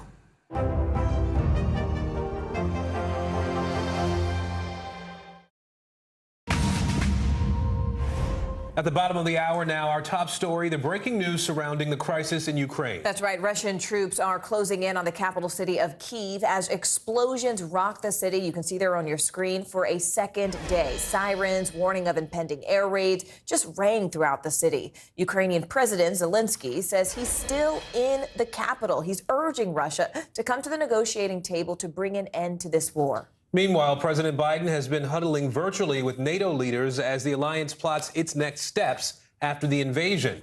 We have every angle of this breaking story covered for you. Let's begin with NBC News chief foreign correspondent Richard Engel on the ground for us in Mariupol, Ukraine. Now, Richard, bring us up to speed on what you're seeing from your vantage point. So the Russian assault is continuing. It has not slowed down at all since the announcement of tougher sanctions. In fact, it is entering a new phase, a new level of danger for the people of this country, for the 40 million Ukrainians, because on day one, and now we are coming close to the end of day two, on day one, it was largely strategic strikes by Russia against military targets. And now we are seeing in day two, Russia moving closer to Ukrainian cities, potentially encircling Ukrainian cities, certainly moving into them or moving into attack positions around them. That is happening in Kharkiv with troops heading into the outskirts of that city. Kharkiv is the second largest city in this country, the largest in the east. That is happening in Kiev, where Russian troops entered a neighborhood in the northern parts of the city. And there was already a state of emergency, but it's gotten to the point that the mayor of Kiev is urging people to adopt defensive positions. They have started to give out weapons to people who have military training, and they are even telling people to prepare Molotov cocktails if it's necessary. And we are also seeing that here in the South with increased military activity around the city where I am right now. Richard, the president there, President Zelensky, has offered to negotiate with President Putin. What would be the conditions for negotiations to happen? For Zelensky, none. Zelensky has said time and time again that he wants to meet with Vladimir Putin, that he wants to meet with him directly. He wants to meet with him with the United States. He wants to meet with him with anybody who will meet directly with Putin, arrange a meeting between him and Vladimir Putin. But Putin has not been willing to take that direct meeting with Zelensky, a president he has called a neo-Nazi, and who he clearly wants to unseat from power. When you hear Putin, when you hear other officials in the Kremlin, they've made it very clear that the goal of this entire operation is to get rid of not just Zelensky, but the entire system that put him in power, a democratic system that has been in place here for the last 8 years. So Russia says its conditions are simple. Ukraine has to give up. Ukraine has to stop fighting. Ukrainian troops have to lay down their arms, and then he's happy to talk. So you have two very, very different conditions. One with Zelensky saying he's willing to talk now, at any time, in any place, and Russia saying only after a surrender. The Ukrainian military is still fighting, Richard. They're fighting a military presence from Russia that is significantly larger and more powerful. How is the Ukrainian military holding up at this point? They're holding up well, better than expected. They have been able to still hold on to the main population centers, and there is not a significant city in this entire country that is held currently by the Russians. And that is a major accomplishment, even though this is still day two. When you talk about Ukraine, a country of 40 million going up against Russia, which has one of the largest militaries in the world and which has had months to prepare for this and had anywhere between 175 and 190,000 troops and sophisticated equipment on three sides of this country, because it also had the cooperation of Belarus. The fact that they still hold all the key population centers, including the capital, shows that they are putting up a fight. And they've called up the National Reserve. They're handing out weapons to volunteers who have military experience, and they have been fighting. And according to the Ukrainian military, which has been putting out videos and putting out statements, they will continue to fight and have no intention of laying down their arms and accepting the conditions put out by the Kremlin, which is only negotiations after an unconditional surrender. All right, Richard Engel for us today in southeastern Ukraine. Richard, thank you. NBC News correspondent Josh Letterman is outside NATO headquarters there in Brussels. Josh, what are we learning about these NATO meetings? And frankly, is there an expectation that more troops will be sent to the region in addition to the thousands that are already there? Well, President Biden joined that meeting virtually this morning, Morgan, and we heard from Secretary General of NATO Stoltenberg saying at the beginning of that meeting that Russia needs to immediately cease its military operations, something that, of course, Russia at this point is showing no signs is in the cards. We're awaiting a news conference from Stoltenberg at the end of that meeting, but we have just gotten a statement from all of the heads of state in NATO, including President Biden, in which these leaders say that the world will hold Russia and Belarus, where, of course, Russia is using to base many of its troops, accountable for these actions. To your point, Morgan, about whether NATO will actually be sending more troops to the eastern part of NATO, the NATO area, that is certainly something that is being considered, with these leaders saying in their statement they're making significant additional defensive deployments of forces to the eastern part of the alliance. They say they will continue making all deployments necessary to ensure strong and credible deterrence across the alliance. We know that includes thousands of U.S. troops that are both moving from the U.S. into Europe, such as to Germany, as well as troops that are already based in Europe that are going to be moving farther eastward into these NATO countries that are on the eastern flank. There was a separate meeting this morning that Vice President Kamala Harris participated in with a group known as the Bucharest Nine. These are the 9 NATO members that are on the eastern flank. And this comes amid an all-out push to really try to isolate Russia diplomatically, make it the pariah of the international community, with a UN Security Council vote expected today to condemn Russia. That's likely to fail, given that Russia not only has a veto on the Security Council, actually has the rotating presidency of the Security Council. But we also saw today Russia suspended from the Council of Europe. They've been taken out of the Eurovision contest, that big song contest that so many Europeans watch, and Delta Airlines cutting their ties with Russia's largest air carrier. So you see Western nations doing everything they can, short of sending in troops to Ukraine to fight Russia, which is something NATO insists it still will not do, that these efforts are focused up on shoring the NATO members, which, of course, Ukraine, as of now, is not a member. Morgan? All right. NBC's Josh Letterman, thank you for that. We really appreciate the update live from Brussels. Appreciate you, Josh. I want to bring in NBC News business and technology correspondent Jolene Kent now. Joe, I want to zero in on these sanctions that President Biden announced yesterday, if we can. You know, almost as soon as they were presented, there were critics who started saying they didn't really go far enough. A lot of people are now urging the president to kick Russia out of that SWIFT international banking system. Help us understand exactly what SWIFT is and how Russia might be impacted if it's removed.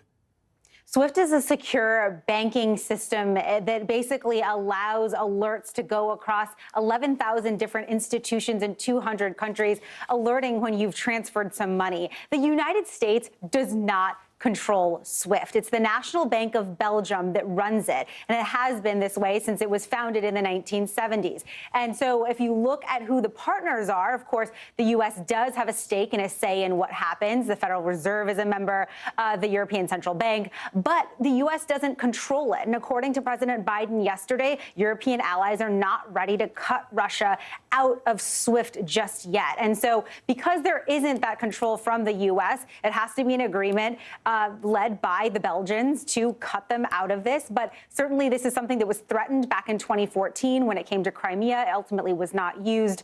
But a lot can happen if they're cut out of SWIFT, both in terms of the upside and the downside, Aaron. You know, this is being called the nuclear option. A lot of financial analysts are saying that because it stands to hurt Russia, but it could also hurt some of the U.S. allies, as you just talked about there in Europe in particular. How is the U.S. weighing those factors in trying to push, if it is, to make something happen? Yeah, so if you take Russia out of SWIFT, if that does happen, the reason it's being called a nuclear option is it cuts about 40% of the country's income, the profits from oil and gas, which make up 40% of Russia's income. So it would be a very, very big impact. The concern, some people say, is that Russia would just move along with its own system and have more control and develop stronger ties that it itself controls, which could be a bad thing as this conflict continues. And so that's really where the question is do you do this, quote, nuclear option and allow something like that to happen, or do you use what President Biden is saying and claiming to be sanctions that are more powerful than cutting Russia off from SWIFT? Just out of curiosity, if the U.S. did want to proceed with cutting Russia out and couldn't get the support of other European countries, is there any way that the U.S. could sidestep those partners? Well, of course, the president has not done what so many people have called for, which is sanctioning Putin himself. And so that obviously remains an option. It was addressed yesterday in the president's press conference. But this is a decision. SWIFT is not controlled by the U.S. government. All right, Jolene Kent for us in L.A. today in our L.A. Bureau. Jolene Kent, thank you. Thanks, Aaron. For a closer look at the international impact of the invasion, let's go ahead and bring in Dr. Walid Phares, Secretary General of the Transatlantic Parliamentary Group. Mr. Phares, on Thursday, 9 Chinese aircrafts entered Taiwan's air defense zone, and now there are fears that Russia's invasion could embolden China to make a move on Taiwan. So how serious of a concern is that, sort of, in your opinion? Well, it is very serious because obviously China, and other than China, obviously, are looking at the results of this operation, not in the middle of it, not right now at this point in time. They need to see, first of all, a Russian success, who will be in Kiev after the operation is over. And also, as you were just discussing, what would be the type of reactions from Washington and their Atlantic allies. Based on that, China will calculate what its move over Taiwan would cost, and therefore could consider an action. And could you just sort of give us the picture, the big picture here, Dr. Ferris? I mean, Russia and China are also, of course, very close with Iran. Do we have a sense of how the invasion into Ukraine could impact the Middle East more broadly?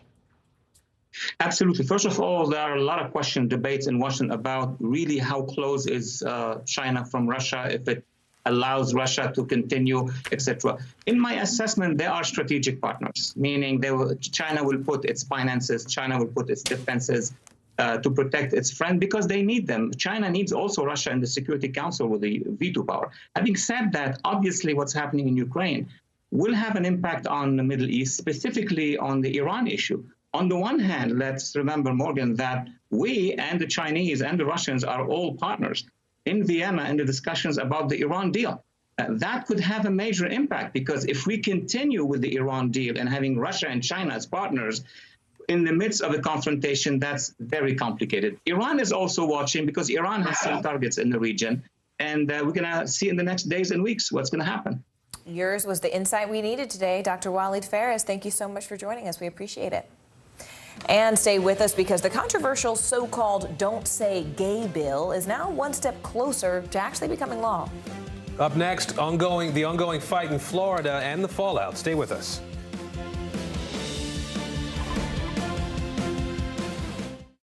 We're here to start conversations about the big things happening in our world because it's not my job to tell you what to think. My job is to think about what you tell me. Now Tonight with Joshua Johnson, streaming weeknights at 8 on NBC News Now.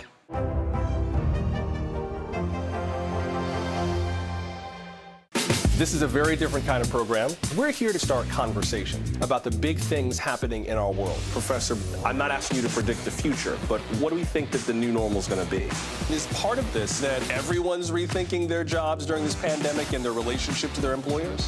What is your biggest tip for any parent who's concerned about this? It's not my job to tell you what to think. My job is to think about what you tell me. Now Tonight with Joshua Johnson, streaming weeknights at 8 on NBC News Now. The fire has grown leaps and bounds. What you see behind me is typical. How you doing? Pretty bad. Hallie Jackson Now, weekdays at 5 on NBC News Now. This is a very different kind of program. We're here to start conversations about the big things happening in our world. Professor, I'm not asking you to predict the future, but what do we think that the new normal is going to be? Is part of this that everyone's rethinking their jobs during this pandemic and their relationship to their employers? What is your biggest tip for any parent who's concerned about this? It's not my job to tell you what to think. My job is to think about what you tell me. Now Tonight with Joshua Johnson, streaming weeknights at 8 on NBC News Now.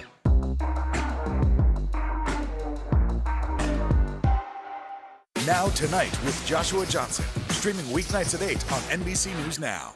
Hallie Jackson Now, weekdays at 5 on NBC News Now.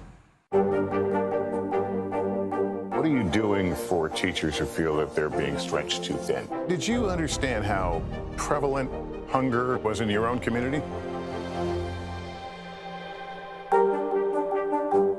Now Tonight with Joshua Johnson, streaming weeknights at 8 on NBC News Now. There's no better place for fun with friends, quality time with your little golf buddy, or an afternoon alone together. Family and friends are just a tap away. Just pick your course, pay from your phone. Golf now. Download the app and go play. Hallie Jackson Now, weekdays at 5 on NBC News Now.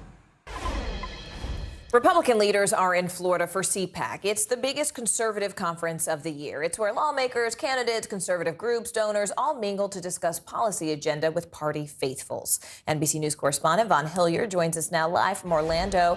Vaughn, I want to talk first about Florida Governor Ron DeSantis. He has certainly been in the spotlight lately. He took the stage on Thursday, and he's up for re-election, and he could even have his sights set on the White House in 2024. Did he address any of that directly?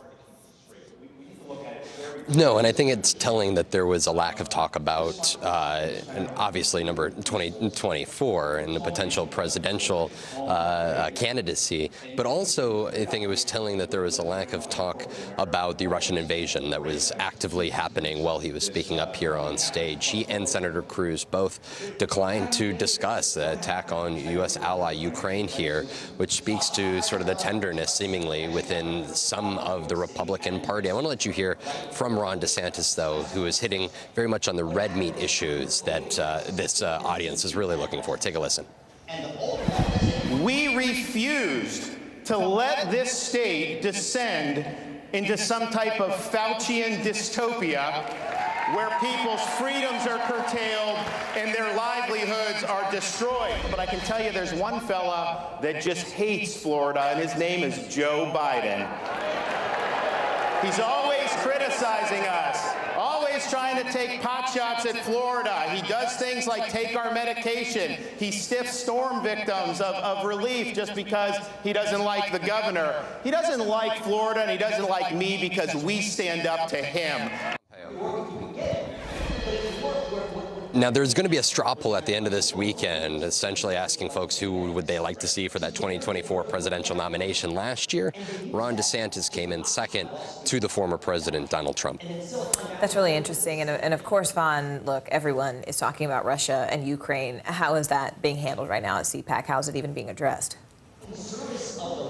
Yeah, not only DeSantis and Cruz not address it, but I think some of that sentiment was dividing the Republican Party here. Marco Rubio, Josh Hawley, two U.S. senators, were very strong in their remarks, pushing back against Vladimir Putin. But I also want to let you hear from Charlie Kirk, a conservative influencer here.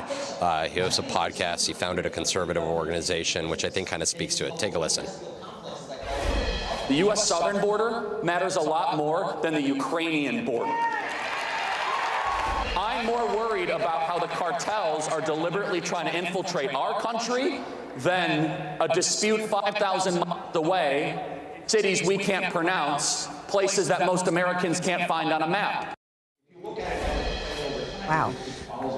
For many of these Republicans, it's very much a focus on domestic issues here at home ahead of the midterms, Morgan.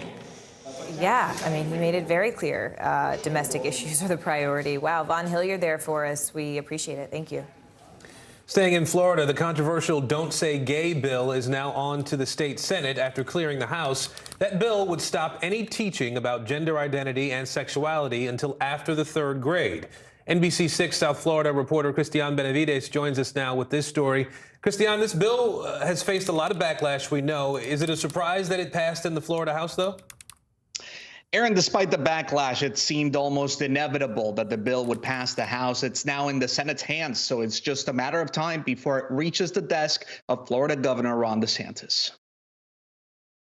Final passage of CS for House Bill. Florida's so-called Don't Say Gay bill is now a step closer to becoming law. State House lawmakers passed the GOP-backed bill on Thursday in a 69-47 vote, with 7 Republicans joining most Democrats in voting against.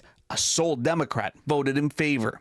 The bill reads in part that classroom discussion about sexual orientation or gender identity may not occur in kindergarten through grade 3 or in a manner that is not age-appropriate or developmentally appropriate for students in accordance with state standards. Republican State Representative Joe Harding sponsored the bill, officially titled the Parental Rights in Education Bill. And you have a choice. We have a choice to empower parents in Florida, or we have a choice to empower school districts. I'm asking for you to side with the side of parents in Florida.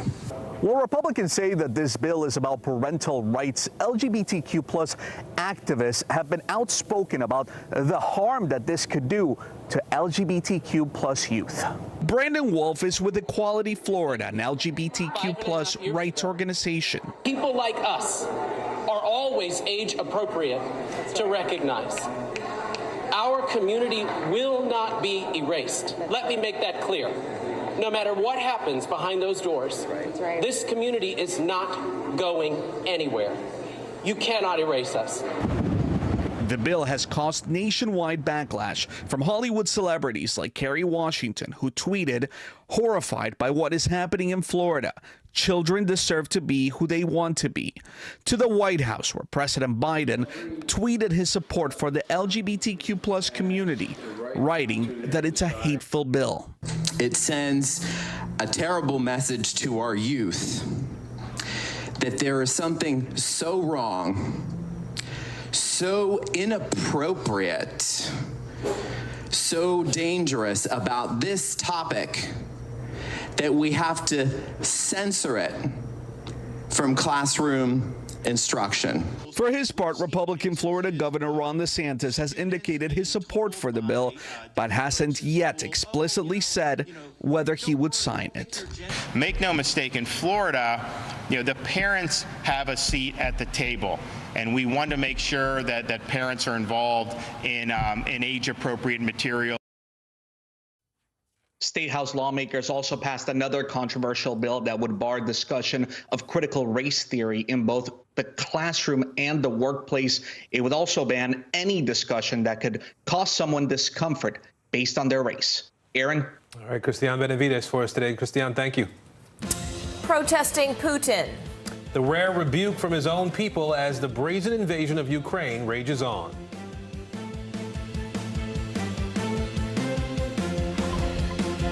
Now Tonight with Joshua Johnson, streaming weeknights at 8 on NBC News Now.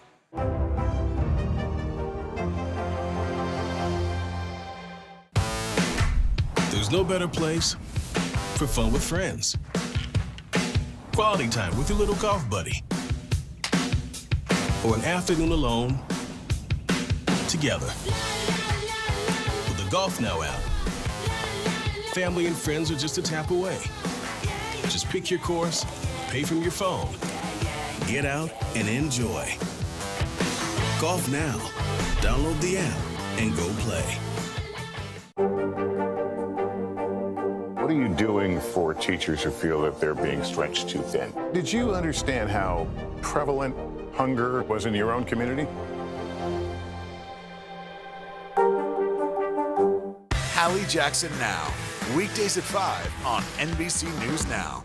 Let's go. This is a critical choke point for this fire.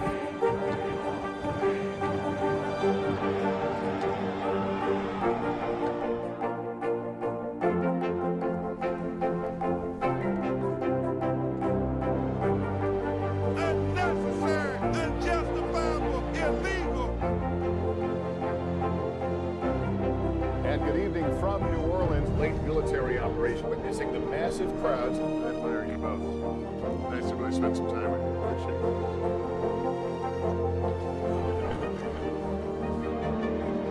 At any moment now.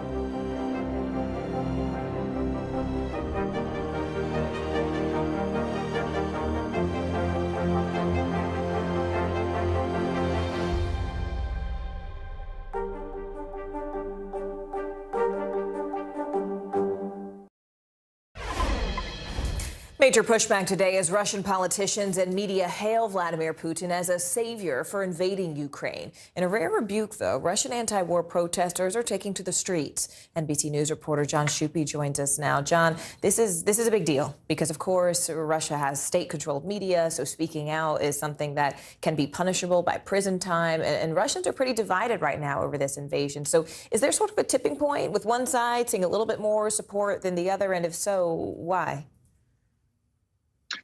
Well, it's mixed. There are Russians who have supported, as you mentioned. There are many who disagree with it but are keeping their opinions private. I spoke to a young professional in Moscow yesterday who said he didn't want to talk politics or Putin, but that he found the invasion disgusting. And as you noted, there's been celebrities and opposition figures and independent journalists who've expressed shock, shame, and confusion and anger about it. But the most remarkable thing that we're seeing are the numbers, the thousands of people who have come out on the streets to denounce the invasion. And that's not a common sight in Russia, where there's this history of crackdowns on political opposition. Russia, as we sort of just talked about, is notorious for punishing its protesters, critics. I mean, are the activists putting themselves at greater risk? What about, for example, Alexei Navalny? We've been talking about him for months. Know that he was able to escape, looked like there was some poison involved, came back in jail. Have we heard from him? He's spoken out. He had a court hearing yesterday, I believe, and he spoke out. He took some time in his ability to speak publicly to denounce the invasion and also Putin himself. And to your original question, yes, the people who are coming out and demonstrating, the ordinary Russians who are coming out and demonstrating against the invasion are putting themselves at risk. There are nearly 2,000 people have been arrested at last count by government watchdogs at these protests over the past 24 hours. And you got to assume that that's going to continue, that type of activity. All right, John Shuby for us there. John, thank you. Thank you. Protests have erupted around the world in response to Russia's invasion of Ukraine. We spoke with Ukrainian Americans and Russian Americans outside the Russian consulate here in New York City to hear what they have to say. Hands off Ukraine! Hands off Ukraine! Hands off Ukraine! I'm here today because Russia has officially invaded my country. I'm very, very close with my family between Nikolaev, Kharkiv, and Kiev. My sister is not responding to me for the past 30 minutes, and I'm very nervous. I'm here today because I want to express my anger and my disagreement with the war that my country, Russia, has started. I'm a Russian citizen. I'm glad that they have showed up. It is a little bit difficult to hear their language, but I'm happy that they're here, that they're speaking out. I just wish there were more of them. People who are trying to protest in Russia, they are being arrested, they are being beaten by the police. You cannot protest in Russia against anything, especially against such things as the war in Ukraine that the government perceives as their kind of core policy. If Putin will be in front of me, I won't tell him nothing because he doesn't deserve my words. He doesn't deserve to be respected. This is the dictator that should not be alive. He really thinks of the world as the chessboard where big superpowers play, like Russia and the United States, and Ukraine is just one of the pieces. His actions, his evil actions, he will not succeed. Ukraine will live. Ukraine will live. And even if we fall today, tomorrow, if we fall, Ukraine will be always. I'm extremely disappointed that the West was not supporting us as much as they could. Yes, they gave some sanctions here, sanctions there, but it was a proven fact that Putin did not care about these sanctions. He doesn't care. So many people will die. I'm incredibly sad, I'm confused, I'm scared, and I'm angry. Last night, I didn't sleep, my family didn't sleep, no one slept. It's going to be hard for me to sleep for a very long time until all of this is over. If you think that Ukraine is not your problem, think again. Thank you so much for joining us this hour. It's been our pleasure. I'm Morgan Radford. And I'm Aaron Gilchrist. Of course, we'll continue to follow the developments in Ukraine throughout the day across the platforms of NBC News. The news continues right now.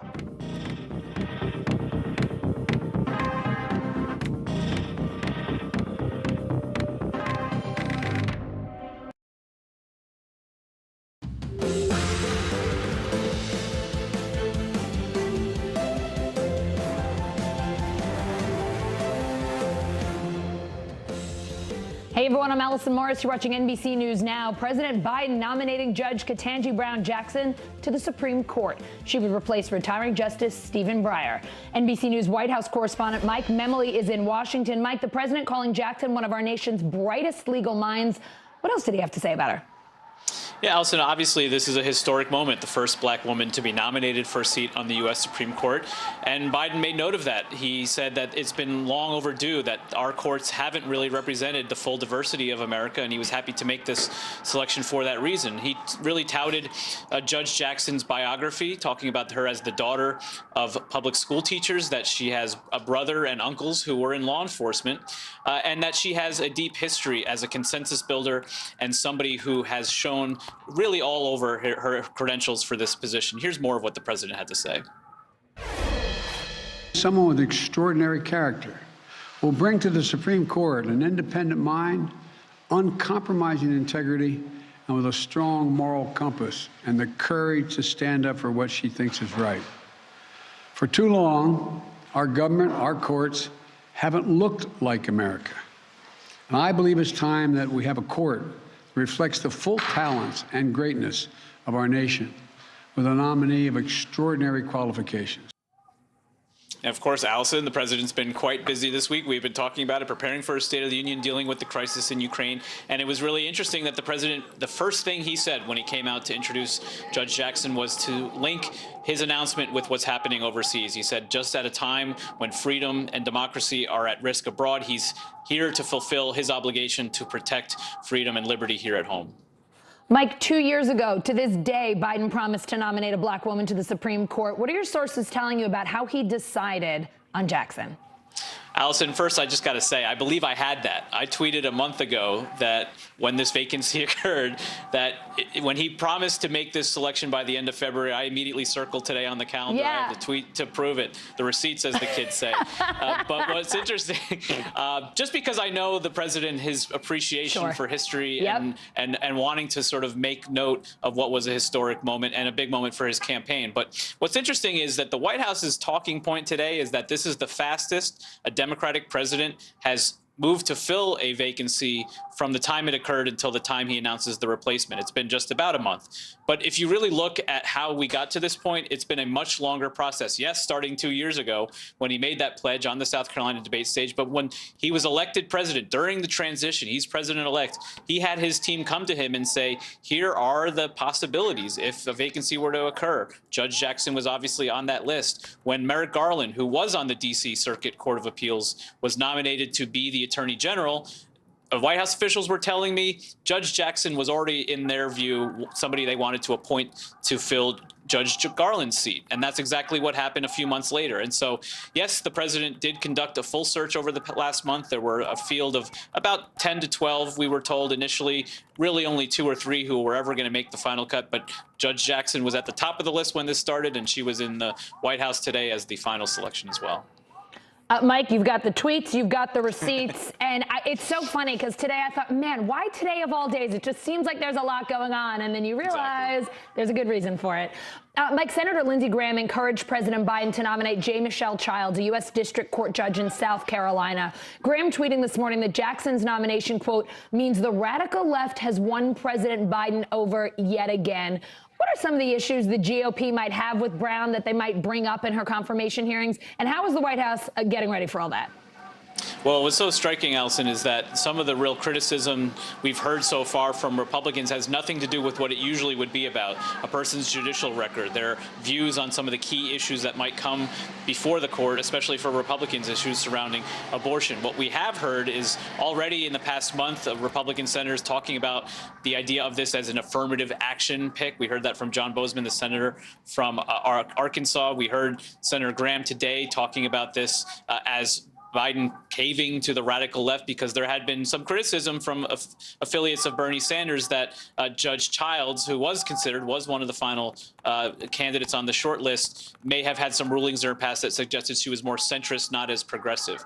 What is interesting, though, is what the White House is really focusing on at this point. When they released a video from the president announcing his selection, Paul Ryan, the former Republican House Speaker, was in that video. He actually has a family connection to Judge Jackson, but he was touting her intellect, her credibility, her qualifications for this moment. They think there is a chance to get bipartisan votes, maybe not a lot, but maybe even more than the 3 that Judge Jackson got when her vote for the circuit court was up last summer. And so this is a White House that is planning to respond to any and all attacks quickly, and they think that there is a path for her to get bipartisan support still. All right, Mike Memley, I'll say it again, bringing the tweets and receipts on a Friday. Thank you so much, sir. You got it. Thanks. For more on the significance of Judge Ketanji Brown Jackson's nomination, let's bring in NBC News presidential historian Michael Beschloss. Michael, it is wonderful to see you. Former President Obama congratulating Judge Jackson, tweeting, Judge Jackson has already inspired young black women like my daughters to set their sights higher, and her confirmation will help them believe they can be anything they want to be. Justice Clarence Thomas, the second African-American to serve on this court after Thurgood Marshall. So let's talk about the real potential that we could soon have our 3rd black Supreme Court justice ever and first black female. Yeah, that's right. And, you know, here we are, presidents have been appointing justices since the 18th century, and look at how long it has taken to have a black woman on the Supreme Court. 1967, you know, centuries it took to get the first black male justice on the Supreme Court. Thurgood Marshall, whom President Biden mentioned today, is swearing in. 1981, Sandra Day O'Connor, who was nominated by President Reagan. And so the amazing thing, I think, Allison, is that we've got a system that's supposed to do this a little bit faster. Delighted. She's a wonderful choice. Should have happened a long time ago. There was a pretty bitter political battle over Justices Brett Kavanaugh and Amy Coney Barrett. Do you expect that history to repeat itself here? I think there will be people who will want to do that. There are not some of the ingredients that led to both of those cases. And I think part of it also, frankly, was that in Donald Trump's case, you had 3 vacancies that were all very much disputed. The first one, Obama had appointed Merrick Garland, was denied a hearing by Mitch McConnell II. The second one, Brett Kavanaugh was nominated to a vacancy by to fill the place of Anthony Kennedy, whose son worked for Deutsche Bank and had relationships with President Trump, was urged to leave the court. And then finally, Justice Barrett was appointed only a few weeks before the 2020 election. None of those things are going to be present this time. It should reduce some of the heat. All right, let's take it back to the 80s, one of my favorite times. Back in 1987, Ronald Reagan nominated Robert Bork to the court, but Bork lost that confirmation in a 42-58 Senate vote. What happened there, and how does Judge Jackson avoid that same fate? Well, that was the first time that a justice was ruled out for reasons that were very much ideological. There were liberal and Democratic senators who said that Bork was unquestionably someone of high intellectual caliber, but maybe a little bit too partisan for the court. Obviously, that looks very antique now. But what it did do was open the modern chapter in confirmations of Supreme Court justices that are much tougher and much closer than they were for most of American history. All right, Michael Beschloss, always a pleasure to have you on days like this to take us back and remind us of the historical significance. Thanks for making the time. Thanks, Allison. Be well. You too. In Kyiv, Ukraine's capital city, explosions and air raid sirens and what the Ukrainian foreign minister is calling horrific Russian rocket strikes. Ukraine's President Vladimir Zelensky saying at least 137 people have been killed, 316 injured. Let's start with Matt Bradley in Ukraine. He's in Dnipro right now. Matt, tell us what you're seeing where you are. Well, we're not seeing very much at all. We actually just got here. We started the day in Kharkiv, which is the second largest city in this country. So I can't really speak to what's been going on in the capital of Kyiv, but there is a dramatic battle, of course. Regular soldiers belonging to the Russian military have shot their way into the city. But in Kharkiv, which is the second largest city where we started our day, we were seeing pummeling from rockets that were coming in closer than they ever had before in the weeks that we had been in that city. And it was, an alarming thing because up until then, it had been a very quiet situation there. We understood that there was heavy fighting that was going on the outskirts. But just as we were explaining on MSNBC that morning about how quiet the streets were, we started hearing a pummeling of about 5 or 6 grad style or sort of grad class rockets. And then the sort of rat-a-tat of anti-aircraft fire, which was coming very close to where we were. So we went to the underground parking garage to try to take refuge from that, and then decided to come down here to Dnipro out of harm's way. So that's where you find me and my team today. The situation down here is much better, much safer, but we're still waiting to see what happens as that axis of Russian forces moves down from Kharkiv down to where we are in Dnipro. Matt, could you just tell us a little bit more about what it is like to be there in Ukraine, to be covering an attack and invasion like this? Most of our viewers, myself included, I have never been to a war zone. Most of us have no idea what it is like to be a reporter in a situation like this. How do you and your team make decisions about when to move? Could you just give us a little bit more of your experience? I find it so fascinating every time you share with us what it is like and how brave you all are out there. Well, no, I mean, we're very well resourced. You know, I used to work in print in newspapers, and they didn't have nearly the resources that we have. And now we have a full team. We're traveling around with a complement of 9 people in 3 trucks. And we actually have with us, traveling at all times, a very well-informed security consultant who has been telling us and guiding us the whole way, every step of the way. And he's the one who's been making a lot of the decisions in terms of when we go into refuge, when we hide, when we move from one city to the next. And that really helps because it gives us a lot of situational awareness. And so it's not a terrifying situation. You have to realize when you're in a situation like this, people are walking around, they're living their day-to-day lives. And that actually puts our minds at ease, because when you're in a situation where everybody's running around with their hair on fire, yeah, it can be stressful.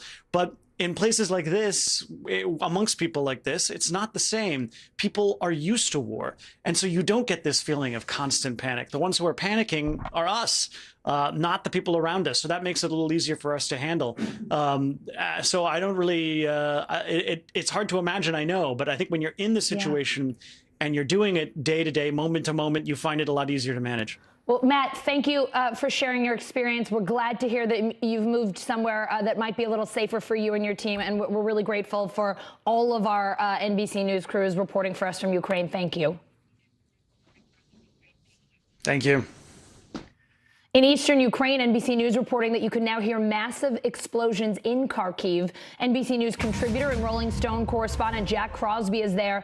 Jack, thank you for being with us. Could you just describe for us what it's like there right now? Are you hearing explosions nearby tonight? You know, I haven't heard anything in the past, I would say, hour or two right now. I will say that the windows in the hotel lobby that I'm in are very thick, and sometimes we have to poke our head out the door to see if anything's actually happening. But there was at, I believe, a little bit before 5 p.m. this afternoon. I was out sort of in the surrounding neighborhoods doing a little bit of reporting, speaking to some people who were waiting in line for groceries at a grocery store, and there was some very loud shelling that we could hear, likely anywhere from a couple of blocks to a few hundred meters away.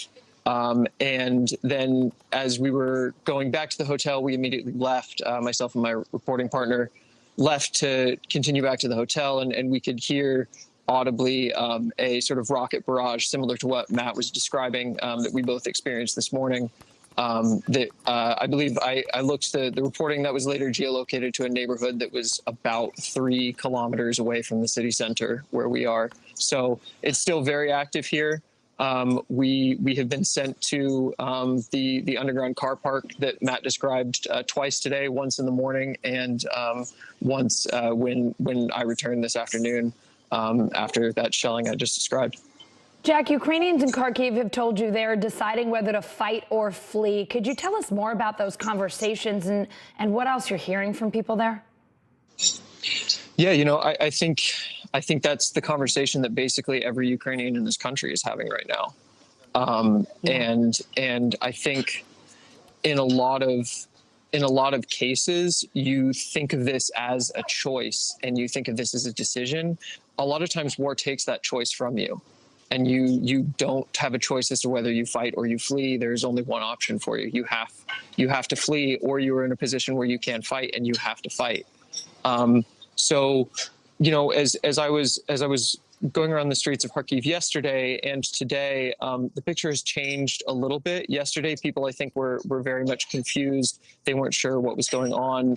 I spoke to one military reservist who had already been called up, so that decision had been made for him. He knew it was time to fight, and he said that he wanted to fight. That was what he had signed up to do. With other people, I think, even once you've made the decision to flee, sometimes there are a lot of choices that are out of your hands. Many people have told us that they're not sure where to go, that they're not sure how to leave the city. And we've seen that many of the exit points to the city have been very difficult for people to navigate. Well, Jack, thank you so much. I know you're contending with a whole lot there. We really appreciate you taking the time to just talk to us and be our eyes and ears. Absolutely. Thanks so much for having me. Thanks.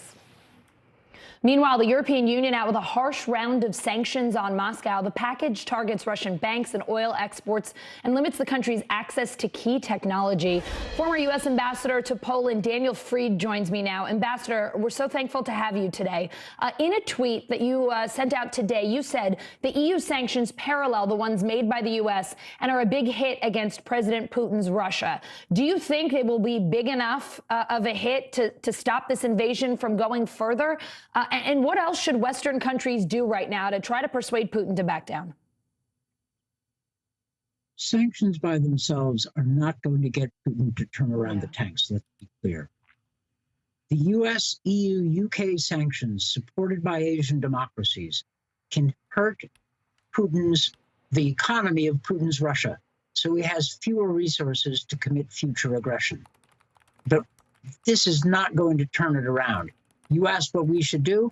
Well, at the moment, what I'm hearing from Ukrainian friends is that they need more anti-tank weapons, more javelins. It's hard to get them there under these conditions, but we need to help Ukraine immediately.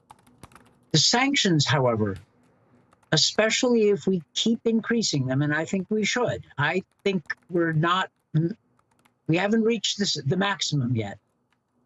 I think that can hurt Putin's economy. Those things have a way, sanctions have a way of adding up over time. Russians don't seem very happy with Mr. Putin's war against his neighbor.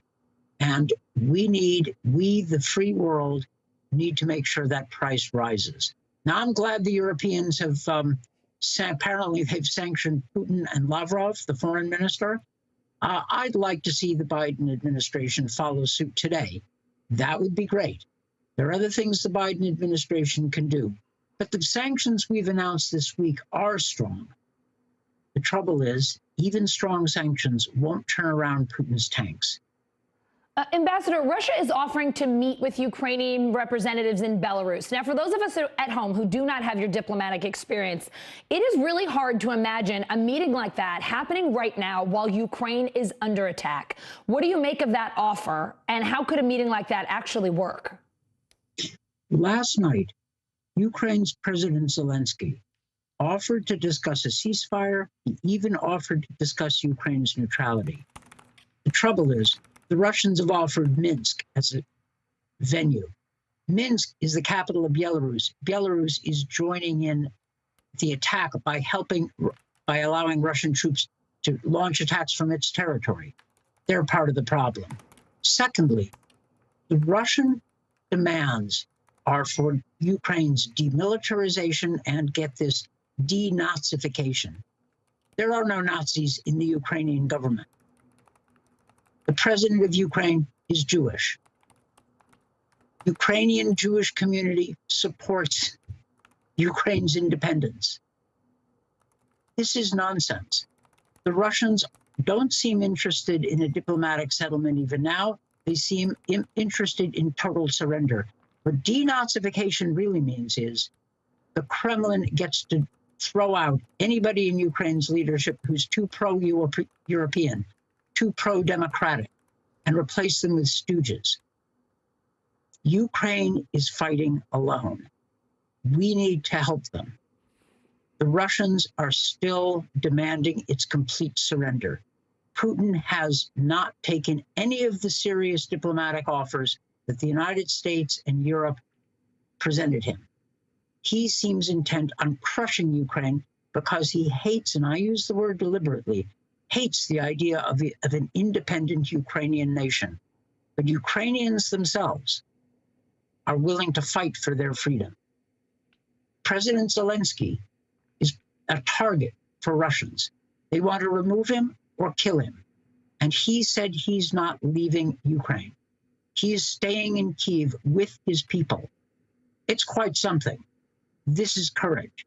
We need to help those people, not because it's charity, but because support for the free world is in America's interest. That's good for us. It matters. We fought world wars and Cold War so that dictators in Europe couldn't start wars again. We need to back Ukraine as much as we possibly can. To that end, Ambassador, a lot of Americans are worried that this invasion could spiral into a larger, drawn-out conflict. It could draw the U.S. even further into it. Based on what you've seen so far, how likely is that, and how are countries bordering Ukraine, like Poland, trying to avoid that scenario? President Biden has been clear and consistent. American troops will not go to Ukraine to fight. American troops will go to NATO's eastern flank countries, like Poland and the Baltic states, to help defend them. President, rightly in my view, has drawn a sharp line. But that still leaves Ukraine on the wrong side of that sharp line. No, we're not going to get into a shooting war with Russia. Russia wants to frighten us. Putin threatened nuclear war, just like Khrushchev used to do in the old Soviet period. But we shouldn't fall for that. There are still ways we can help Ukraine. Putin is a master of political tactics, intimidation, and killing. But democracies have advantages if we remember them. And there are lots of things we can do to help Ukraine still. Weapons, a long-term support for their freedom, even if Putin succeeds and Ukraine becomes a captive nation under Kremlin control. That will not be the end. That will not be the end. We have to be patient and determined. And so Ukraine has a chance of regaining its freedom, even if they lose it now. We must be serious. Ambassador, thank you for being with us, sharing your perspective today and your thoughts. We're really grateful for you. Thanks for having me. Coming up, a wintry weekend, another messy storms making its way across the Northeast. We'll have the forecast after the break.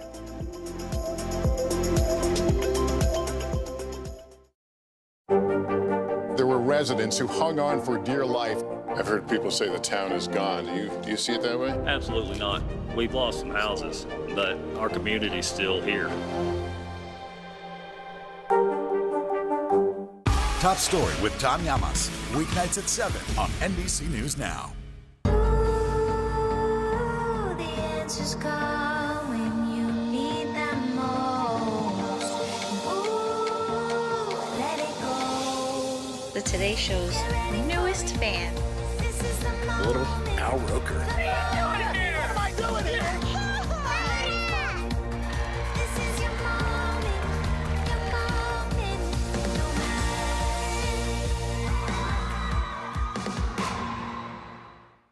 News is more than a headline. It informs, it inspires, and it still matters.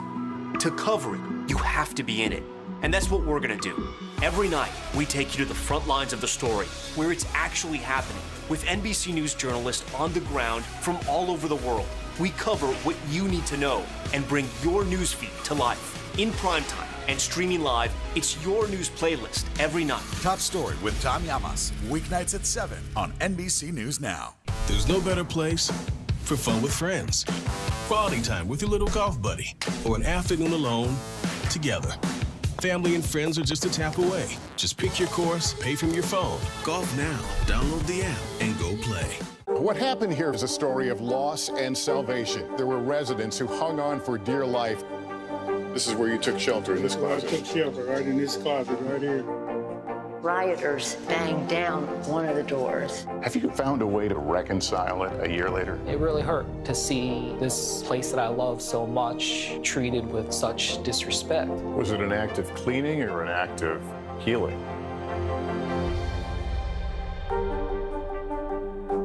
Now Tonight with Joshua Johnson, streaming weeknights at 8 on NBC News Now. News is happening now. Look at what's making headlines around the world. Right now on Morning News Now. We're coming on the air with breaking news. And this is a significant moment. Whenever it happens, wherever you are, NBC News, streaming free now. Hallie Jackson Now, weekdays at 5 on NBC News Now. News is happening now. Look at what's making headlines around the world. We're coming on the air with breaking news. This is a significant moment. Whenever it happens, wherever you are. NBC News, streaming free now. Let's go to NBC News Digital reporter Maya Eaglin. She has the latest headlines from NBCnews.com. Maya, how are you? Hey, Allison, doing well. We're going to start in Pakistan today, where a court sentenced a Pakistani-American man to death for the murder of an ex-diplomat's daughter. He was found guilty of brutally beheading a 27-year-old named Moore Kadiyam last July. In Florida, one person died and 6 others were hurt after a driver crashed into an outdoor dining area. Authorities say an elderly woman was attempting to parallel park when she accelerated into several tables. Johnson & Johnson and 3 major drug distributors have finalized a $26 billion settlement for their role in the opioid crisis. The money will go to nearly every state affected by the opioid epidemic. Actor Sean Penn is in Ukraine making a documentary about Russia's invasion with Vice Studios. He was photographed at a press briefing in Kiev Thursday. In 2015, Penn interviewed drug lord El Chapo for Rolling Stone. And it appears Hank the Tank has accomplices. The 500-pound black bear was initially suspected of breaking into nearly 30 California homes, but DNA collections show that at least 3 bears were responsible. Allison, back to you. It's a crime ring. Who knew? Maya, thank you. New England could be blasted with almost a foot of snow today as a massive winter storm makes its way across the Northeast. NBC News correspondent Emily Ikeda is in Boston with the latest on the icy conditions there. Hey there, Allison. Well, it's certainly hard to believe that just 2 days ago, we saw nearly 70 degrees here in Boston, and other cities also recording similar record highs for February 23rd. Providence, Rhode Island, Hartford, Connecticut, parts of New York City, and now it's simply a winter wonderland. You can see we've already gotten a pretty good dumping of snow in the area, roughly several inches so far. We could get up to 10 inches here in Boston, similar numbers in other parts of the Northeast. For that reason, officials are encouraging people to stay off the roadways and beyond even when the snowfall is expected to stop, even through the evening, because temperatures are dropping, which means snowy roadways like this could easily turn into icy roadways. Just here in Massachusetts, thousands of snowplows actively working. We constantly see them every few minutes plowing this part of the Boston area. We spoke with passersby who say this is a serious storm, but not something they haven't seen before. Listen here. You're lugging your suitcase around. What are the conditions like today? Wind's a little bit tough, but I feel like being raised in Boston, you don't really care about the snow too much. It's been pretty lucky this winter so far, so I guess this is just a good way to end the winter. And Allison, from roadways to runways, really it's just difficult to navigate yourself throughout the Northeast today. Flight cancellations nearing 1,400, several hundred also delayed. Just at nearby Boston Logan International Airport, they're seeing the majority of their flights canceled, so the impacts are certainly widespread from this winter wallop. We could be in for even more sleet and ice over the weekend, along with some rain and snow showers in the Pacific Northwest. NBC News meteorologist Michelle Grossman joins us now. Michelle, what is the forecast looking like heading into this weekend? Hi there, Allison. Well, we're going to say goodbye to this second storm of the week. It is almost out of here. By this evening, it will be off the coast, and we're going to see better improvement overnight. The big weather story this weekend is going to be the frigid air in place. We're going to have an area of high pressure that's going to reinforce some really frigid air, especially in New England, where we're going to see wind chills below 0. So let's take a look at the maps, because we still do have some time to get through with this second storm. We do have winter alerts. We have that pink. That's your winter storm warning. And then your winter weather advisory. Just a few more hours of these, and then these will be completely dropped too. And we're not going to add too much more snow here, but we are seeing some snow falling now. You can see that the blue on the map. So parts of Maine into New England, interior Northeast, and then even back to the west a little bit, we're seeing some snow with that gusty northwesterly flow over the Great Lakes. So seeing some snow in Cleveland and also Buffalo. So here it goes as we exit later on this evening. We're going to see that snow tapering tonight, and then those blustery conditions continue. We saw that in Emily's package where you saw that guy, you know, with his wind, with his hair kind of blowing around in the wind. We're going to see that this weekend. We're going to see wind chills below 0. Back to the west, we have been so frigid. We had wind chills 50 below 0 at times this week, but we are gradually warming. Warming, saying 28 degrees on Sunday, 34 on Monday, 31 on Tuesday in Minneapolis. In St. Louis, we're going to be into the upper 50s by Monday and 55 on Tuesday. So we're getting there. Now, most of us will be dry this weekend. There are a few spots that are going to be a little bit soggy. One of those are the southeast. We're looking at showers developing from Texas to Tennessee. You can see the green showing up on our map here. And then a bit of ice. That's in the pink in Arkansas. We're not expecting a lot of ice. We're not expecting power outages, but still a glaze, and that causes some traffic issues as we head towards Saturday. Sunday, that area of low pressure moves off to the east, so the rain showers advance towards the coast, and then there's a small risk for some storms with that humid air coming off the Gulf of Mexico and also some local downpours. Rainfall forecast, not huge amounts, but still we're looking at a wet weekend in some spots in the southeast, especially in the Carolinas. And then there's your ice forecast. So south of Little Rock, Pine Bluff, you could be seeing some ice. Forest City, looking at some ice as well. The Pacific Northwest, you are looking wet as well. Not so much starting out Saturday. It should develop later on Saturday. With higher elevation snow, we're looking up to a foot in some spots in the highest elevations. That's good for the skiers. And then we're looking at that lower elevation rain. So anywhere from Seattle down to Portland, Eugene, even Eureka, we're looking at some rain, and some of it could be heavy where you see those darker colors there. Sliding down the coast here of California, we're looking at some really gusty winds in the mountains on Saturday. We do have a wind advisory where those highest gusts will be in the mountains, including Santa Clarita, San Bernardino, down to Temecula. And here are some of your winds gusting on Saturday. We could see winds gusting near 40 miles per hour in some spots, 23 miles per hour in Blythe. So here is your weekend forecast. Actually looking pretty good. I mean, I think we earned this after this week, that 1-2 punch. We're going to be chilly. That's going to be the big story on Saturday. That chilly rain in parts of Texas, the icing in Arkansas. But look in the middle of the country, bright sunshine, sunshine into the southwest, and we'll end here on Sunday. We're looking at an Arctic cold front moving through New England. That's going to bring more snow showers and really reinforcing that cold air, but looking good in the middle of the country. Allison? All right, Michelle, thanks for the forecast, even if it is a bit frosty, and have a really nice weekend. Yeah. Thank you, too. President Biden's diplomatic bind. John Allen joins us next with more on the president's difficult road ahead as he navigates the crisis in Ukraine. To cover the news, you have to be in it. We'll take you to the front lines of the story, bringing your news feed to life. Streaming live every night. It's your news playlist.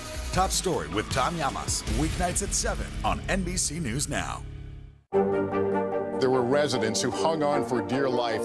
I've heard people say the town is gone. Do you see it that way? Absolutely not. We've lost some houses, but our community's still here.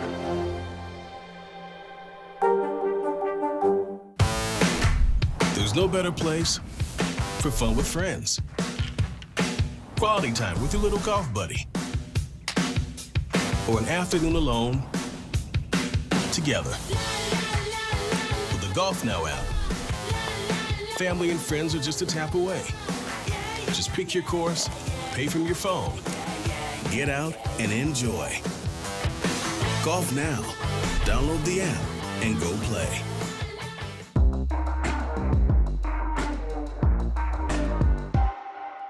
Hallie Jackson Now, weekdays at 5 on NBC News Now. There's no better place for fun with friends. Quality time with your little golf buddy. Or an afternoon alone together. Family and friends are just a tap away. Just pick your course, pay from your phone. Golf Now. Download the app and go play. Top Story with Tom Llamas, weeknights at 7 on NBC News Now. This is a very different kind of program. We're here to start conversation about the big things happening in our world. Professor, I'm not asking you to predict the future, but what do we think that the new normal is going to be? Is part of this that everyone's rethinking their jobs during this pandemic and their relationship to their employers? What is your biggest tip for any parent who's concerned about this? It's not my job to tell you what to think. My job is to think about what you tell me. Now Tonight with Joshua Johnson, streaming weeknights at 8 on NBC News Now. Let's go.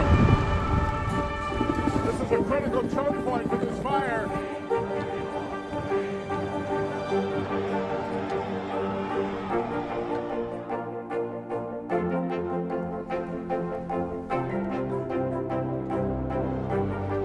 Unnecessary, unjustifiable, illegal.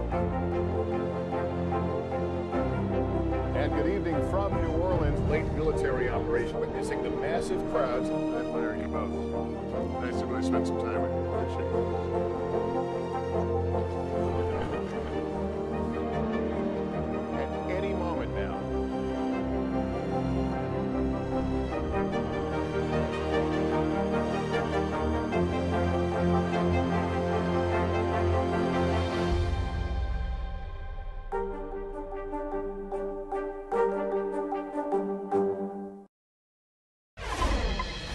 In Russia, police have arrested more than 1,600 people in 53 cities, including 600 people at a protest in Moscow Thursday night, according to the human rights group OVD Info.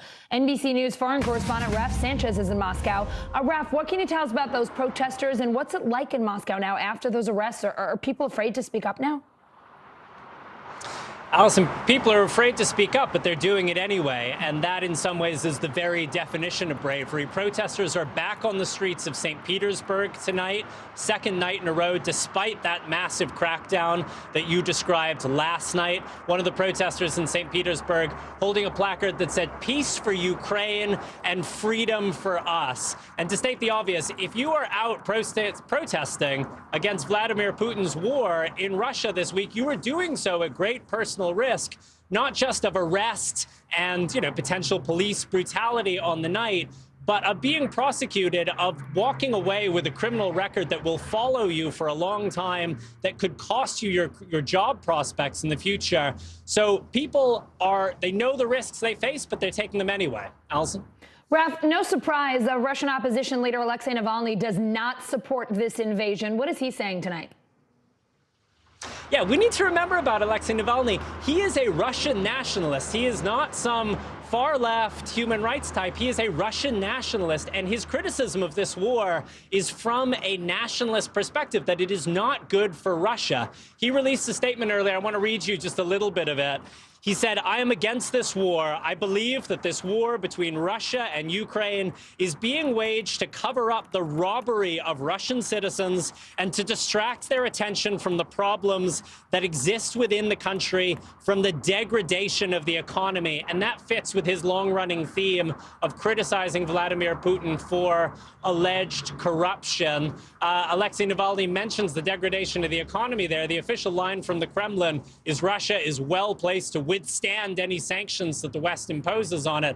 But Allison, I'll tell you, a lot of people here watching the Russian stock market fall over the last couple of days are very worried about what these sanctions are going to mean for their everyday lives. All right, Raf Sanchez in Moscow, thank you so much. We have to leave it there and go to the Pentagon for a press briefing from Secretary John Kirby. As you guys are familiar with, for the allies who contribute to the NATO response force.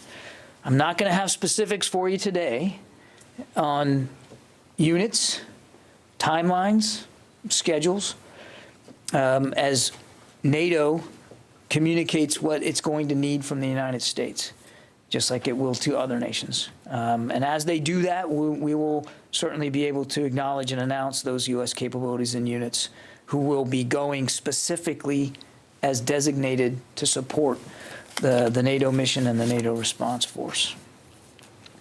Now, as we've also announced previously, the department has placed a range of multi-mission units in the United States and Europe on a heightened preparedness to deploy, which increases our readiness to provide for the U.S. contributions to the NRF on a shorter tether than what we could do before. With today's activation notice by General Walters, we stand ready, if called upon by NATO, to support the NRF in the defense of the alliance, and we'll absolutely do that. And with that, we'll take questions. Bob. Thank you, John. So two things on that point. President Biden just announced that he has ordered additional forces to Europe. And is that part of what you just described?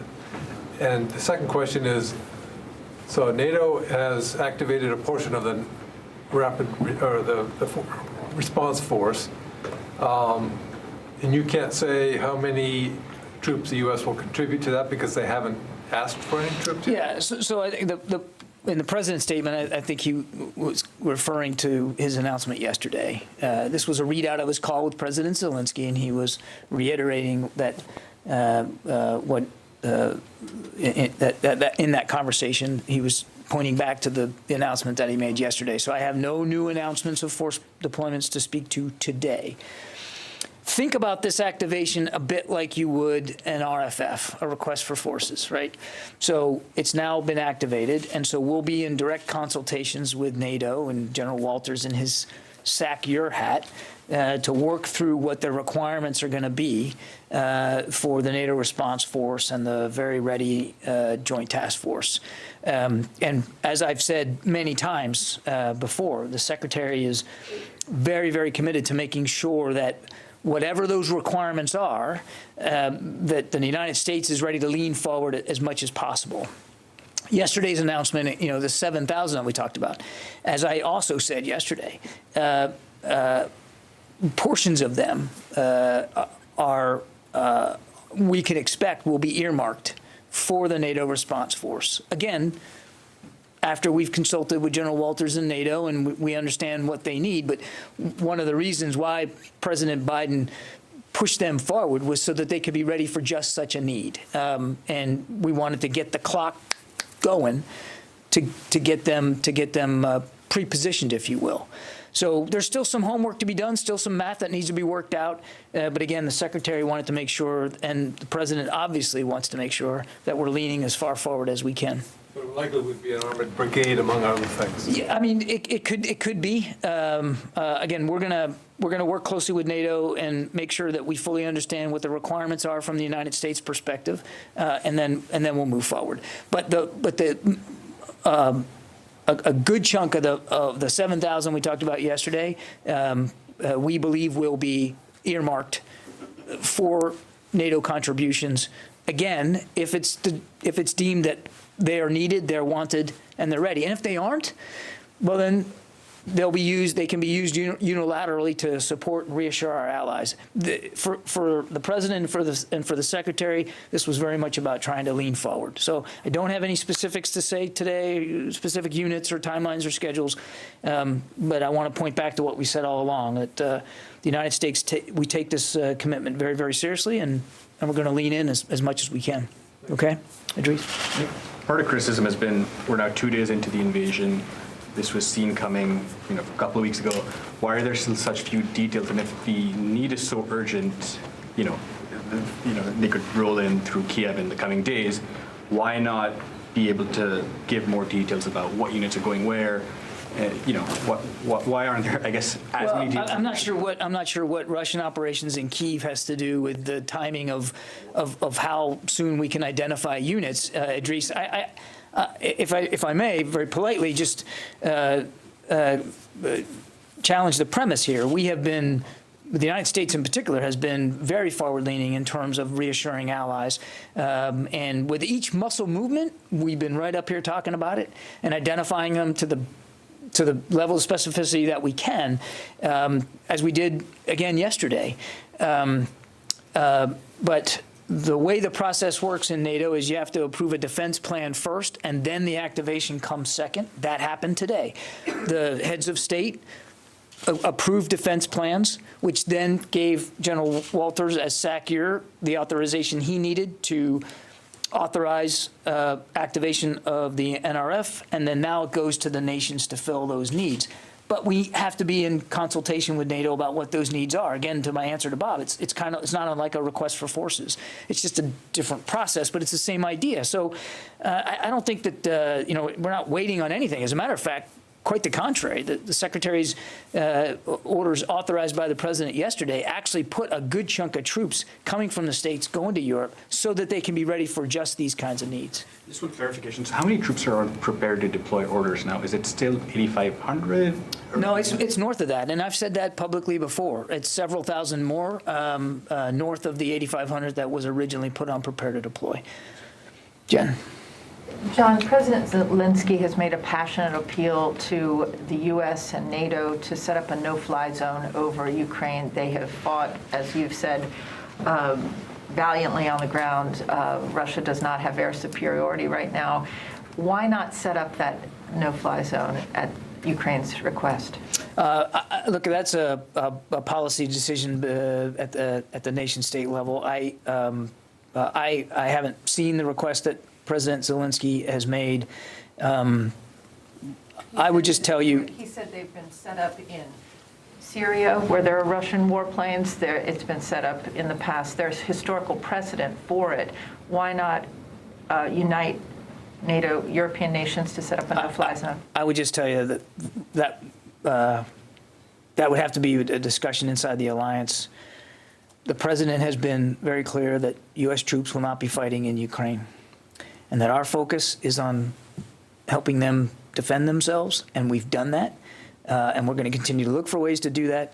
and to shore up our NATO allies and our defenses on NATO territory. How would you characterize the fighting in the last 36 hours in terms of the Ukrainian fighting and what Russia's experienced? Well, I'm a little loath to get into a blow-by-blow here from the Pentagon podium on operations that we're not involved in. I would just tell you, broadly speaking, that we see clear indications that the Ukrainian armed forces are fighting back and bravely defending their country. And we also see indications that there have been measures of success in that regard because, again, without getting into a blow-by-blow, it's not apparent to us that the Russians over the last 24 hours have been able to execute their plans as they deemed that they would. But it's a dynamic, fluid situation. It wouldn't be responsible for us to talk about it in a predictive way right now. And we'll watch it as closely as we can. But they are fighting back. They are fighting for their country, and they're doing so bravely. But you're saying Russians are facing setbacks on the battlefield from what you can Our see. understanding is that they have experienced some setbacks, yes. Let's go, Megan. On the forces who have been put on alert and then activated, earlier this month it was 8,500. The Pentagon has said since then that there were more people put on prepare to deploy orders. The Pentagon has also said that the 7,000 troops activated yesterday, some of them had been on that part of that original 8,500, some of them weren't. So my question is, how many troops total since the beginning of this month have been put on prepare to deploy orders, and how many are still on prepare to deploy orders after this activation yesterday? Megan, I don't have an exact figure for you. As I said, it's been several thousand more in addition to the 8,500. Somewhere between 10 and 12,000 total have been put on prepare to deploy or accelerated. Some of them were already on PTDO, and we'd shortened that tether. For instance, in some cases from 10 to 5 days.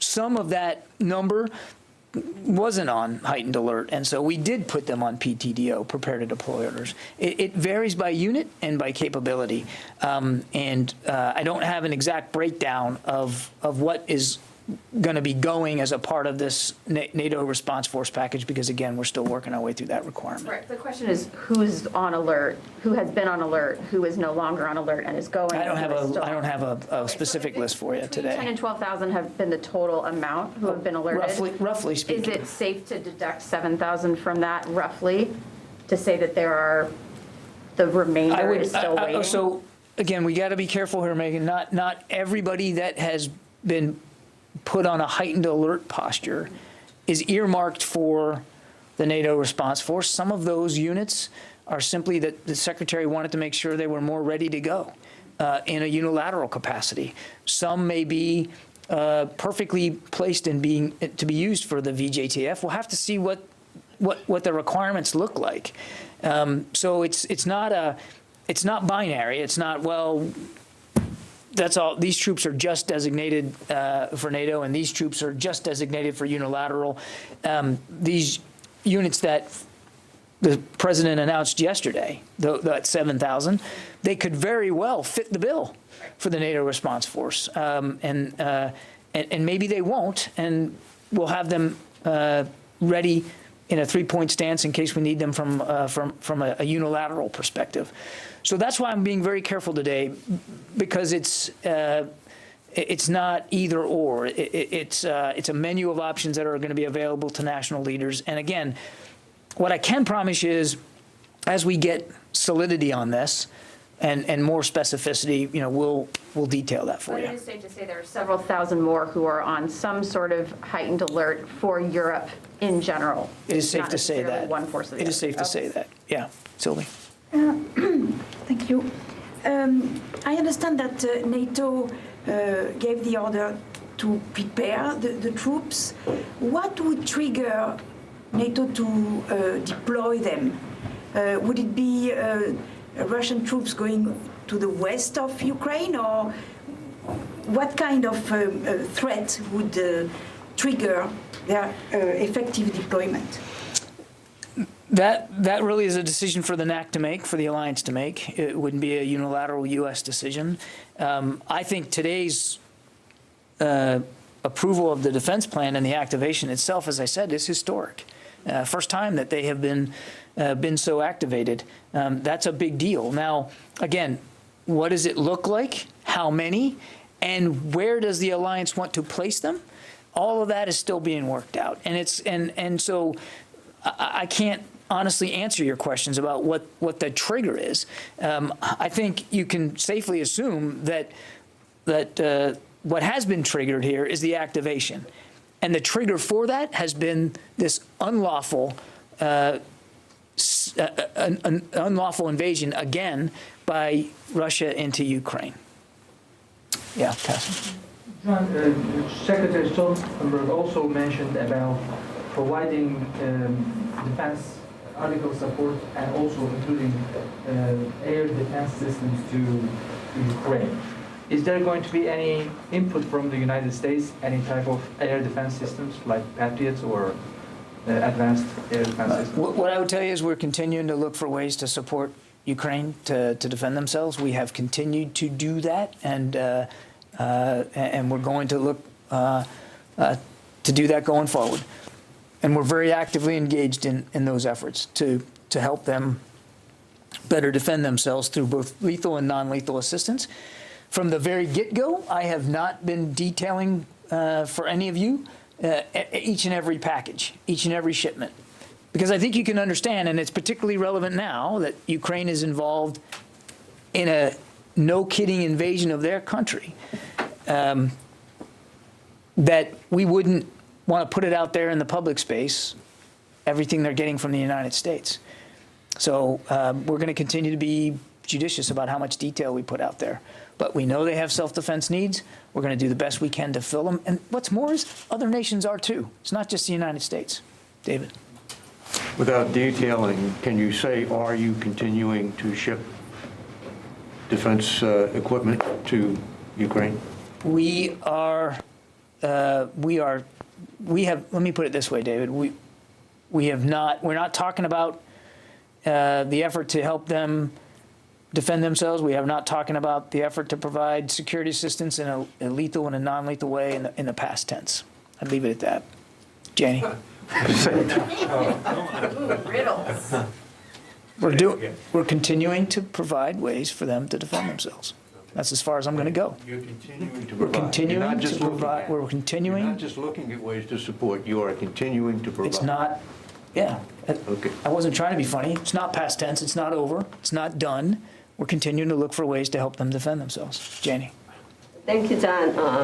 I have two questions on Russia and South Korea.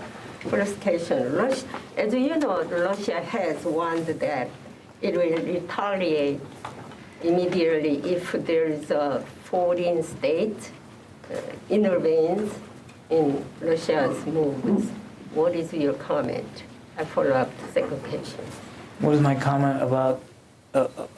I'm sorry, can you say it again? Warned that it will retaliate immediately if there's a foreign state intervenes in Russia's moves.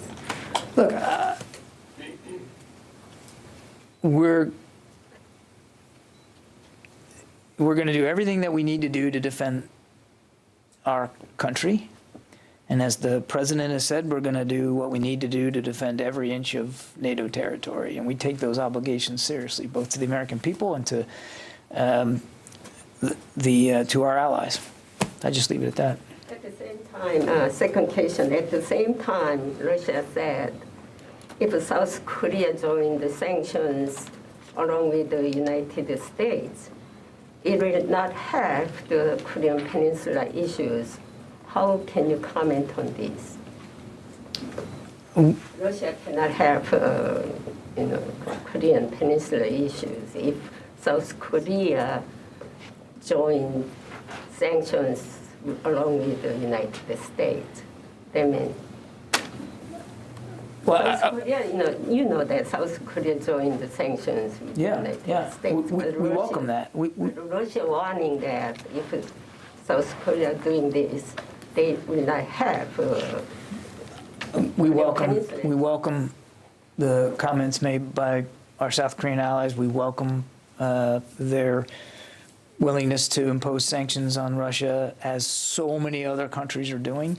And I think the message is very clear that Mr. Putin continues to isolate himself and his people by these reckless and unlawful actions. And so you're seeing out of South Korea what you're seeing so many other places in the world, where countries are making very clear, very demonstrably so, their condemnation of this invasion of Ukraine. And again, we welcome the contributions to that effort by South Korea. John, can I just ask a follow-up? David, sorry. Would you say the United States is looking for ways to defend, or is it that you are continuing to provide? Guys, I'm not sure why this has become such a rhetorical exercise. We continue to provide for support for Ukraine to defend itself. The situation, right, is different in Ukraine than it was just a few days ago. So it would follow, I would think, that we're going, that we're going to have to look for other ways to do this. The airspace over Ukraine is contested. The Russians don't have superiority of it. It's contested. So we are going, I'll be very clear here, we are going to provide additional security assistance for Ukraine. We will. How that is going to be done is still being worked out. Does that help? Okay. Good. Dan. Thank you. I was looking for a Pentagon reaction today to the back and forth. Finland came forward with some comments suggesting they may re-entertain. Who did? Finland. Okay. I'm sorry. Finland came forward raising the prospect of reorienting toward NATO a little bit more. Russia responded and basically made another veiled threat there. Do you anticipate, from a Defense Department perspective, any different kinds of conversations, any renewed discussions that would bring Finland under NATO at any point? I'm not aware of any such discussions, Dan. Again, that would be for the alliance to speak to, not the United States. I would just say what we've said before in the case of Ukraine. Who a sovereign nation associates with, what alliances it joins, that's between that nation and the alliance. In this case, it would be between any country in NATO. And Mr. Putin doesn't get a veto over that. He doesn't get to decide unilaterally on his own what an independent sovereign state chooses to do with its association and the alliances that it wants to join. So I don't know of any renewed conversations with respect to Finland, but again, that would really be between Finland and for the alliance to speak to, not the United States. Put another way, Ukraine was reorienting toward the West. They're paying dearly right now. Finland has raised similar prospects and are now also being threatened. Is there any straight line here that we should be addressing about threats on Finland and what that also would mean to Europe if there was a similar sort of operation on Finland? Well, certainly that would be extremely destabilizing. We don't have any indication that that's necessarily in the offing in terms of actual conflict there. And so I don't want to speculate about the prospects of that or what we would do if that happened. I would just say that we are right now in a situation where obviously the security of Ukraine is being threatened, but European security writ large is being threatened. And you've seen the alliance step up in ways that truly are historic and significant. And I think you're going to continue to see that going forward. If the Secretary said it best, I mean, Mr. Putin is getting exactly what he says he didn't want, a strong NATO on his western flank. And so without speaking to Finland specifically, we, number one, stand up for sovereignty and the territorial integrity of independent nation states. That's not going to change. And Mr. Putin, should he want to violate that in new ways, will find new costs, I'm sure, imposed upon him. Number two, our commitment to NATO is ironclad, and we're going to continue to look for ways to strengthen that. Okay? Let me go to the phones here. Abraham? Yeah, thanks so much for taking my call, John. Reports indicate that Kyiv could fall in as little as a day. Is the Defense Department doing anything to prevent Kyiv from falling? And then I have a second question. I don't have a prediction about what's going to happen to Kyiv, Abraham. And as I said, we continue to provide ways for Ukraine to defend itself, both from a lethal and a non-lethal perspective. And the other thing I'd say to that is you can see for yourself just an open press reporting what your colleagues are reporting from the region, that Ukraine is fighting back. They are defending themselves. And as I said earlier to Jen, we certainly have seen indications that the Russians are not, in every case, making the progress that they thought they were going to make. What's your second question? Yeah, thanks. On any assessments about what Ukrainian air defenses remain intact? Thank you. I'm not going to get into a specific assessment about Ukrainian military capabilities. A, we don't have perfect visibility. B, even if we did, I don't think putting that out in the public when they're literally being attacked by a neighboring state is a smart move for us to make. Dimitri? Thanks, John. Thanks, John. A couple of questions. The first is whether you have any updates on the amphibious landing assault near Mariupol.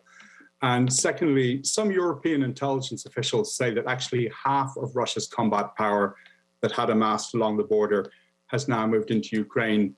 I know in the US there was a view that a third had moved in. Have you seen big numbers move in today? We have seen continued movement by Russian forces into Ukraine, both from the north and from the south. I can't give you, Dimitri, a percentage of what that looks like. I would just tell you that we don't believe that the majority of the combat power that Mr. Putin had arrayed alongside Ukraine has been employed inside Ukraine. But it is fluid. Literally, the situation changes by the hour. So, again, I want to be careful that I'm not getting into providing an assessment of operations in which we are not involved.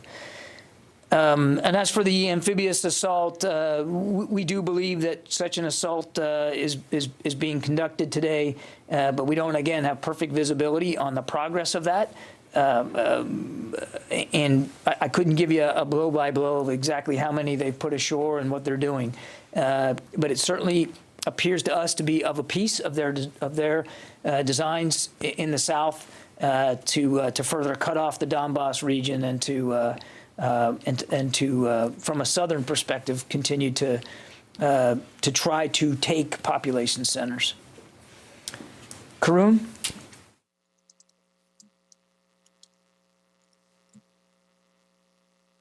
Hi, John. Sorry, can you hear me? Can you hear me, John? I got you. Hi.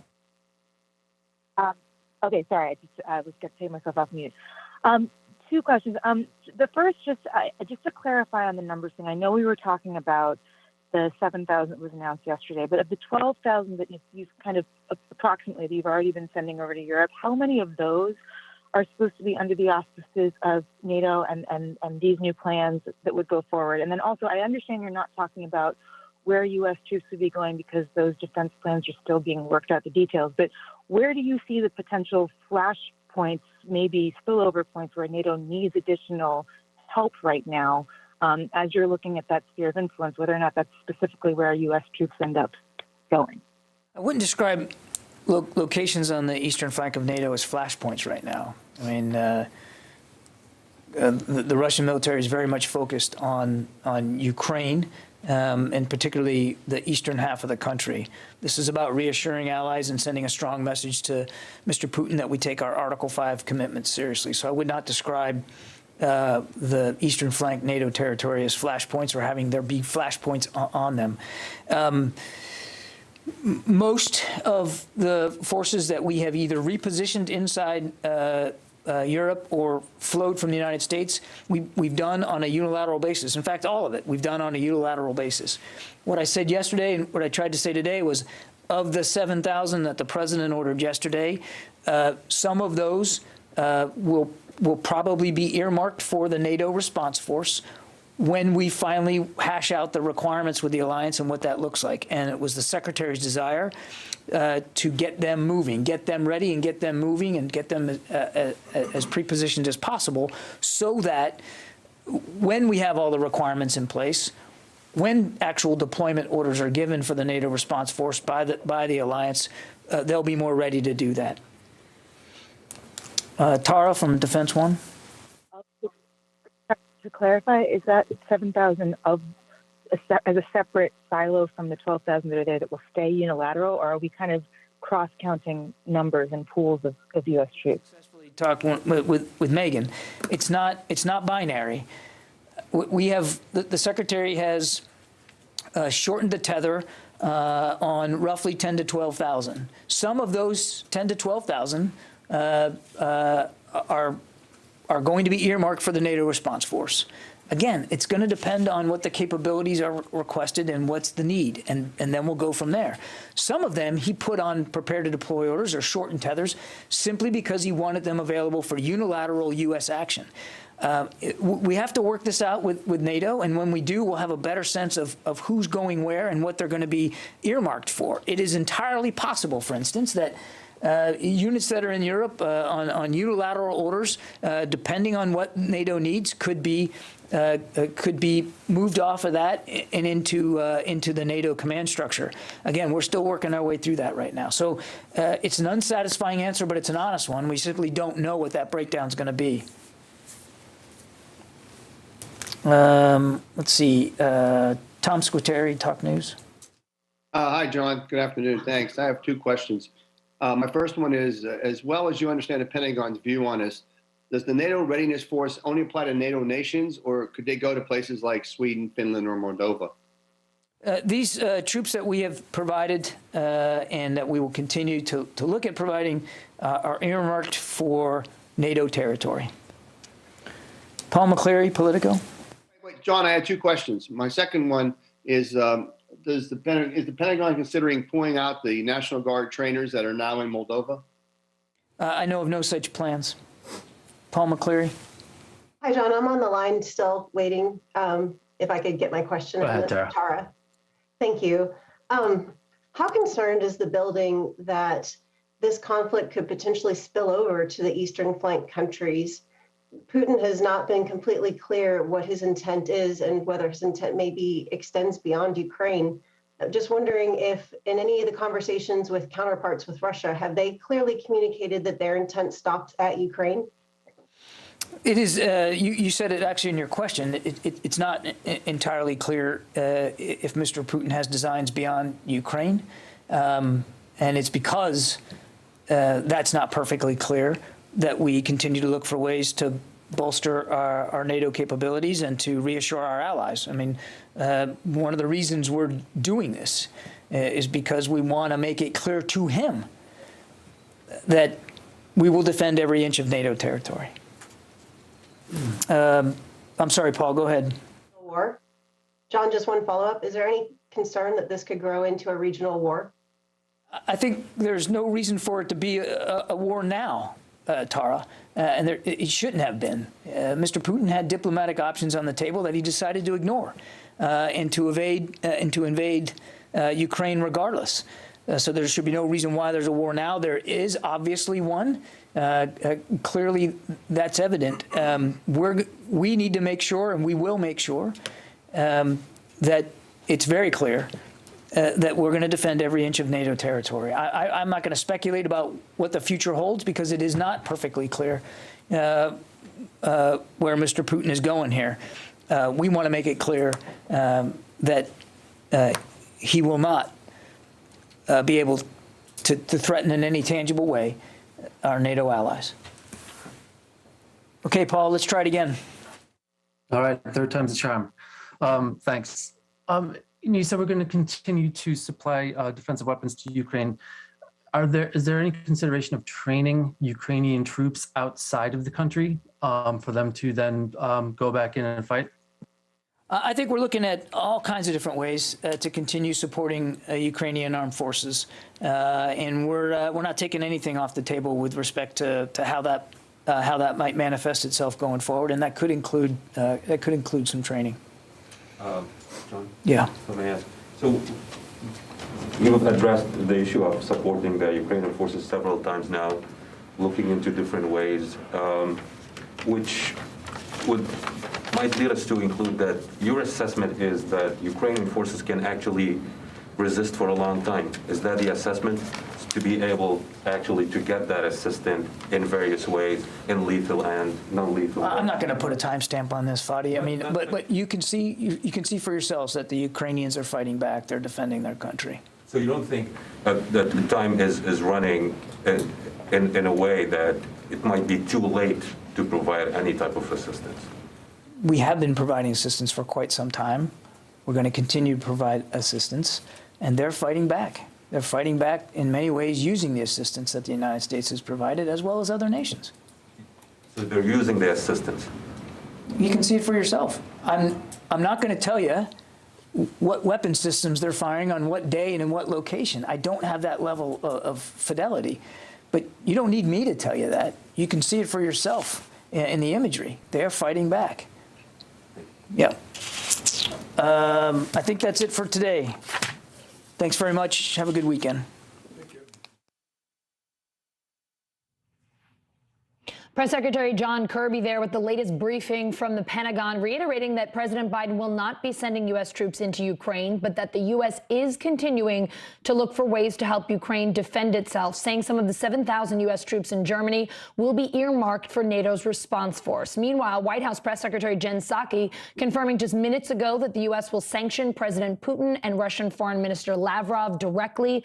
We will have more on that coming up. I'm Allison Morris, and you are watching NBC News Now. Here's what's happening. Ukraine's capital under attack. Russian forces pushing further into Kyiv. Concern now that city could fall any day. We are live in Ukraine with the latest.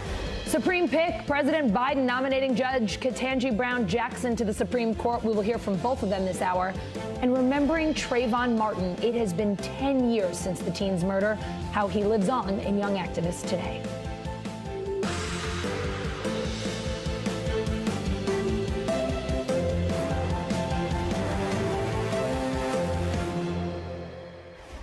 We begin this hour with the Russian invasion of Ukraine. The White House confirming in the last couple of minutes that the U.S. will now directly sanction President Putin and Russian Foreign Minister Lavrov. Following a telephone conversation President Biden held with European Commission President Ursula von der Leyen, and in alignment with the decision by our European allies, the United States will join them in sanctioning President Putin and Foreign Minister Lavrov and members of the Russian National Security Team. Meanwhile, NBC News is reporting attacks in cities around Ukraine, including bombardments in Kharkiv, that's in the eastern part of the country, and an amphibious assault in the coastal city of Mariupol. NBC News foreign correspondent Matt Bradley is in Dnipro, Ukraine. Matt, U.S. defense officials telling NBC News Russia is meeting greater resistance from the Ukrainians than they might have expected. What are you hearing? Yeah, Allison, greater resistance than they might have expected, greater resistance than I expected. I think even the Ukrainians are probably wondering how they've done so well so far. That doesn't mean to say that they're winning.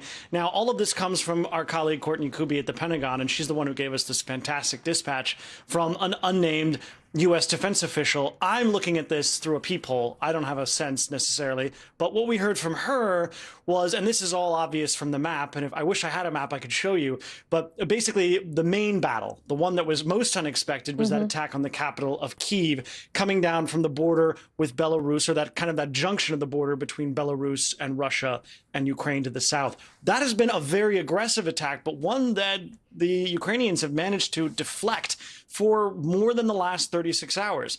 And then the other attack is coming down from the Russian border towards where I was just a few hours ago in Kharkiv. That has also been frustrated. And the airborne assaults from that attack have basically stopped, even though we heard one just a little while ago, a couple hours when I was just in Kharkiv. And the most successful assault has come from the south. Okay. That amphibious assault that was coming from Odessa. Allison? Matt, before you moved there to Dnipro, as you said, you were speaking with Ukrainians in Kharkiv, some of them taking shelter there. What did they tell you? Yeah, well, we were speaking with some people there. They were talking about how terrifying it was. You know, just as of yesterday morning, we were hearing this assault, that it was from far, far away. They all were told they didn't know what to do. A lot of people weren't expecting this attack at all, and they ended up taking shelter in metro stations. Here's what some of them had to say to us. We were sleeping, and my wife woke up and say like, "Leonid, it's bombs." I firstly I can't imagine it. I can't believe in it. Russian native speaker. Yes. Vladimir Putin says that you're Russian. Yeah. What do you think? It's funny. It's funny because he said like, okay, our army is gonna defend Russian speakers in Ukraine, in Kharkiv. And it's funny because I am Russian speaker and I'm not agree with it. I can't see any like discrimination, Russian language in Ukraine. It's funny. It's like a joke. So as you can see, they don't know what they're going to be doing from there on out. And after that, a day after, as of this morning, we were, right around that area of central Kharkiv, and it was pelted by, I'm not sure if it was aerial bombardment or surface-to-surface attacks. Those people must have been terrified. And I think a lot of them, like us, probably made the decision that it was time to go. Yeah. Matt, a White House official is saying that President Biden did speak with President Zelensky earlier today. What are officials there in the Ukraine saying about that call? Well, we've heard from officials in Ukraine saying that this was about, shoring up defenses, that this was about efforts with sanctions. I imagine that this is a little different from what we've been hearing on the official line. And using our imaginations here, I think probably Zelensky was pushing the president to provide more support. And also something we've been hearing time and time again from these same Ukrainian officials, they want more sanctions, and they want them now. What they specifically want, and what we've been hearing from Dmytro Kuleba, who's the foreign minister of Ukraine, they want Russia to be removed from the SWIFT system. That's something they've demanded since before all the fighting began. Now, the problem that we're hearing from Washington is that they feel like if they throw the whole kitchen sink at the Russians, that they're not going to have any weapons left. Because remember, Washington and other European capitals have made it very, very clear that they will not be sending troops in to defend the Ukrainians. That limits their response to financial issues. And when it comes to that, there's really only so long of a menu that you can pick from. If you pick everything, then Vladimir Putin is just on his own. Matt Bradley in Dnipro, Ukraine, thank you so much for your reporting and for walking us through that map earlier. It really helped us to understand what's going on there on all fronts. Appreciate it. Both Russia and Ukraine now saying they are ready for peace talks, but Russian troops are moving further into Kyiv. The Kremlin asking Ukrainian forces to put down their arms. NBC News foreign correspondent Raf Sanchez is in Moscow. So Raf, what's the latest on the potential talks in Belarus? So, Allison, mixed messages from the Kremlin on this. On the one hand, as you said, they're saying they are prepared to send representatives to these talks in Belarus to meet with the Ukrainian government. And on the other hand, Vladimir Putin is calling for a military coup against that same Ukrainian government. Vladimir Putin was on Russian state television earlier, appealing to the Ukrainian military, saying, overthrow the democratically elected leadership in Kyiv, take over the country, and then we in the Kremlin will negotiate with you directly. On the other hand, Dmitry Peskov, Putin's press secretary, saying they are prepared to meet with the Ukrainian government at the representative level. So they would send representatives from the foreign ministry, from the defense ministry to meet in Minsk. Now, Zelensky, the Ukrainian president, for his part, is saying there have to be talks. It cannot continue like this. I want to read you just a little bit of what he said earlier. He said, the enemy's rockets cannot undermine our freedom. Sooner or later, Russia will have to talk to us about how to stop this war and this invasion. The sooner we start talking, the less Russia will lose. Allison, I should note the proposed venue here for these talks is in Belarus. Belarus is hardly neutral ground. It is basically a staging location for the Russian military as it drives south into Ukraine and encircles Kyiv. Allison? Yeah, so to that end, Raf, Ukrainian President Zelensky wants to meet face-to-face with Putin. Is that a realistic request? And what about the concerns for Zelensky's safety? So Vladimir Putin went on TV today and denounced Zelensky as a neo-Nazi and a drug addict. So I think that gives you some sense, right, of how willing Vladimir Putin is to meet face-to-face with him. I think from Putin's perspective, that would be to bestow a legitimacy on Zelensky that he doesn't feel that he deserves. It would be to sort of treat him as a peer. We know that Putin thinks a lot about status on the world stage. And one of the things that he has pursued in the buildup to this crisis are face-to-face conversations with the President of the United States. And that's because he feels the US and Russia are peer great powers and that they should speak to one another. And so if you extend that logic, to meet with Zelensky one-on-one would be to treat Ukraine as a peer. And Vladimir Putin certainly does not think of Ukraine that way. Allison? Raf Sanchez with more great reporting from Moscow. Thank you. If I am fortunate enough to be confirmed as the next Associate Justice of the Supreme Court of the United States, I can only hope that my life and career, my love of this country and the Constitution, and my commitment to upholding the rule of law and the sacred principles upon which this great nation was founded will inspire future generations of Americans. President Biden announcing his pick for the Supreme Court this afternoon, Ketanji Brown Jackson. Now comes the tough part, getting her confirmed. Let's bring in NBC News Justice correspondent Pete Williams. Pete, if confirmed, Jackson would be the second youngest justice on the court at just 51 years old. Amy Coney Barrett, the youngest, she turned 50 last month. What should our viewers know about Judge Jackson, besides her age, which we have already shared? Well, they should know what she's been up to lately. And she's been a federal appeals court judge here in Washington for the past 8 months. She was confirmed to that job with the votes of 3 Senate Republicans. Now, those 3 Republicans today have been non-committal about how they would vote on her Supreme Court nomination, as expected, although Lindsey Graham, one of them, said that her nomination was a victory for the radical left. Before that, she was a trial judge here in Washington for 8 years. She was born in Washington. She grew up in Miami. Her mother was a school administrator. Her father was a lawyer for the school board. She had an uncle who was the police chief. She was a standout student in high school. She's a graduate of Harvard and Harvard Law. That's where she met her husband, Patrick, who's a surgeon here in Washington. They have 2 daughters. She has some unique experience, at least in terms of this current court. She was, for a brief time, a public defender here in Washington, and she'd be the first member of the Supreme Court, if she's confirmed, with significant experience defending suspects in criminal cases since Thurgood Marshall stepped down from the court 30 years ago. She also served on the U.S. Sentencing Commission, which is something she has in common with Stephen Breyer, the man she would succeed, and she's also a Breyer clerk. She called out to him today. I thought it was especially poignant, Allison. She said that if she is nominated and confirmed by the Senate to take Breyer's seat, she would never fill his shoes. Oh. Pete, she was nominated to the district court just 8 months ago and was confirmed in to the appeals court. Appeals court, I'm sorry. Yes, forgive me. Just 8 months ago and was confirmed in a 53-44 vote, if that is correct.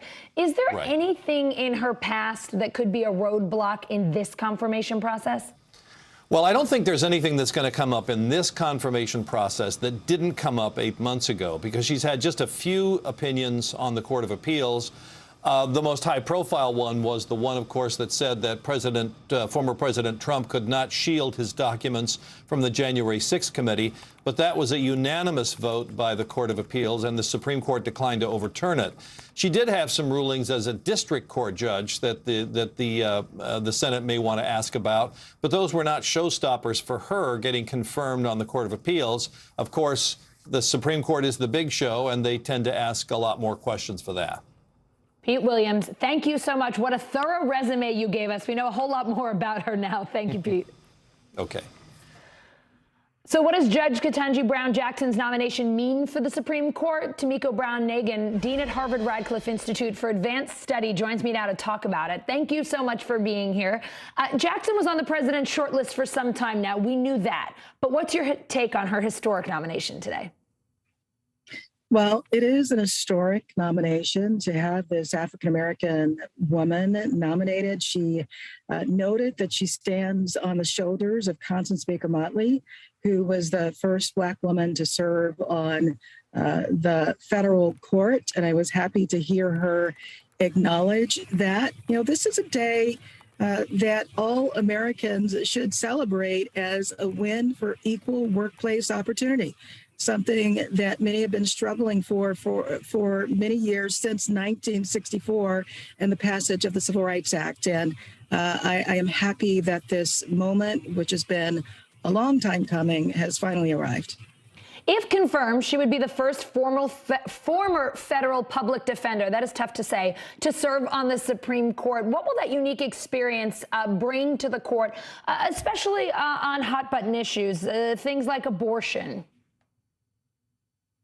Well, I think that her experience as a federal public defender is invaluable, especially at a time when legitimate questions are being raised about the fairness of our criminal legal system. It seems to me that it is helpful to have someone on the court who has that experience of representing indigent criminal defendants. And I do want to note, although there has been some criticism of her serving in that role, that of course due process for criminal defendants is a foundational principle of our constitutional system and the right to counsel sanctioned by the Bill of Rights. And so when I think about that experience, I think it is a set of experiences that complement those that are already represented on the court. And as to other hot button issues like abortion or affirmative action,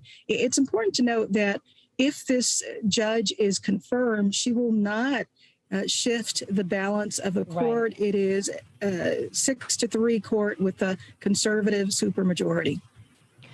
Now that the president has chosen her, take us behind the scenes. How does the team prep her for the confirmation process ahead? Sure. Well, there are famously murder boards for Supreme Court nominees where she will be rehearsed, asked questions that are likely to come up during the confirmation process about judicial interpretation, about all of the usual things. She will be asked her opinions on hot button issues. She will not divulge any of those opinions because she would not want to pre-commit or prejudge issues that might appear before her as a Supreme Court justice.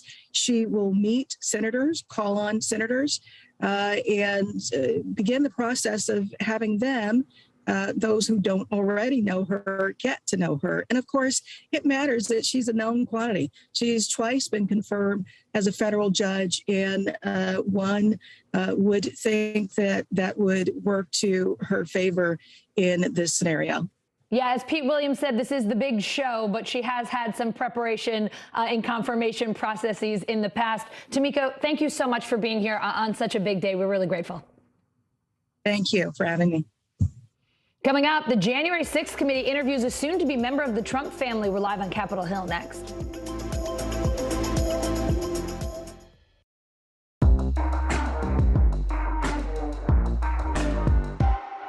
Nearly a dozen hours after the eye roared ashore. There is some late-breaking news. All right,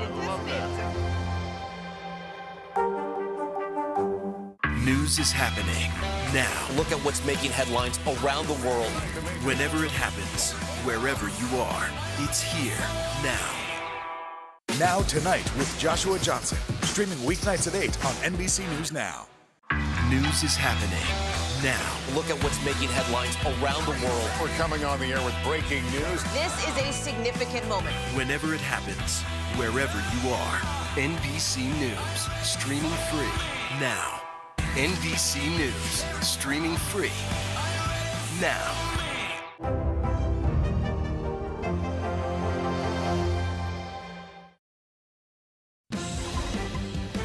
Let's go to NBC News Digital reporter Maya Eglin. She has the latest headlines from NBCnews.com, and then we are going to call it a weekend. Deal, Maya?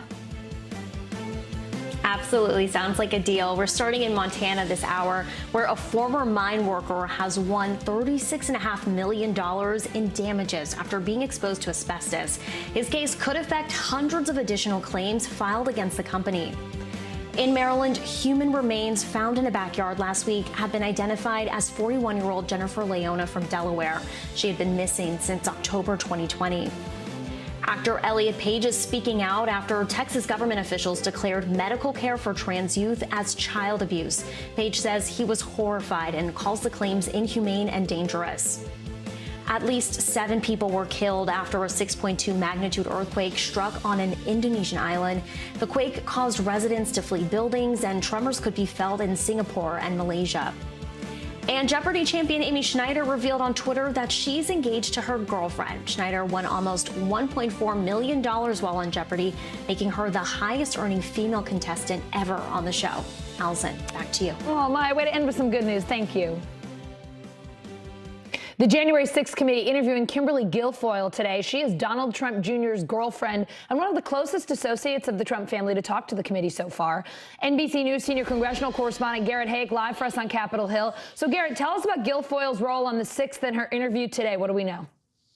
Well, Guilfoyle spoke at the rally on the Ellipse on January 6th. As you pointed out, she was then Donald Trump Jr.'s girlfriend, now his fiancée, closely enmeshed with the Trump family. She's also a big fundraiser for Republicans, so she's right in the middle of this. And the interview did not get very far before Guilfoyle's counsel complained that, according to them, the agreement they had with the committee that this would just be with lawyers, not members of the committee present, was somehow thrown out. They put out an angry statement saying that the committee had basically sandbagged Guilfoyle and that she wasn't going to answer any more questions. So what started as what was likely to be a day-long interview ended up over in about 2 hours. So what is the committee saying about this then?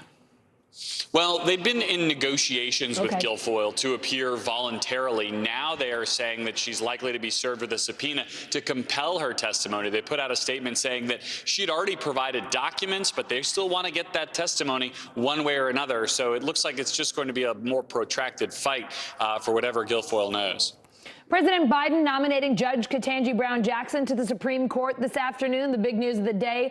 Illinois Democrat Dick Durbin will chair her confirmation hearings in the Senate Judiciary Committee. He tweeted this after the announcement. From a strong list of prospective candidates, President Biden has chosen an extraordinary nominee in D.C. Circuit Judge Ketanji Brown Jackson. Garrett, when will those hearings start? What do we know so far? And what else are you hearing on the Hill about Biden's choice? Well, Durbin has said he'd like to try to see whoever Biden nominated. Now we know Judge Jackson confirmed by the Senate's Easter recess. That would be an extraordinarily ambitious timeline. You know, based on my experience in the Senate, I'd say it's probably not going to be that quickly, but I think you'll probably see hearings start sometime towards the back half of March. Jackson's got to come up to the Hill, make her rounds. We've been hearing from a lot of senators that they want to talk to her in person. You know, it's a different kettle of fish when you're nominated for the Supreme Court as opposed to a district or appeals court position like she has been in the past. But Chuck Schumer, the Senate Majority Leader today, was appearing in New York, seemed very confident that this process would go smoothly. Here's what he had to say to reporters about it. Judge Jackson has an impeccable record as a judge and in her public service. She's been confirmed by the United States Senate in a bipartisan basis 3 times. So she's a highly qualified nominee, and I hope there will be a good number of Republicans supporting her. I don't see any reason why there shouldn't be. Republicans have been pretty non-committal on whether they would support Judge Jackson. Most said they'd like to meet with her. They said they want to make sure she's not someone who will legislate from the bench, as they put it. But they've also heard from several Republicans who say they don't want to repeat what they saw as the circus-like atmosphere that surrounded the Kavanaugh and Amy Coney Barrett nomination processes. Yeah, that's for sure. All right, Garrett Hake on the Hill. Thank you so much. You got it. The CDC loosening its mask guidelines this afternoon, saying most of us don't need to wear them inside anymore. Backing it up with these numbers, the 7-day average of daily new COVID cases just over 75,000. That's down 38% from the week before. NBC News senior medical correspondent Dr. John Torres with me now. Geez, Dr. John, we've had so much news. On any other day, this would probably be the lead of the show, but it is a big deal for those of us still dealing with this pandemic. So walk us through this new guidance. And Allison, you and I have been dealing with this pandemic for 2 years like everybody else, but we've been talking about it. We've been talking about kind of the transition of mask guidance as time went on. And the last time the CDC made recommendations was back in July. And in July, what they were looking at were case numbers and positivity rates. They were using that as the main metric. But because of Omicron, we found out that that metric doesn't necessarily apply as well as it did in the past for determining when things like masks should be put on, or at least should be recommended. So instead what they're doing, they're still looking at case numbers, but using that as a guideline, and instead looking mostly at severe disease and hospitalizations. And what they're saying is they're dividing it into low, medium, and high risk communities based on that. You know, how many cases are in the hospital, how many patients have been admitted, and how many beds are filled with COVID patients. If you're in the low and medium risk communities, they're saying masks are optional at that point. That includes schools in those low and medium risk areas. But for everybody, if you hit a high-risk area, then what they're saying is you should put masks in indoor settings, including schools. But that mandate still holds for public transportations. We're talking buses, airlines. Those are not going to come down yet. But I think the biggest surprise out of this today is the fact that they're including schools in that same recommendation, because the thought process was this could really go either way. But they decided schools, because of COVID, or because of Omicron, because of vaccination rates for adults and older children, that they're safe enough to be included in the community. But of course, if your community backtracks a little bit, those hospitalization rates go up, those COVID beds start getting filled up, then you can see masks being put back on until they start coming down again, Allison. Dr. John, we know Americans are losing their patience with COVID restrictions, but check out this Yahoo News survey. 46% of Americans think it's time for a learn to live with it approach. 43% think we need to do more to vaccinate, wear masks, and test. I'm actually surprised those numbers aren't even higher. The CDC took a lot of heat last year for lifting mask restrictions too soon, only to have Delta show up. In your opinion, are we at the point where it's time to adjust the guidance? Would you like to see COVID case numbers even lower? Are we ever going to be at a point where everyone is comfortable with the guidance changes? And, you know, being a doctor, I'd always love to see COVID case numbers lower. But in a case like this, you know, number one, we've been with masks for 2 years, and people are getting to the point where they're essentially rebelling against those guidelines and those mandates. And at the same time, we know that the rate of protection around the country is around 73%. And so people are more protected. And everyone is saying, okay, let's get to this point where now we know Omicron can spread, but it tends to be less intensive. There are people who are at risk. And so let's look at the local level instead of doing it on a nationwide basis. And if at your local level you hit that criteria for the high risk, then you want to go ahead and put masks back on. The other thing they say is at medium risk, talk to your doctor about whether you should be wearing a mask anyway, regardless. And then the third thing they say is if you're sick with COVID, you've been exposed to COVID, regardless of whether you're low, medium, or high, you should be wearing a mask at that point. So I think this is a happy medium. And I think, you know, that survey you showed that some people are saying we're done with it. Other people are saying we need to do more. I think it's a combination of those two,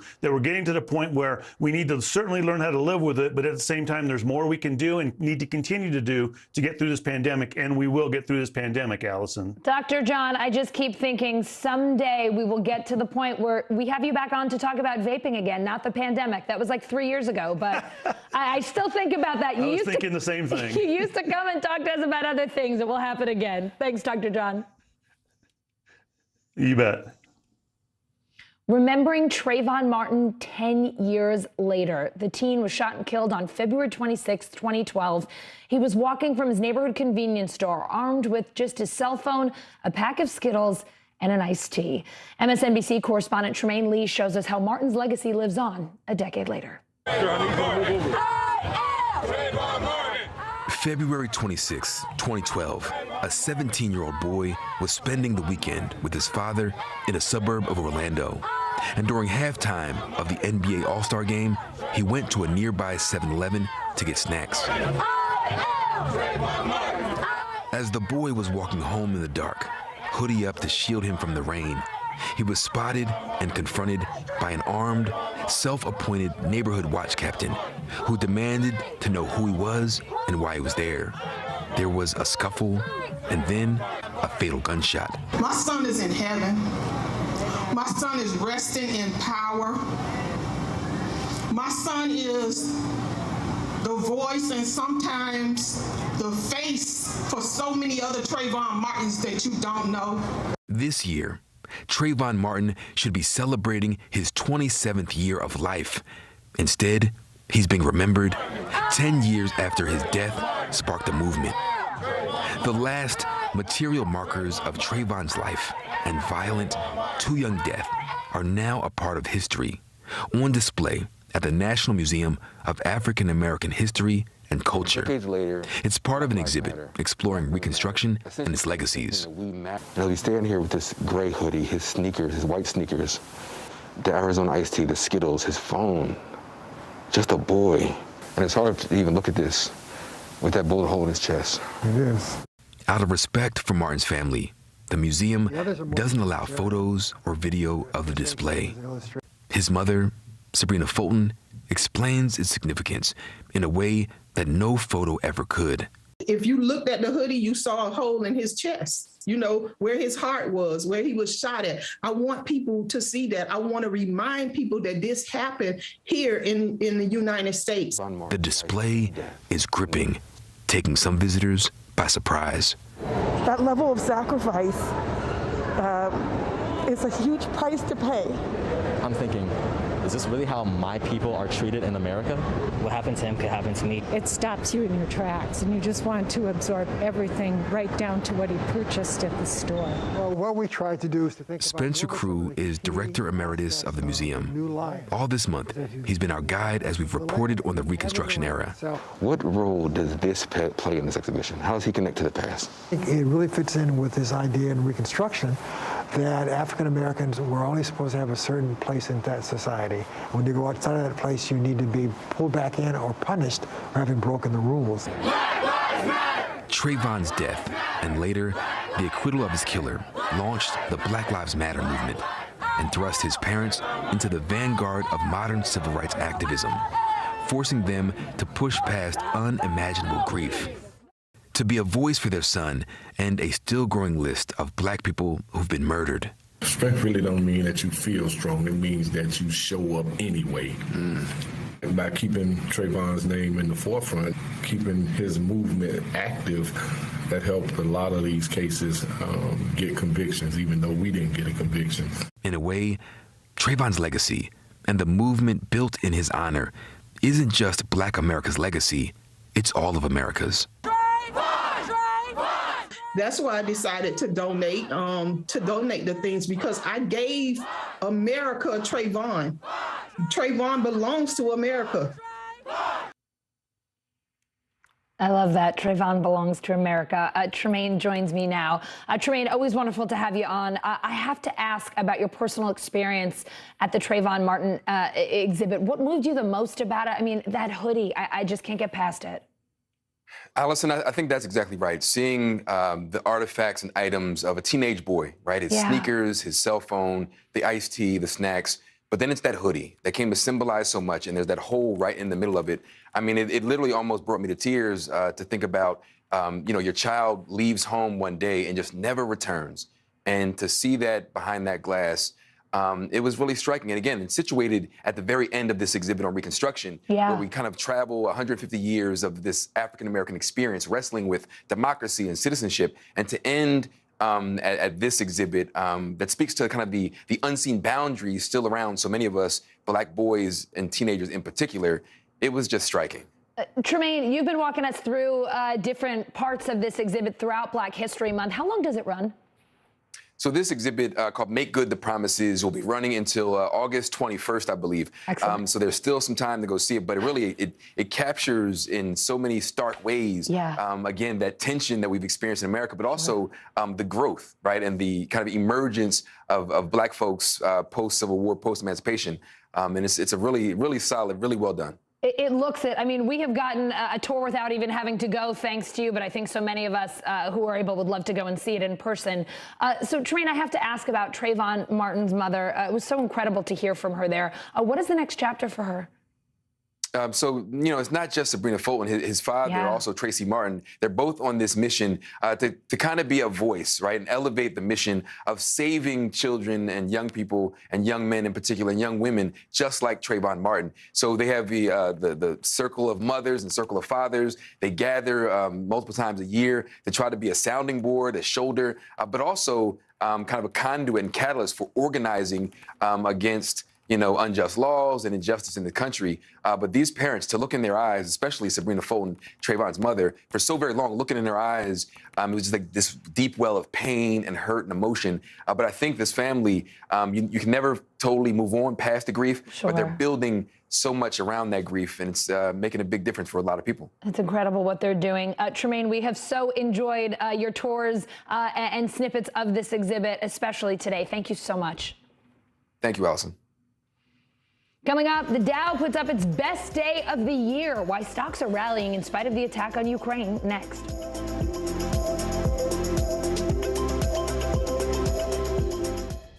NBC News, streaming free now.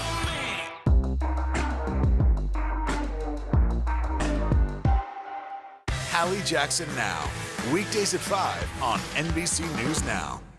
News is happening now. Look at what's making headlines around the world. Whenever it happens, wherever you are, it's here now. What are you doing for teachers who feel that they're being stretched too thin? Did you understand how prevalent hunger was in your own community? News is happening now. Look at what's making headlines around the world. Whenever it happens, wherever you are, it's here now. News is happening now. Look at what's making headlines around the world. Whenever it happens, wherever you are, it's here now. It is time for the bottom line, our daily look at what's going on in the business world and beyond. In a move no one expected, the Dow just put up its best day of 2022. Look at that close, up more than 830 points. The S&P and the NASDAQ also big winners today. So why are the markets higher when the world is watching Russia attack Ukraine? Investopedia editor-in-chief Caleb Silver here to talk that one through with me. All right, so Caleb, look, if you or I knew exactly what the markets were going to do on days like this, we wouldn't be working here. We'd be sitting pretty and rich on our private islands. But when you track the markets closely, you get to understand the moves a little bit better, even when they're unexpected and erratic. Today, it felt like Wall Street calmed down a little bit when it heard the Kremlin say it would talk with Ukraine, got the sense that maybe this invasion wouldn't last too long. What else did you take from the markets today? I mean, that is some close on the Dow, more than 830. Yeah, best close in 2022, best close since late 2020. Yeah. And this is, I think, a case of sell the rumor, buy the news, because things picked up yesterday as we talked after President Biden's press conference when sanctions were formally put in place. Now we know of a few more sanctions. There's potential talks, but also stocks hit a certain level. We corrected in the S&P 500, meaning we were down 10% from our recent highs, and the Dow Industrial is also down 10% from recent highs. For some institutional investors, that's just too low a level. So the buying was aggressive. It was all day long. It was across all sectors, and basically, we wound up on a Friday afternoon where we started on a Monday morning, up and down all week, but we're flat for the week, which just shows you what kind of a period we're in right now. Yeah, it sure does. Caleb, I'm so glad you're here, because while most people were paying attention to the invasion in Ukraine, there was actually some good economic news here in the U.S. this week. Can you just walk us through revised Q4 GDP, the jobless claims out yesterday, things people might have missed while they were watching the big news of the day, and what do they tell us about how we're recovering from this pandemic recession? Yeah, absent the geopolitical events, the U.S. economy continues to gain strength. We saw weekly jobless claims fall by about 17,000 from the prior week. I think they came in at something like 232,000. Fourth quarter GDP, this is the second estimate, showed growth of 7%. Now, that may be the peak. We were growing real strong in the fourth quarter of last year. We may have peaked from that and be coming down slowly from here, but very good news. On the other hand, inflation, still a pretty big deal. Core PCE, core personal consumption expenditures. This is the one the Fed cares about. It excludes oil and food prices. I don't know why. We pay for those every day. But that was up 5.2%, highest level since 1983. Top song in 1983, Allison, Total Eclipse of the Heart. Shout out to Bonnie Tyler. No way. You are so good. Caleb, you're so good for an earworm, especially on a Friday. I'm going to be singing that one through the weekend. Yesterday, you explained the SWIFT banking system to everyone. That's the International Electronic Payments Messaging System that a lot of experts were saying Russia should be kicked off of. What is your Investopedia term today?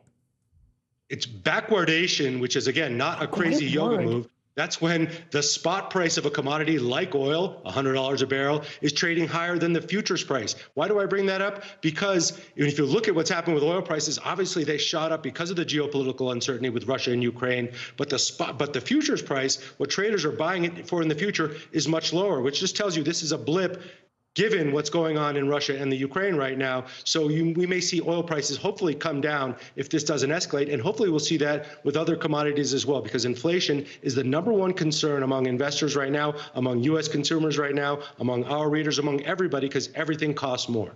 Caleb, always wonderful to see you. I'm on vacation next week, so I will miss you, my friend, but I'll catch you in too. See you soon. Have a good one. Thanks.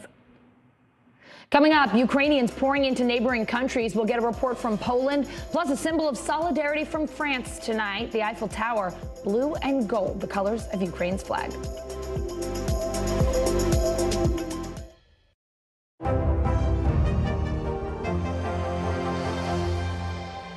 NBC News, streaming free now. Top Story with Tom Llamas is your news playlist on NBC News Now.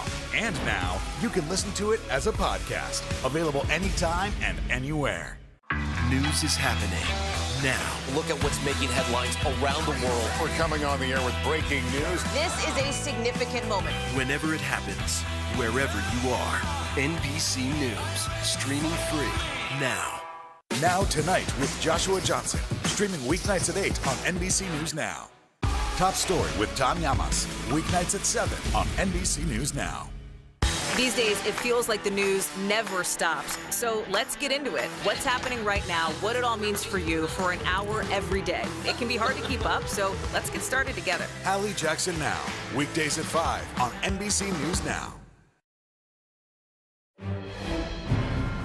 What is it that people need when they come here, when they come off the train? Probably answers, because they're terrified. They don't know. It's another city. It's probably quite safe, but we don't know if it's really safe now here. So they need answers. They need emotional distractions. So we try to say to them that they're going to be safe, that everything's going to be okay.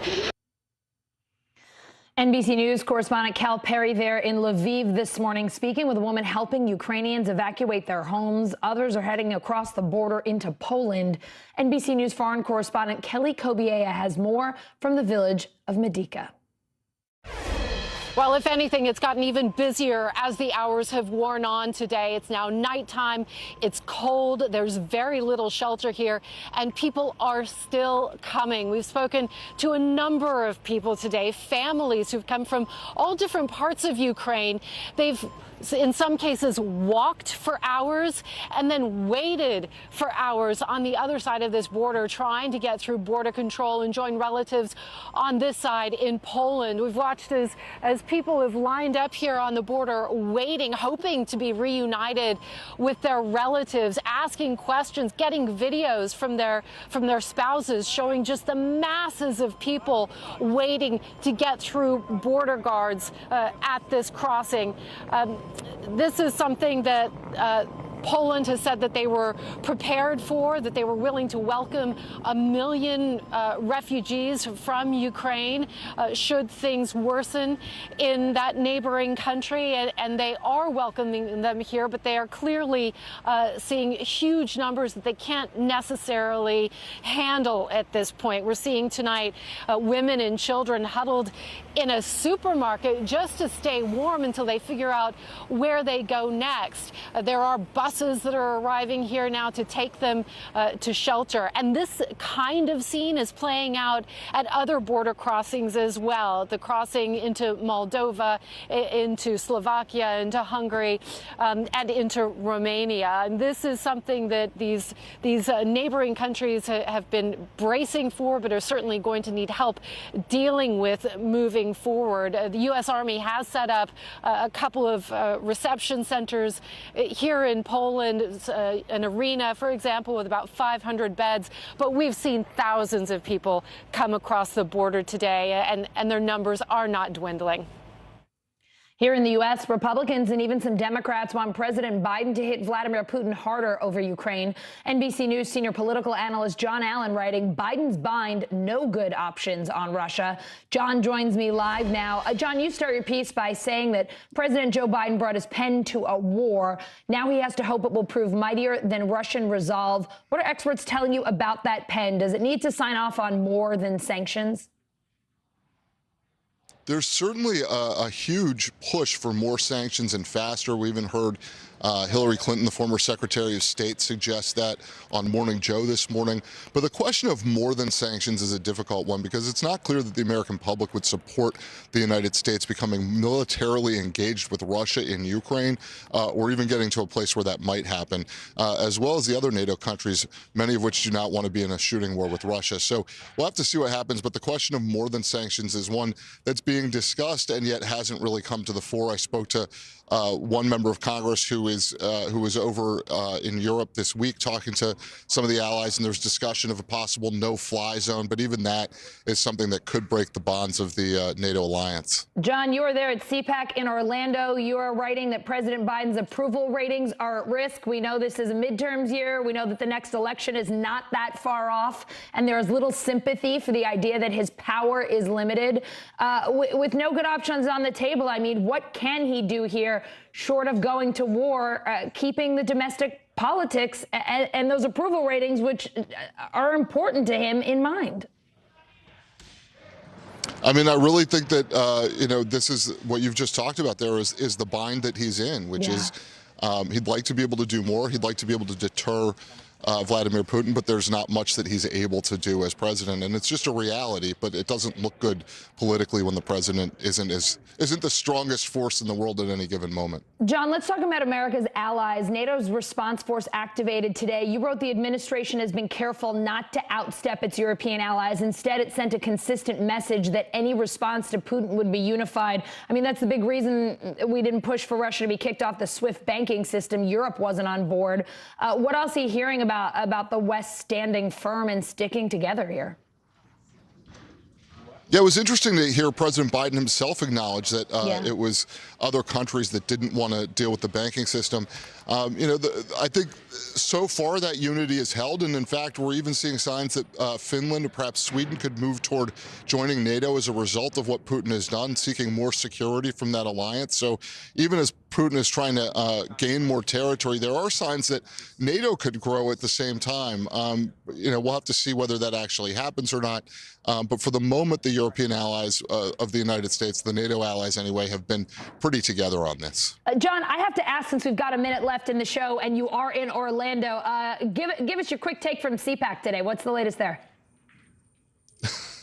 Well, it's interesting. A lot of the people who might run for president in 2024 stayed away from foreign policy, but it was interesting. Mike Pompeo, the former Secretary of State, really leaned into it today, hammered President Biden over it, trying to distinguish himself. I think some from the field. We've seen, Governor DeSantis here, Senator Ted Cruz. They left alone the foreign policy, but Pompeo went right after it. Of course, the big draw is going to be Donald Trump tomorrow night.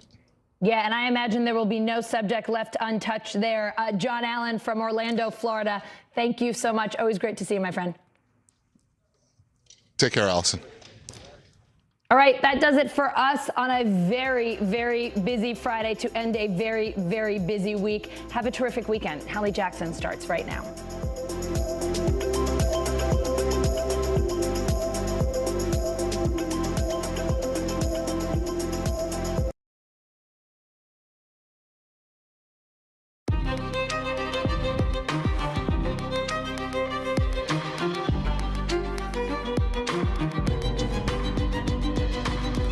We're coming on the air with breaking news and a rare thing we haven't seen in this administration so far, a world leader targeted with sanctions. Yeah, the U.S. slapping those economic penalties on Russian President Vladimir Putin personally.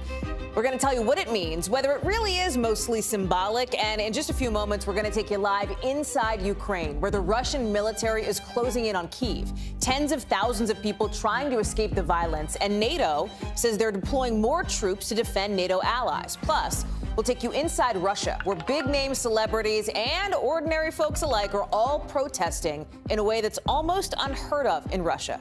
So, is it a tipping point? And history here in Washington. The first black woman ever selected to serve on the Supreme Court, with President Biden making it official with Judge Ketanji Brown Jackson today. We've got new reporting on what may be a tough confirmation road ahead and the timeline for how fast it could all happen. Also breaking tonight, brand new federal guidelines from the CDC about when you have to wear a mask. The answer? Almost never for most of us. We're going to explain the thinking behind this big shift. And things getting a little bit testy today behind closed doors on Capitol Hill, why the partner of Donald Trump Jr. is accusing the January 6th committee of hijacking her interview, and the rare response from the committee later in the show.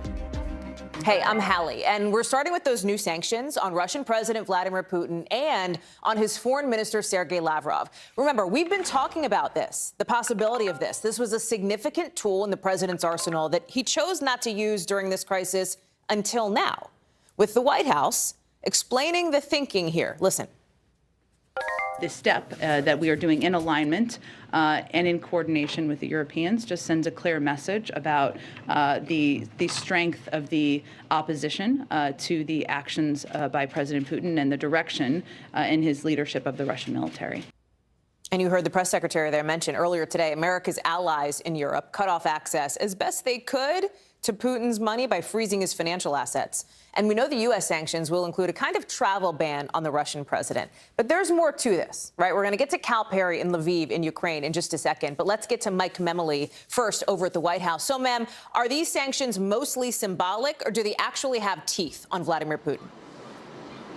Yeah, Hallie, first, it's worth emphasizing this was something of a surprise, because after the president announced a long list of even more escalatory sanctions yesterday, it seemed like, as he had put it, they wanted to sort of now wait and see how Putin responded to what was already on the table. And so what we see today is that the United States following our European and British allies in taking this next step. Now, for all the reasons we've been talking about for days, this does appear to be largely symbolic. Putin has been really masterful at hiding his assets all over the world. And so it's unclear how much personally this is going to sting. Maybe Sergei Lavrov not so able to do the same. Maybe he'll feel it a little bit more. But I think it does speak to the degree in which the White House has increasingly been able to corral Europe behind it, because the reservation to this point seemed to be that the U.S. wanted to go further than our allies were. I asked Dileep Singh yesterday, he's sort of the White House point person on sanctions, what were the triggers that would lead to them taking this step or potentially others like SWIFT? And he didn't identify specific triggers. He did lay out the way that the White House sort of evaluates how to move forward, and one of the biggest ones that he did say was unanimity with our allies. So that's part of it, with the White House saying the president came to this decision over the last 24 hours. You mentioned SWIFT, Mem. So for folks out there, it's this international banking system, essentially, and there's this discussion of whether to try to cut Russia off from that. What other options are on the table here for even more punishing sanctions the U.S. could deploy as we're about to see with Cal Perry, they get closer to the Ukrainian capital? Looks like Mike Memoli's live shot has frozen. We'll talk more about that later in the show. But let's keep you up to speed on what else is happening here. Because right now, the United Nations Security Council, as we speak, has been meeting. They're holding a vote to try to support Ukraine. But here's the thing. The writing is on the wall. This thing is doomed. Why? Because Russia can just say no. That's because after World War II, Russia won the power to immediately block a vote on any resolution, even if it's about an invasion that they themselves are behind. We're also learning something that's really important and really interesting, that NATO is going to activate parts of its defense response force for the first time ever. This does not mean, let's be clear, this does not mean that soldiers are going into Ukraine, but the U.S. says it's ready to help NATO allies if needed. We stand ready, if called upon by NATO, to support the NRF in the defense of the alliance, and we'll absolutely do that. You are looking at video of Russian tanks rolling through Ukraine. The U.S. thinks the Russia's military has already launched more than 200 missiles. But here's the thing. There's a caveat to these threats to Kyiv because a senior American defense official tells NBC News the Russian military is actually finding more resistance from Ukraine than it expected. So we'll take you now live to Ukraine, where troops are fighting, as we're talking about, to keep control of Kyiv. And check this out. The aftermath of an attack on an apartment building there. It was hit by an airstrike. This is what's happening. You are looking at what it is like on the ground. U.S. officials worried that the Russian military could end up taking the city within a matter of days. So now, what do you think people in Kyiv are doing? Yeah, they are packing train stations. They are looking to get out of the way of violence. But you know who can't leave? Most men ages 18 to 60 who are being told they've got to stay and fight. Ukraine's president, Volodymyr Zelensky, spoke for about a half hour with President Biden today. He says there's more than 100 people who have been killed, more than 300 so far hurt in his country. And he's in a kind of dangerous spot because Ukrainian intelligence told him he's target number one for the Russian military. Cal Perry is in Lviv, Ukraine. Cal, I want to know what you are seeing so far tonight as night turns into, starts to make the turn into morning where you are. I know you've been talking with folks at those train stations. What are you seeing and hearing? So tonight is different than any of the other nights here in Lviv that we've seen because this is the first night of a curfew. So people are not out on the streets. People are abiding by the curfew. You'll hear a car go by me every once in a while, but it is desolate. It is empty, and really it is tense because of those pictures coming out of Kyiv and because of this humanitarian crisis that is now unfolding. This train station that you mentioned is really at the crux of a crossroads at a country at war. You have this amazing juxtaposition of soldiers heading to the front, and as they're headed to the front, as they walk into that train station to get on that train, they're met with people coming the other direction. And the look on people's faces is of horror, is of shock, is of complete disbelief that this is happening, that people are having to make these impossible choices about what to take with them, whether or not they should leave, how to get their families out. It is an emotional scene. We had a chance to speak to a few people outside. Take a listen, Hallie. So will you go and fight? If it needs. If you need to, you will fight? Are you afraid? Just a little.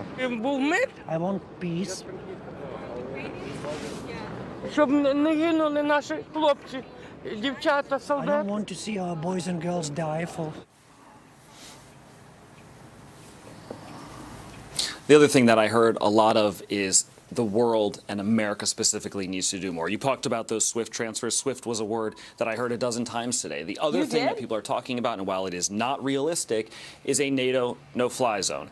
Yeah, people were talking about the SWIFT transfer. They knew about it. They said they wanted it to stop. I mean, look, anyone who transfers money internationally knows about SWIFT. So it's one of those things that people can identify, that they can think, oh, that will hurt the Russian, president. That will hurt the Russian government. It is something people are pointing to. They would love to see a NATO no-fly zone. That is not realistic. Ukraine is not a NATO country. But there is a sense here in Lviv, look, I'm 50 miles from the NATO border, basically. Right. So, the hope is that the Russians won't move on this city because it's at NATO's doorstep.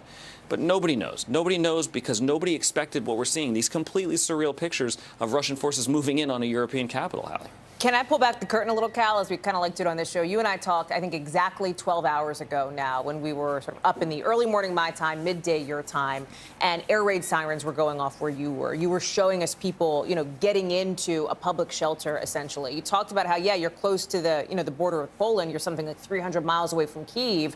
But there is still a real sense, I think, of tension and concern for the humanitarian crisis, for everything else. Can you talk a little bit about that and about, a question that I've gotten today, I'll be honest, just from people that I've, text, talk to, whatever. They want to know what you're doing to stay safe, what you and our colleagues are doing to make sure that you are okay as this fighting escalates, Cal. Look, So, look, I would love to pull the curtain back. It's my favorite thing to do, as you know. So we spoke to you 12 hours ago. The air raid sirens were going off. People headed to the bunker. And the other thing that we noticed was that the city had run out of food. We tried to go to lunch, the crew. We walked to a lunch to a restaurant. Even 2 days ago, we sat and had dinner at a restaurant. We could not find a restaurant open or any place with food. We have some provisions here, but we quickly realized we need to do better. So we headed off to the grocery store. We sent people to the grocery store. Well, guess what? The shelves are mostly cleared out. You have a city that is starting to fall apart from the inside because it cannot take the pressure of this war. It's not unusual in war zones, right? When you have an influx of refugees, you just cannot keep running at the same level. People are fleeing, people are going the other direction, and so things are unraveling here. The security situation is all the more concerning. There are rumors running rampant that Russian soldiers are putting on Ukrainian army uniforms, that they could carry out some kind of attack, so the police have doubled their presence on the street, none of which helps the mood of a city that is completely changed in just 48 hours. And a city, by the way, that never thought that it would possibly be in the line of fire, that you would be hearing these air raid sirens.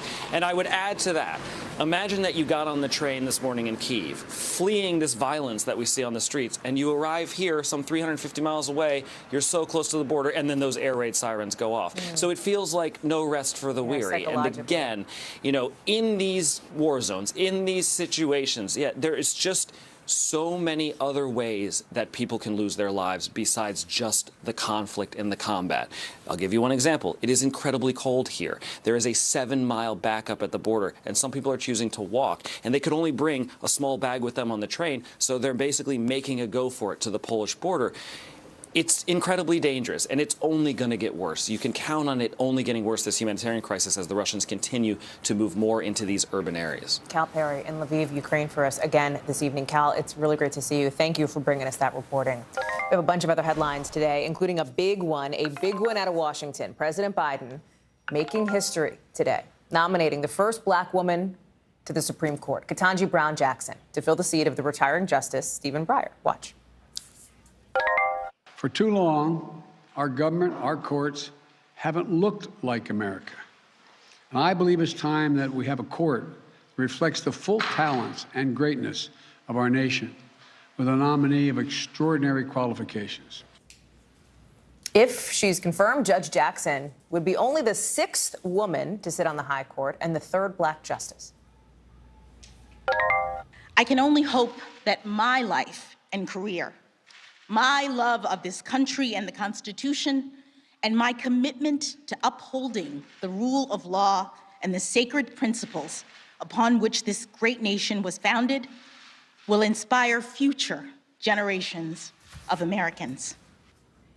Today's nomination coming 2 years to the day after President Biden, then a candidate, made a campaign promise to nominate a black woman if there were to be a Supreme Court vacancy. So let's talk about what's next here. There is still a pretty tough road to confirmation. You're looking at a flow. Do we love flow charts? You're looking at a flow chart here, right? Here's what goes down. She fills out a questionnaire. She's got to give it over to the Senate Judiciary Committee. She then turns over documents to be looked over by attorneys. She meets with senators. That's going to be something we will watch unfold, you know, live on cable TV as some of those images come in. The Judiciary Committee hearing will vote, and assuming that they pass her, then it goes to the full Senate. She needs a simple majority. The process is not going to be necessarily that simple, considering it is a divided Senate. Pete Williams, we're so glad to have you on set with us. Thank you. Can we pick up there with the confirmation process? Because you heard the president reference, okay, she has been confirmed for positions on lower courts and on other commissions with bipartisan majorities. And Democrats are pointing to that to say, look, you liked her then, essentially, why don't, you know, hopefully you'll like her again now. It is unlikely to be that simple. It is unlikely to be that simple, but the vote for her on the Court of Appeals, where she is now, and by the way, she spent her morning hearing cases as an appeals court justice. Yes. Why can't she? You think she might have taken a personal day? I don't know, getting nominated to the court. But well, sure. She's a 3-judge panel. You know, if she doesn't show up, somebody else has to. But she's already been through that process and was confirmed just 8 months ago with 3 Republican votes. So, you know, and she hasn't really had any truly significant decisions as an appeals court judge. So the questions that they're going to ask her are the same questions they could have asked her 8 months ago, mostly about her decisions as a trial court judge. But on a much bigger and brighter stage, because yes. we're talking about confirmation hearings that will be broadcast live. There will be special coverage. There is a much more intense spotlight on this. Yeah, and I think a vote for a Supreme Court justice is taken more seriously and looked at more detail than a vote for an appeals court judge. You mentioned some of the decisions that she's made in the past, right? Not just in district court, but in some of her other roles, too. Talk to us about it, because I think it's helpful for people as we look ahead for what's to come in the month of March, which will be these confirmation hearings, these meetings, et cetera. She's going to get asked about some of these rulings. What should we know about? Give us a guide. So I suspect the most high-profile decision recently was the decision by the Court of Appeals against President Trump, who was trying to shield his documents from the January 6th committee. But that was a unanimous decision by the three-judge panel, and the Supreme Court declined to overturn it. So I don't think she'll be asked much about that. She may be asked about decisions when she was on the district court bench. For example, she ruled that Don McGahn could not duck congressional testimony from the Senate Judiciary Committee. That decision was overturned by the Court of Appeals, which said, you know what, it's not for the courts to decide that question. That's ultimately a political question for the political branches to work out, which, by the way, is what eventually happened. She's had some rulings against the Trump administration. She ruled that was one. Another was, however, on the other side, she threw out a lawsuit against the Trump administration over the border wall. So, you know, she's got a lot of decisions over 8 years that I'm sure they'll be going through. We just showed a graphic as you were talking, Pete, that highlighted some of what you were saying. But there was another bullet point on there that I think is worth noting, which was she's a public defender. She was. Yeah. That's a really unique set of characteristics. She brings, in a lot of ways, a different lived experience to the court, from her background, from, you know, what she represents to so many people, as she alluded to in her speech at the White House today. Right. So the diversity that the president was talking about today is obvious from the fact that she's the first black woman, but it's also in that sense as well that you just brought up. She would be the first person with significant experience defending criminal defendants since Thurgood Marshall, who retired from the court 30 years ago. And she also served on the U.S. Sentencing Commission, which recommends the sentencing policy. She talked today about an unusual thing about her background. You know, her parents were public school teachers. Her mother was an administrator. Her father became a lawyer for the school board. She had an uncle who was the police chief in Miami. But she had another uncle who got in trouble with for suspected of dealing drugs. And he had a long sentence, and he wrote to her when she was a lawyer and said, "Can you help me with this?" She referred it to a law firm. Ultimately, he was pardoned by President Obama, and has since died. But you know, that's an unusual experience. Her experience as a public defender, seeing criminal justice at the retail level, is something that none of these other justices have had. What's she like, Pete? You know, what's the word around Washington about how she would fit into the court? What kind of role she would play? Well, she'll be very different from Stephen Breyer for all the obvious reasons. But the other thing is, you know, she's going to be young. She would be the second youngest. She's 51, right? She'd be the second youngest. So Amy Coney Barrett just turned 50 last year. So presumably she'd be on the court for a long time. So as the newbie on the court, I think it will take her perhaps a little longer to settle in. She won't bring that sort of gravitas as an older person might bring to the court. But, you know, all throughout her life, she's been well liked. She was the mayor of her junior high school. She was the student body president of her high school.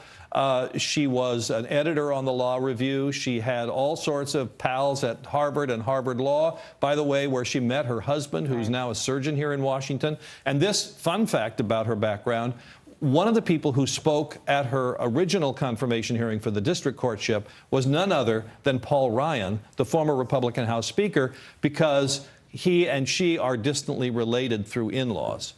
It is one of those twists of fate in Washington, Pete. And as you were talking, by the way, we just found out, we talked about the flow chart, right? What is next in the process? The White House official is telling us that she will begin holding those meetings with senators next week when they are back in town here in Washington. And she will do that with a smiling face, and they all say they just hate it.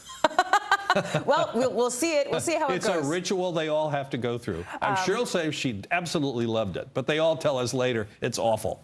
I so appreciate you, Pete. I so appreciate you being with us, talking us through this really big news today. Thank you. I'm sure we'll talk again a lot over the next month as this process unfolds. Other big news tonight. Listen, the CDC is just updating its mask guidance. Good news, most of you can ditch them. But of course, there is a catch. The agency says they're only recommending you get rid of your mask if COVID hospitalizations are low where you live. Do I have to tell you this is a big deal?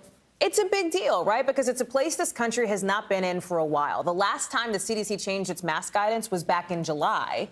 But now you have COVID cases going down pretty dramatically. All but 3 states are seeing a drop of at least 25% of new cases. Check out your screen. Take a look at where we were a month ago. We were seeing something like 750,000 cases a day. Now look at it, 75,000. Hospitalizations are also down 44% across the country in the last couple weeks. So the agency behind the scenes, based on our reporting, has been working for weeks to come up with new guidelines. And their announcement comes, I don't know, if you look at what states are doing, a little on the later side, because already we've seen states around the country dropping mostly their mask mandates. Dr. John Torres helps break down this new guidance from the CDC. Dr. John, do what you do so well and plain English it for me. When do I need to wear a mask indoors and when don't I? How do we know this? And Hallie, first off, you're right, because they did last do the recommendations back in July. But at that time, they were using cases as metrics, cases and positivity rates. Well, now fast forward to this time frame, and what they're saying is it's really hard to use cases as the metric because Omicron has kind of put a wrench in those works. And so instead what they're looking at is hospitalizations, and they're looking at the amount of beds in hospitals that are taken up by COVID patients. In other words, what's the pressure in the hospitals, and using that as the metric. So what they're saying here is they're dividing it into 3 groups, low, medium, and high. If you're a low and medium group, for most of us, they're saying you do not have to wear masks indoors. Medium, if you're high risk, talk to your doctor about whether you should be wearing a mask anyway. But when you hit that high area, that high area of risk because of the hospitalizations and the beds that are taken up, they're saying that everybody should start wearing masks indoors. And so that's the big difference, the metrics they're using, and they're giving us a little better guidelines along the way. And I think if you look at it, the one big thing to remember is we are still 74,000 cases. We are still 1,700 deaths a day, unfortunately. But the big change here is the fact that over 70% of the country has some immunity to COVID, and the fact that this Omicron seems to be a little less dangerous than the other variants, and that's certainly helping out, Hallie. I have to think, John, Dr. John, I'm candidly, I'm hopping on a flight later tonight, and I will be wearing a mask because that is what you do on planes, right? Because there is a mask mandate for federal transportation. It expires in a few weeks, I think middle of March. You now have this flight attendants unit that is pushing back, saying, you know, they want that to be extended, basically. Is it too soon to talk about masking on planes, masking on trains, et cetera? You know, I think it's too soon to a certain extent for a very certain reason, and that's mainly because of what's happening on the international stage. You know, internationally, and it's hard to separate just domestic flyers happening domestically and those coming in from other countries. And in other countries, the mask mandates around the world are on airplanes everywhere, on public transportation, pretty much everywhere. And so I think that's one of the reasons we need to keep it here. Plus, it's hard to judge who's on their vaccination rate, who is staying on there, even though they're sick. You know, those can cause problems. And you are in close quarters, both at the airport, on the airplane, or at the train station and on the trains. And so I can see them pushing that back a few more weeks or a few more months until we get these cases even more under control, and then possibly doing the same thing of the low, medium, and high risks for flights here. But again, remember, this is a global stage we're working on. And globally, there's still a lot of COVID out there. And so we need to make sure we protect ourselves around the world. Generally, Dr. John, in your professional opinion, you think the CDC is making the right call here when it comes to changing up the mask guidance?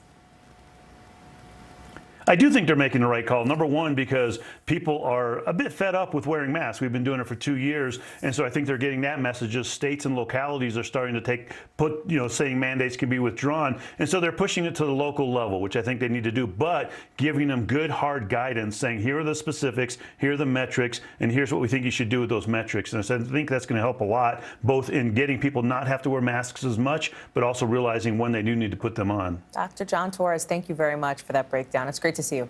Coming up here on the show, the January 6th committee interviewing Donald Trump Jr.'s partner today behind closed doors. And it seems like things got a little dramatic. Maybe things went a little south. What the committee may have to do next to actually get her testimony. We've got a behind-the-scenes look at that. Plus, the Northeast getting pounded by a huge winter storm right now. Tens of millions under alerts. More on that in a minute.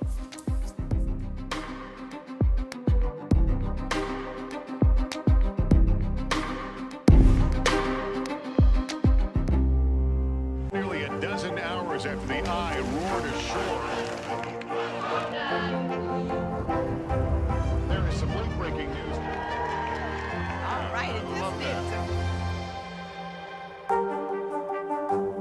To cover the news, you have to be in it. We'll take you to the front lines of the story, bringing your news feed to life. Streaming live every night. It's your news playlist. Top Story with Tom Llamas, weeknights at 7 on NBC News Now.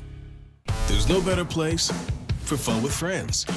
Quality time with your little golf buddy, or an afternoon alone together. Family and friends are just a tap away. Just pick your course, pay from your phone. Golf now. Download the app and go play. News is happening now.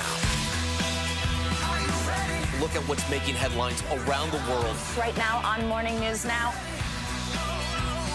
We're coming on the air with breaking news. And this is a significant moment. Whenever it happens, wherever you are, NBC News, streaming free now.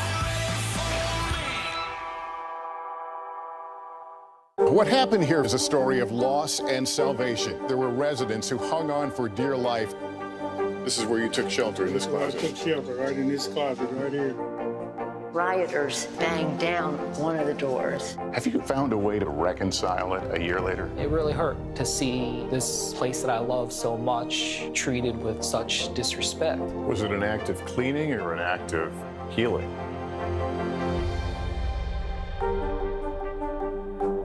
Hallie Jackson Now, weekdays at 5 on NBC News Now.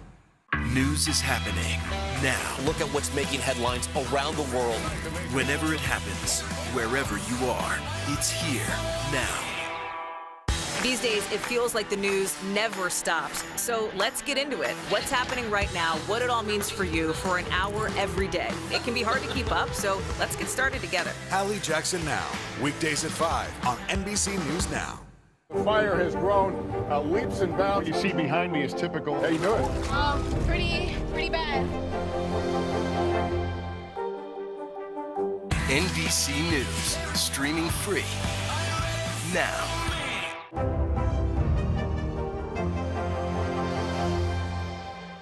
To cover the news, you have to be in it. We'll take you to the front lines of the story, bringing your news feed to life. Streaming live every night. It's your news playlist. Top Story with Tom Llamas, weeknights at 7 on NBC News Now. Hallie Jackson Now, weekdays at 5 on NBC News Now.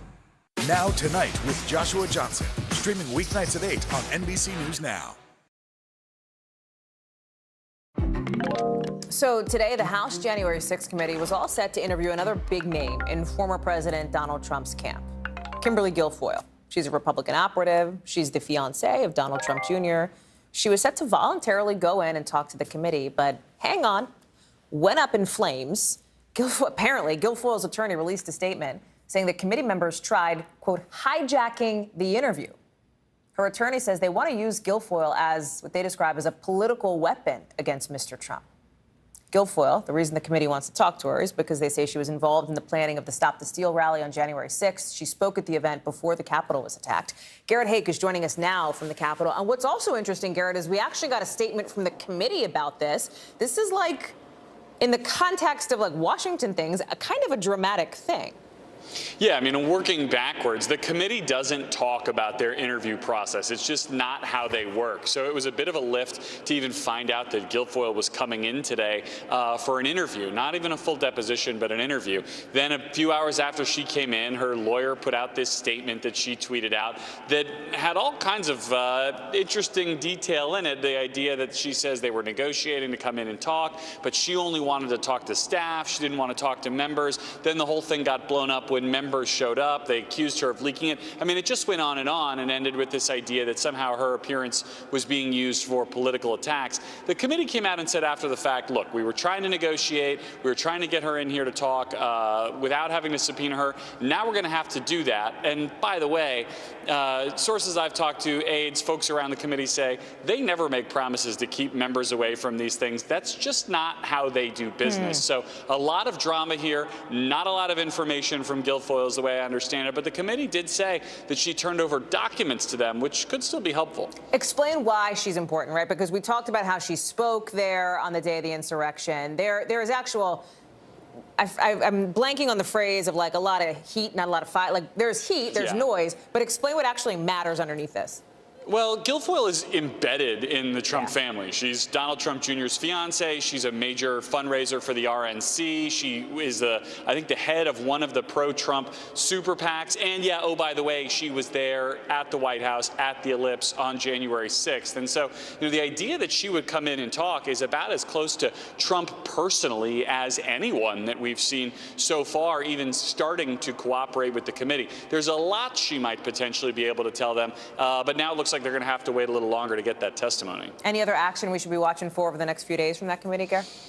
We continue to see folks like today it was the 2 Georgia representatives of the so-called alternate electors piece of the puzzle also came in and gave their depositions today. Remember, the committee's out to the folks who are part of this alternate elector plot from 7 different states. They're trying to figure out what level of coordination there were between the states and the Trump White House. That's going on pretty quietly, but it's definitely something still on my radar. Garrett Hake, live for us on Capitol Hill. Garrett, thank you. Still ahead, Ukraine's not just worried about Russian attacks on the ground. There's real concern over cyber attacks and hackers spreading misinformation. We've got more on how the country's trying to protect itself. And from cyberspace to outer space, check this out. Scientists are revealing a new map that shows more than 4 million galaxies. Details coming up on that in the 5 Things.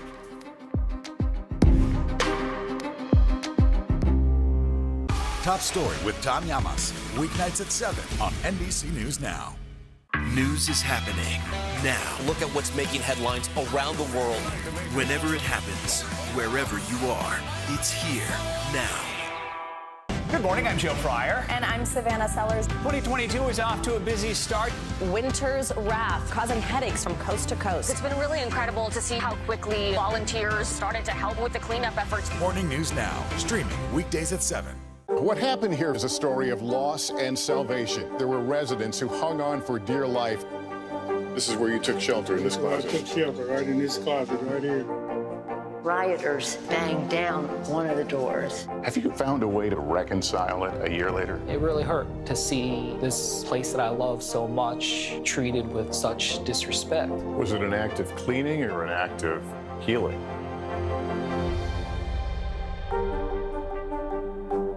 News is happening now. Look at what's making headlines around the world. Whenever it happens, wherever you are, it's here now. Hallie Jackson Now, weekdays at 5 on NBC News Now. Now Tonight with Joshua Johnson, streaming weeknights at 8 on NBC News Now. There's no better place for fun with friends. Quality time with your little golf buddy. Or an afternoon alone together. With the Golf Now app, family and friends are just a tap away. Just pick your course, pay from your phone, get out and enjoy. Golf Now. Download the app and go play.